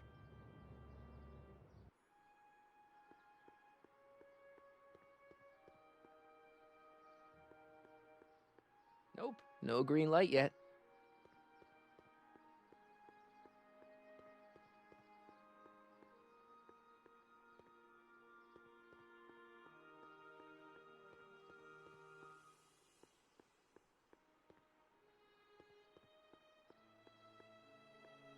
Trixie? I'll do it. I'll make that blue-nosed bitty eat her heart out. That's great. I got it all planned out. When Emmett shows But up... we gotta do it my way. Huh? I'm no good with improvising, and I ain't gonna memorize no lines. But I was in this play once. The Parlor-Maid's Predicament. I figure I could lift a scene from that. Okay. Only, I need a few props. Why am I not surprised? Some furs, a big diamond. It doesn't have to be real, understand? That makes it easier. And something from this friend of yours, Emmett. Has he got a photo album? I don't know. Probably. Better bring it to me. Furs, a diamond, and Emmett's photo album. And then? Sit back and watch the fur fly.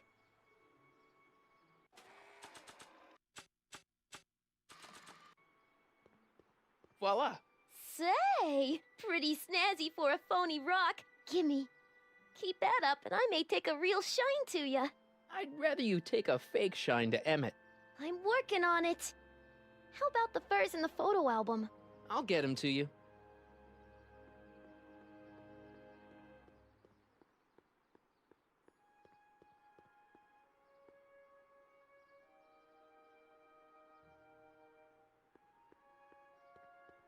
Nope, no green light yet.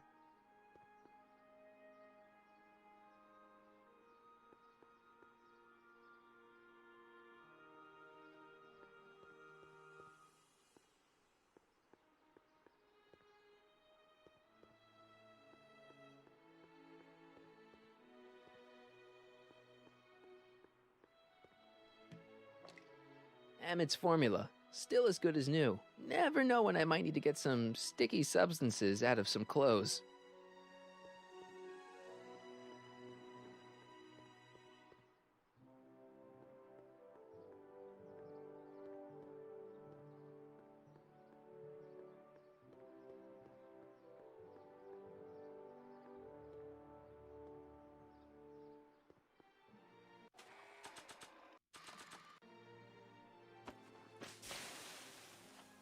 It's a good thing I did this before Emmett's 12-hour time limit, where the cleanser might have dissolved the fur. Let's slip out of those furs, shall we?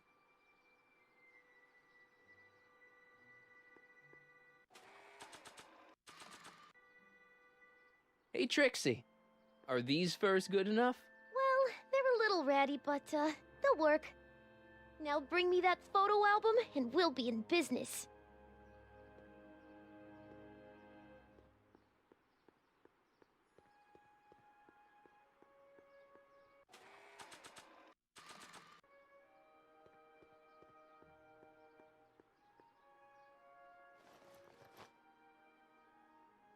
Hey, the light's green. That means Doc could take the DeLorean out again.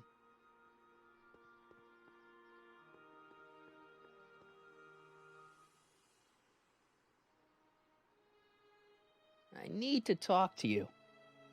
Excuse me, my dear. Yes? About that gizmo you've got hooked up to the DeLorean? The chronometric analyzer? Yeah, the light's gone green. Wonderful.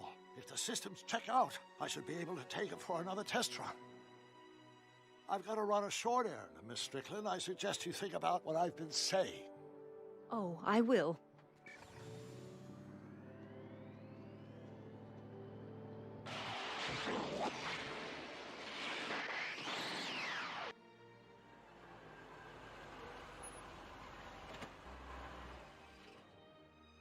When did you land this time? 9 hours and 37 minutes ago. Ouch. Frankly, it started to get a little difficult to avoid running into myself. Still, the time jump yielded some interesting new data on the flux field. I'll run some more tests, and we'll see what we find.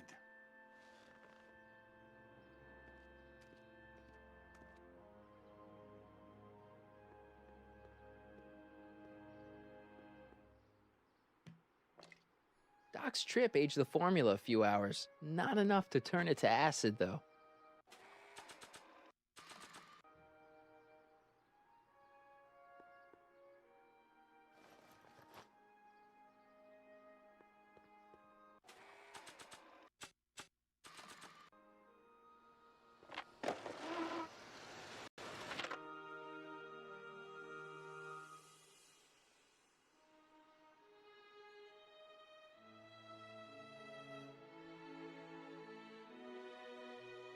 How's it hanging, Emmett? No time for small talk. I've got machines to tune and mind maps to sort.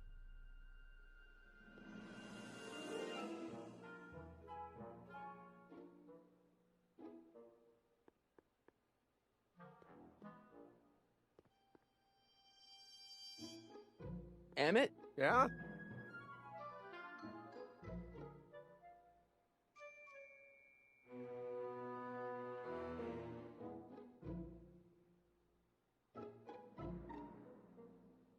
You sure Edna's the right woman for you? What do you mean? Don't you think she's a little controlling? Controlling? Edna? No. She's just giving me a little much-needed guidance. Before I met her, I was such a flibberty-gibbet, always getting distracted by the slightest stray idea. But now, thanks to Edna, I stay focused on the task in front of me, like a narrow-band stream of stimulated photon emissions. Focused! I just think you should be careful, that's all. Thanks for the concern, but I'll be fine. You get back to work. We'll catch up later. Thanks.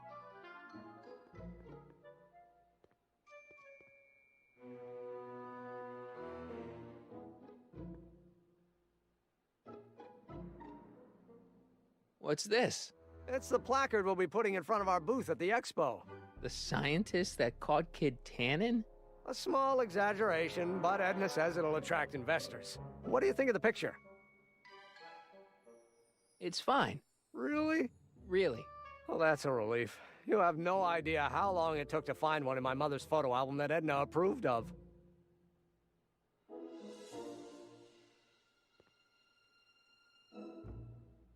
What are you looking at? Your picture. Why? Is something wrong? You look a little constipated. What? Edna said I looked intense.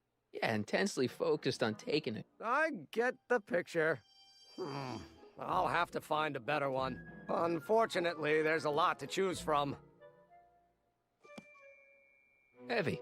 Extremely.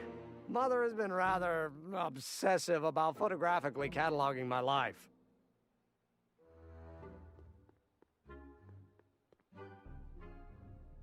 Hey, Emmett, I've got an idea. What? Why don't I take your photo album over to Edna so she can pick out your new picture?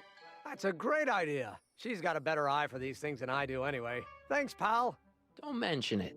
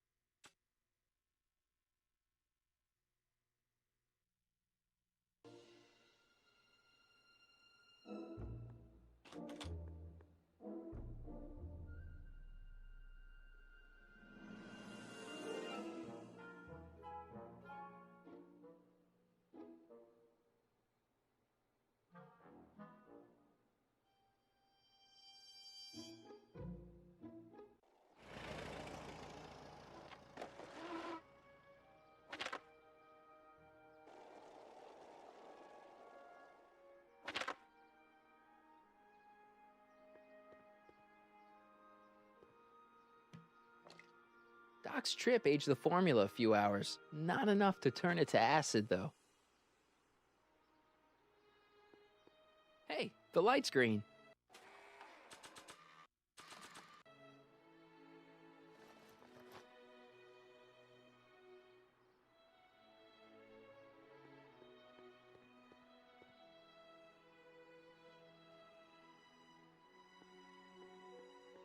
I need to talk to you.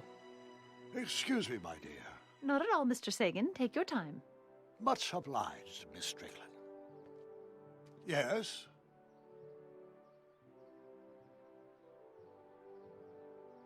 Your chronometer's gone green again. Excellent. Let's hope this time my test run is a success. I'm sorry to desert you again. Yes, well, you've left me with plenty to think about.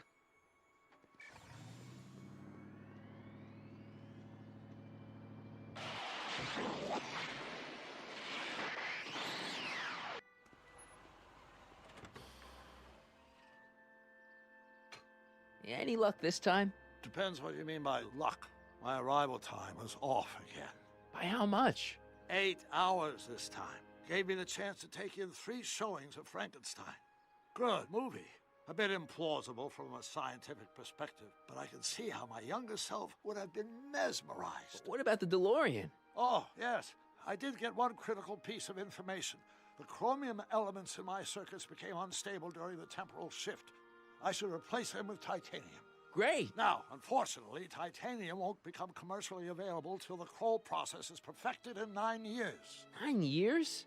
But there may be another solution. I'm going to fire up the chronometric analyzer again. Then, while I'm stalling Edna, you can... Uh-oh. Where'd Edna go? The lab! You better get down there before she makes the situation impossible. I'll tend to the DeLorean.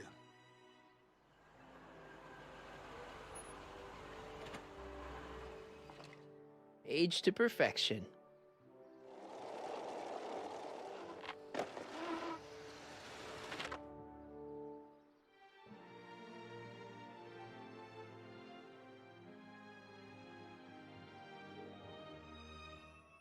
Hey, Emmett, I'm back.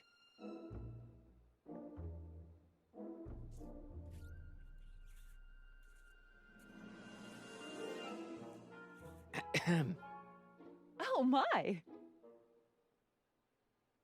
You know, I thought you were coming down here to keep Emmett focused on his invention.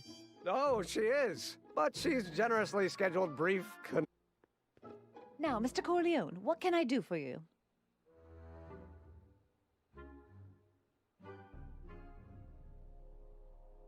Can I go into the lab for a bit? I think I left something in there. Sorry, but I'm afraid the lab is off limits until Emmett's finished tuning the mental alignment meter.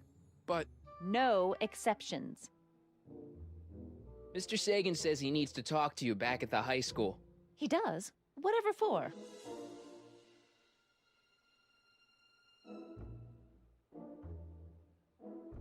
He says he's got a lead on the speakeasy arsonist. He does he?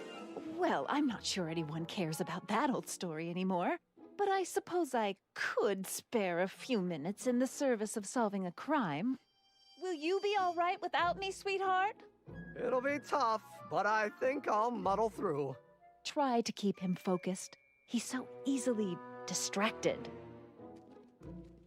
Don't I wish?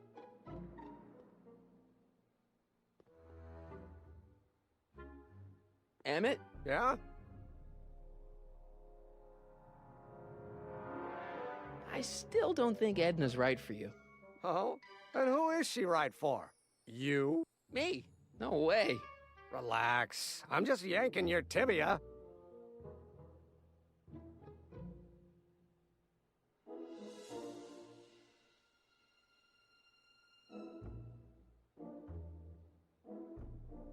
What do you say we take a break for a couple of hours and go see a movie? A couple of hours? Actually, it may be more like 70 minutes. I haven't got a couple of hours. I still got all these mind maps to sort, and the MAM's wiring is still giving me fits, and... I get it, you're busy.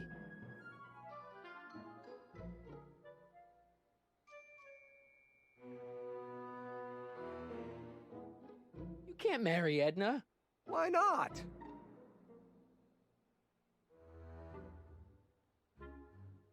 I just don't think Edna will make you happy in the long run. Well, she makes me happy now, and that's what counts. And as for the future, well, the future isn't written yet. You better hope it isn't.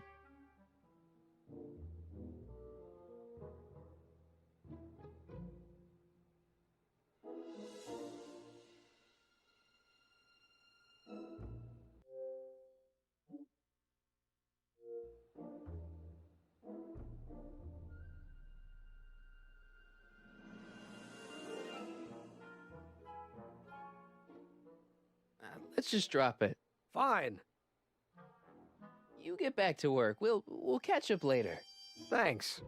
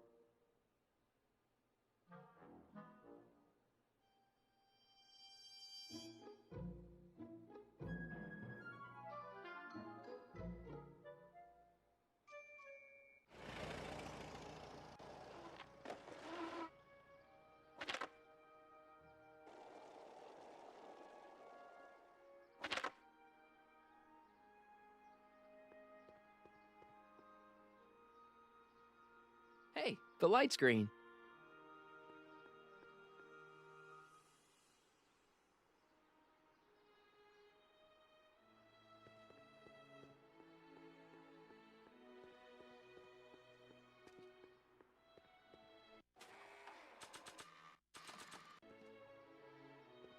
Hi, Trix.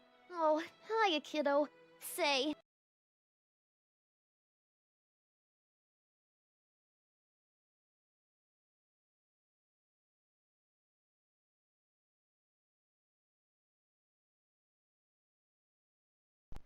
And of course it fucking freezes yet again.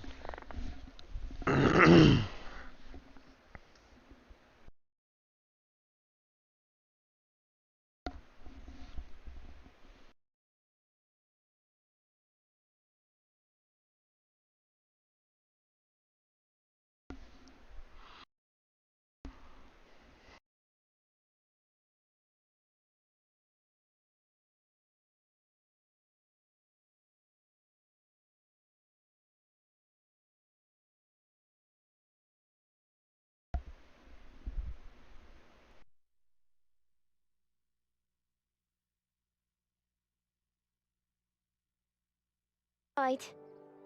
So, you got everything you need for your big scene? I'm working on it. Now bring me that photo album and we'll be in business.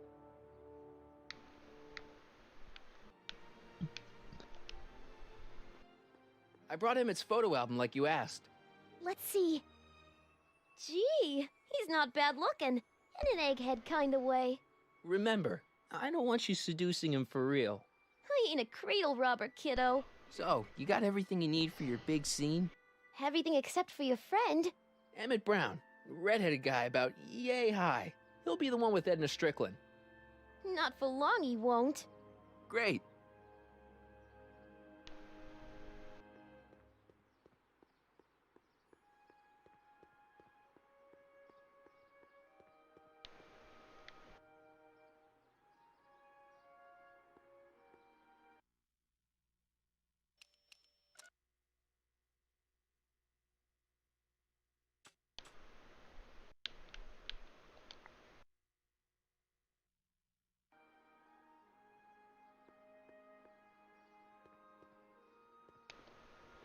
And I need to talk to you.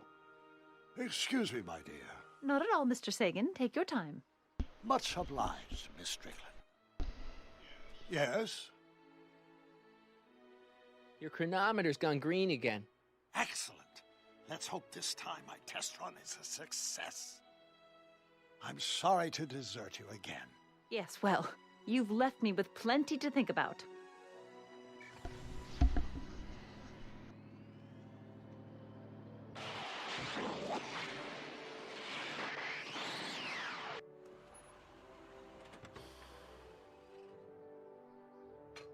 Any luck this time? Depends what you mean by luck. My arrival time was off again. By how much? 8 hours this time. Gave me the chance to take in 3 showings of Frankenstein. Good movie. A bit implausible from a scientific perspective, but I can see how my younger self would have been mesmerized. What about the DeLorean? Oh, yes. I did get one critical piece of information. The chromium elements in my circuits became unstable during the temporal shift. I should replace them with titanium. Great! Now, unfortunately, titanium won't become commercially available till the Kroll process is perfected in 9 years. 9 years? But there may be another solution. I'm going to fire up the chronometric analyzer again. Then, while I'm stalling Edna, you can... Uh-oh. Where did Edna go? The lab! You better get down there before she makes the situation impossible. I'll tend to the DeLorean.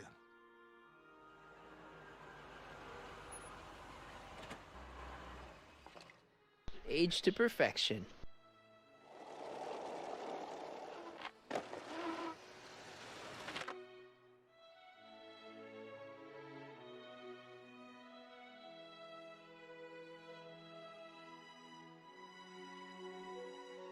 Hey, Emmett, I'm back.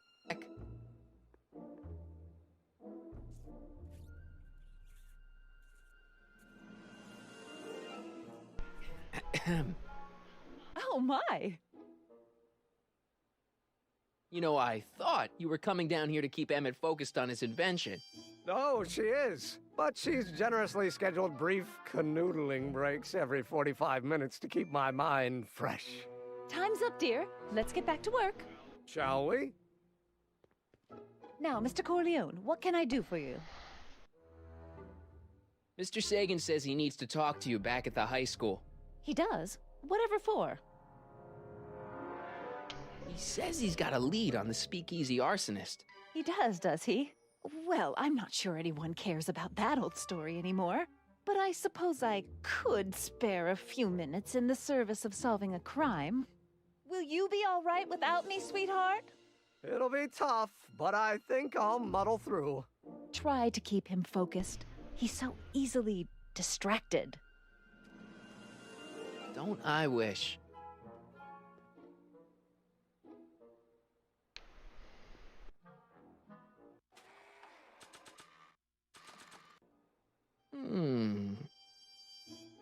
There it is. I've been looking all over for my portable anti-stick, anti-stain formula. Where'd you find it? Out by the trash. That's strange. I haven't been out there for hours. Oh well. Are you gonna spray your jacket? It's looking a little dusty. Not until it's really dirty. This cleanser doesn't grow on trees, you know. Well, some of the ingredients grow on trees, but the rest are synthesized polycarbonate Really detergent dirty? blends. I can do that. I'll wait until you're at the expo to show Edna what a suit-destroying slob you can be. Well, that's about it. It is? Yep. As soon as I get all this stuff loaded into the truck, I'll be ready for the expo. Want to lend me a hand? How about I go tell Edna you're coming? I'll, get her ready for you to pop the question. Good thinking. Go on ahead. I'll meet you there. I really hope this works.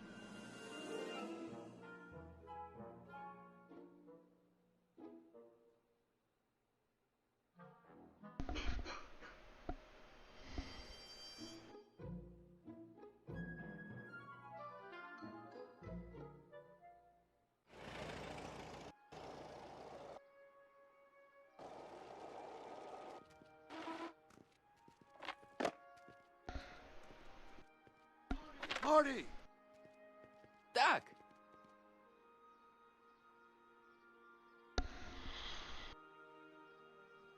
What's all the hustle and bustle? It's almost time for the opening ceremony. Holy jeez, I better work fast. I think I got it all worked out. When it all comes together, Edna will think you're the worst guy in town.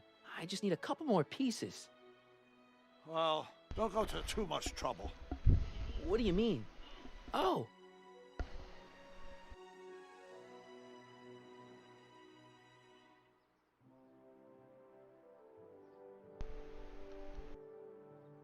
thought of an easier way to break them up? Not exactly. You see, I've been mulling things over, and in the timeline you're from. The right timeline? Yes. I've got a wife. A great wife, Clara, and kids, and a dog, and a bitchin' time train, and Edna? How does her story turn out? How does she end up? Oh, well, Edna ends up...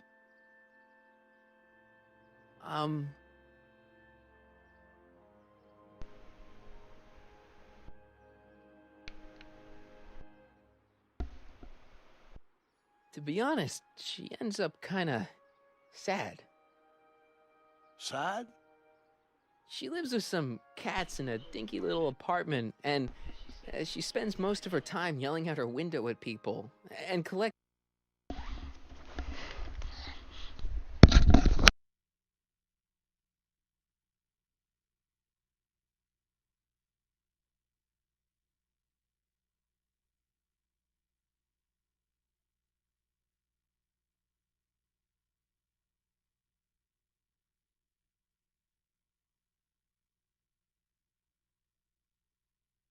newspapers and living in the past. I see.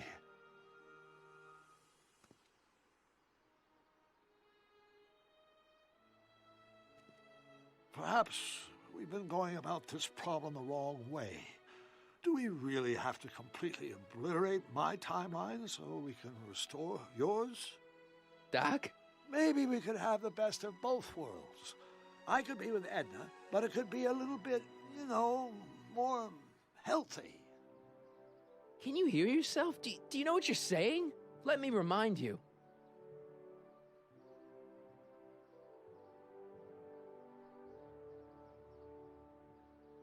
It was her influence that led you to take over Hill Valley and turn it into this nightmare state. Come now, it wasn't as bad as all that. The crime rate was low, and the uniforms were nice. I don't believe this. All I'm saying is, let's stop and take a breath. This elaborate plan to derail my younger self's love life, is the short-term misery worth the long-term gain? Maybe we could find a third way, one where everybody wins. What do you think?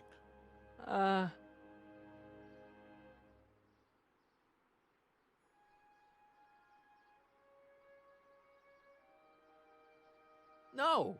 I'm sorry, Doc. I can't go along with what you're saying. You don't belong with Edna. So you're determined to break us up, in spite of my stated wishes? Basically, yeah. Then there's nothing left to say. Where are you going? Why should it matter to you? Aren't you planning on overriding me?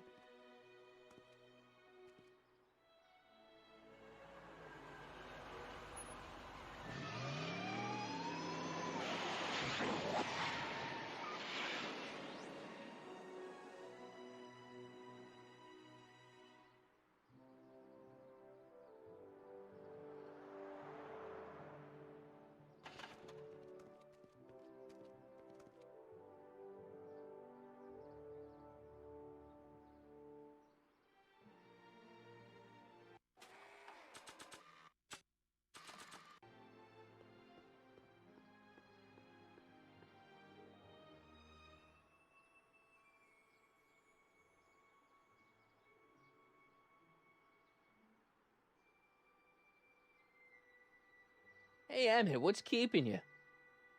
Oh, hello, Michael. I guess I've got a mild case of... Come on, folks.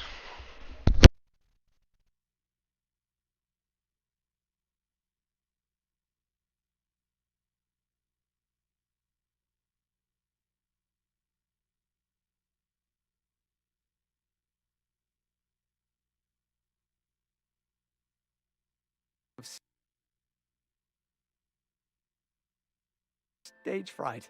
I'm about to play my big scene, you know? No telling how Edna's gonna react.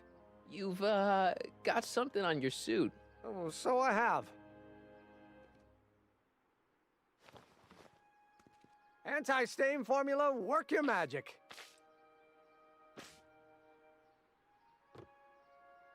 Emmett! Just in the nick of time. Step back now. We're gonna need a little space here. Oh, aren't you a vision? Like something that descended from the heavens. Yes, I'm feeling a bit elevated at the moment. There's something I've just gotta ask you. Wait, your tie's a bit crooked. I've been holding it inside for weeks now, and I've simply gotta get it off my chest. Oh. Uh-oh. My grandfather's suit! My formula! Oh. Don't look! Turn your head! I'll be right back, and we can try this all over again. Emmett Lathrop Brown! Huh? Trixie Trotter! How do you know this woman? I don't! I mean, I listened to some of her records, and I may have taken a picture or two of her, but I... Go on! Deny to the world that you know me. Perhaps it is true, but I know you all too well. What is going on here? You rich boys are all alike. You think material possessions can compensate for a broken heart. Well, you can take back your furs and take back this gaudy diamond, Ouch! too. I don't need your expensive presents. I need you. And more importantly, little Emmett Jr. needs you. Well, Edna, don't Edna me. Apparently you are not the man I took you for. But I am, see?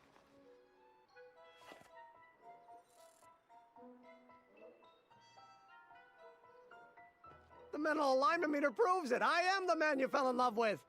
Let me see that card.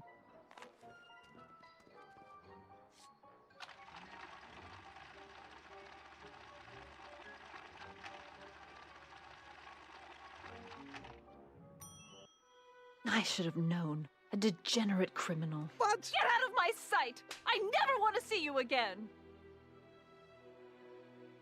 That was rough, Emmett. I'm sorry you had to go through it, but things are gonna be okay. You and me can... Emmett? That went off great, huh? Yeah, maybe too great.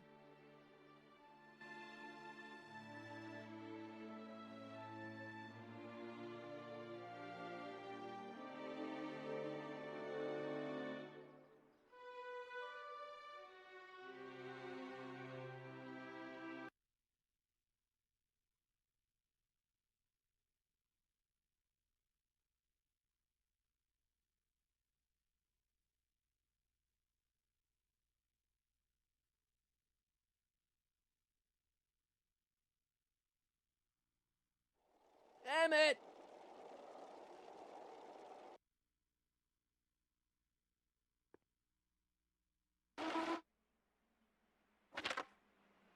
Emmett! Go away. Come on! Where are you?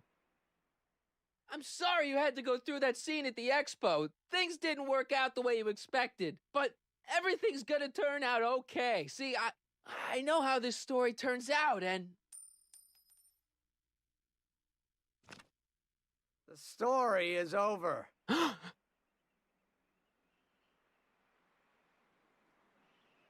there, Emmett! Don't throw away your future! I don't have any future. They say I'm crazy, got no sense, but I don't care. They may or may not mean offense, but I don't care. Stop! What are you doing up here? Don't jump! I wasn't gonna jump. Then what do you... This is where I come when I want to think. Oh. When I want to be alone. Oh.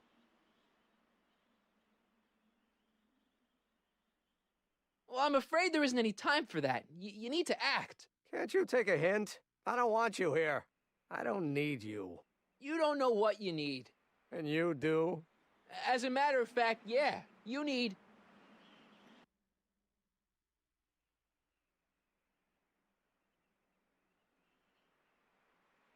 to get some perspective. Think about it. All the people who have it even worse than you. For instance, Frankenstein's monster. Frankenstein.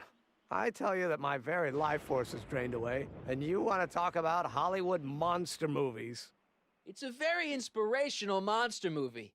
Especially the scene where they bring the monster to life. There's this big gurney that lifts him up into the air, and And see, there's this wild storm going on, and lightning crashing everywhere. It's amazing. And you just gotta see it, Emmett. It'll change your life.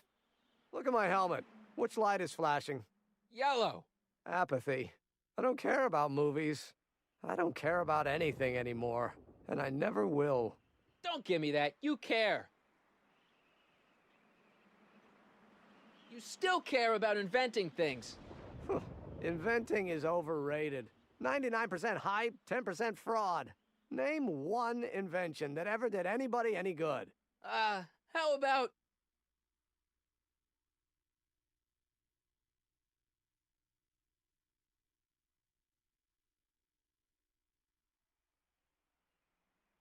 Think about Edison and the light bulb. That was a great invention. Might have been. If there was anything in this miserable world worth illuminating. The automobile was a great invention, right? You love cars. Yes. If I'm lucky, I may be struck by one today. The telephone. Think how that invention has revolutionized the whole world. Yes. Now a person can be rejected long distance. Help me out here. You're getting on my nerves, Corleone. At least you would be if I still cared about anything.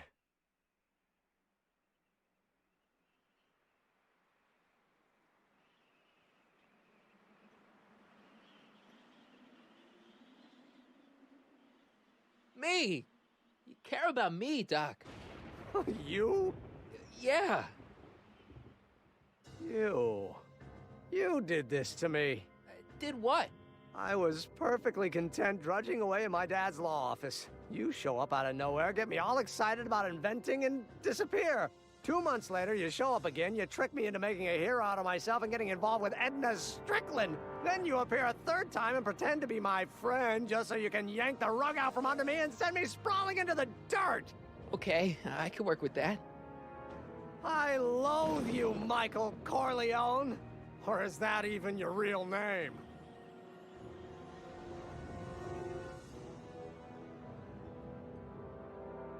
Marty. My name is Marty. Oh, so everything you've told me's been a lie. More or less. Why? Why did you ruin my life?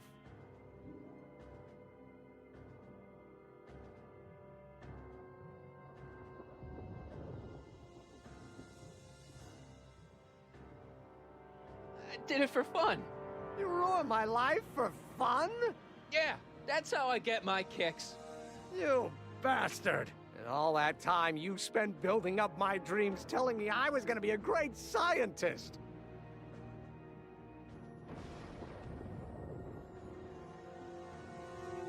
Yeah, what a laugh. Dreams are only for people with guts enough to follow them. You're saying I don't have guts? You? Look at you. What do you know? A person like you? You don't know the first thing about me. I have more dreams in my little finger than you'll ever have. Hey, daydreams don't count. Daydreams? That's what they said to Edison. That's what they said to Einstein. That's what they said to... Dr. Frankenstein? Yeah, and look what they accomplished. I'm sick of people telling me what I can and can't do. First my father, then Edna, now you. Listen to me, good. From now on, I'm living my life my way. I'm taking my own advice and I'm following my own ideas. My ideas. Do you hear me? My ideas. Great Scott, I've got it. Got what? The solution. My invention. I know how to make it work. Mental alignment meter? No, my airborne personal transport device. The rocket car? Not rockets at all. That was my mistake. The basic idea was sound, but the propulsion system was unworkable. But the lightning. Suddenly the answer is clear. It came to me all at once, like a bolt of lightning? Exactly. Static electricity. Super ionized static electricity powering the asynchronous oscillation of frictionless plates inside the... What's this stupid thing doing on my head? Emmett, you're you again. Here I've been wasting my time with silly mind-reading tricks when there's serious science to be done. And the expo begins at 8. Let's get the hell out of here before anything else happens. What? I said, let's get out of here before anything...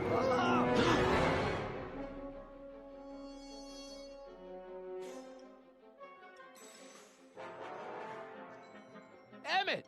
What? Got anything useful on you? Only my wallet. Oh, and this portable anti-stick, anti-stain formula. Oops.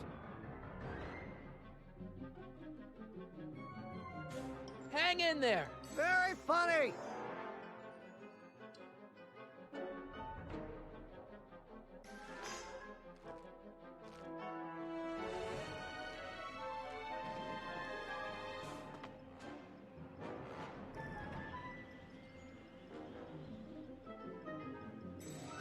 Emmett's helmet. I don't think he needs it now. Emmett's solution. This stuff's dangerous. I can't undo the knot.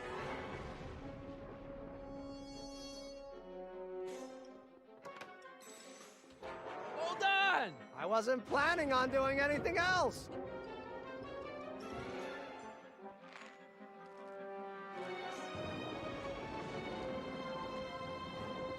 I can't swing on it while it's still attached to the statue.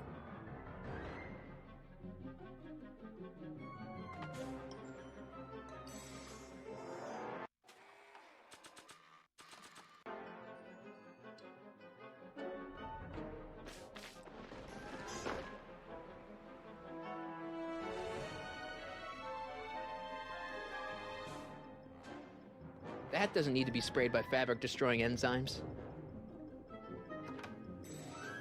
Hang in there! I don't have a choice.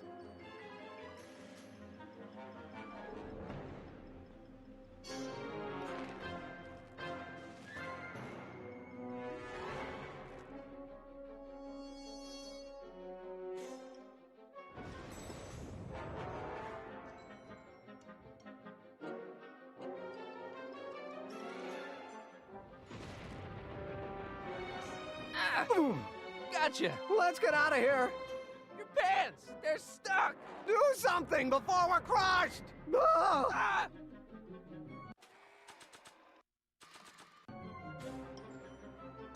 What are you doing? Trust me!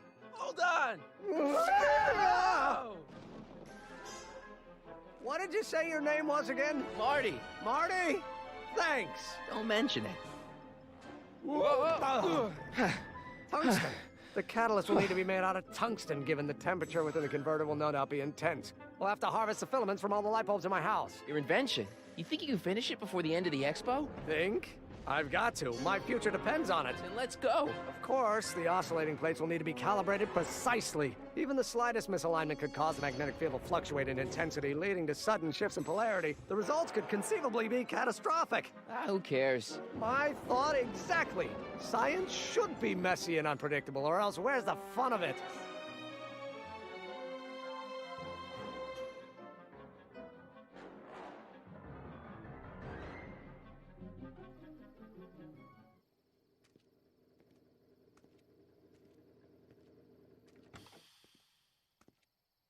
Need a lift? Mr. Sagan, got the kinks worked out of your car of the future? Not all of them, but at least the DeLorean's mundane terrestrial functionality remains intact. As usual, I have not the slightest idea what you're talking about. In fact, you remind me of someone I used to... There, my dear, don't worry. I'm sure we'll all turn out well in the end. Maybe for everyone else, but I suddenly feel very much like someone who's going to be alone and unloved for a very long time. Maybe I should get a cat. Nonsense. I can state with nearly 100% certainty that you're going to have a long and fulfilling life. How can you know that? I think you'll find I know almost everything worth knowing about you and young Emmett and his friends. Tell me, how much do you know about Michael Corleone?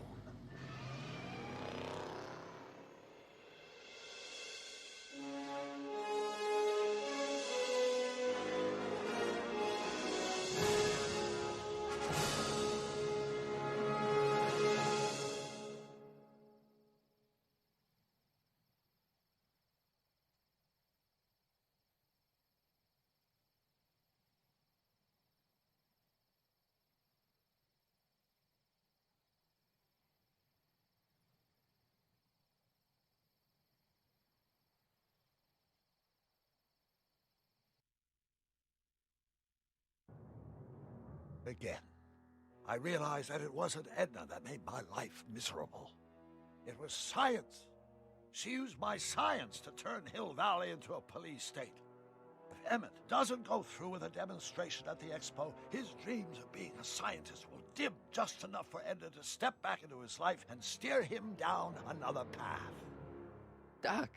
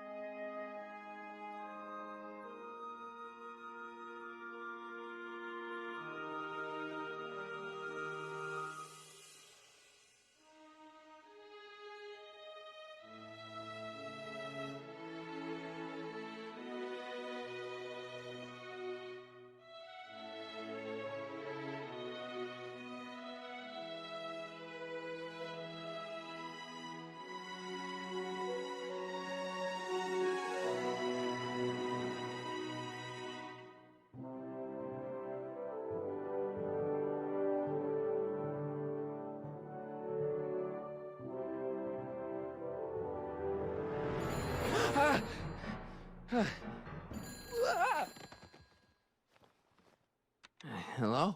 Marty, you're awake. Good. Doc. Emmett, where are you? I'm down at the expo. I snuck out early to avoid my pop.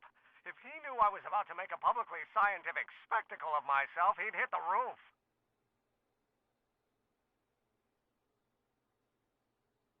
Well, stay put. I'm on my way. Great, but first I need you to perform an important mission. On the table next to my law books, there's a device plugged into the wall. I think I see it. Is it glowing? Yeah, is that good? Good. It's fantastic. Glowing means my static accumulator is charged up and ready for action. Bring it down to the high school and we'll... Damn. What? It's Edna. But...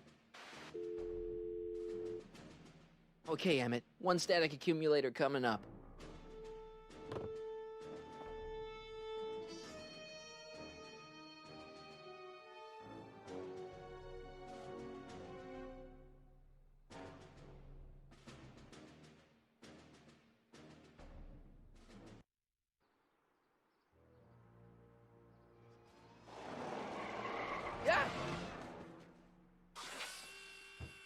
Jeez, Doc.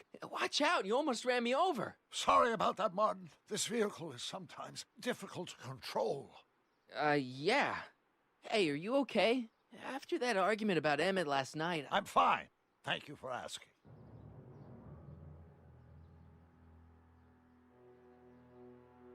So, how are the time circuits? Still broken. I've got a few ideas, but I'm occupied with other problems today. So is that what I'm destined to build for the expo? Yeah, it's a static accumulator. Emmett spent all night building it. Turned out he didn't really need to see Frankenstein after all. He just needed a little push. And some lightning. Fascinating. I also had an epiphany last night. Doc? I realized that it wasn't Edna that made my life miserable. Doc! It was science. You can't give up science. You love science. Correction. My younger self loves science. But if Emmett doesn't go through with a demonstration at the expo, his dreams of being a scientist will dim just enough for Edna to step back into his life and steer him down another path. Even if you screw up Emmett's chances at the expo, there's no way he'll give up science now. He's too committed. You don't know me like I do. After he fails at the expo, he'll be in need of comfort. And Edna's already arranged a romantic little trip up to the lake. Another path? What other path? I don't know. Architecture, automobile repair, taxidermy. Maybe I'll even pursue a life in law like my father always wanted. As long as Emmett steers clear of science, Edna and I will be free to be happy together. Doc, I'm begging you. You haven't thought this through. Haven't I? I guess we'll both find out. One thing's for sure. Emmett Brown's life will be a whole lot less complicated without a time machine in it. No! Ah! What the hell? Where'd it go?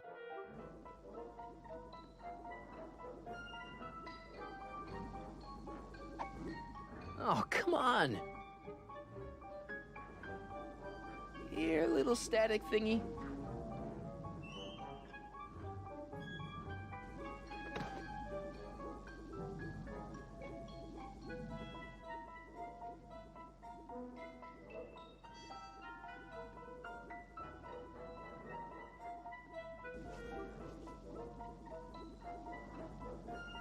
I can't reach it.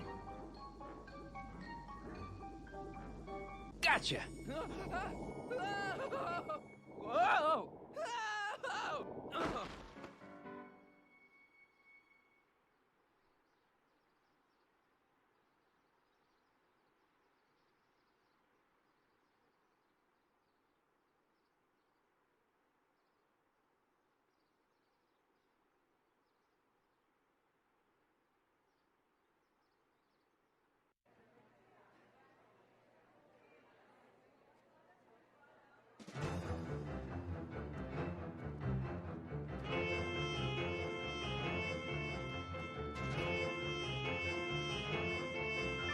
The future is coming today. There's a shiny new tomorrow on the way. A day of invention is at hand. It's a mystic, futuristic wonderland. Just around the bend, my friend, you'll see a dream or two. If you care to dream and dare to dream, your dreams can all come true. There's a world of wondrous wonder on display, because the future is coming today. Not bad, eh? Not bad at all, but I thought you fired her. I found a loophole. What kind of loophole? Just a loophole. You're not the only one who's allowed to have secrets, you know. All right, all right. Say, don't you have to get that whatchamacallit to Emmett Brown's booth? Huh? Oh, yeah, right. Because the future is coming. It's almost here now. The future is coming. It's getting clear now. The future is coming today.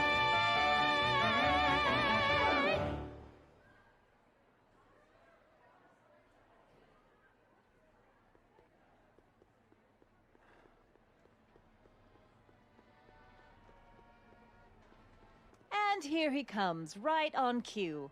No doubt he'll try to talk you out of it, Detective, but you mustn't let your resolution waver. Hello, Corleone. What's she doing here? Well, Miss Strickland here seems to think, You should step aside and let the officer do his duty. Now.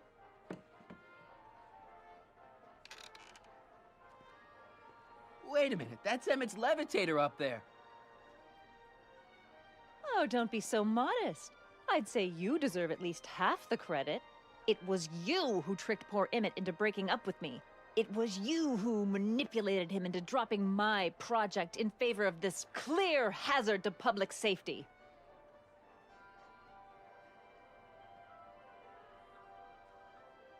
The electrokinetic levitator was Emmett's idea.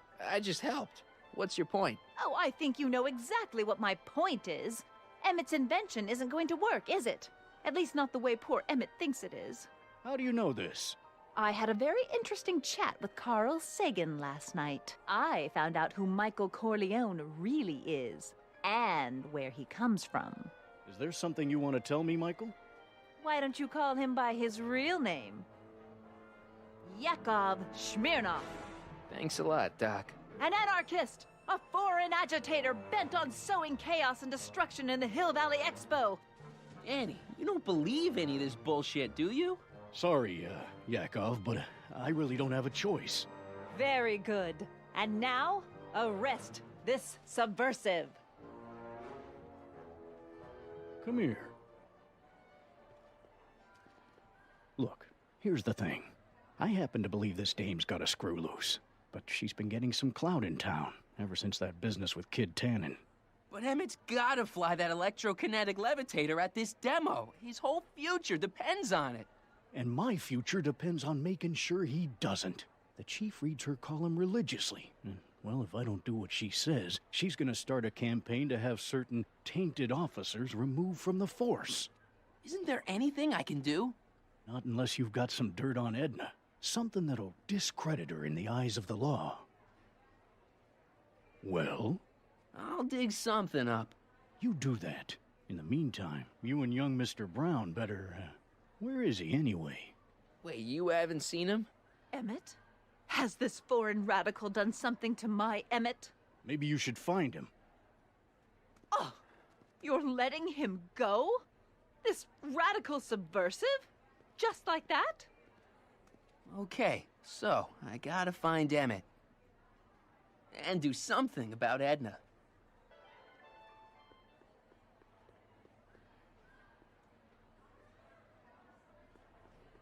Greetings. Hi, Trixie. That's Techni to you, kiddo. Right. Congratulations on getting the old job back. Thanks. Justice triumphs in the end, you know? Now what can I do you for?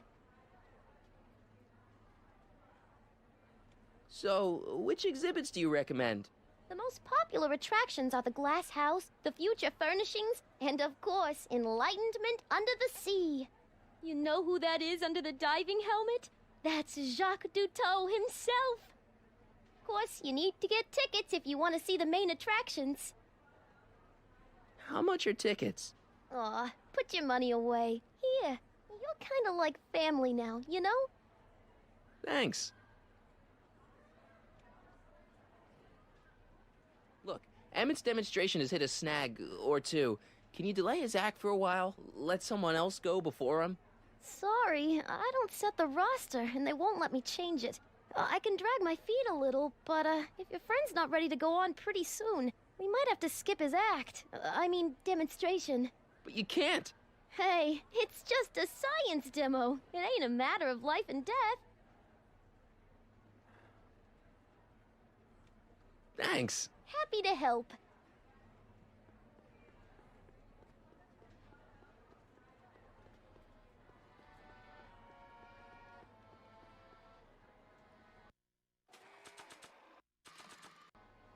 Nah. How about an algae cake? Sure thing, mister. Wait a minute. You're the guy that makes the algae cakes? But I thought you couldn't stand them. Hey! You're the guy that tried to pick up on my Eunice! Ah, for the love of... No algae cakes for you, Buster! How about an algae cake? One algae cake coming right ahead. Hey, wait a minute. It's you! Forget it, mister.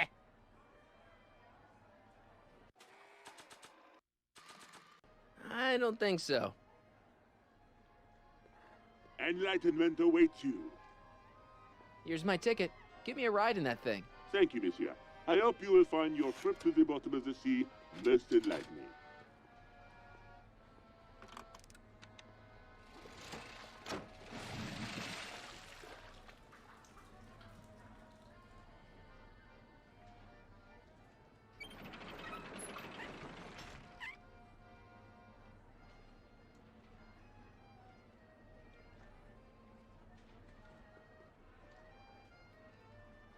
Well?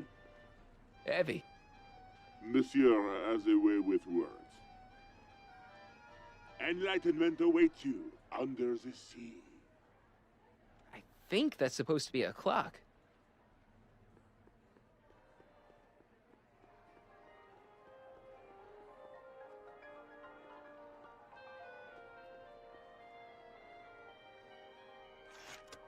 Welcome to the world of tomorrow, where a man's home is truly his castle. Here, gratification is just always a push of a button away. This plant doesn't belong here. There's nothing futuristic about it.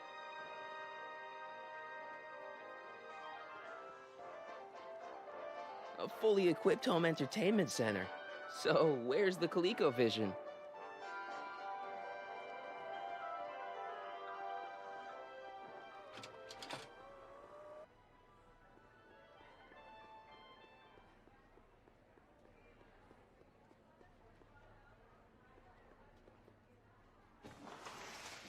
Welcome to the phone booth of the future, made with Atlas glass. Atlas, unbreakable and soundproof. Our phone is hands-free, so you can enjoy a sandwich or a cigarette while chatting with friends in perfect privacy. Would you like to place a call?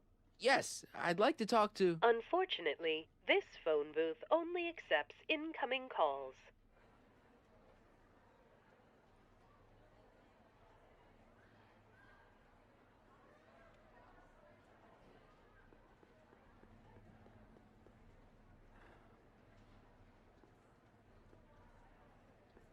Are you ready for a picture radio? Wonder if that's anything like MTV.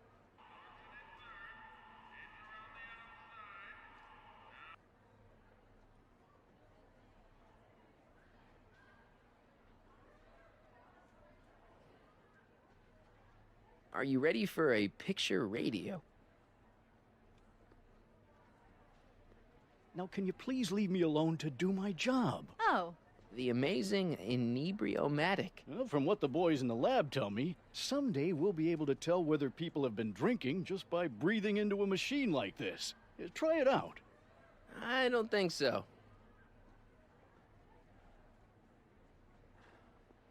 Now. A potted plant? What's this got to do with law enforcement? A potted plant? What's this got to do with law enforcement? It's a bug. No, a plant. But it's got a wire recorder hidden inside, see? If we could have got one of these into Tannen's speakeasy, and if he's the kind of guy who talks to plants, we could have busted him a lot earlier.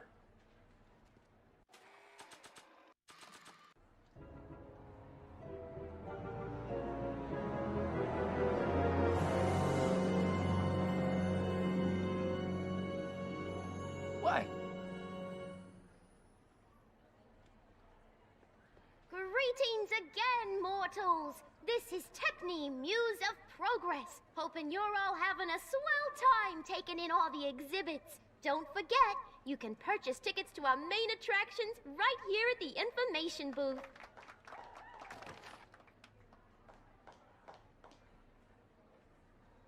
Hiya, folks.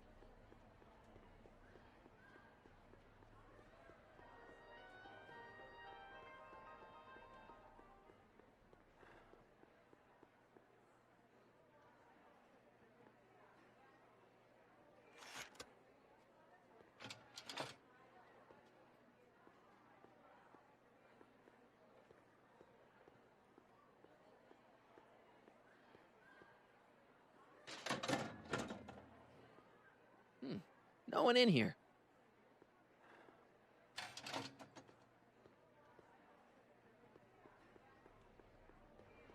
Algae cakes! Miracle food! Hey, Artie. What do you think? Quite a setup, huh? The expo? Sure, but I was wondering. Have you seen Emmett? He isn't at his booth. Odd. Well, he hasn't left the hall. I would have seen him. I'm sure he's around here somewhere. See you around.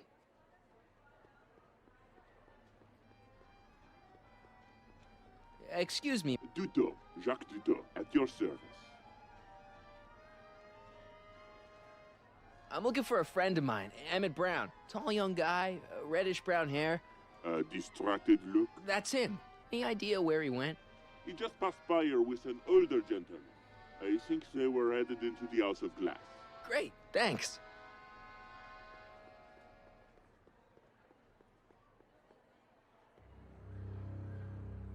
Hey, Emmett, come out of there. Don't listen to him.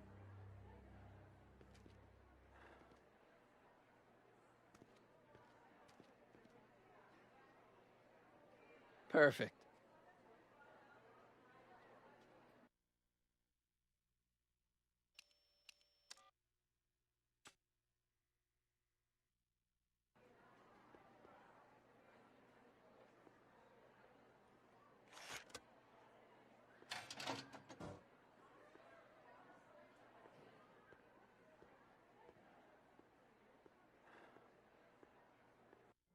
Welcome to the Atlas House of Glass, the future of domestic life. Okay, Emmett, let's get you out of here. Emmett! Emmett, don't listen to him. He's crazy. I'm still not sure about this business proposal, Mr. Sagan.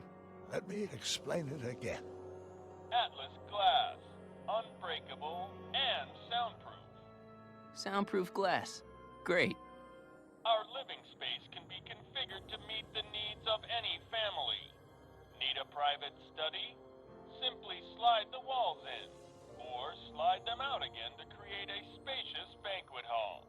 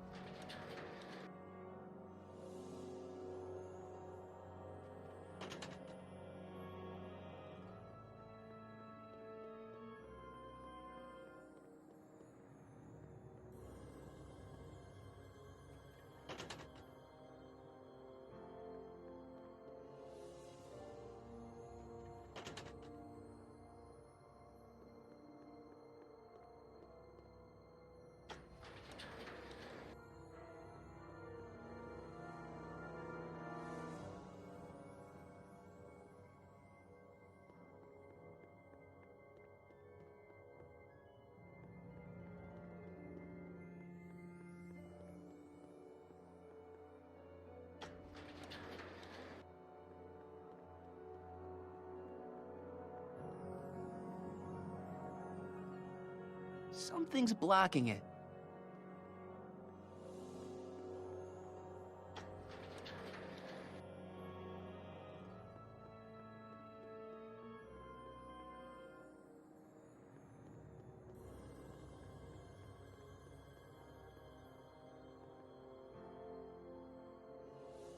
It won't slide open.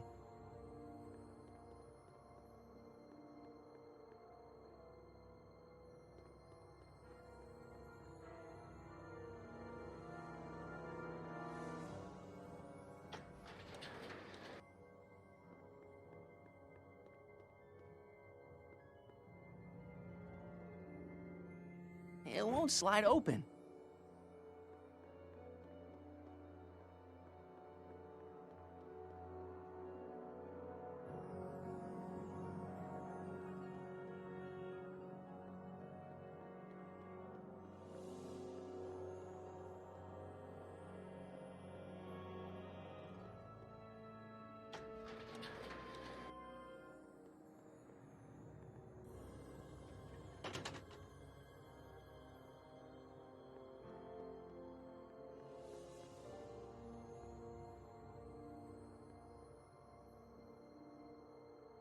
It won't slide open.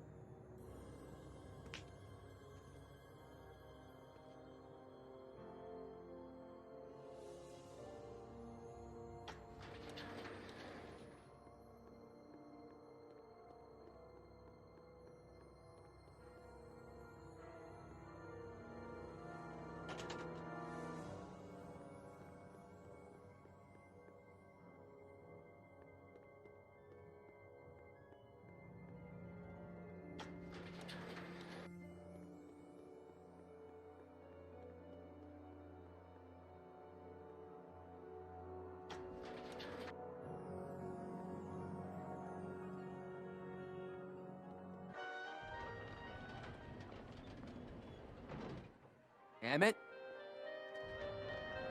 Oh, where'd you take him now, Doc?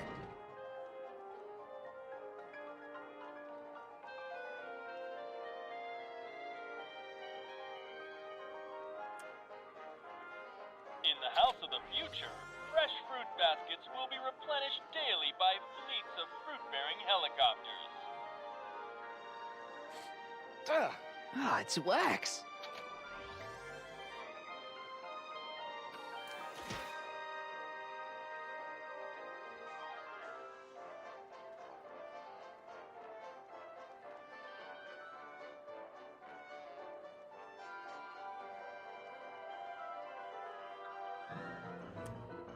In the House of the Future, phone conversations will be completed in the privacy of the personal phone helmet.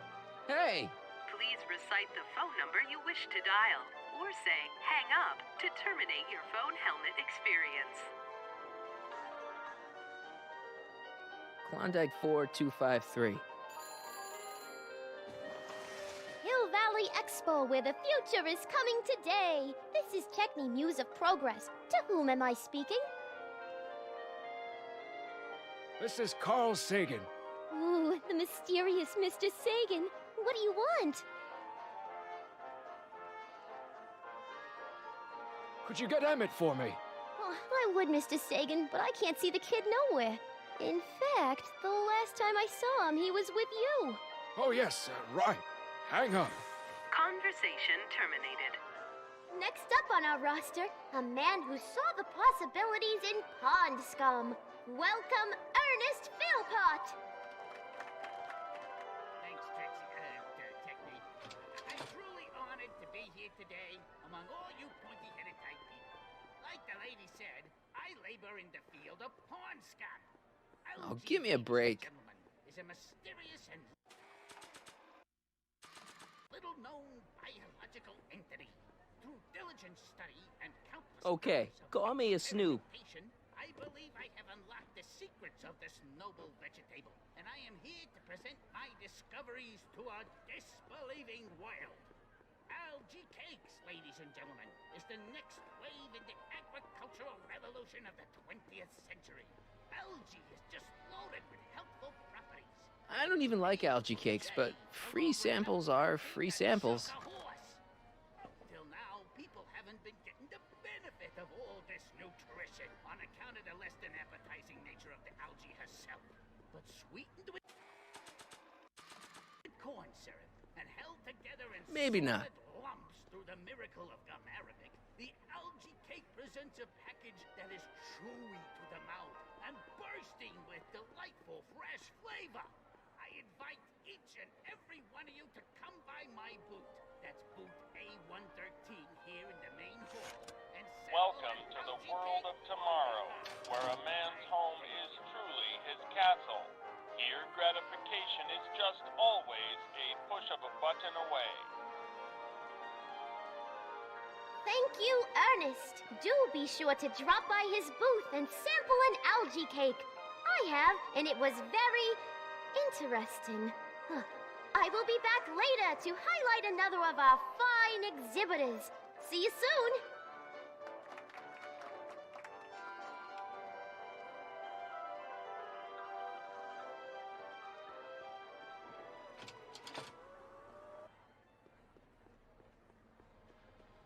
Algae cakes taste so good, you'd sweat it. Not sure what that.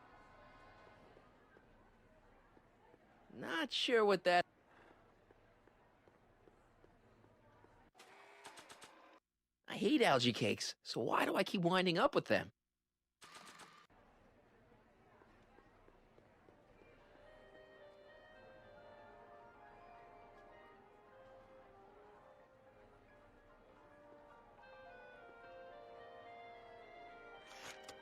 Welcome to the world of tomorrow, where a man's home is truly his castle. Here, gratification is just always a push of a button away.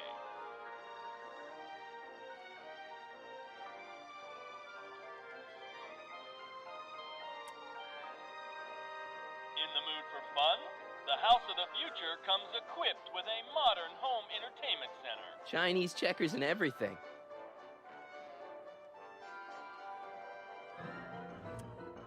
In the House of the Future, phone conversations will be completed in the privacy of the personal phone helmet. Please recite the phone number you wish to dial, or say hang up to terminate your phone helmet experience. Klondike 4253.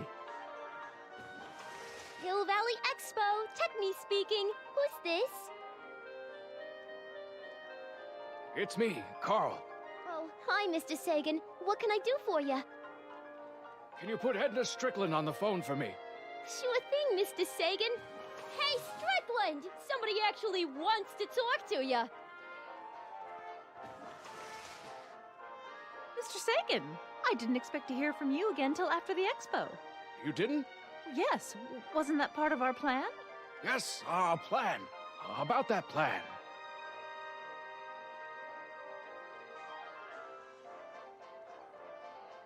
I'm a little unclear on the details of our plan. Unclear? But it's your plan. I mean, I'm worried that you're a little unclear on the details. What details? All I'm supposed to do is use my poll with Detective Parker to get Emmett's demonstration canceled while you keep Emmett distracted.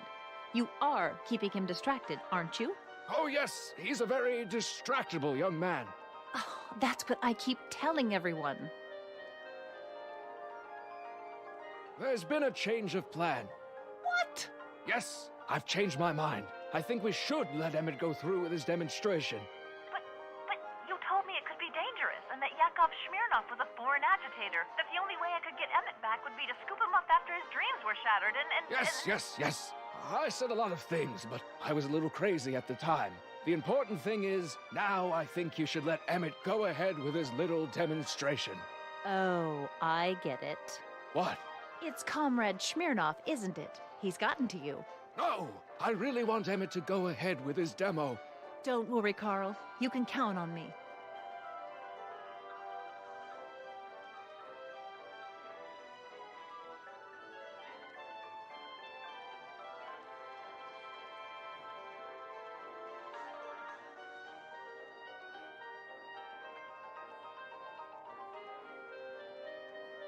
Regarding, you know what? You know what? The little matter we were whispering about yesterday. Oh, that! As a matter of fact, I'm glad you brought it up. I was thinking, wouldn't it be a Hello, good never idea knew to about you pin it doing. all What is going on? Yakov Yes, we're playing Smirnov? Back to the Future Part 4. This is the game, as it is also known as. Yes, we're on the last episode. I get it. You're still That's sore good about stuff. going to How you jail. doing? That was the dog's fault. If he hadn't come glumping up to me right after I started the fire, I could have gotten Here you clean go, away. baby. Love and you. I never would have had to divert suspicion to you. She's the speakeasy arsonist. Carl, is somebody with you? No, it's just you and me. You know, I don't think I ever asked you why you burned down all those speakeasies. Why? Because no one else was doing anything about them. Every night they'd open up their doors serving illegal drinks and loose women, flaunting their depravity to the world, and the authorities did nothing. So I did what any right-thinking, rock-willed woman would do. I took action. Oh, and such a gorgeous action it was, too. The fires were so beautiful. The alcohol made them go up in such pretty blue flames.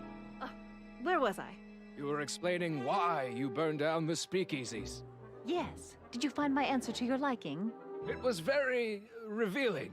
Hang up. What? Conversation terminated. Jeez, Edna was always a loon. I hope that confession's good enough for Parker.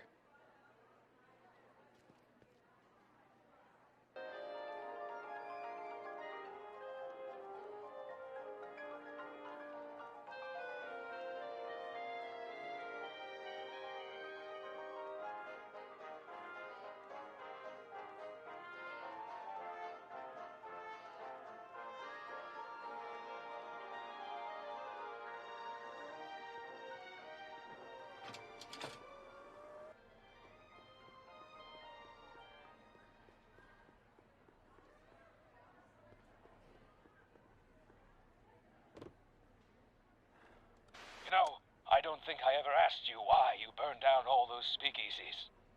I think a lot of people are going to be interested in that answer.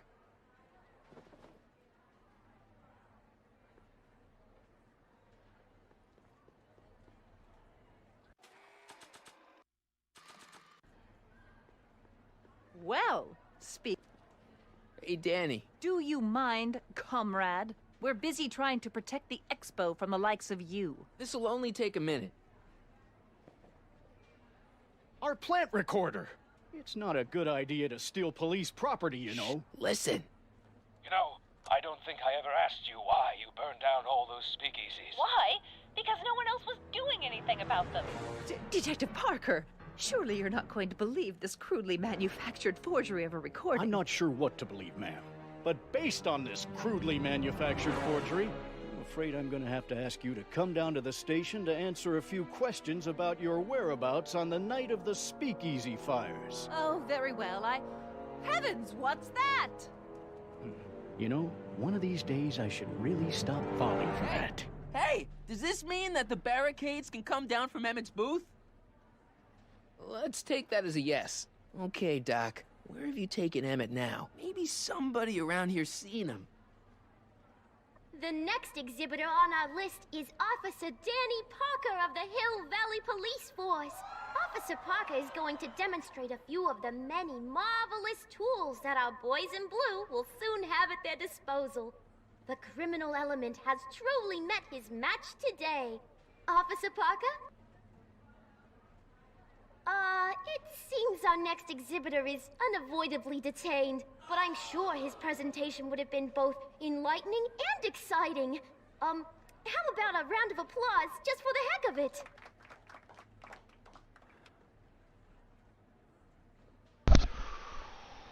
Oh. Oh, baby.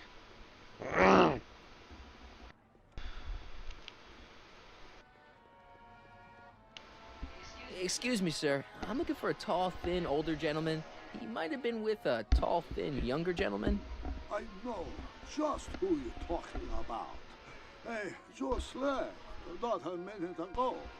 If you hurry, you might catch them.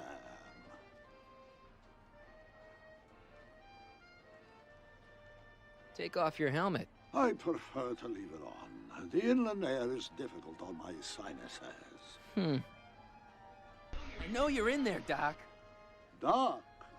Yes, I am a doctor of marine biology, but I fail to understand what you're... Quit fooling around, Doc. What have you done with Stop! Help! I'm being attacked! Michael! What are you doing? You can't assault the exhibitors! You don't understand. He's kidnapped Emmett. The boy's obviously confused. I'll say he is. You want I should toss him out on his ear? That won't be necessary. Do you know who that is? That's Jacques Duteau of the Oceanic Institute. No, it's not. It's... Please keep it down. The Expo went through a lot of trouble and expense to secure Professor Duteau. We can't afford to antagonize him. But if you've got a complaint against him, we can straighten it out after the show. But if you make another scene like that, I'm afraid I'm gonna have you expelled from the hall.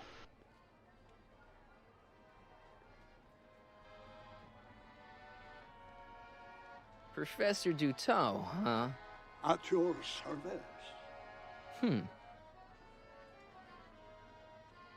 Where'd you stash Emmett? In the diving bell? It's called a bathysphere.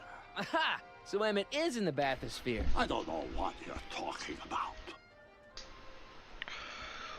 What have you done with the real Professor Duteau? I'm not sure I like your insinuations. I'm not sure I like you kidnapping Emmett. Perhaps I should call the authorities and have you removed from the hall. You're a cold-blooded guy, Duteau. C'est la vie. I think I'm gonna take a closer look at that bathysphere. Not without a ticket, I'm afraid, sir. Hey, is this guy trying to bum a free ride? No. See that you don't. Feels good to be on the right side of the law.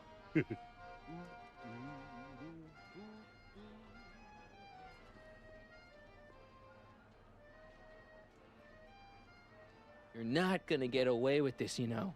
As they say in my country, que sera, sera.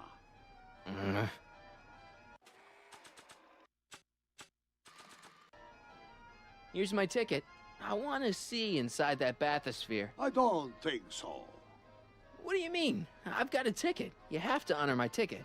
It's the wrong kind of ticket. Sorry. Oh, give me a break.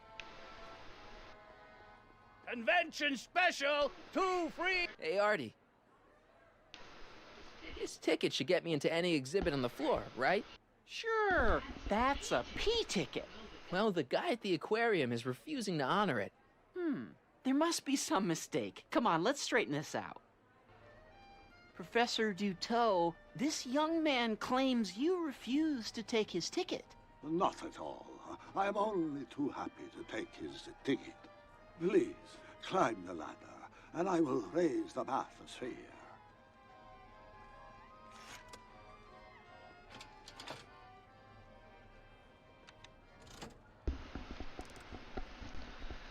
Hey, kid. What? Make sure those pillows are flat. Ears, they must have become stuck. I am afraid I cannot raise the bathysphere at this moment. What a shame. Yes, it is. Well, I will work on the problem. Perhaps if you come back later. Come down, please. The bat. Step back! You're crimping the hose. What does it matter if there's nobody in the bathysphere? It's very bad form. Oh, sorry. Hiya, folks. It's me, Techne, Muse of Progress, gracing you once again with my presence. And speaking of presents, what better gift could Hill Valley offer the world than this magnificent science and technology exhibit, hey folks? If you haven't done so already, I urge each and every one of you to take a peek at Furnishings of the Future, right here in our main hall. Tickets are available from me, Techne, at our information desk.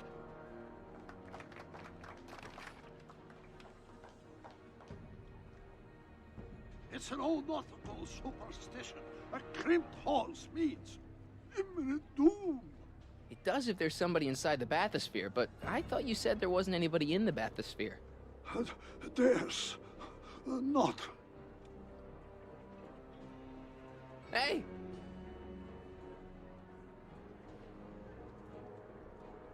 I'm just gonna keep holding this air tube closed until you raise the bathysphere. I wish you wouldn't. Why not? There's nobody in the bathysphere, right? Emmett gets no air until you raise the bathysphere. Emmett? Who? Emmett, you.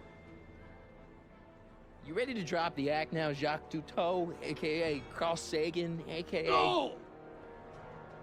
You know what happens when the air runs out, to both of you. I command you uncrimp that hose!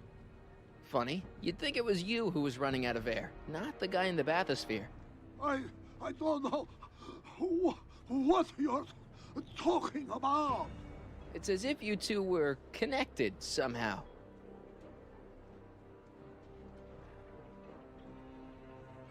Step off the hose! Raise the bathysphere, Doc. I won't do it! Then neither will I.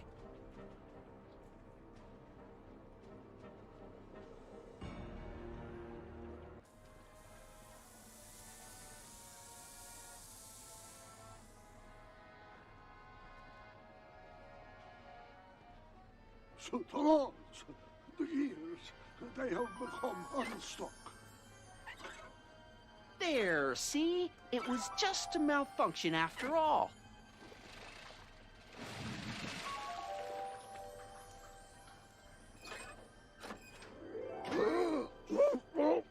Let's get you out of there.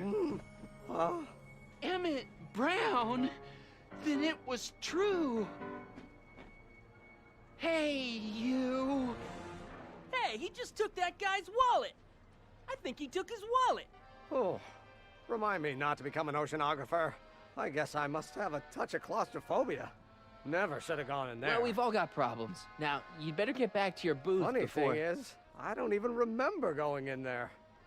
Last thing I recall, I was in the glass house talking to Carl Sagan. Did you know he's really a scientist? I'd heard. What did he say to you? Oh, he had some sort of spur-of-the-moment business proposition. It was all very rush. I never got the details. It would have meant leaving before the expo was over, so I told him say, where'd he go? Do you know? Carl Sagan? He had to leave. One of his experiments blew up on him. No, I know how that is. Greetings and salutations to all our honored guests. I am Techne, Muse of Progress, and it is my pleasant task once again to highlight one of the great minds who was hard at work building a better tomorrow. I think that's me. I'm next on the roster. But are you ready? No, I don't have a choice. Did you bring the static accumulator? Oh, right. Here you go. Great. Come on, let's get up there.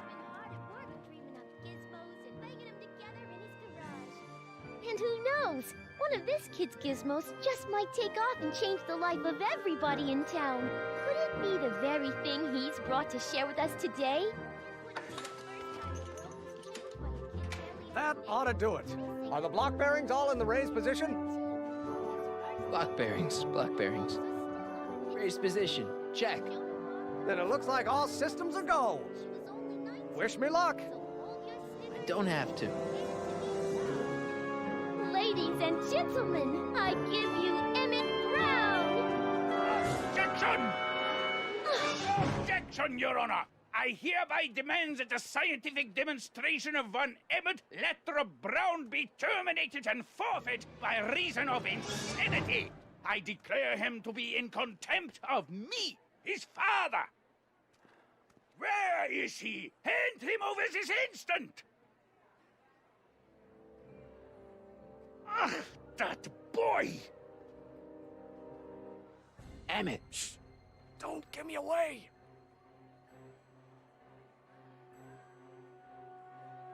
I thought you weren't scared of your father anymore. When he's in a mood like this, I'd have to be suicidal not to be scared.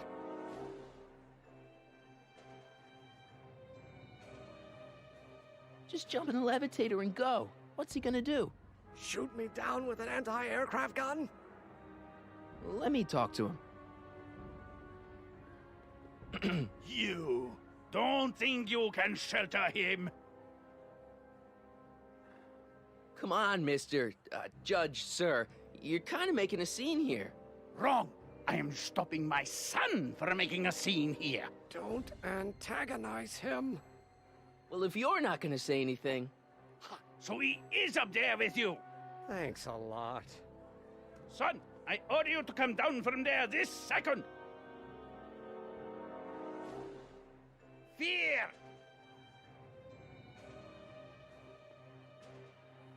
I want to speak to my son.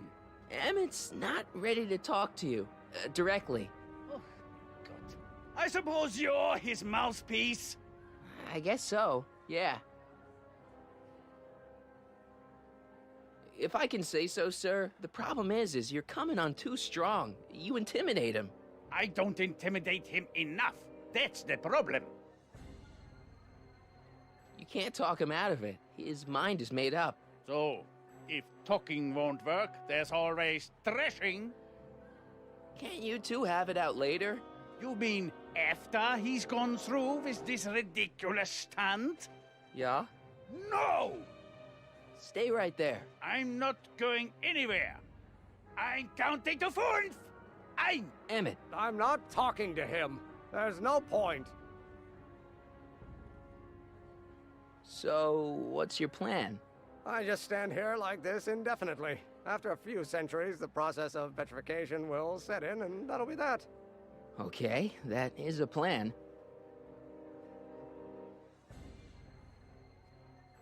Maybe he'll give you a fair chance to explain yourself. He is a judge, after all.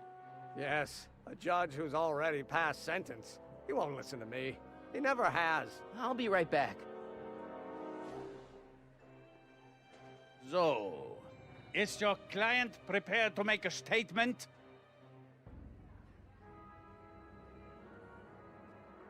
He says it's no use talking to you. You never listen? That only shows how pig-headed he is. Of course I'll listen. If he can justify his craziness, I'll be only too happy to indulge it. Stay right there. You dare to disobey a direct... Emmett. I'm not talking to him. There's no point. You heard him. He said he'll listen to you. Well... At least give it a shot. Father? Son? You've never understood the first thing about me. All you want to do is step on me, squelch my natural instincts. You don't know what it's like to be young. You don't know what it's like to have dreams, to have ambitions so great and so powerful that they've got a life of their own. And it's all you can do to hang on for dear life while they gallop on where they must. This is America, Pop. And in America, a person doesn't have to do what his father did. Isn't that why you came to America? To live where there wouldn't be so many rules? Well, we talked. Are you happy? Emmett? Here to play peacemaker again, Pollyanna? Okay, so he's got a strong personality. Strong personality. Lord save us from strong fathers. Why couldn't I have been born to a nice, wimpy milquetoast? Yeah, well, that's no picnic either. The important thing is, fathers can change. Says you. Deep down, he's just worried about you hurting yourself. No amount of physical pain could equal the pain he's already inflicted to my spirit.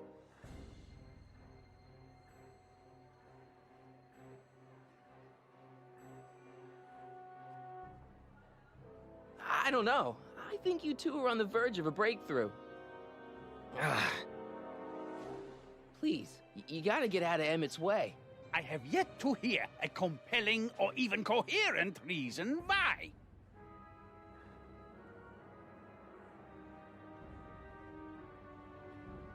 See, Your Honor, it's just that this demo is so important to Emmett. A childish kerfuffle. He'll forget all about it in 2 weeks' time. That's what I'm afraid of. Look, Your Honor, you don't see it, but there's an awful lot riding on Emmett's demonstration. All the more reason why I've got to put a stop to it. Look me in the eyes, young man. I expect you know my son pretty well by now. Do you seriously think his exhibition is going to be a success? Maybe not. I mean, isn't Emmett entitled to make a few mistakes? Emmett has exceeded his quota for one lifetime. It's my job as his father to see to it there are no more mistakes. Emmett's just... stubborn, willful, single-minded, incorrigible, and obsessed. Okay, but if you look at it from the right angle, those traits are kinda... good. That may be your angle, Sonny, but I'm not so sure it's the right one. Make no mistake, those are traits that lead to trouble. He gets them from his mother. Emmett's just trying to make a name for himself. Maybe things were different when you were a kid, but nowadays you gotta take chances. What do you know about taking chances? Try moving to a strange country where you don't speak the language with only $2 to your name. You? You bet your socks, me! And I made out all right, too. How'd your dad feel about it at the time? Papa? He was fit to be tied. He called me a disobedient little... So your father didn't approve of you coming to America?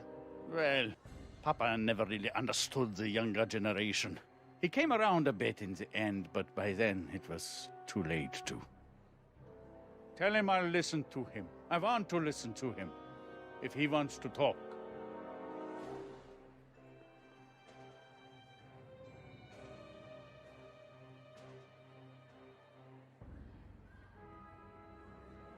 He says you get your stubbornness from your mother. Well, that's the limit. He's not satisfied with insulting me. He's got to drag my mother through the dirt, too. Mother isn't at all like me. She's gentle and sweet and endlessly patient. If anything, I'm more like... skip it. You were starting to say that you're like... Skip it. Can it be that you and your dad? No. Next subject. Emmett, stop being a dope. You've got your pride, okay?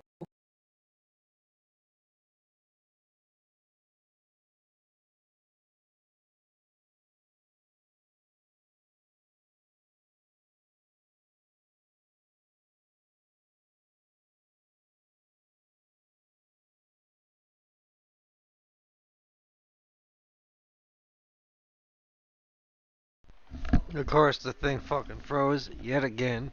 Give me 1 second, folks.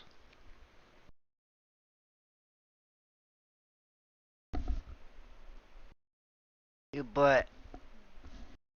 Go to bed. Take your weed pills, Ernie. You need to. Come on.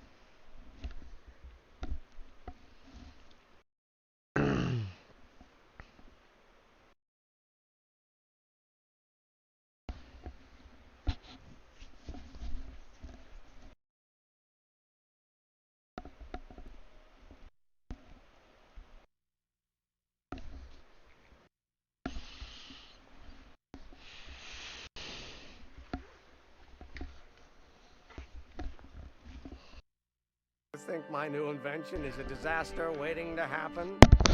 Yes, I do. And I'm here to say, if any son of mine is going to make of himself a public disaster, I insist on being there to support him. Pop!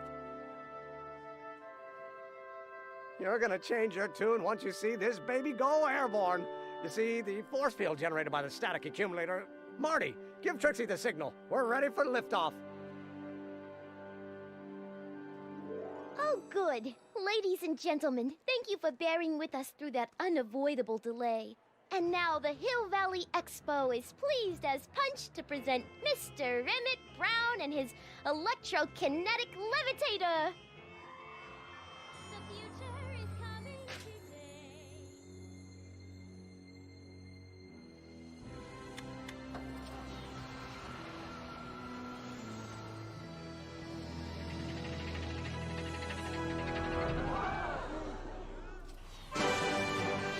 Look at that! He's flying!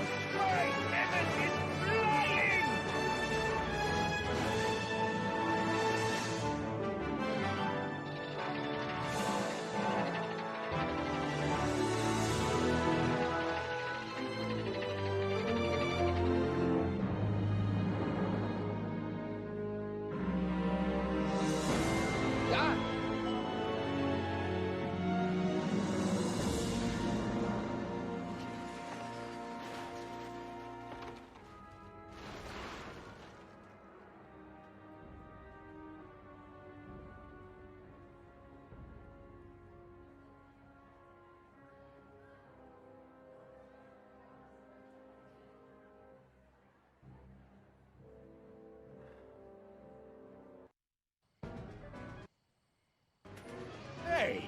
Hey, stop! Get back here!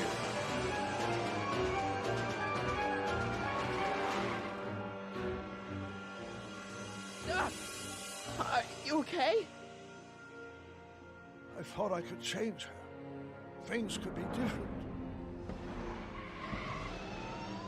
Forget about it. Come on. We gotta find a way to stop her before... No, don't come any closer. Doc! Go away! Move! Move! Marty!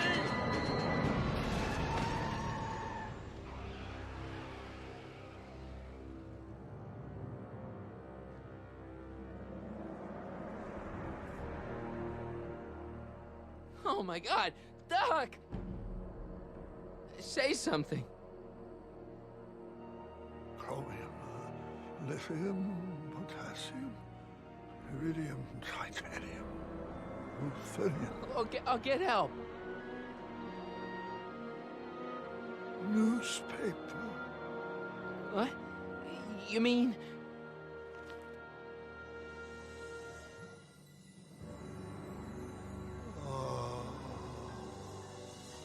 Gonna get you to a hospital, Doc. You're gonna be okay. Yes. Oh, I think I am going to be okay, Marty. No, come on, Doc. Doc, don't do this. Don't go.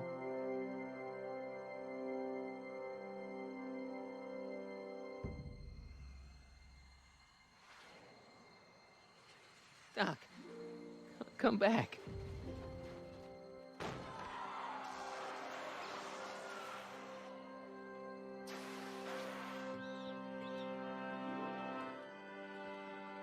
Doc?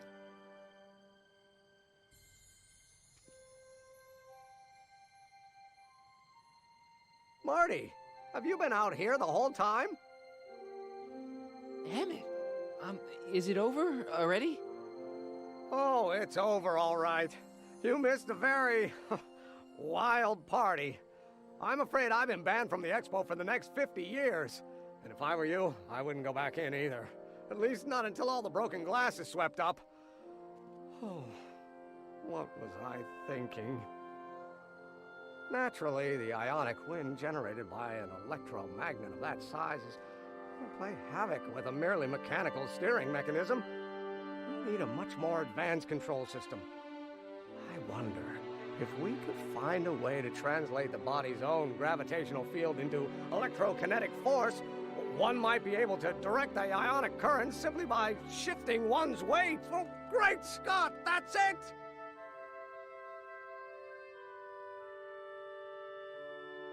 So, what comes next? Work, work, and more work. A few more stumbles, followed by a breakthrough or two. The way I see it, it's those little mistakes along the way that advance us along the pathway of knowledge. Come on, there's no time to lose. Let's get back to the lab and... I'm sorry, is something wrong? It's a long story. Let's just say I lost somebody. Oh, how sad. Anyone I know?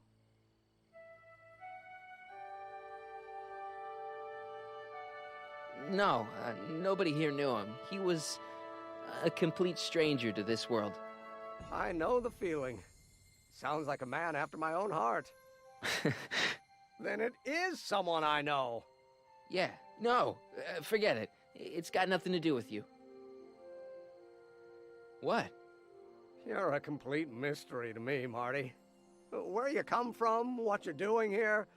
But there's one thing I do know. Whatever it is, it does have something to do with me. Please, Emmett, Bro, don't ask this anything. is the last episode. Keep watching. It's gonna Come on, let me see. Doc just got hit and ran over. Let's put it that way. And that was the wrong Doc. From an alternate timeline. So we could pretty much say Doc's dead.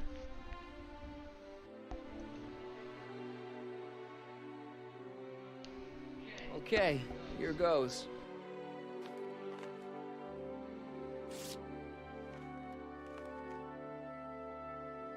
What's that? An explanation. But you've got to promise me, don't look at it until you get the key to the city. Huh? Emmett! Just promise. Emmett! Where are you, my son? I'll be right there, Pop. Key to the city? I don't understand. And you can understand. Not for a long time. It would do irreparable damage to something. Just say you promise. Okay, I promise.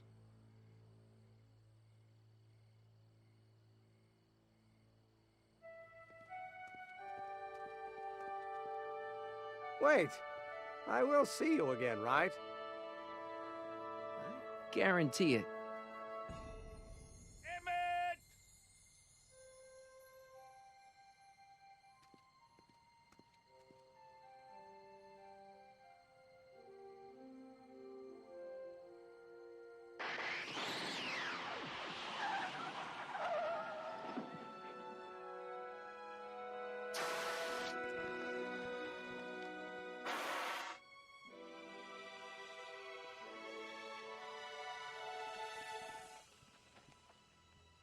Yeah, it worked.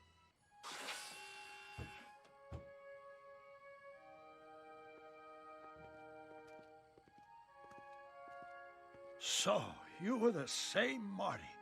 Funny how memory can play tricks on a person. I remembered you being much taller. How was the ceremony? Long. You've got a theatrical way of sending messages. Only way I could do it without messing up your timeline. Very clever. But what are you doing in 1931?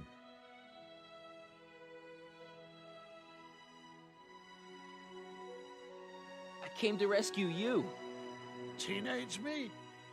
No, you. But then teenage you got mixed up in it. See, you were in jail and...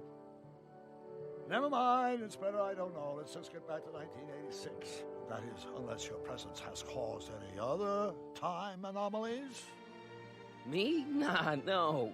Well, I'm still a little confused about my...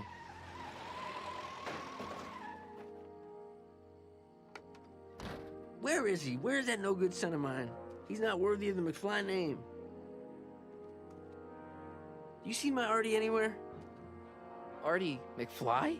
That's the one. Just got a call from Melvin at the city records office. He tells me the dad-blamed fool's gone and got himself hitched to a Canadian floozy. Can you believe it? Hitched? Married. I swear, that boy's gonna put his papa in an early grave. So that's how she got her job back. Ah, he's married the wrong grandma. I mean, Trixie's not my grandma. And if she's not my grandma, I'm not me. Wait, that was Great-Grandpa Willie. I met him when he was a baby. He peed on me. Holy crap, Doc, I'm gonna disappear again. Calm down, Marty.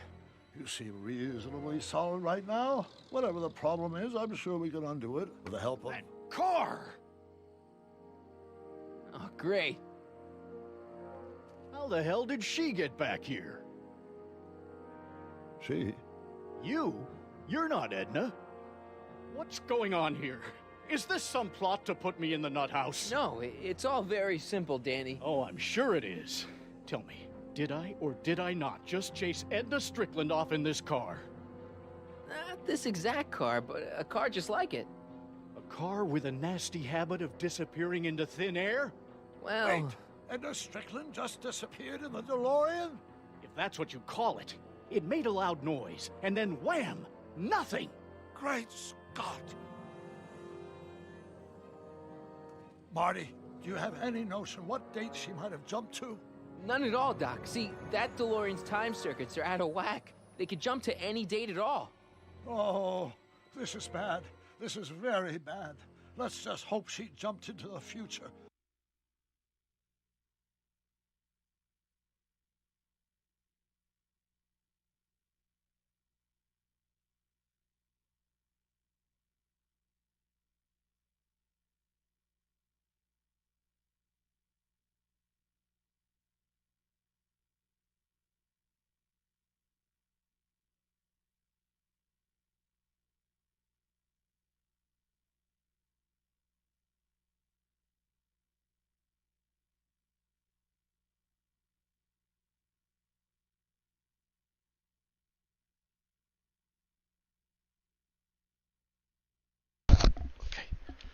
The far future.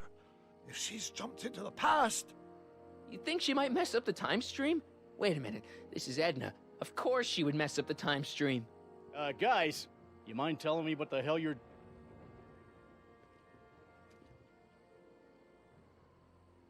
Uh-oh.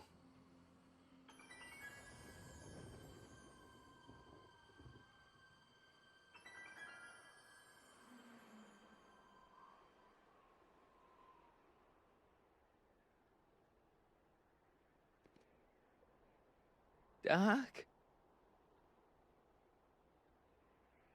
Did we just leave Hill Valley? No, I believe Hill Valley just left us. How? Something must have happened to it. A long time ago.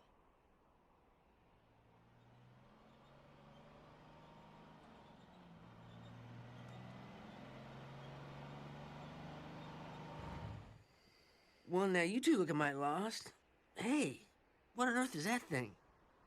It's an experimental vehicle. Pay it no mind. Look, maybe you can help us. Where exactly are we? We're a little lost. Furthest point of my rounds, that's where you are. About 25 miles outside of Hayesville. Take a wrong turn, did you? In a manner of speaking. Tell us. We're looking for Hill Valley. Well, which is it, a hill or a valley? No, it's a town. It's a town called Hill Valley. Hill Valley, a town? Say, I think I once heard that there was a town here a long time ago. Don't know much about it, though. Just as I suspected.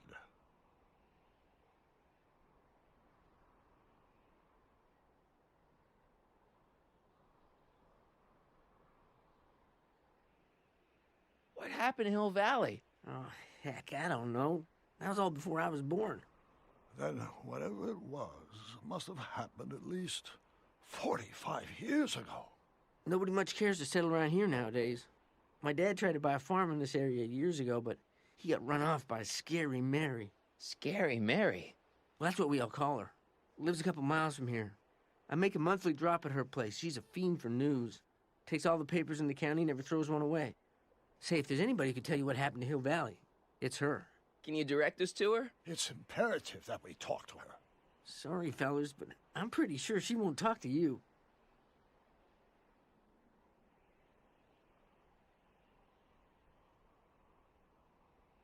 Why wouldn't she talk to us? The thing of it is, guys, Mary's older than dirt, but she's also a little tetched, if you catch my drift. She doesn't like strangers. I'm sure we can handle her. We'll be very polite. Please, we gotta see her. Well, okay, if you insist. Take a right turn just after the bridge, then follow the wheel ruts till they come to an end. You'll have to go the last quarter mile on foot. Good luck, and don't say I didn't warn you. I got a notion I'll be kicking myself for sending you up there.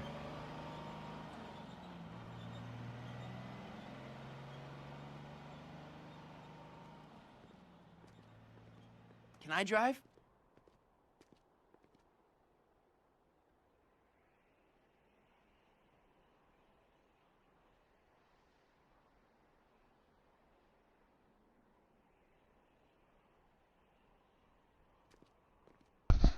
How's it going, Connor? What's going on?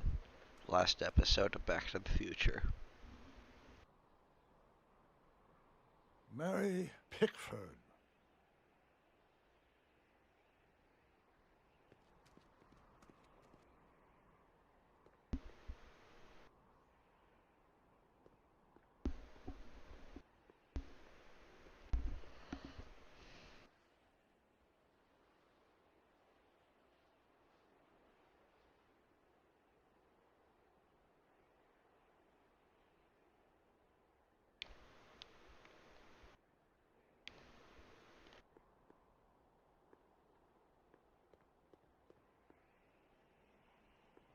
Doc, it's a... Shh.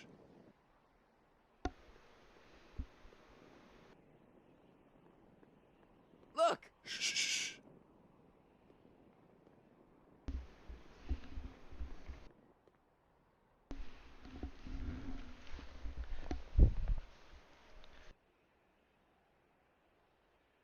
Oh, lovely, lovely. I know what that I know that feeling, trust me. Just turn the TV down a little more. There we go. Chelsea's been sleeping on and off, a few seizures here and there. But hey, that's why we're here.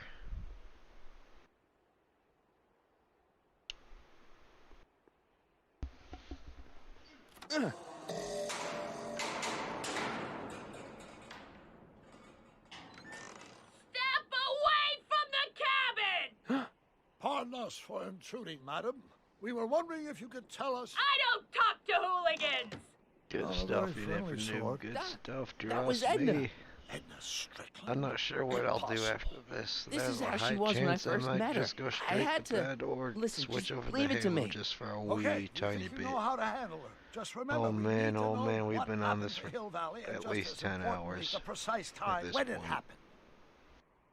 Long ass game, let me tell you.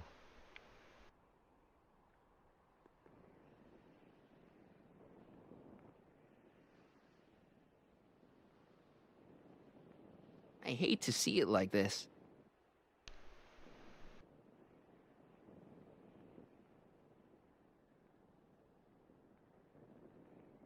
I hate to see it like this.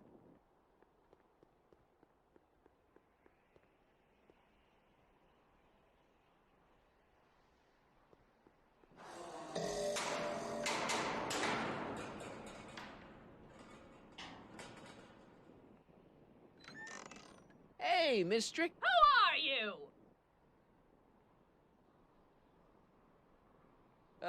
Yakov Smirnov? That's a foolish name, and I make it a rule not to talk to strangers with foolish names. But we're not strangers. How do I know you?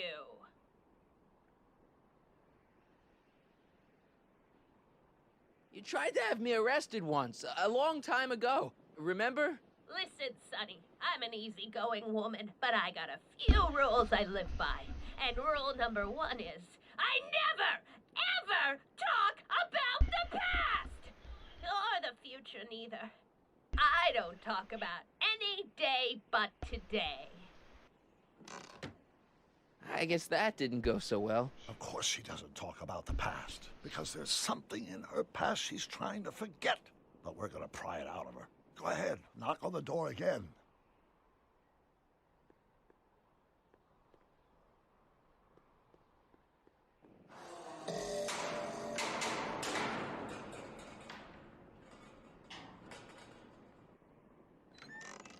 What? It's me again, your old friend. How do I know you?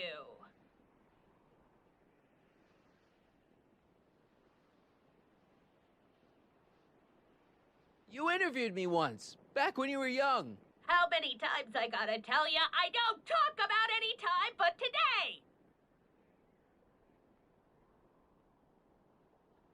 We spent the day together. We did? Where? At the expo. That's crazy. I've been here all...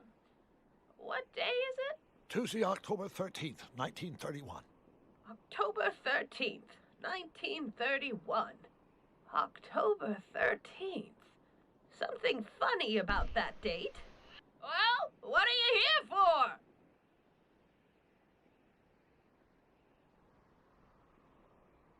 I brought something for you. What is it?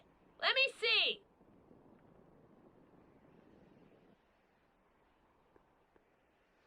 I brought you him. Him? Ho him? Him ho! Look hard. Don't tell me you don't recognize your own boyfriend. My boyfriend? Yeah, he's all grown up.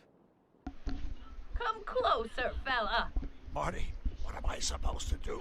Trust me, Doc. Just go with it. It can't be! Emmett!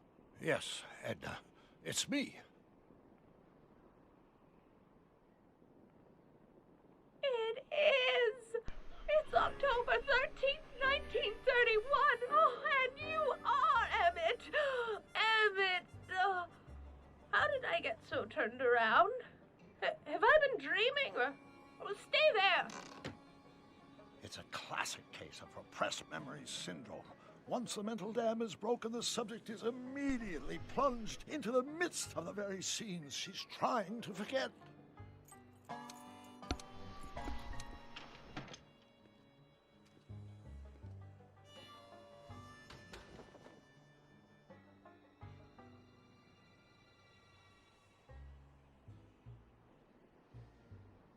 Darling, you've come back. Of course I knew you would. An intelligent boy like you wouldn't be one to throw away true love all because of a silly quarrel. I've already forgotten about last night's little tiff. I trust you've done the same? Of course I have.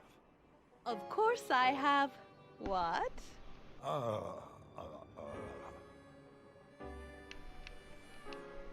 Schnookums. Schnookums. You're sweet. But you're still keeping company with this Smirnoff character. I insist you drop him. He's a bad influence.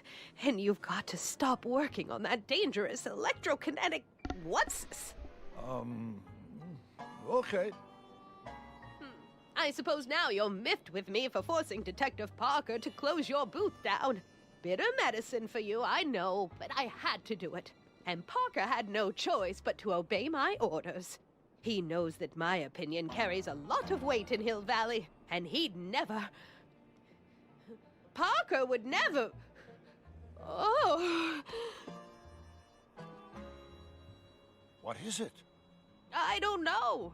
Something about Detective Parker. Something that happened to me on October 13th. What This is could it Back be? to the Future, Part 4.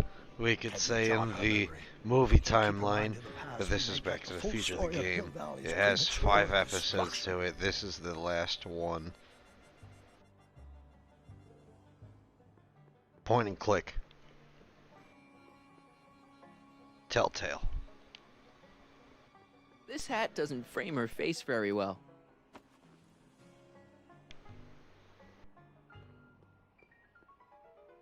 Yep. I went and found the 30th anniversary edition on Amazon. I'm guessing this mop doesn't And get I much had use. Amazon gift card too. This is running on Xbox 360 with component cable capture card. Good stuff. I wonder what's cooking. Definitely, I'm trying to speed run this someday. Like versus the other games. Or versus the other ports, the 360 version, you can't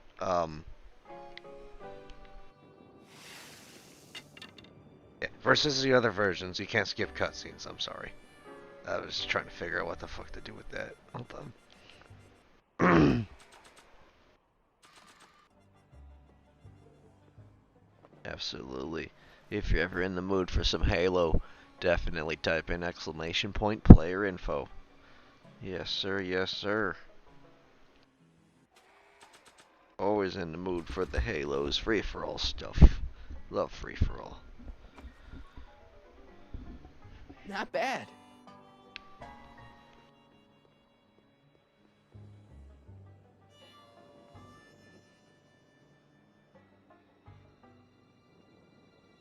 I hate to see it like this.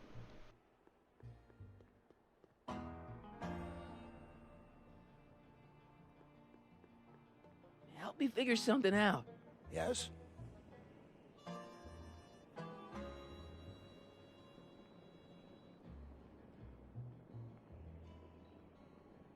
I'll figure something out. I'm sure you will.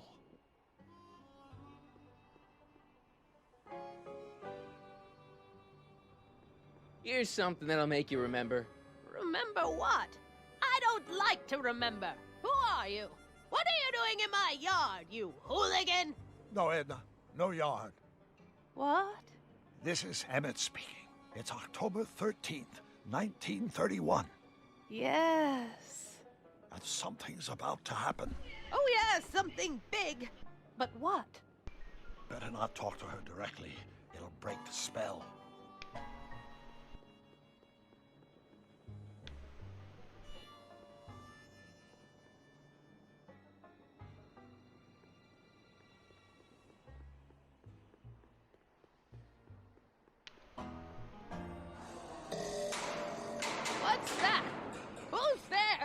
Please, Marty, don't interrupt the trance.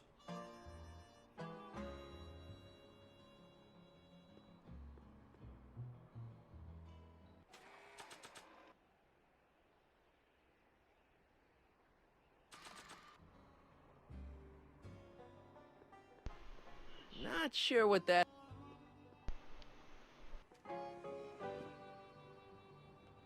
You know, I don't think I ever asked you why you burned down all those speakeasies. Why? Because no one else was doing anything about them.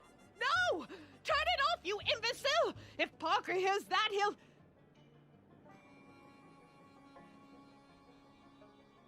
Officer, I can explain. It was a trick. I was framed. Oh! He's after me! Ha! He'll never catch me in this souped-up car of the future. Curses!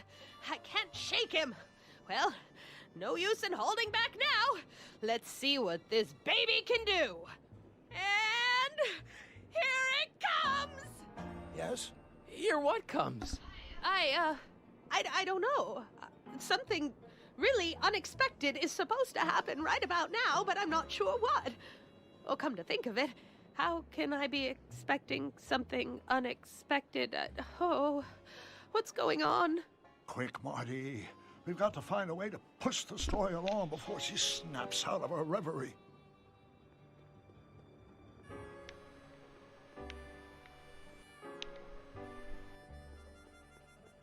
Help me figure something out. Yes?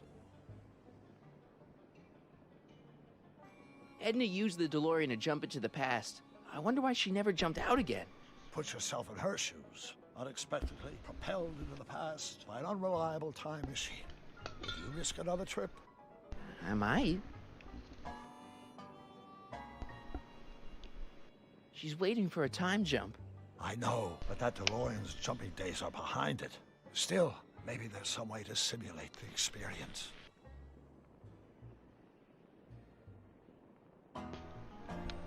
You know, I've been dealing with Edna Strickland a lot lately, and I've seen her old and I've seen her young, but I've never seen her so... batshit crazy? Right. I still can't believe my grandpa married Trixie. What are we gonna do about that? It's a dire situation, but I'm afraid I'll have to take a back seat to unraveling this unspeakable catastrophe. I'll figure something out.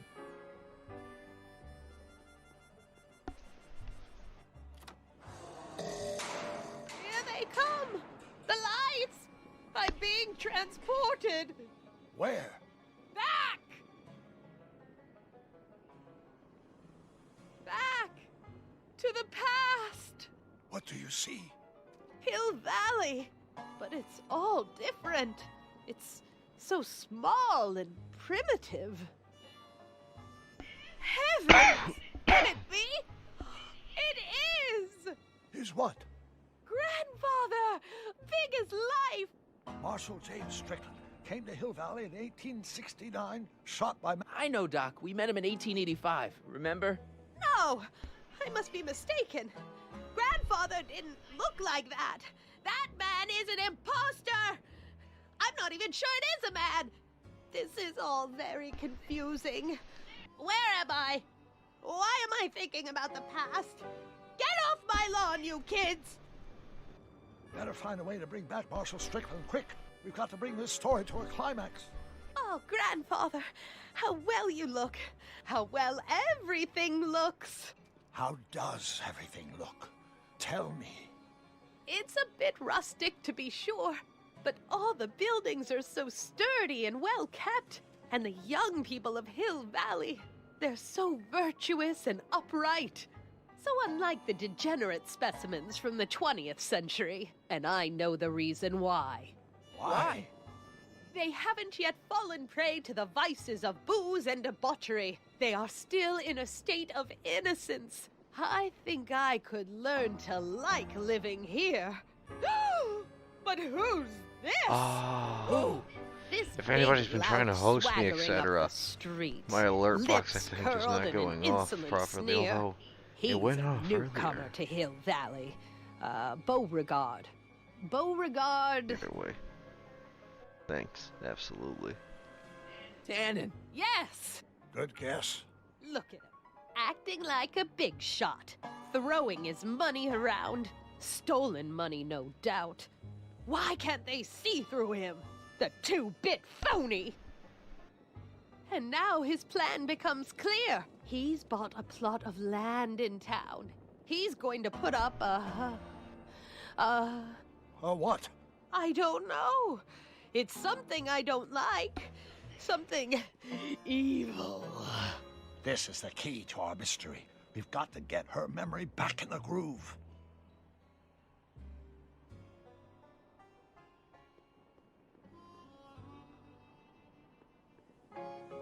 I've got a pretty good idea what kind of business a Tannen would put up.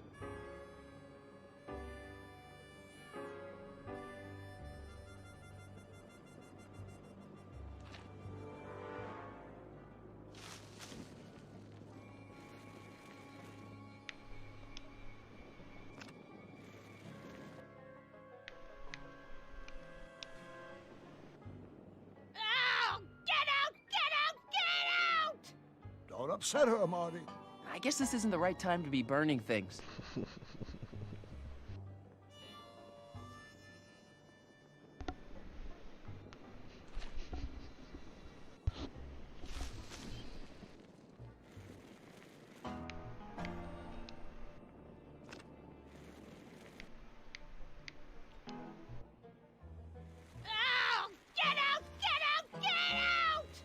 Don't upset her, Marty.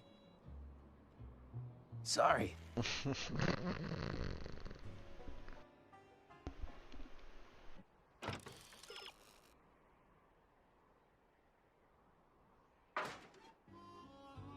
Maybe this'll take you back. Back where? I don't want to go back. Stay in the moment, Edna. Please, Marty. Don't interrupt the trance. Help me figure something out. Yes?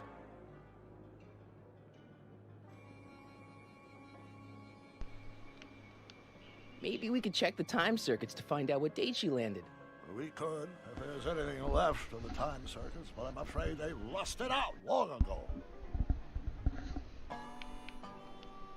When do you think it died? The DeLorean, I mean. That vehicle hasn't been operational in a very long time. My guess is whatever happened to Hill Valley also happened to it.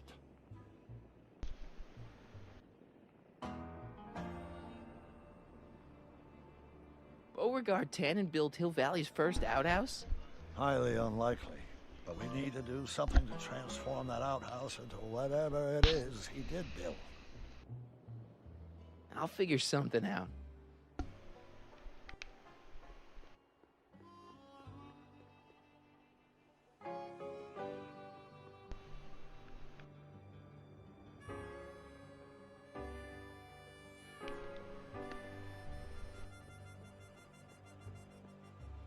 An old saloon sign.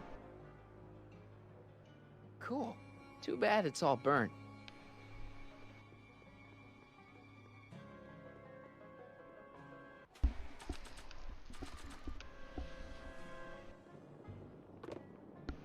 Talk about a watering hole. A saloon? In Hill Valley? Oh, he can't do that!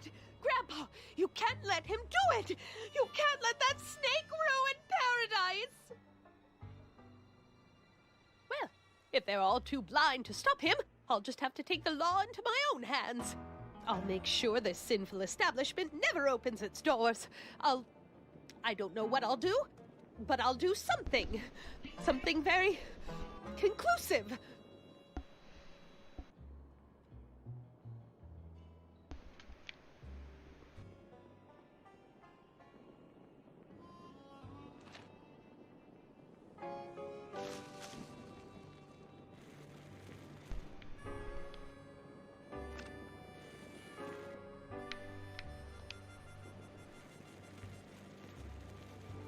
Young man, you've just given me an idea. First, we'll need some kerosene.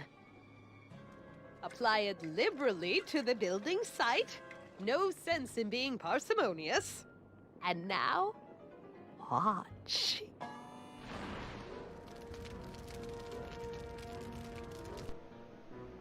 Isn't it beautiful? The devil's handiwork consumed by the fires of righteousness! Burn, you sucker! Burn! She was never this passionate when we were dating. Oh. What is it, Edna? Is it the fire? Turn away! Don't look! It's not staying in the saloon, is it? It's spreading to the other buildings in Hill Valley. My intentions were pure. It wasn't supposed to happen like this. But it did happen like this, and you've been repressing it all these years because you can't stand to admit that you're A hooligan. I'm a hooligan.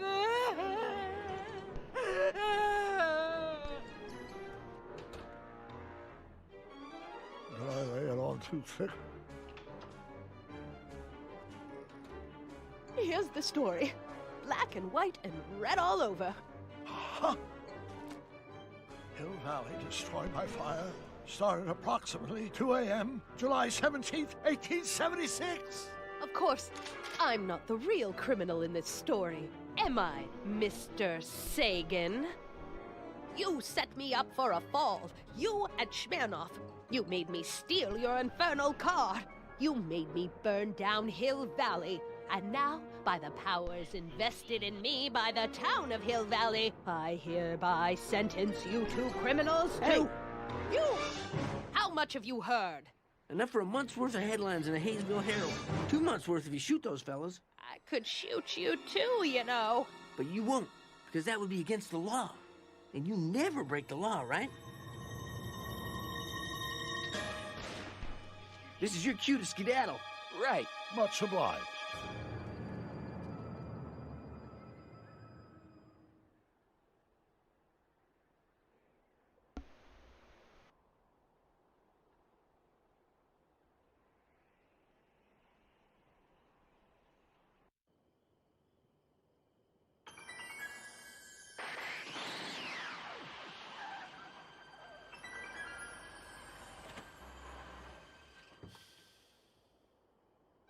There's Beauregard Tannen's half-finished saloon. Sometime during the next hour, Edna's going to light it on fire and accidentally burn down Hill Valley. I wonder where her DeLorean is. We'll find it later. Right now, we've got to stop that fire. I'll go around back. You go through the front. Got it.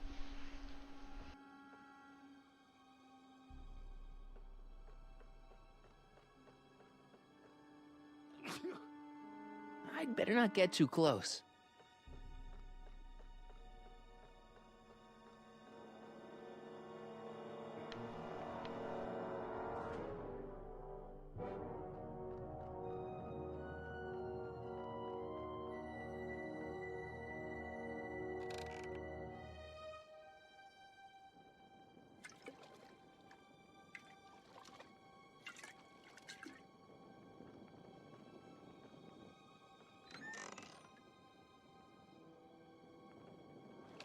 Who's there? Edna, stop. It's just me. Mr. Sagan, what are you doing here? I was gonna ask you the same question, Miss Pickford. Isn't it obvious? I'm putting an end to your den of iniquity before it starts. I don't think so, Mary. I don't like shooting women, but no one comes between Beauregard B. Tannen and his livelihood. Tannen, stop! If you shoot her, she'll drop the torch, and this whole place will burn up. Edna, stop! If you drop that torch, he'll shoot us! Looks like we're at something of a standoff here, Mr. Tannen. I don't see a way out, unless somebody manages to disarm both of you at the same time. How the hell am I supposed to do that?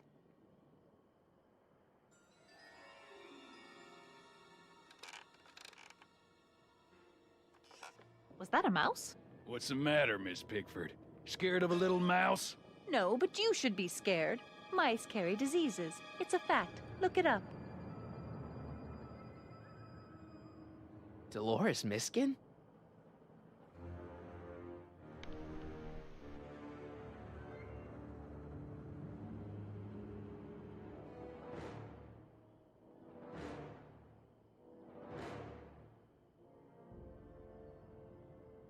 100. Pickle juice. That ought to be handy for putting out torches. It's too heavy to lift.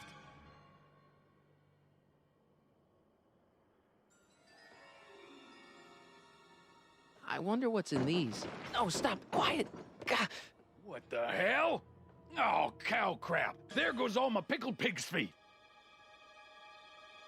Pickle juice. That ought to be handy for putting out torches. It's too heavy to lift.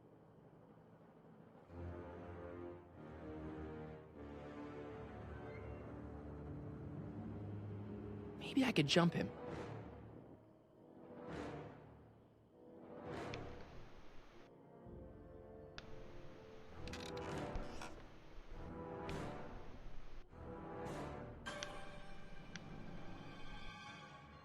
I gotta find some way to snuff out Edna's torch without getting her and Doc killed. Why are you so hellfire determined to meddle in my affairs, woman? You've been a-burring my behind for over a month now.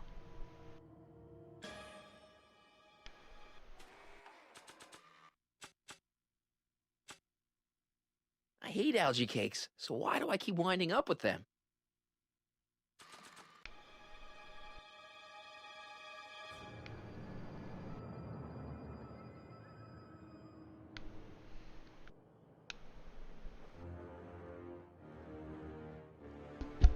Man, this thing is not light.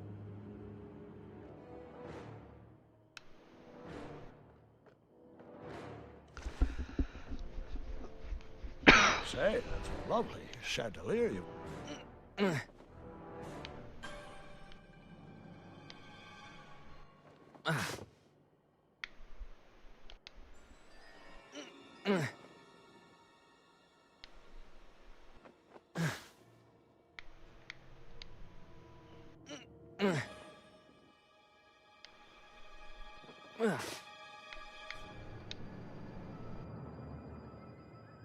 Crap.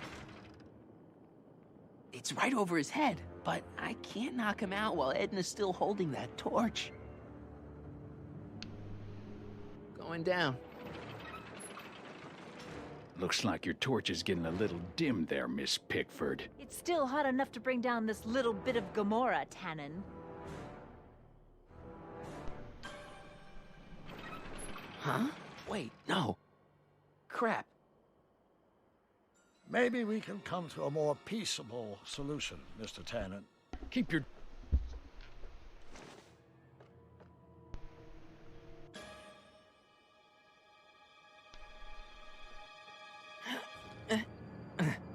Heavy. Going down.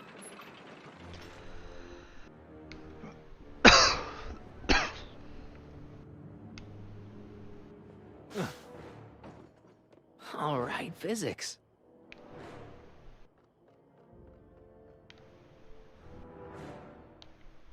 Are you here to haul me?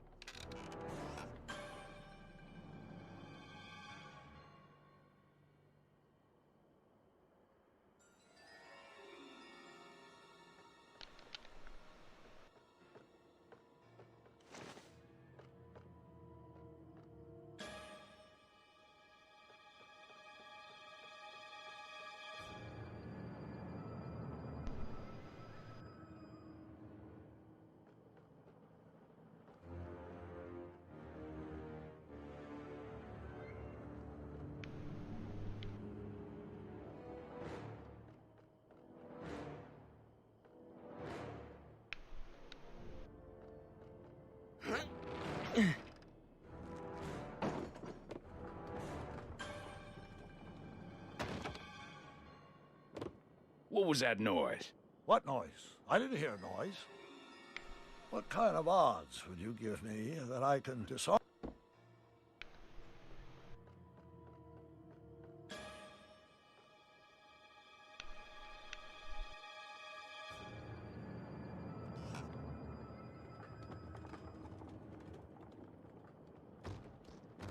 Okay, that was lucky. Won't be long now. We'll just see.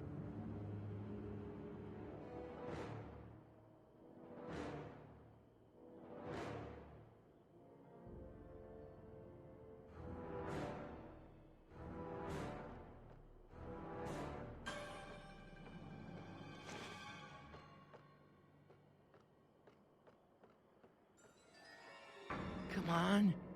Got any last words? I'll see you in hell, Tannen. You first, lady. Come on, you son of a... Ha! What the frog? Who the hell are you? I'm the diversion, butthead.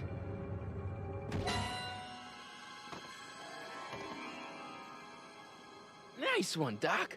Don't tell Clara. She thinks fisticuffs set a bad example for the boys. Now, where's Edna? Doc, she's gone. Edna's DeLorean. We've got to stop her before she hits 88 miles per hour. Come on!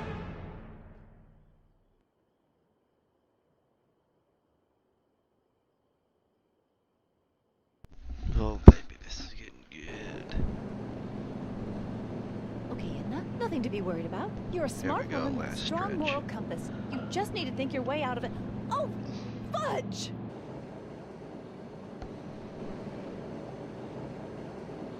What's she doing? I think she's spouting euphemisms at us. Luckily, the road out of Hill Valley is still pretty rough in 1875. It's unlikely she'll manage to accelerate to 88 miles an hour anytime soon. How are we gonna stop her? Good question. We can't risk injuring her or damaging the vehicle for fear of altering the timeline even further. Luckily, those diagnostic lights my alternate self put all over her DeLorean have given me an idea. Here, take these. What are these? Flux synchronization modules. How do they work?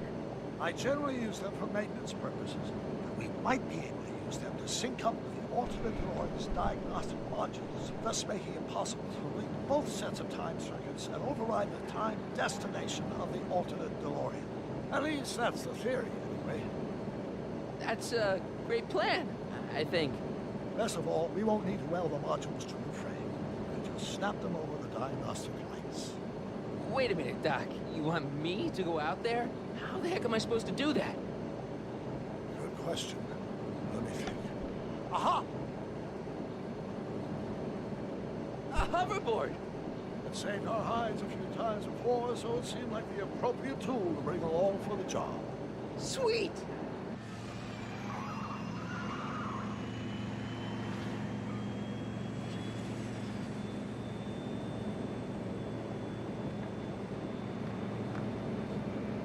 You okay? It's just like riding a bike. You ready to make the jump? Ready, Doc. 1, 2, 3, jump! Whoa! Nice form, Marty. How's the reception on the wireless? Great. Where'd you get these? From Bird's cache of 21st century video game consoles. Now remember, all you've got to do is attach the flux sync modules to those diagnostic lights. Will do, Doc.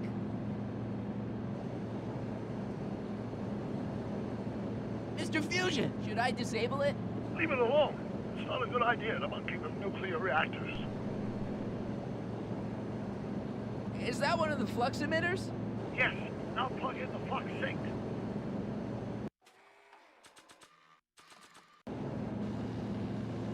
I can't reach it from here.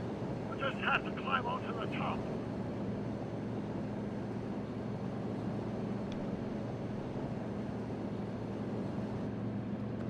It's locked.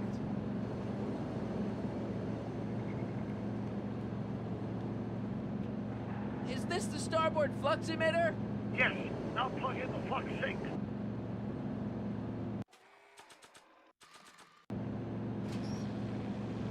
All right. Nicely done. Now, aim the sync toward the receiving dish.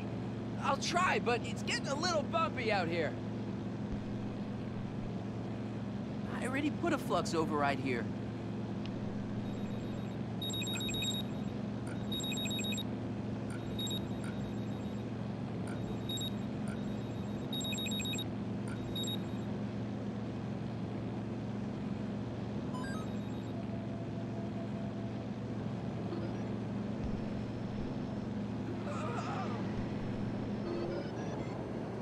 Great. That's one flux sync down. 2 to go.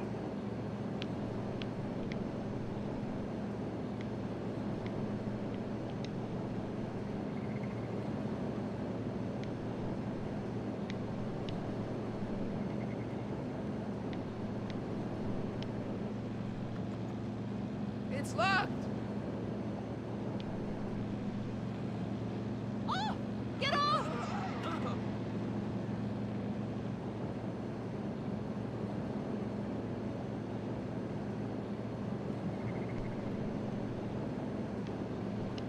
Mr. Fusion!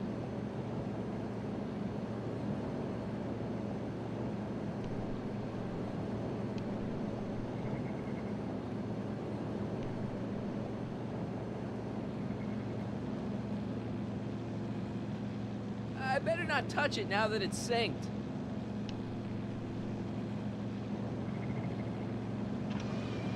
Whoa!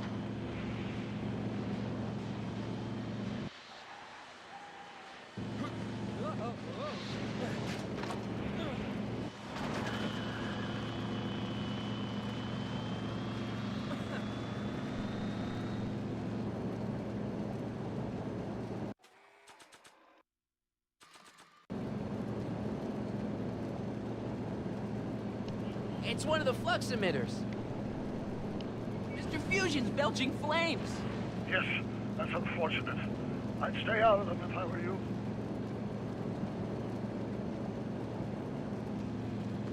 It's locked.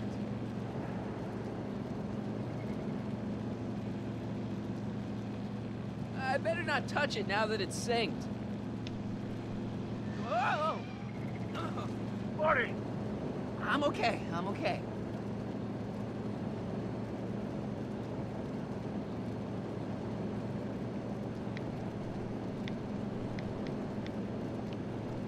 Don't cross through those flames. They may be radioactive. I don't even like crossing through normal flames.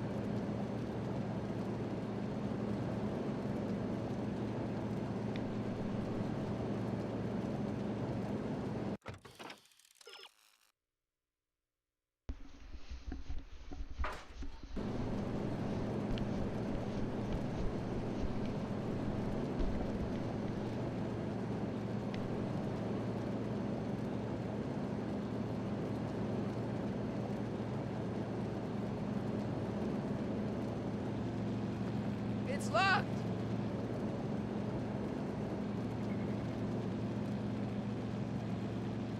I better not touch it now that it's synced. I can't talk to her from here. Whoa! Careful, Marty! Don't worry, I got it.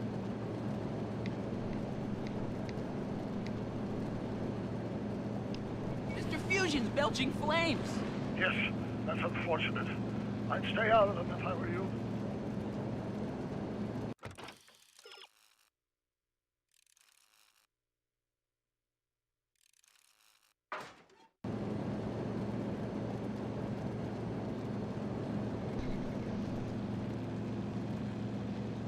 I better not touch it now that it's synced.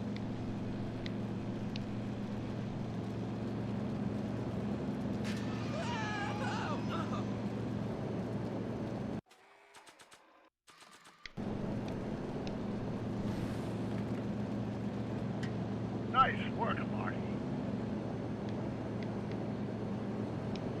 Not sure what that...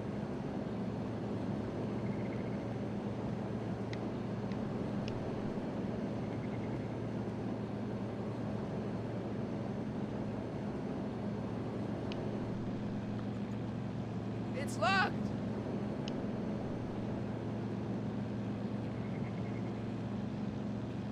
Made it. Excellent. Now let's get that flux override module on before she starts making life difficult. Like she's been making it easy up till now?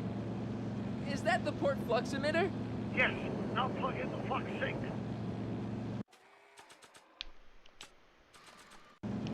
Well, here goes nothing, Doc. Whoa! Perfect. Now, aim the flux sink towards the receiving dish on my DeLorean. Receiving dish. Check! I already put a flux override here.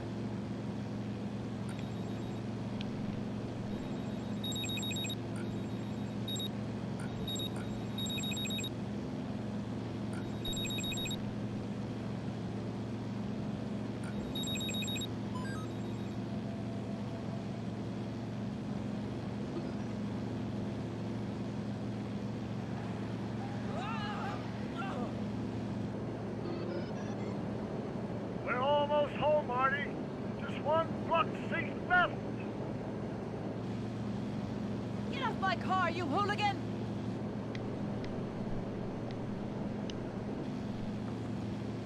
It's locked!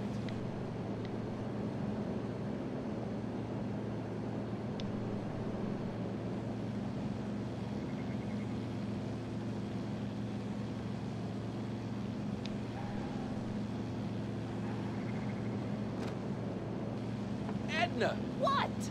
Let me in! You want in? Fine! Ah! Marty, are you all right? Not really.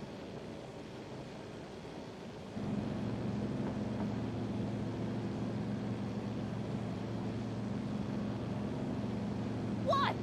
Pull over! No! You're in a lot of danger! So are you! Give it up! You first! Give it up! You first! Whoa! Excellent, Marty. Now that you're on top of the DeLorean, you can attach the flux sink to the overhead flux emitter. That's great, Doc.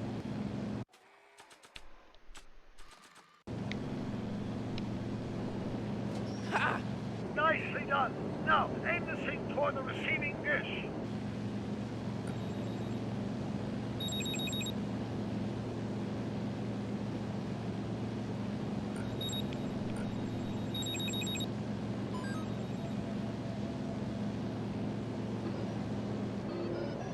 That's it. Get out of there, Marty. Phew.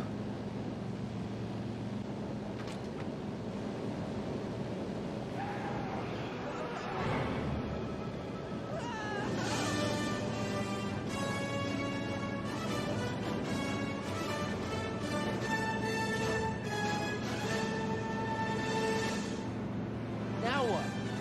Now we take control of Edward's DeLorean with the flux synchronizers, and that's strange. What? According to these readings, the temporal cohesion of Edna's DeLorean is decaying at an alarming rate. English, Doc. We've got to get Edna home, now!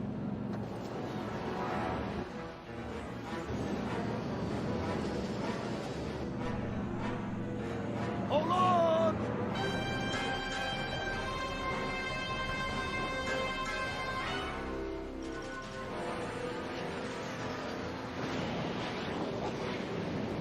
Holy shit!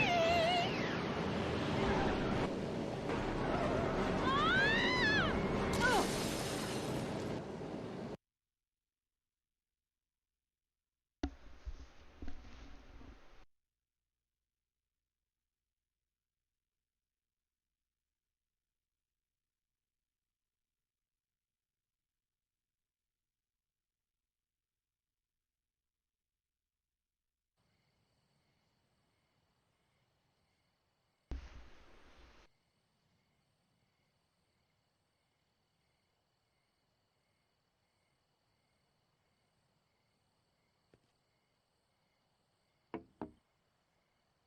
Parker? Then I must be back in... Would you be kind enough to tell me what day it is? It's the day I place you under arrest for arson, resisting arrest, and being a general all-round pain in the ass. What? No! You can't arrest me. Not now. I just got back from the last century. Would you look at that? Edna Strickland, drunk as a skunk. I'm not drunk, you reprobate. I'm a time traveler. Sure you are. Oh, I'm loving this. I'll prove it to you. Come with me. We can do the whole day over if you want. We can fix everything. We can start by drying you out. Come on, into the station with you. You can bunk with me, doll. I'd rather die. Stop it! Unhand me, you dolt! Well, I guess that's it for Edna. Yes, I suppose it is. You know, whoever said time heals all wounds didn't know squat about time travel. What do we do about that, DeLorean? No need to do a thing. Ever since we synced up the time circuits, the temporal breakdown in Edna's DeLorean has accelerated at an exponential rate. By my calculations, the timeline should catch up with it in 5, 4, 3, 2, 1, now! What the hell? Hey, Parker, you're not gonna believe this. See? What did I say? Ready to go home? Wait, Doc, the timeline's not fixed yet. Look.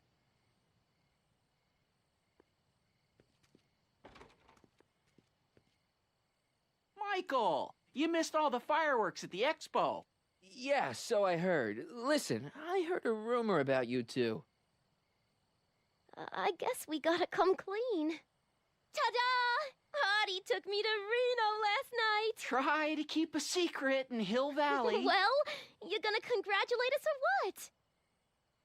Then it's true. My grandpa's married the wrong grandma. I'm done for. Hey, you feeling all right, kid? You don't look so hot.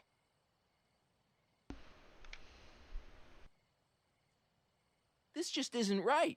Now, I know marrying a Canadian for a work permit isn't strictly by the book, but hey, sometimes you gotta go out on a limb for the ones you love. Isn't he just the sweetest? Artie, you can't do this. You're not supposed to get married for another 5 years. Well, I know Trixie and I were taking things slow. But after that witch Edna got me fired with that postcard, we kind of accelerated things a little. The postcard? Oh, man. Can you see through me? Nope, never could figure you out. I thought you'd be thrilled for us. You don't understand. You're supposed to marry Sylvia Miskin. But I did marry Sylvia Miskin. What? You didn't think my real name was Trixie Trotter, did ya? Don't feel too bad. It was kind of a surprise to me, too. Wait a minute, you're Grandma Sylvie? Grandma? Hey, how old do you think I am, kiddo? But you're so skinny and blonde and... Huh. Yeah, it's amazing. Oh my God, I've seen you naked. You're Sylvia? You okay, pal? Yeah, I'm fine. Great. You kids go off and have yourself a wonderful honeymoon. And don't worry about your dad, Artie. I'm sure he'll come around. Come around to what? To approving your marriage. You seem kind of mad about it back at the high school. Well, that was before I got a look at her. Besides, as my dear old father Seamus used to say, no sense in getting riled up over something I can't do nothing about. And honestly, now that I met her, I can't imagine a better daughter-in-law than the charming Miss Sylvie here. Aw, thank you, Dad. As for you, stranger, I'll thank you to not go poking your nose in McFly family business.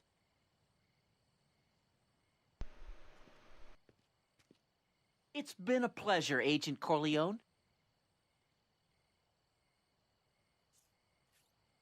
See ya in the funny papers, Mikey. Goodbye, Grandma. You know, I took some pictures of Trixie in 1931. Hey, that's my grandma you're talking about.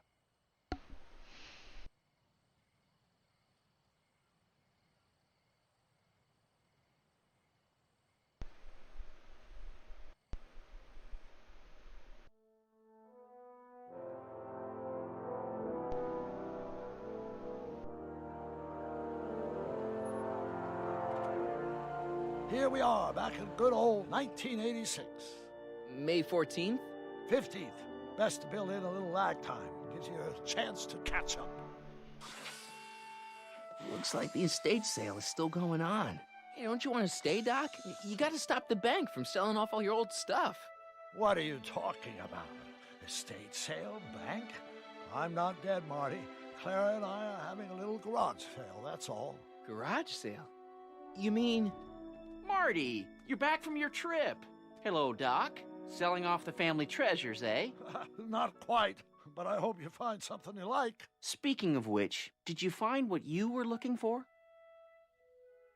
Yeah, I sure did. Great. Hey, is that a box of Asimov? Let me get this straight. Are you telling me you live here now? In 1986? Well, naturally. Claire and I maintain a part-time residence here. Wasn't that the case when you left? No. Strange. I can't imagine not sticking around. After all, I've got my late father's foundation to supervise. If I wasn't here, who'd present the annual Earhart Brown Scholarship for Young Scientists? Something funny? I'll explain it to you later. I don't see what's so funny about looking after a family legacy. Oh, almost forgot. I've got something for you.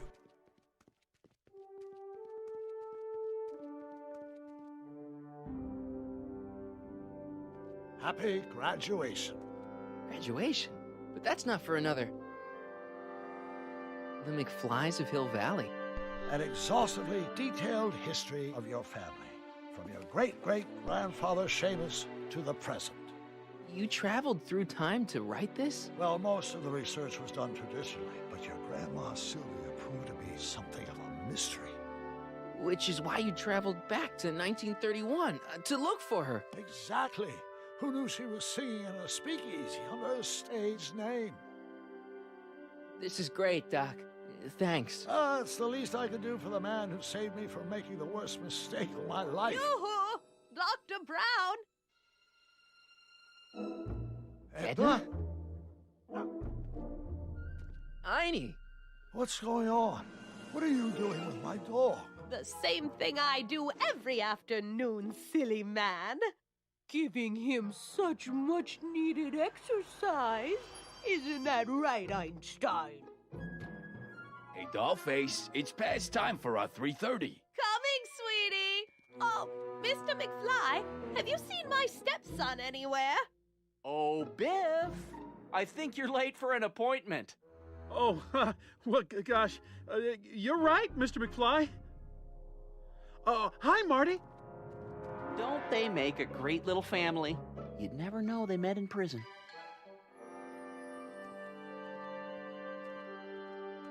Don't say anything.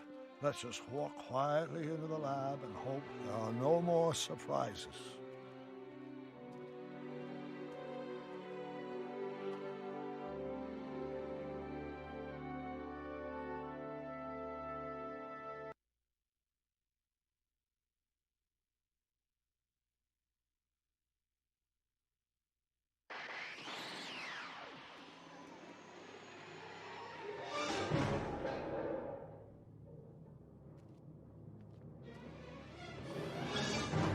Doc! Marty, what are you doing here? You gotta come with me. Back to the future. Marty, you can't be here. If your younger self sees you, the consequences could be catastrophic. My younger self? Oh, right. Bring him along, too. This concerns all of us. What do you mean? Does something happen to us? Do we turn into assholes or something? Nah, we're fine. But our great-great-grandkids? What the hell? Great Scott.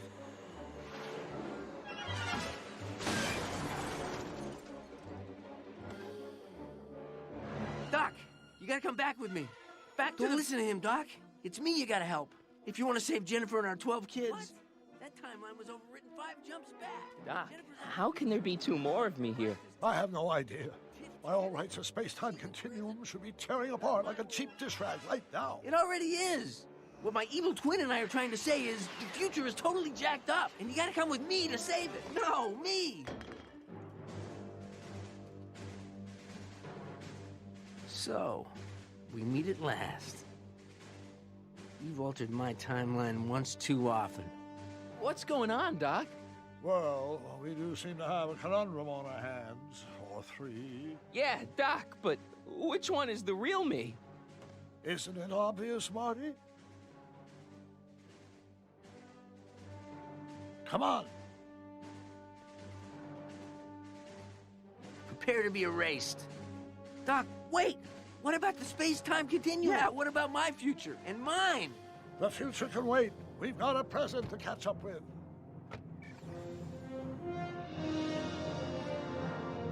Where to, Doc? Mr. McFly, thrill me.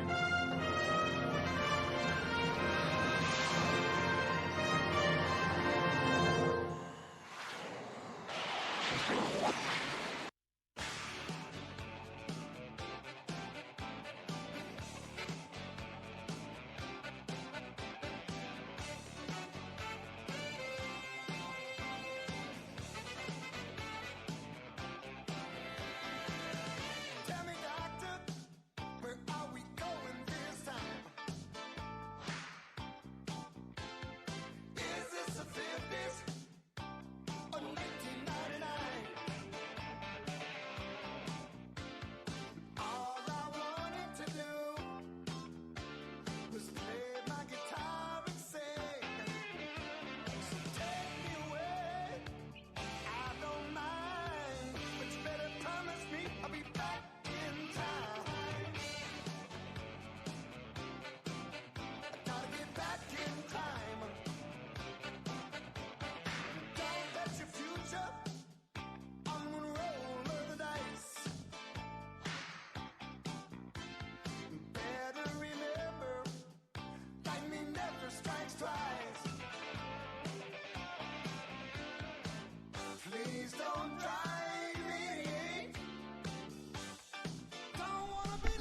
Man, this is great.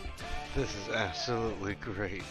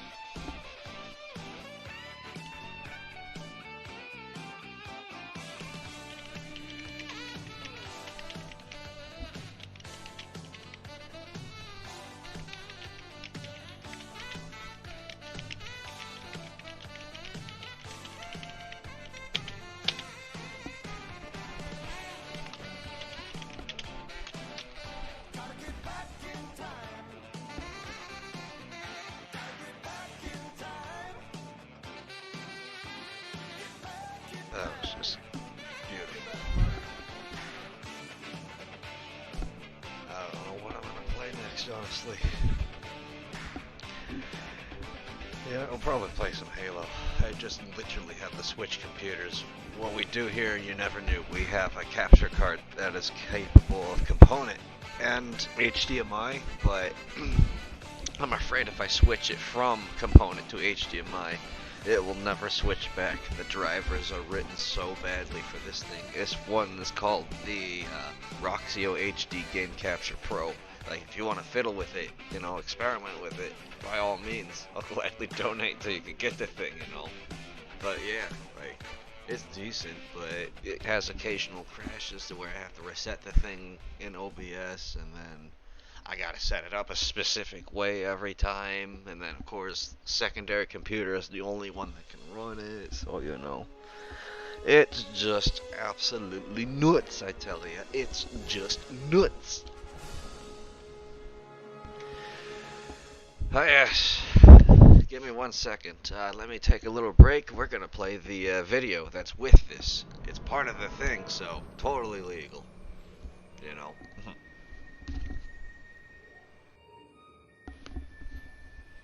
It's like if I played Dragon Ball Raging Blast 2, it's got the movie on there and shit.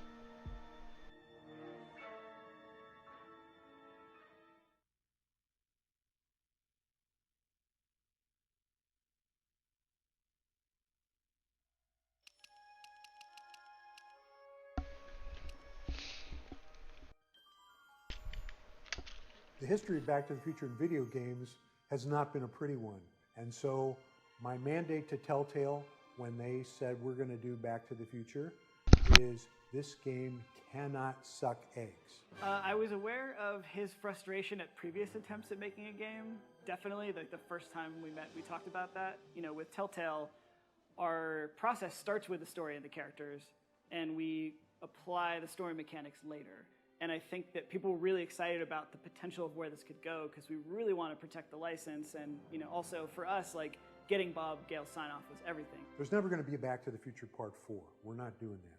But Telltale's Back to the Future game is pretty close to what a Part 4 could be. Making a Telltale game is sort of modeled after the TV episodic model where we, instead of telling one story at once, we tell a bunch of stories that are all connected over the course of a season. So in Back to the Future's case, it was 5 episodes. So first we figure out like the really rough story arc, and that's kind of where everything starts. We would have roundtable meetings with the Telltale guys, would come down to LA. We got to talking about things. I proposed that we go back into Doc Brown's youth because this was an idea that Bob Zemeckis and I had way early on when we were trying to figure out what Back to the Future Part 2 was going to be about. And instantly, like, all of the fans in the room just went, yeah, that's why we should do this. That's the story we want to tell and explore. And then it was all just a matter of, okay, well, we have this basic idea. How do we get the player involved? What is, you know, obviously we want it to be a Doc and Marty story. That was kind of the core of what the films are. And so We started there, came up with the problem for the whole series of Doc getting stranded back in time. Then we go in and start actually kind of creating the concept art. I remember seeing that first Marty sketch was another key moment in the process where we're like, okay, that's the thing we were most worried about in this production. We've got that figured out, now we can move on. Well, the best part of the Telltale guys on the game were they were huge fans of the movie, and they wanted to get it right. Alright, next time you hear my voice, wanted we're going to be on the really other computer, the spirit of that. playing some Halo. Another, like, The really microphone's important going part to of be the process for us transferred. was getting Stand the by. actual actors from the Cheers, movie everybody. involved. Thank you for support. From the Thanks for very sticking get-go, around. the game was first pitched, we said, The we stream have to will get end this sirloin, we're gonna momentarily be doing after this Doc Brown gets over with. in a huge And we're speaking going to role. be It's playing gotta just some be Halo. I think it's great. Not going to be on any Discords or nothing. We're just going to see how long we're going to go. Balls to the wall, quick matches indeed. Great Scott! Having Tom Wilson come back for some voiceover now is rad. Tom as Biff, episode 103, take one. You're lucky your old man's here, butthead. I feel like that guy is just one of the huge parts.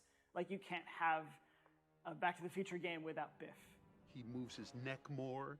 He uses his jaw more than I do. You know, things like that. So with every character in the movie, I would think about those things.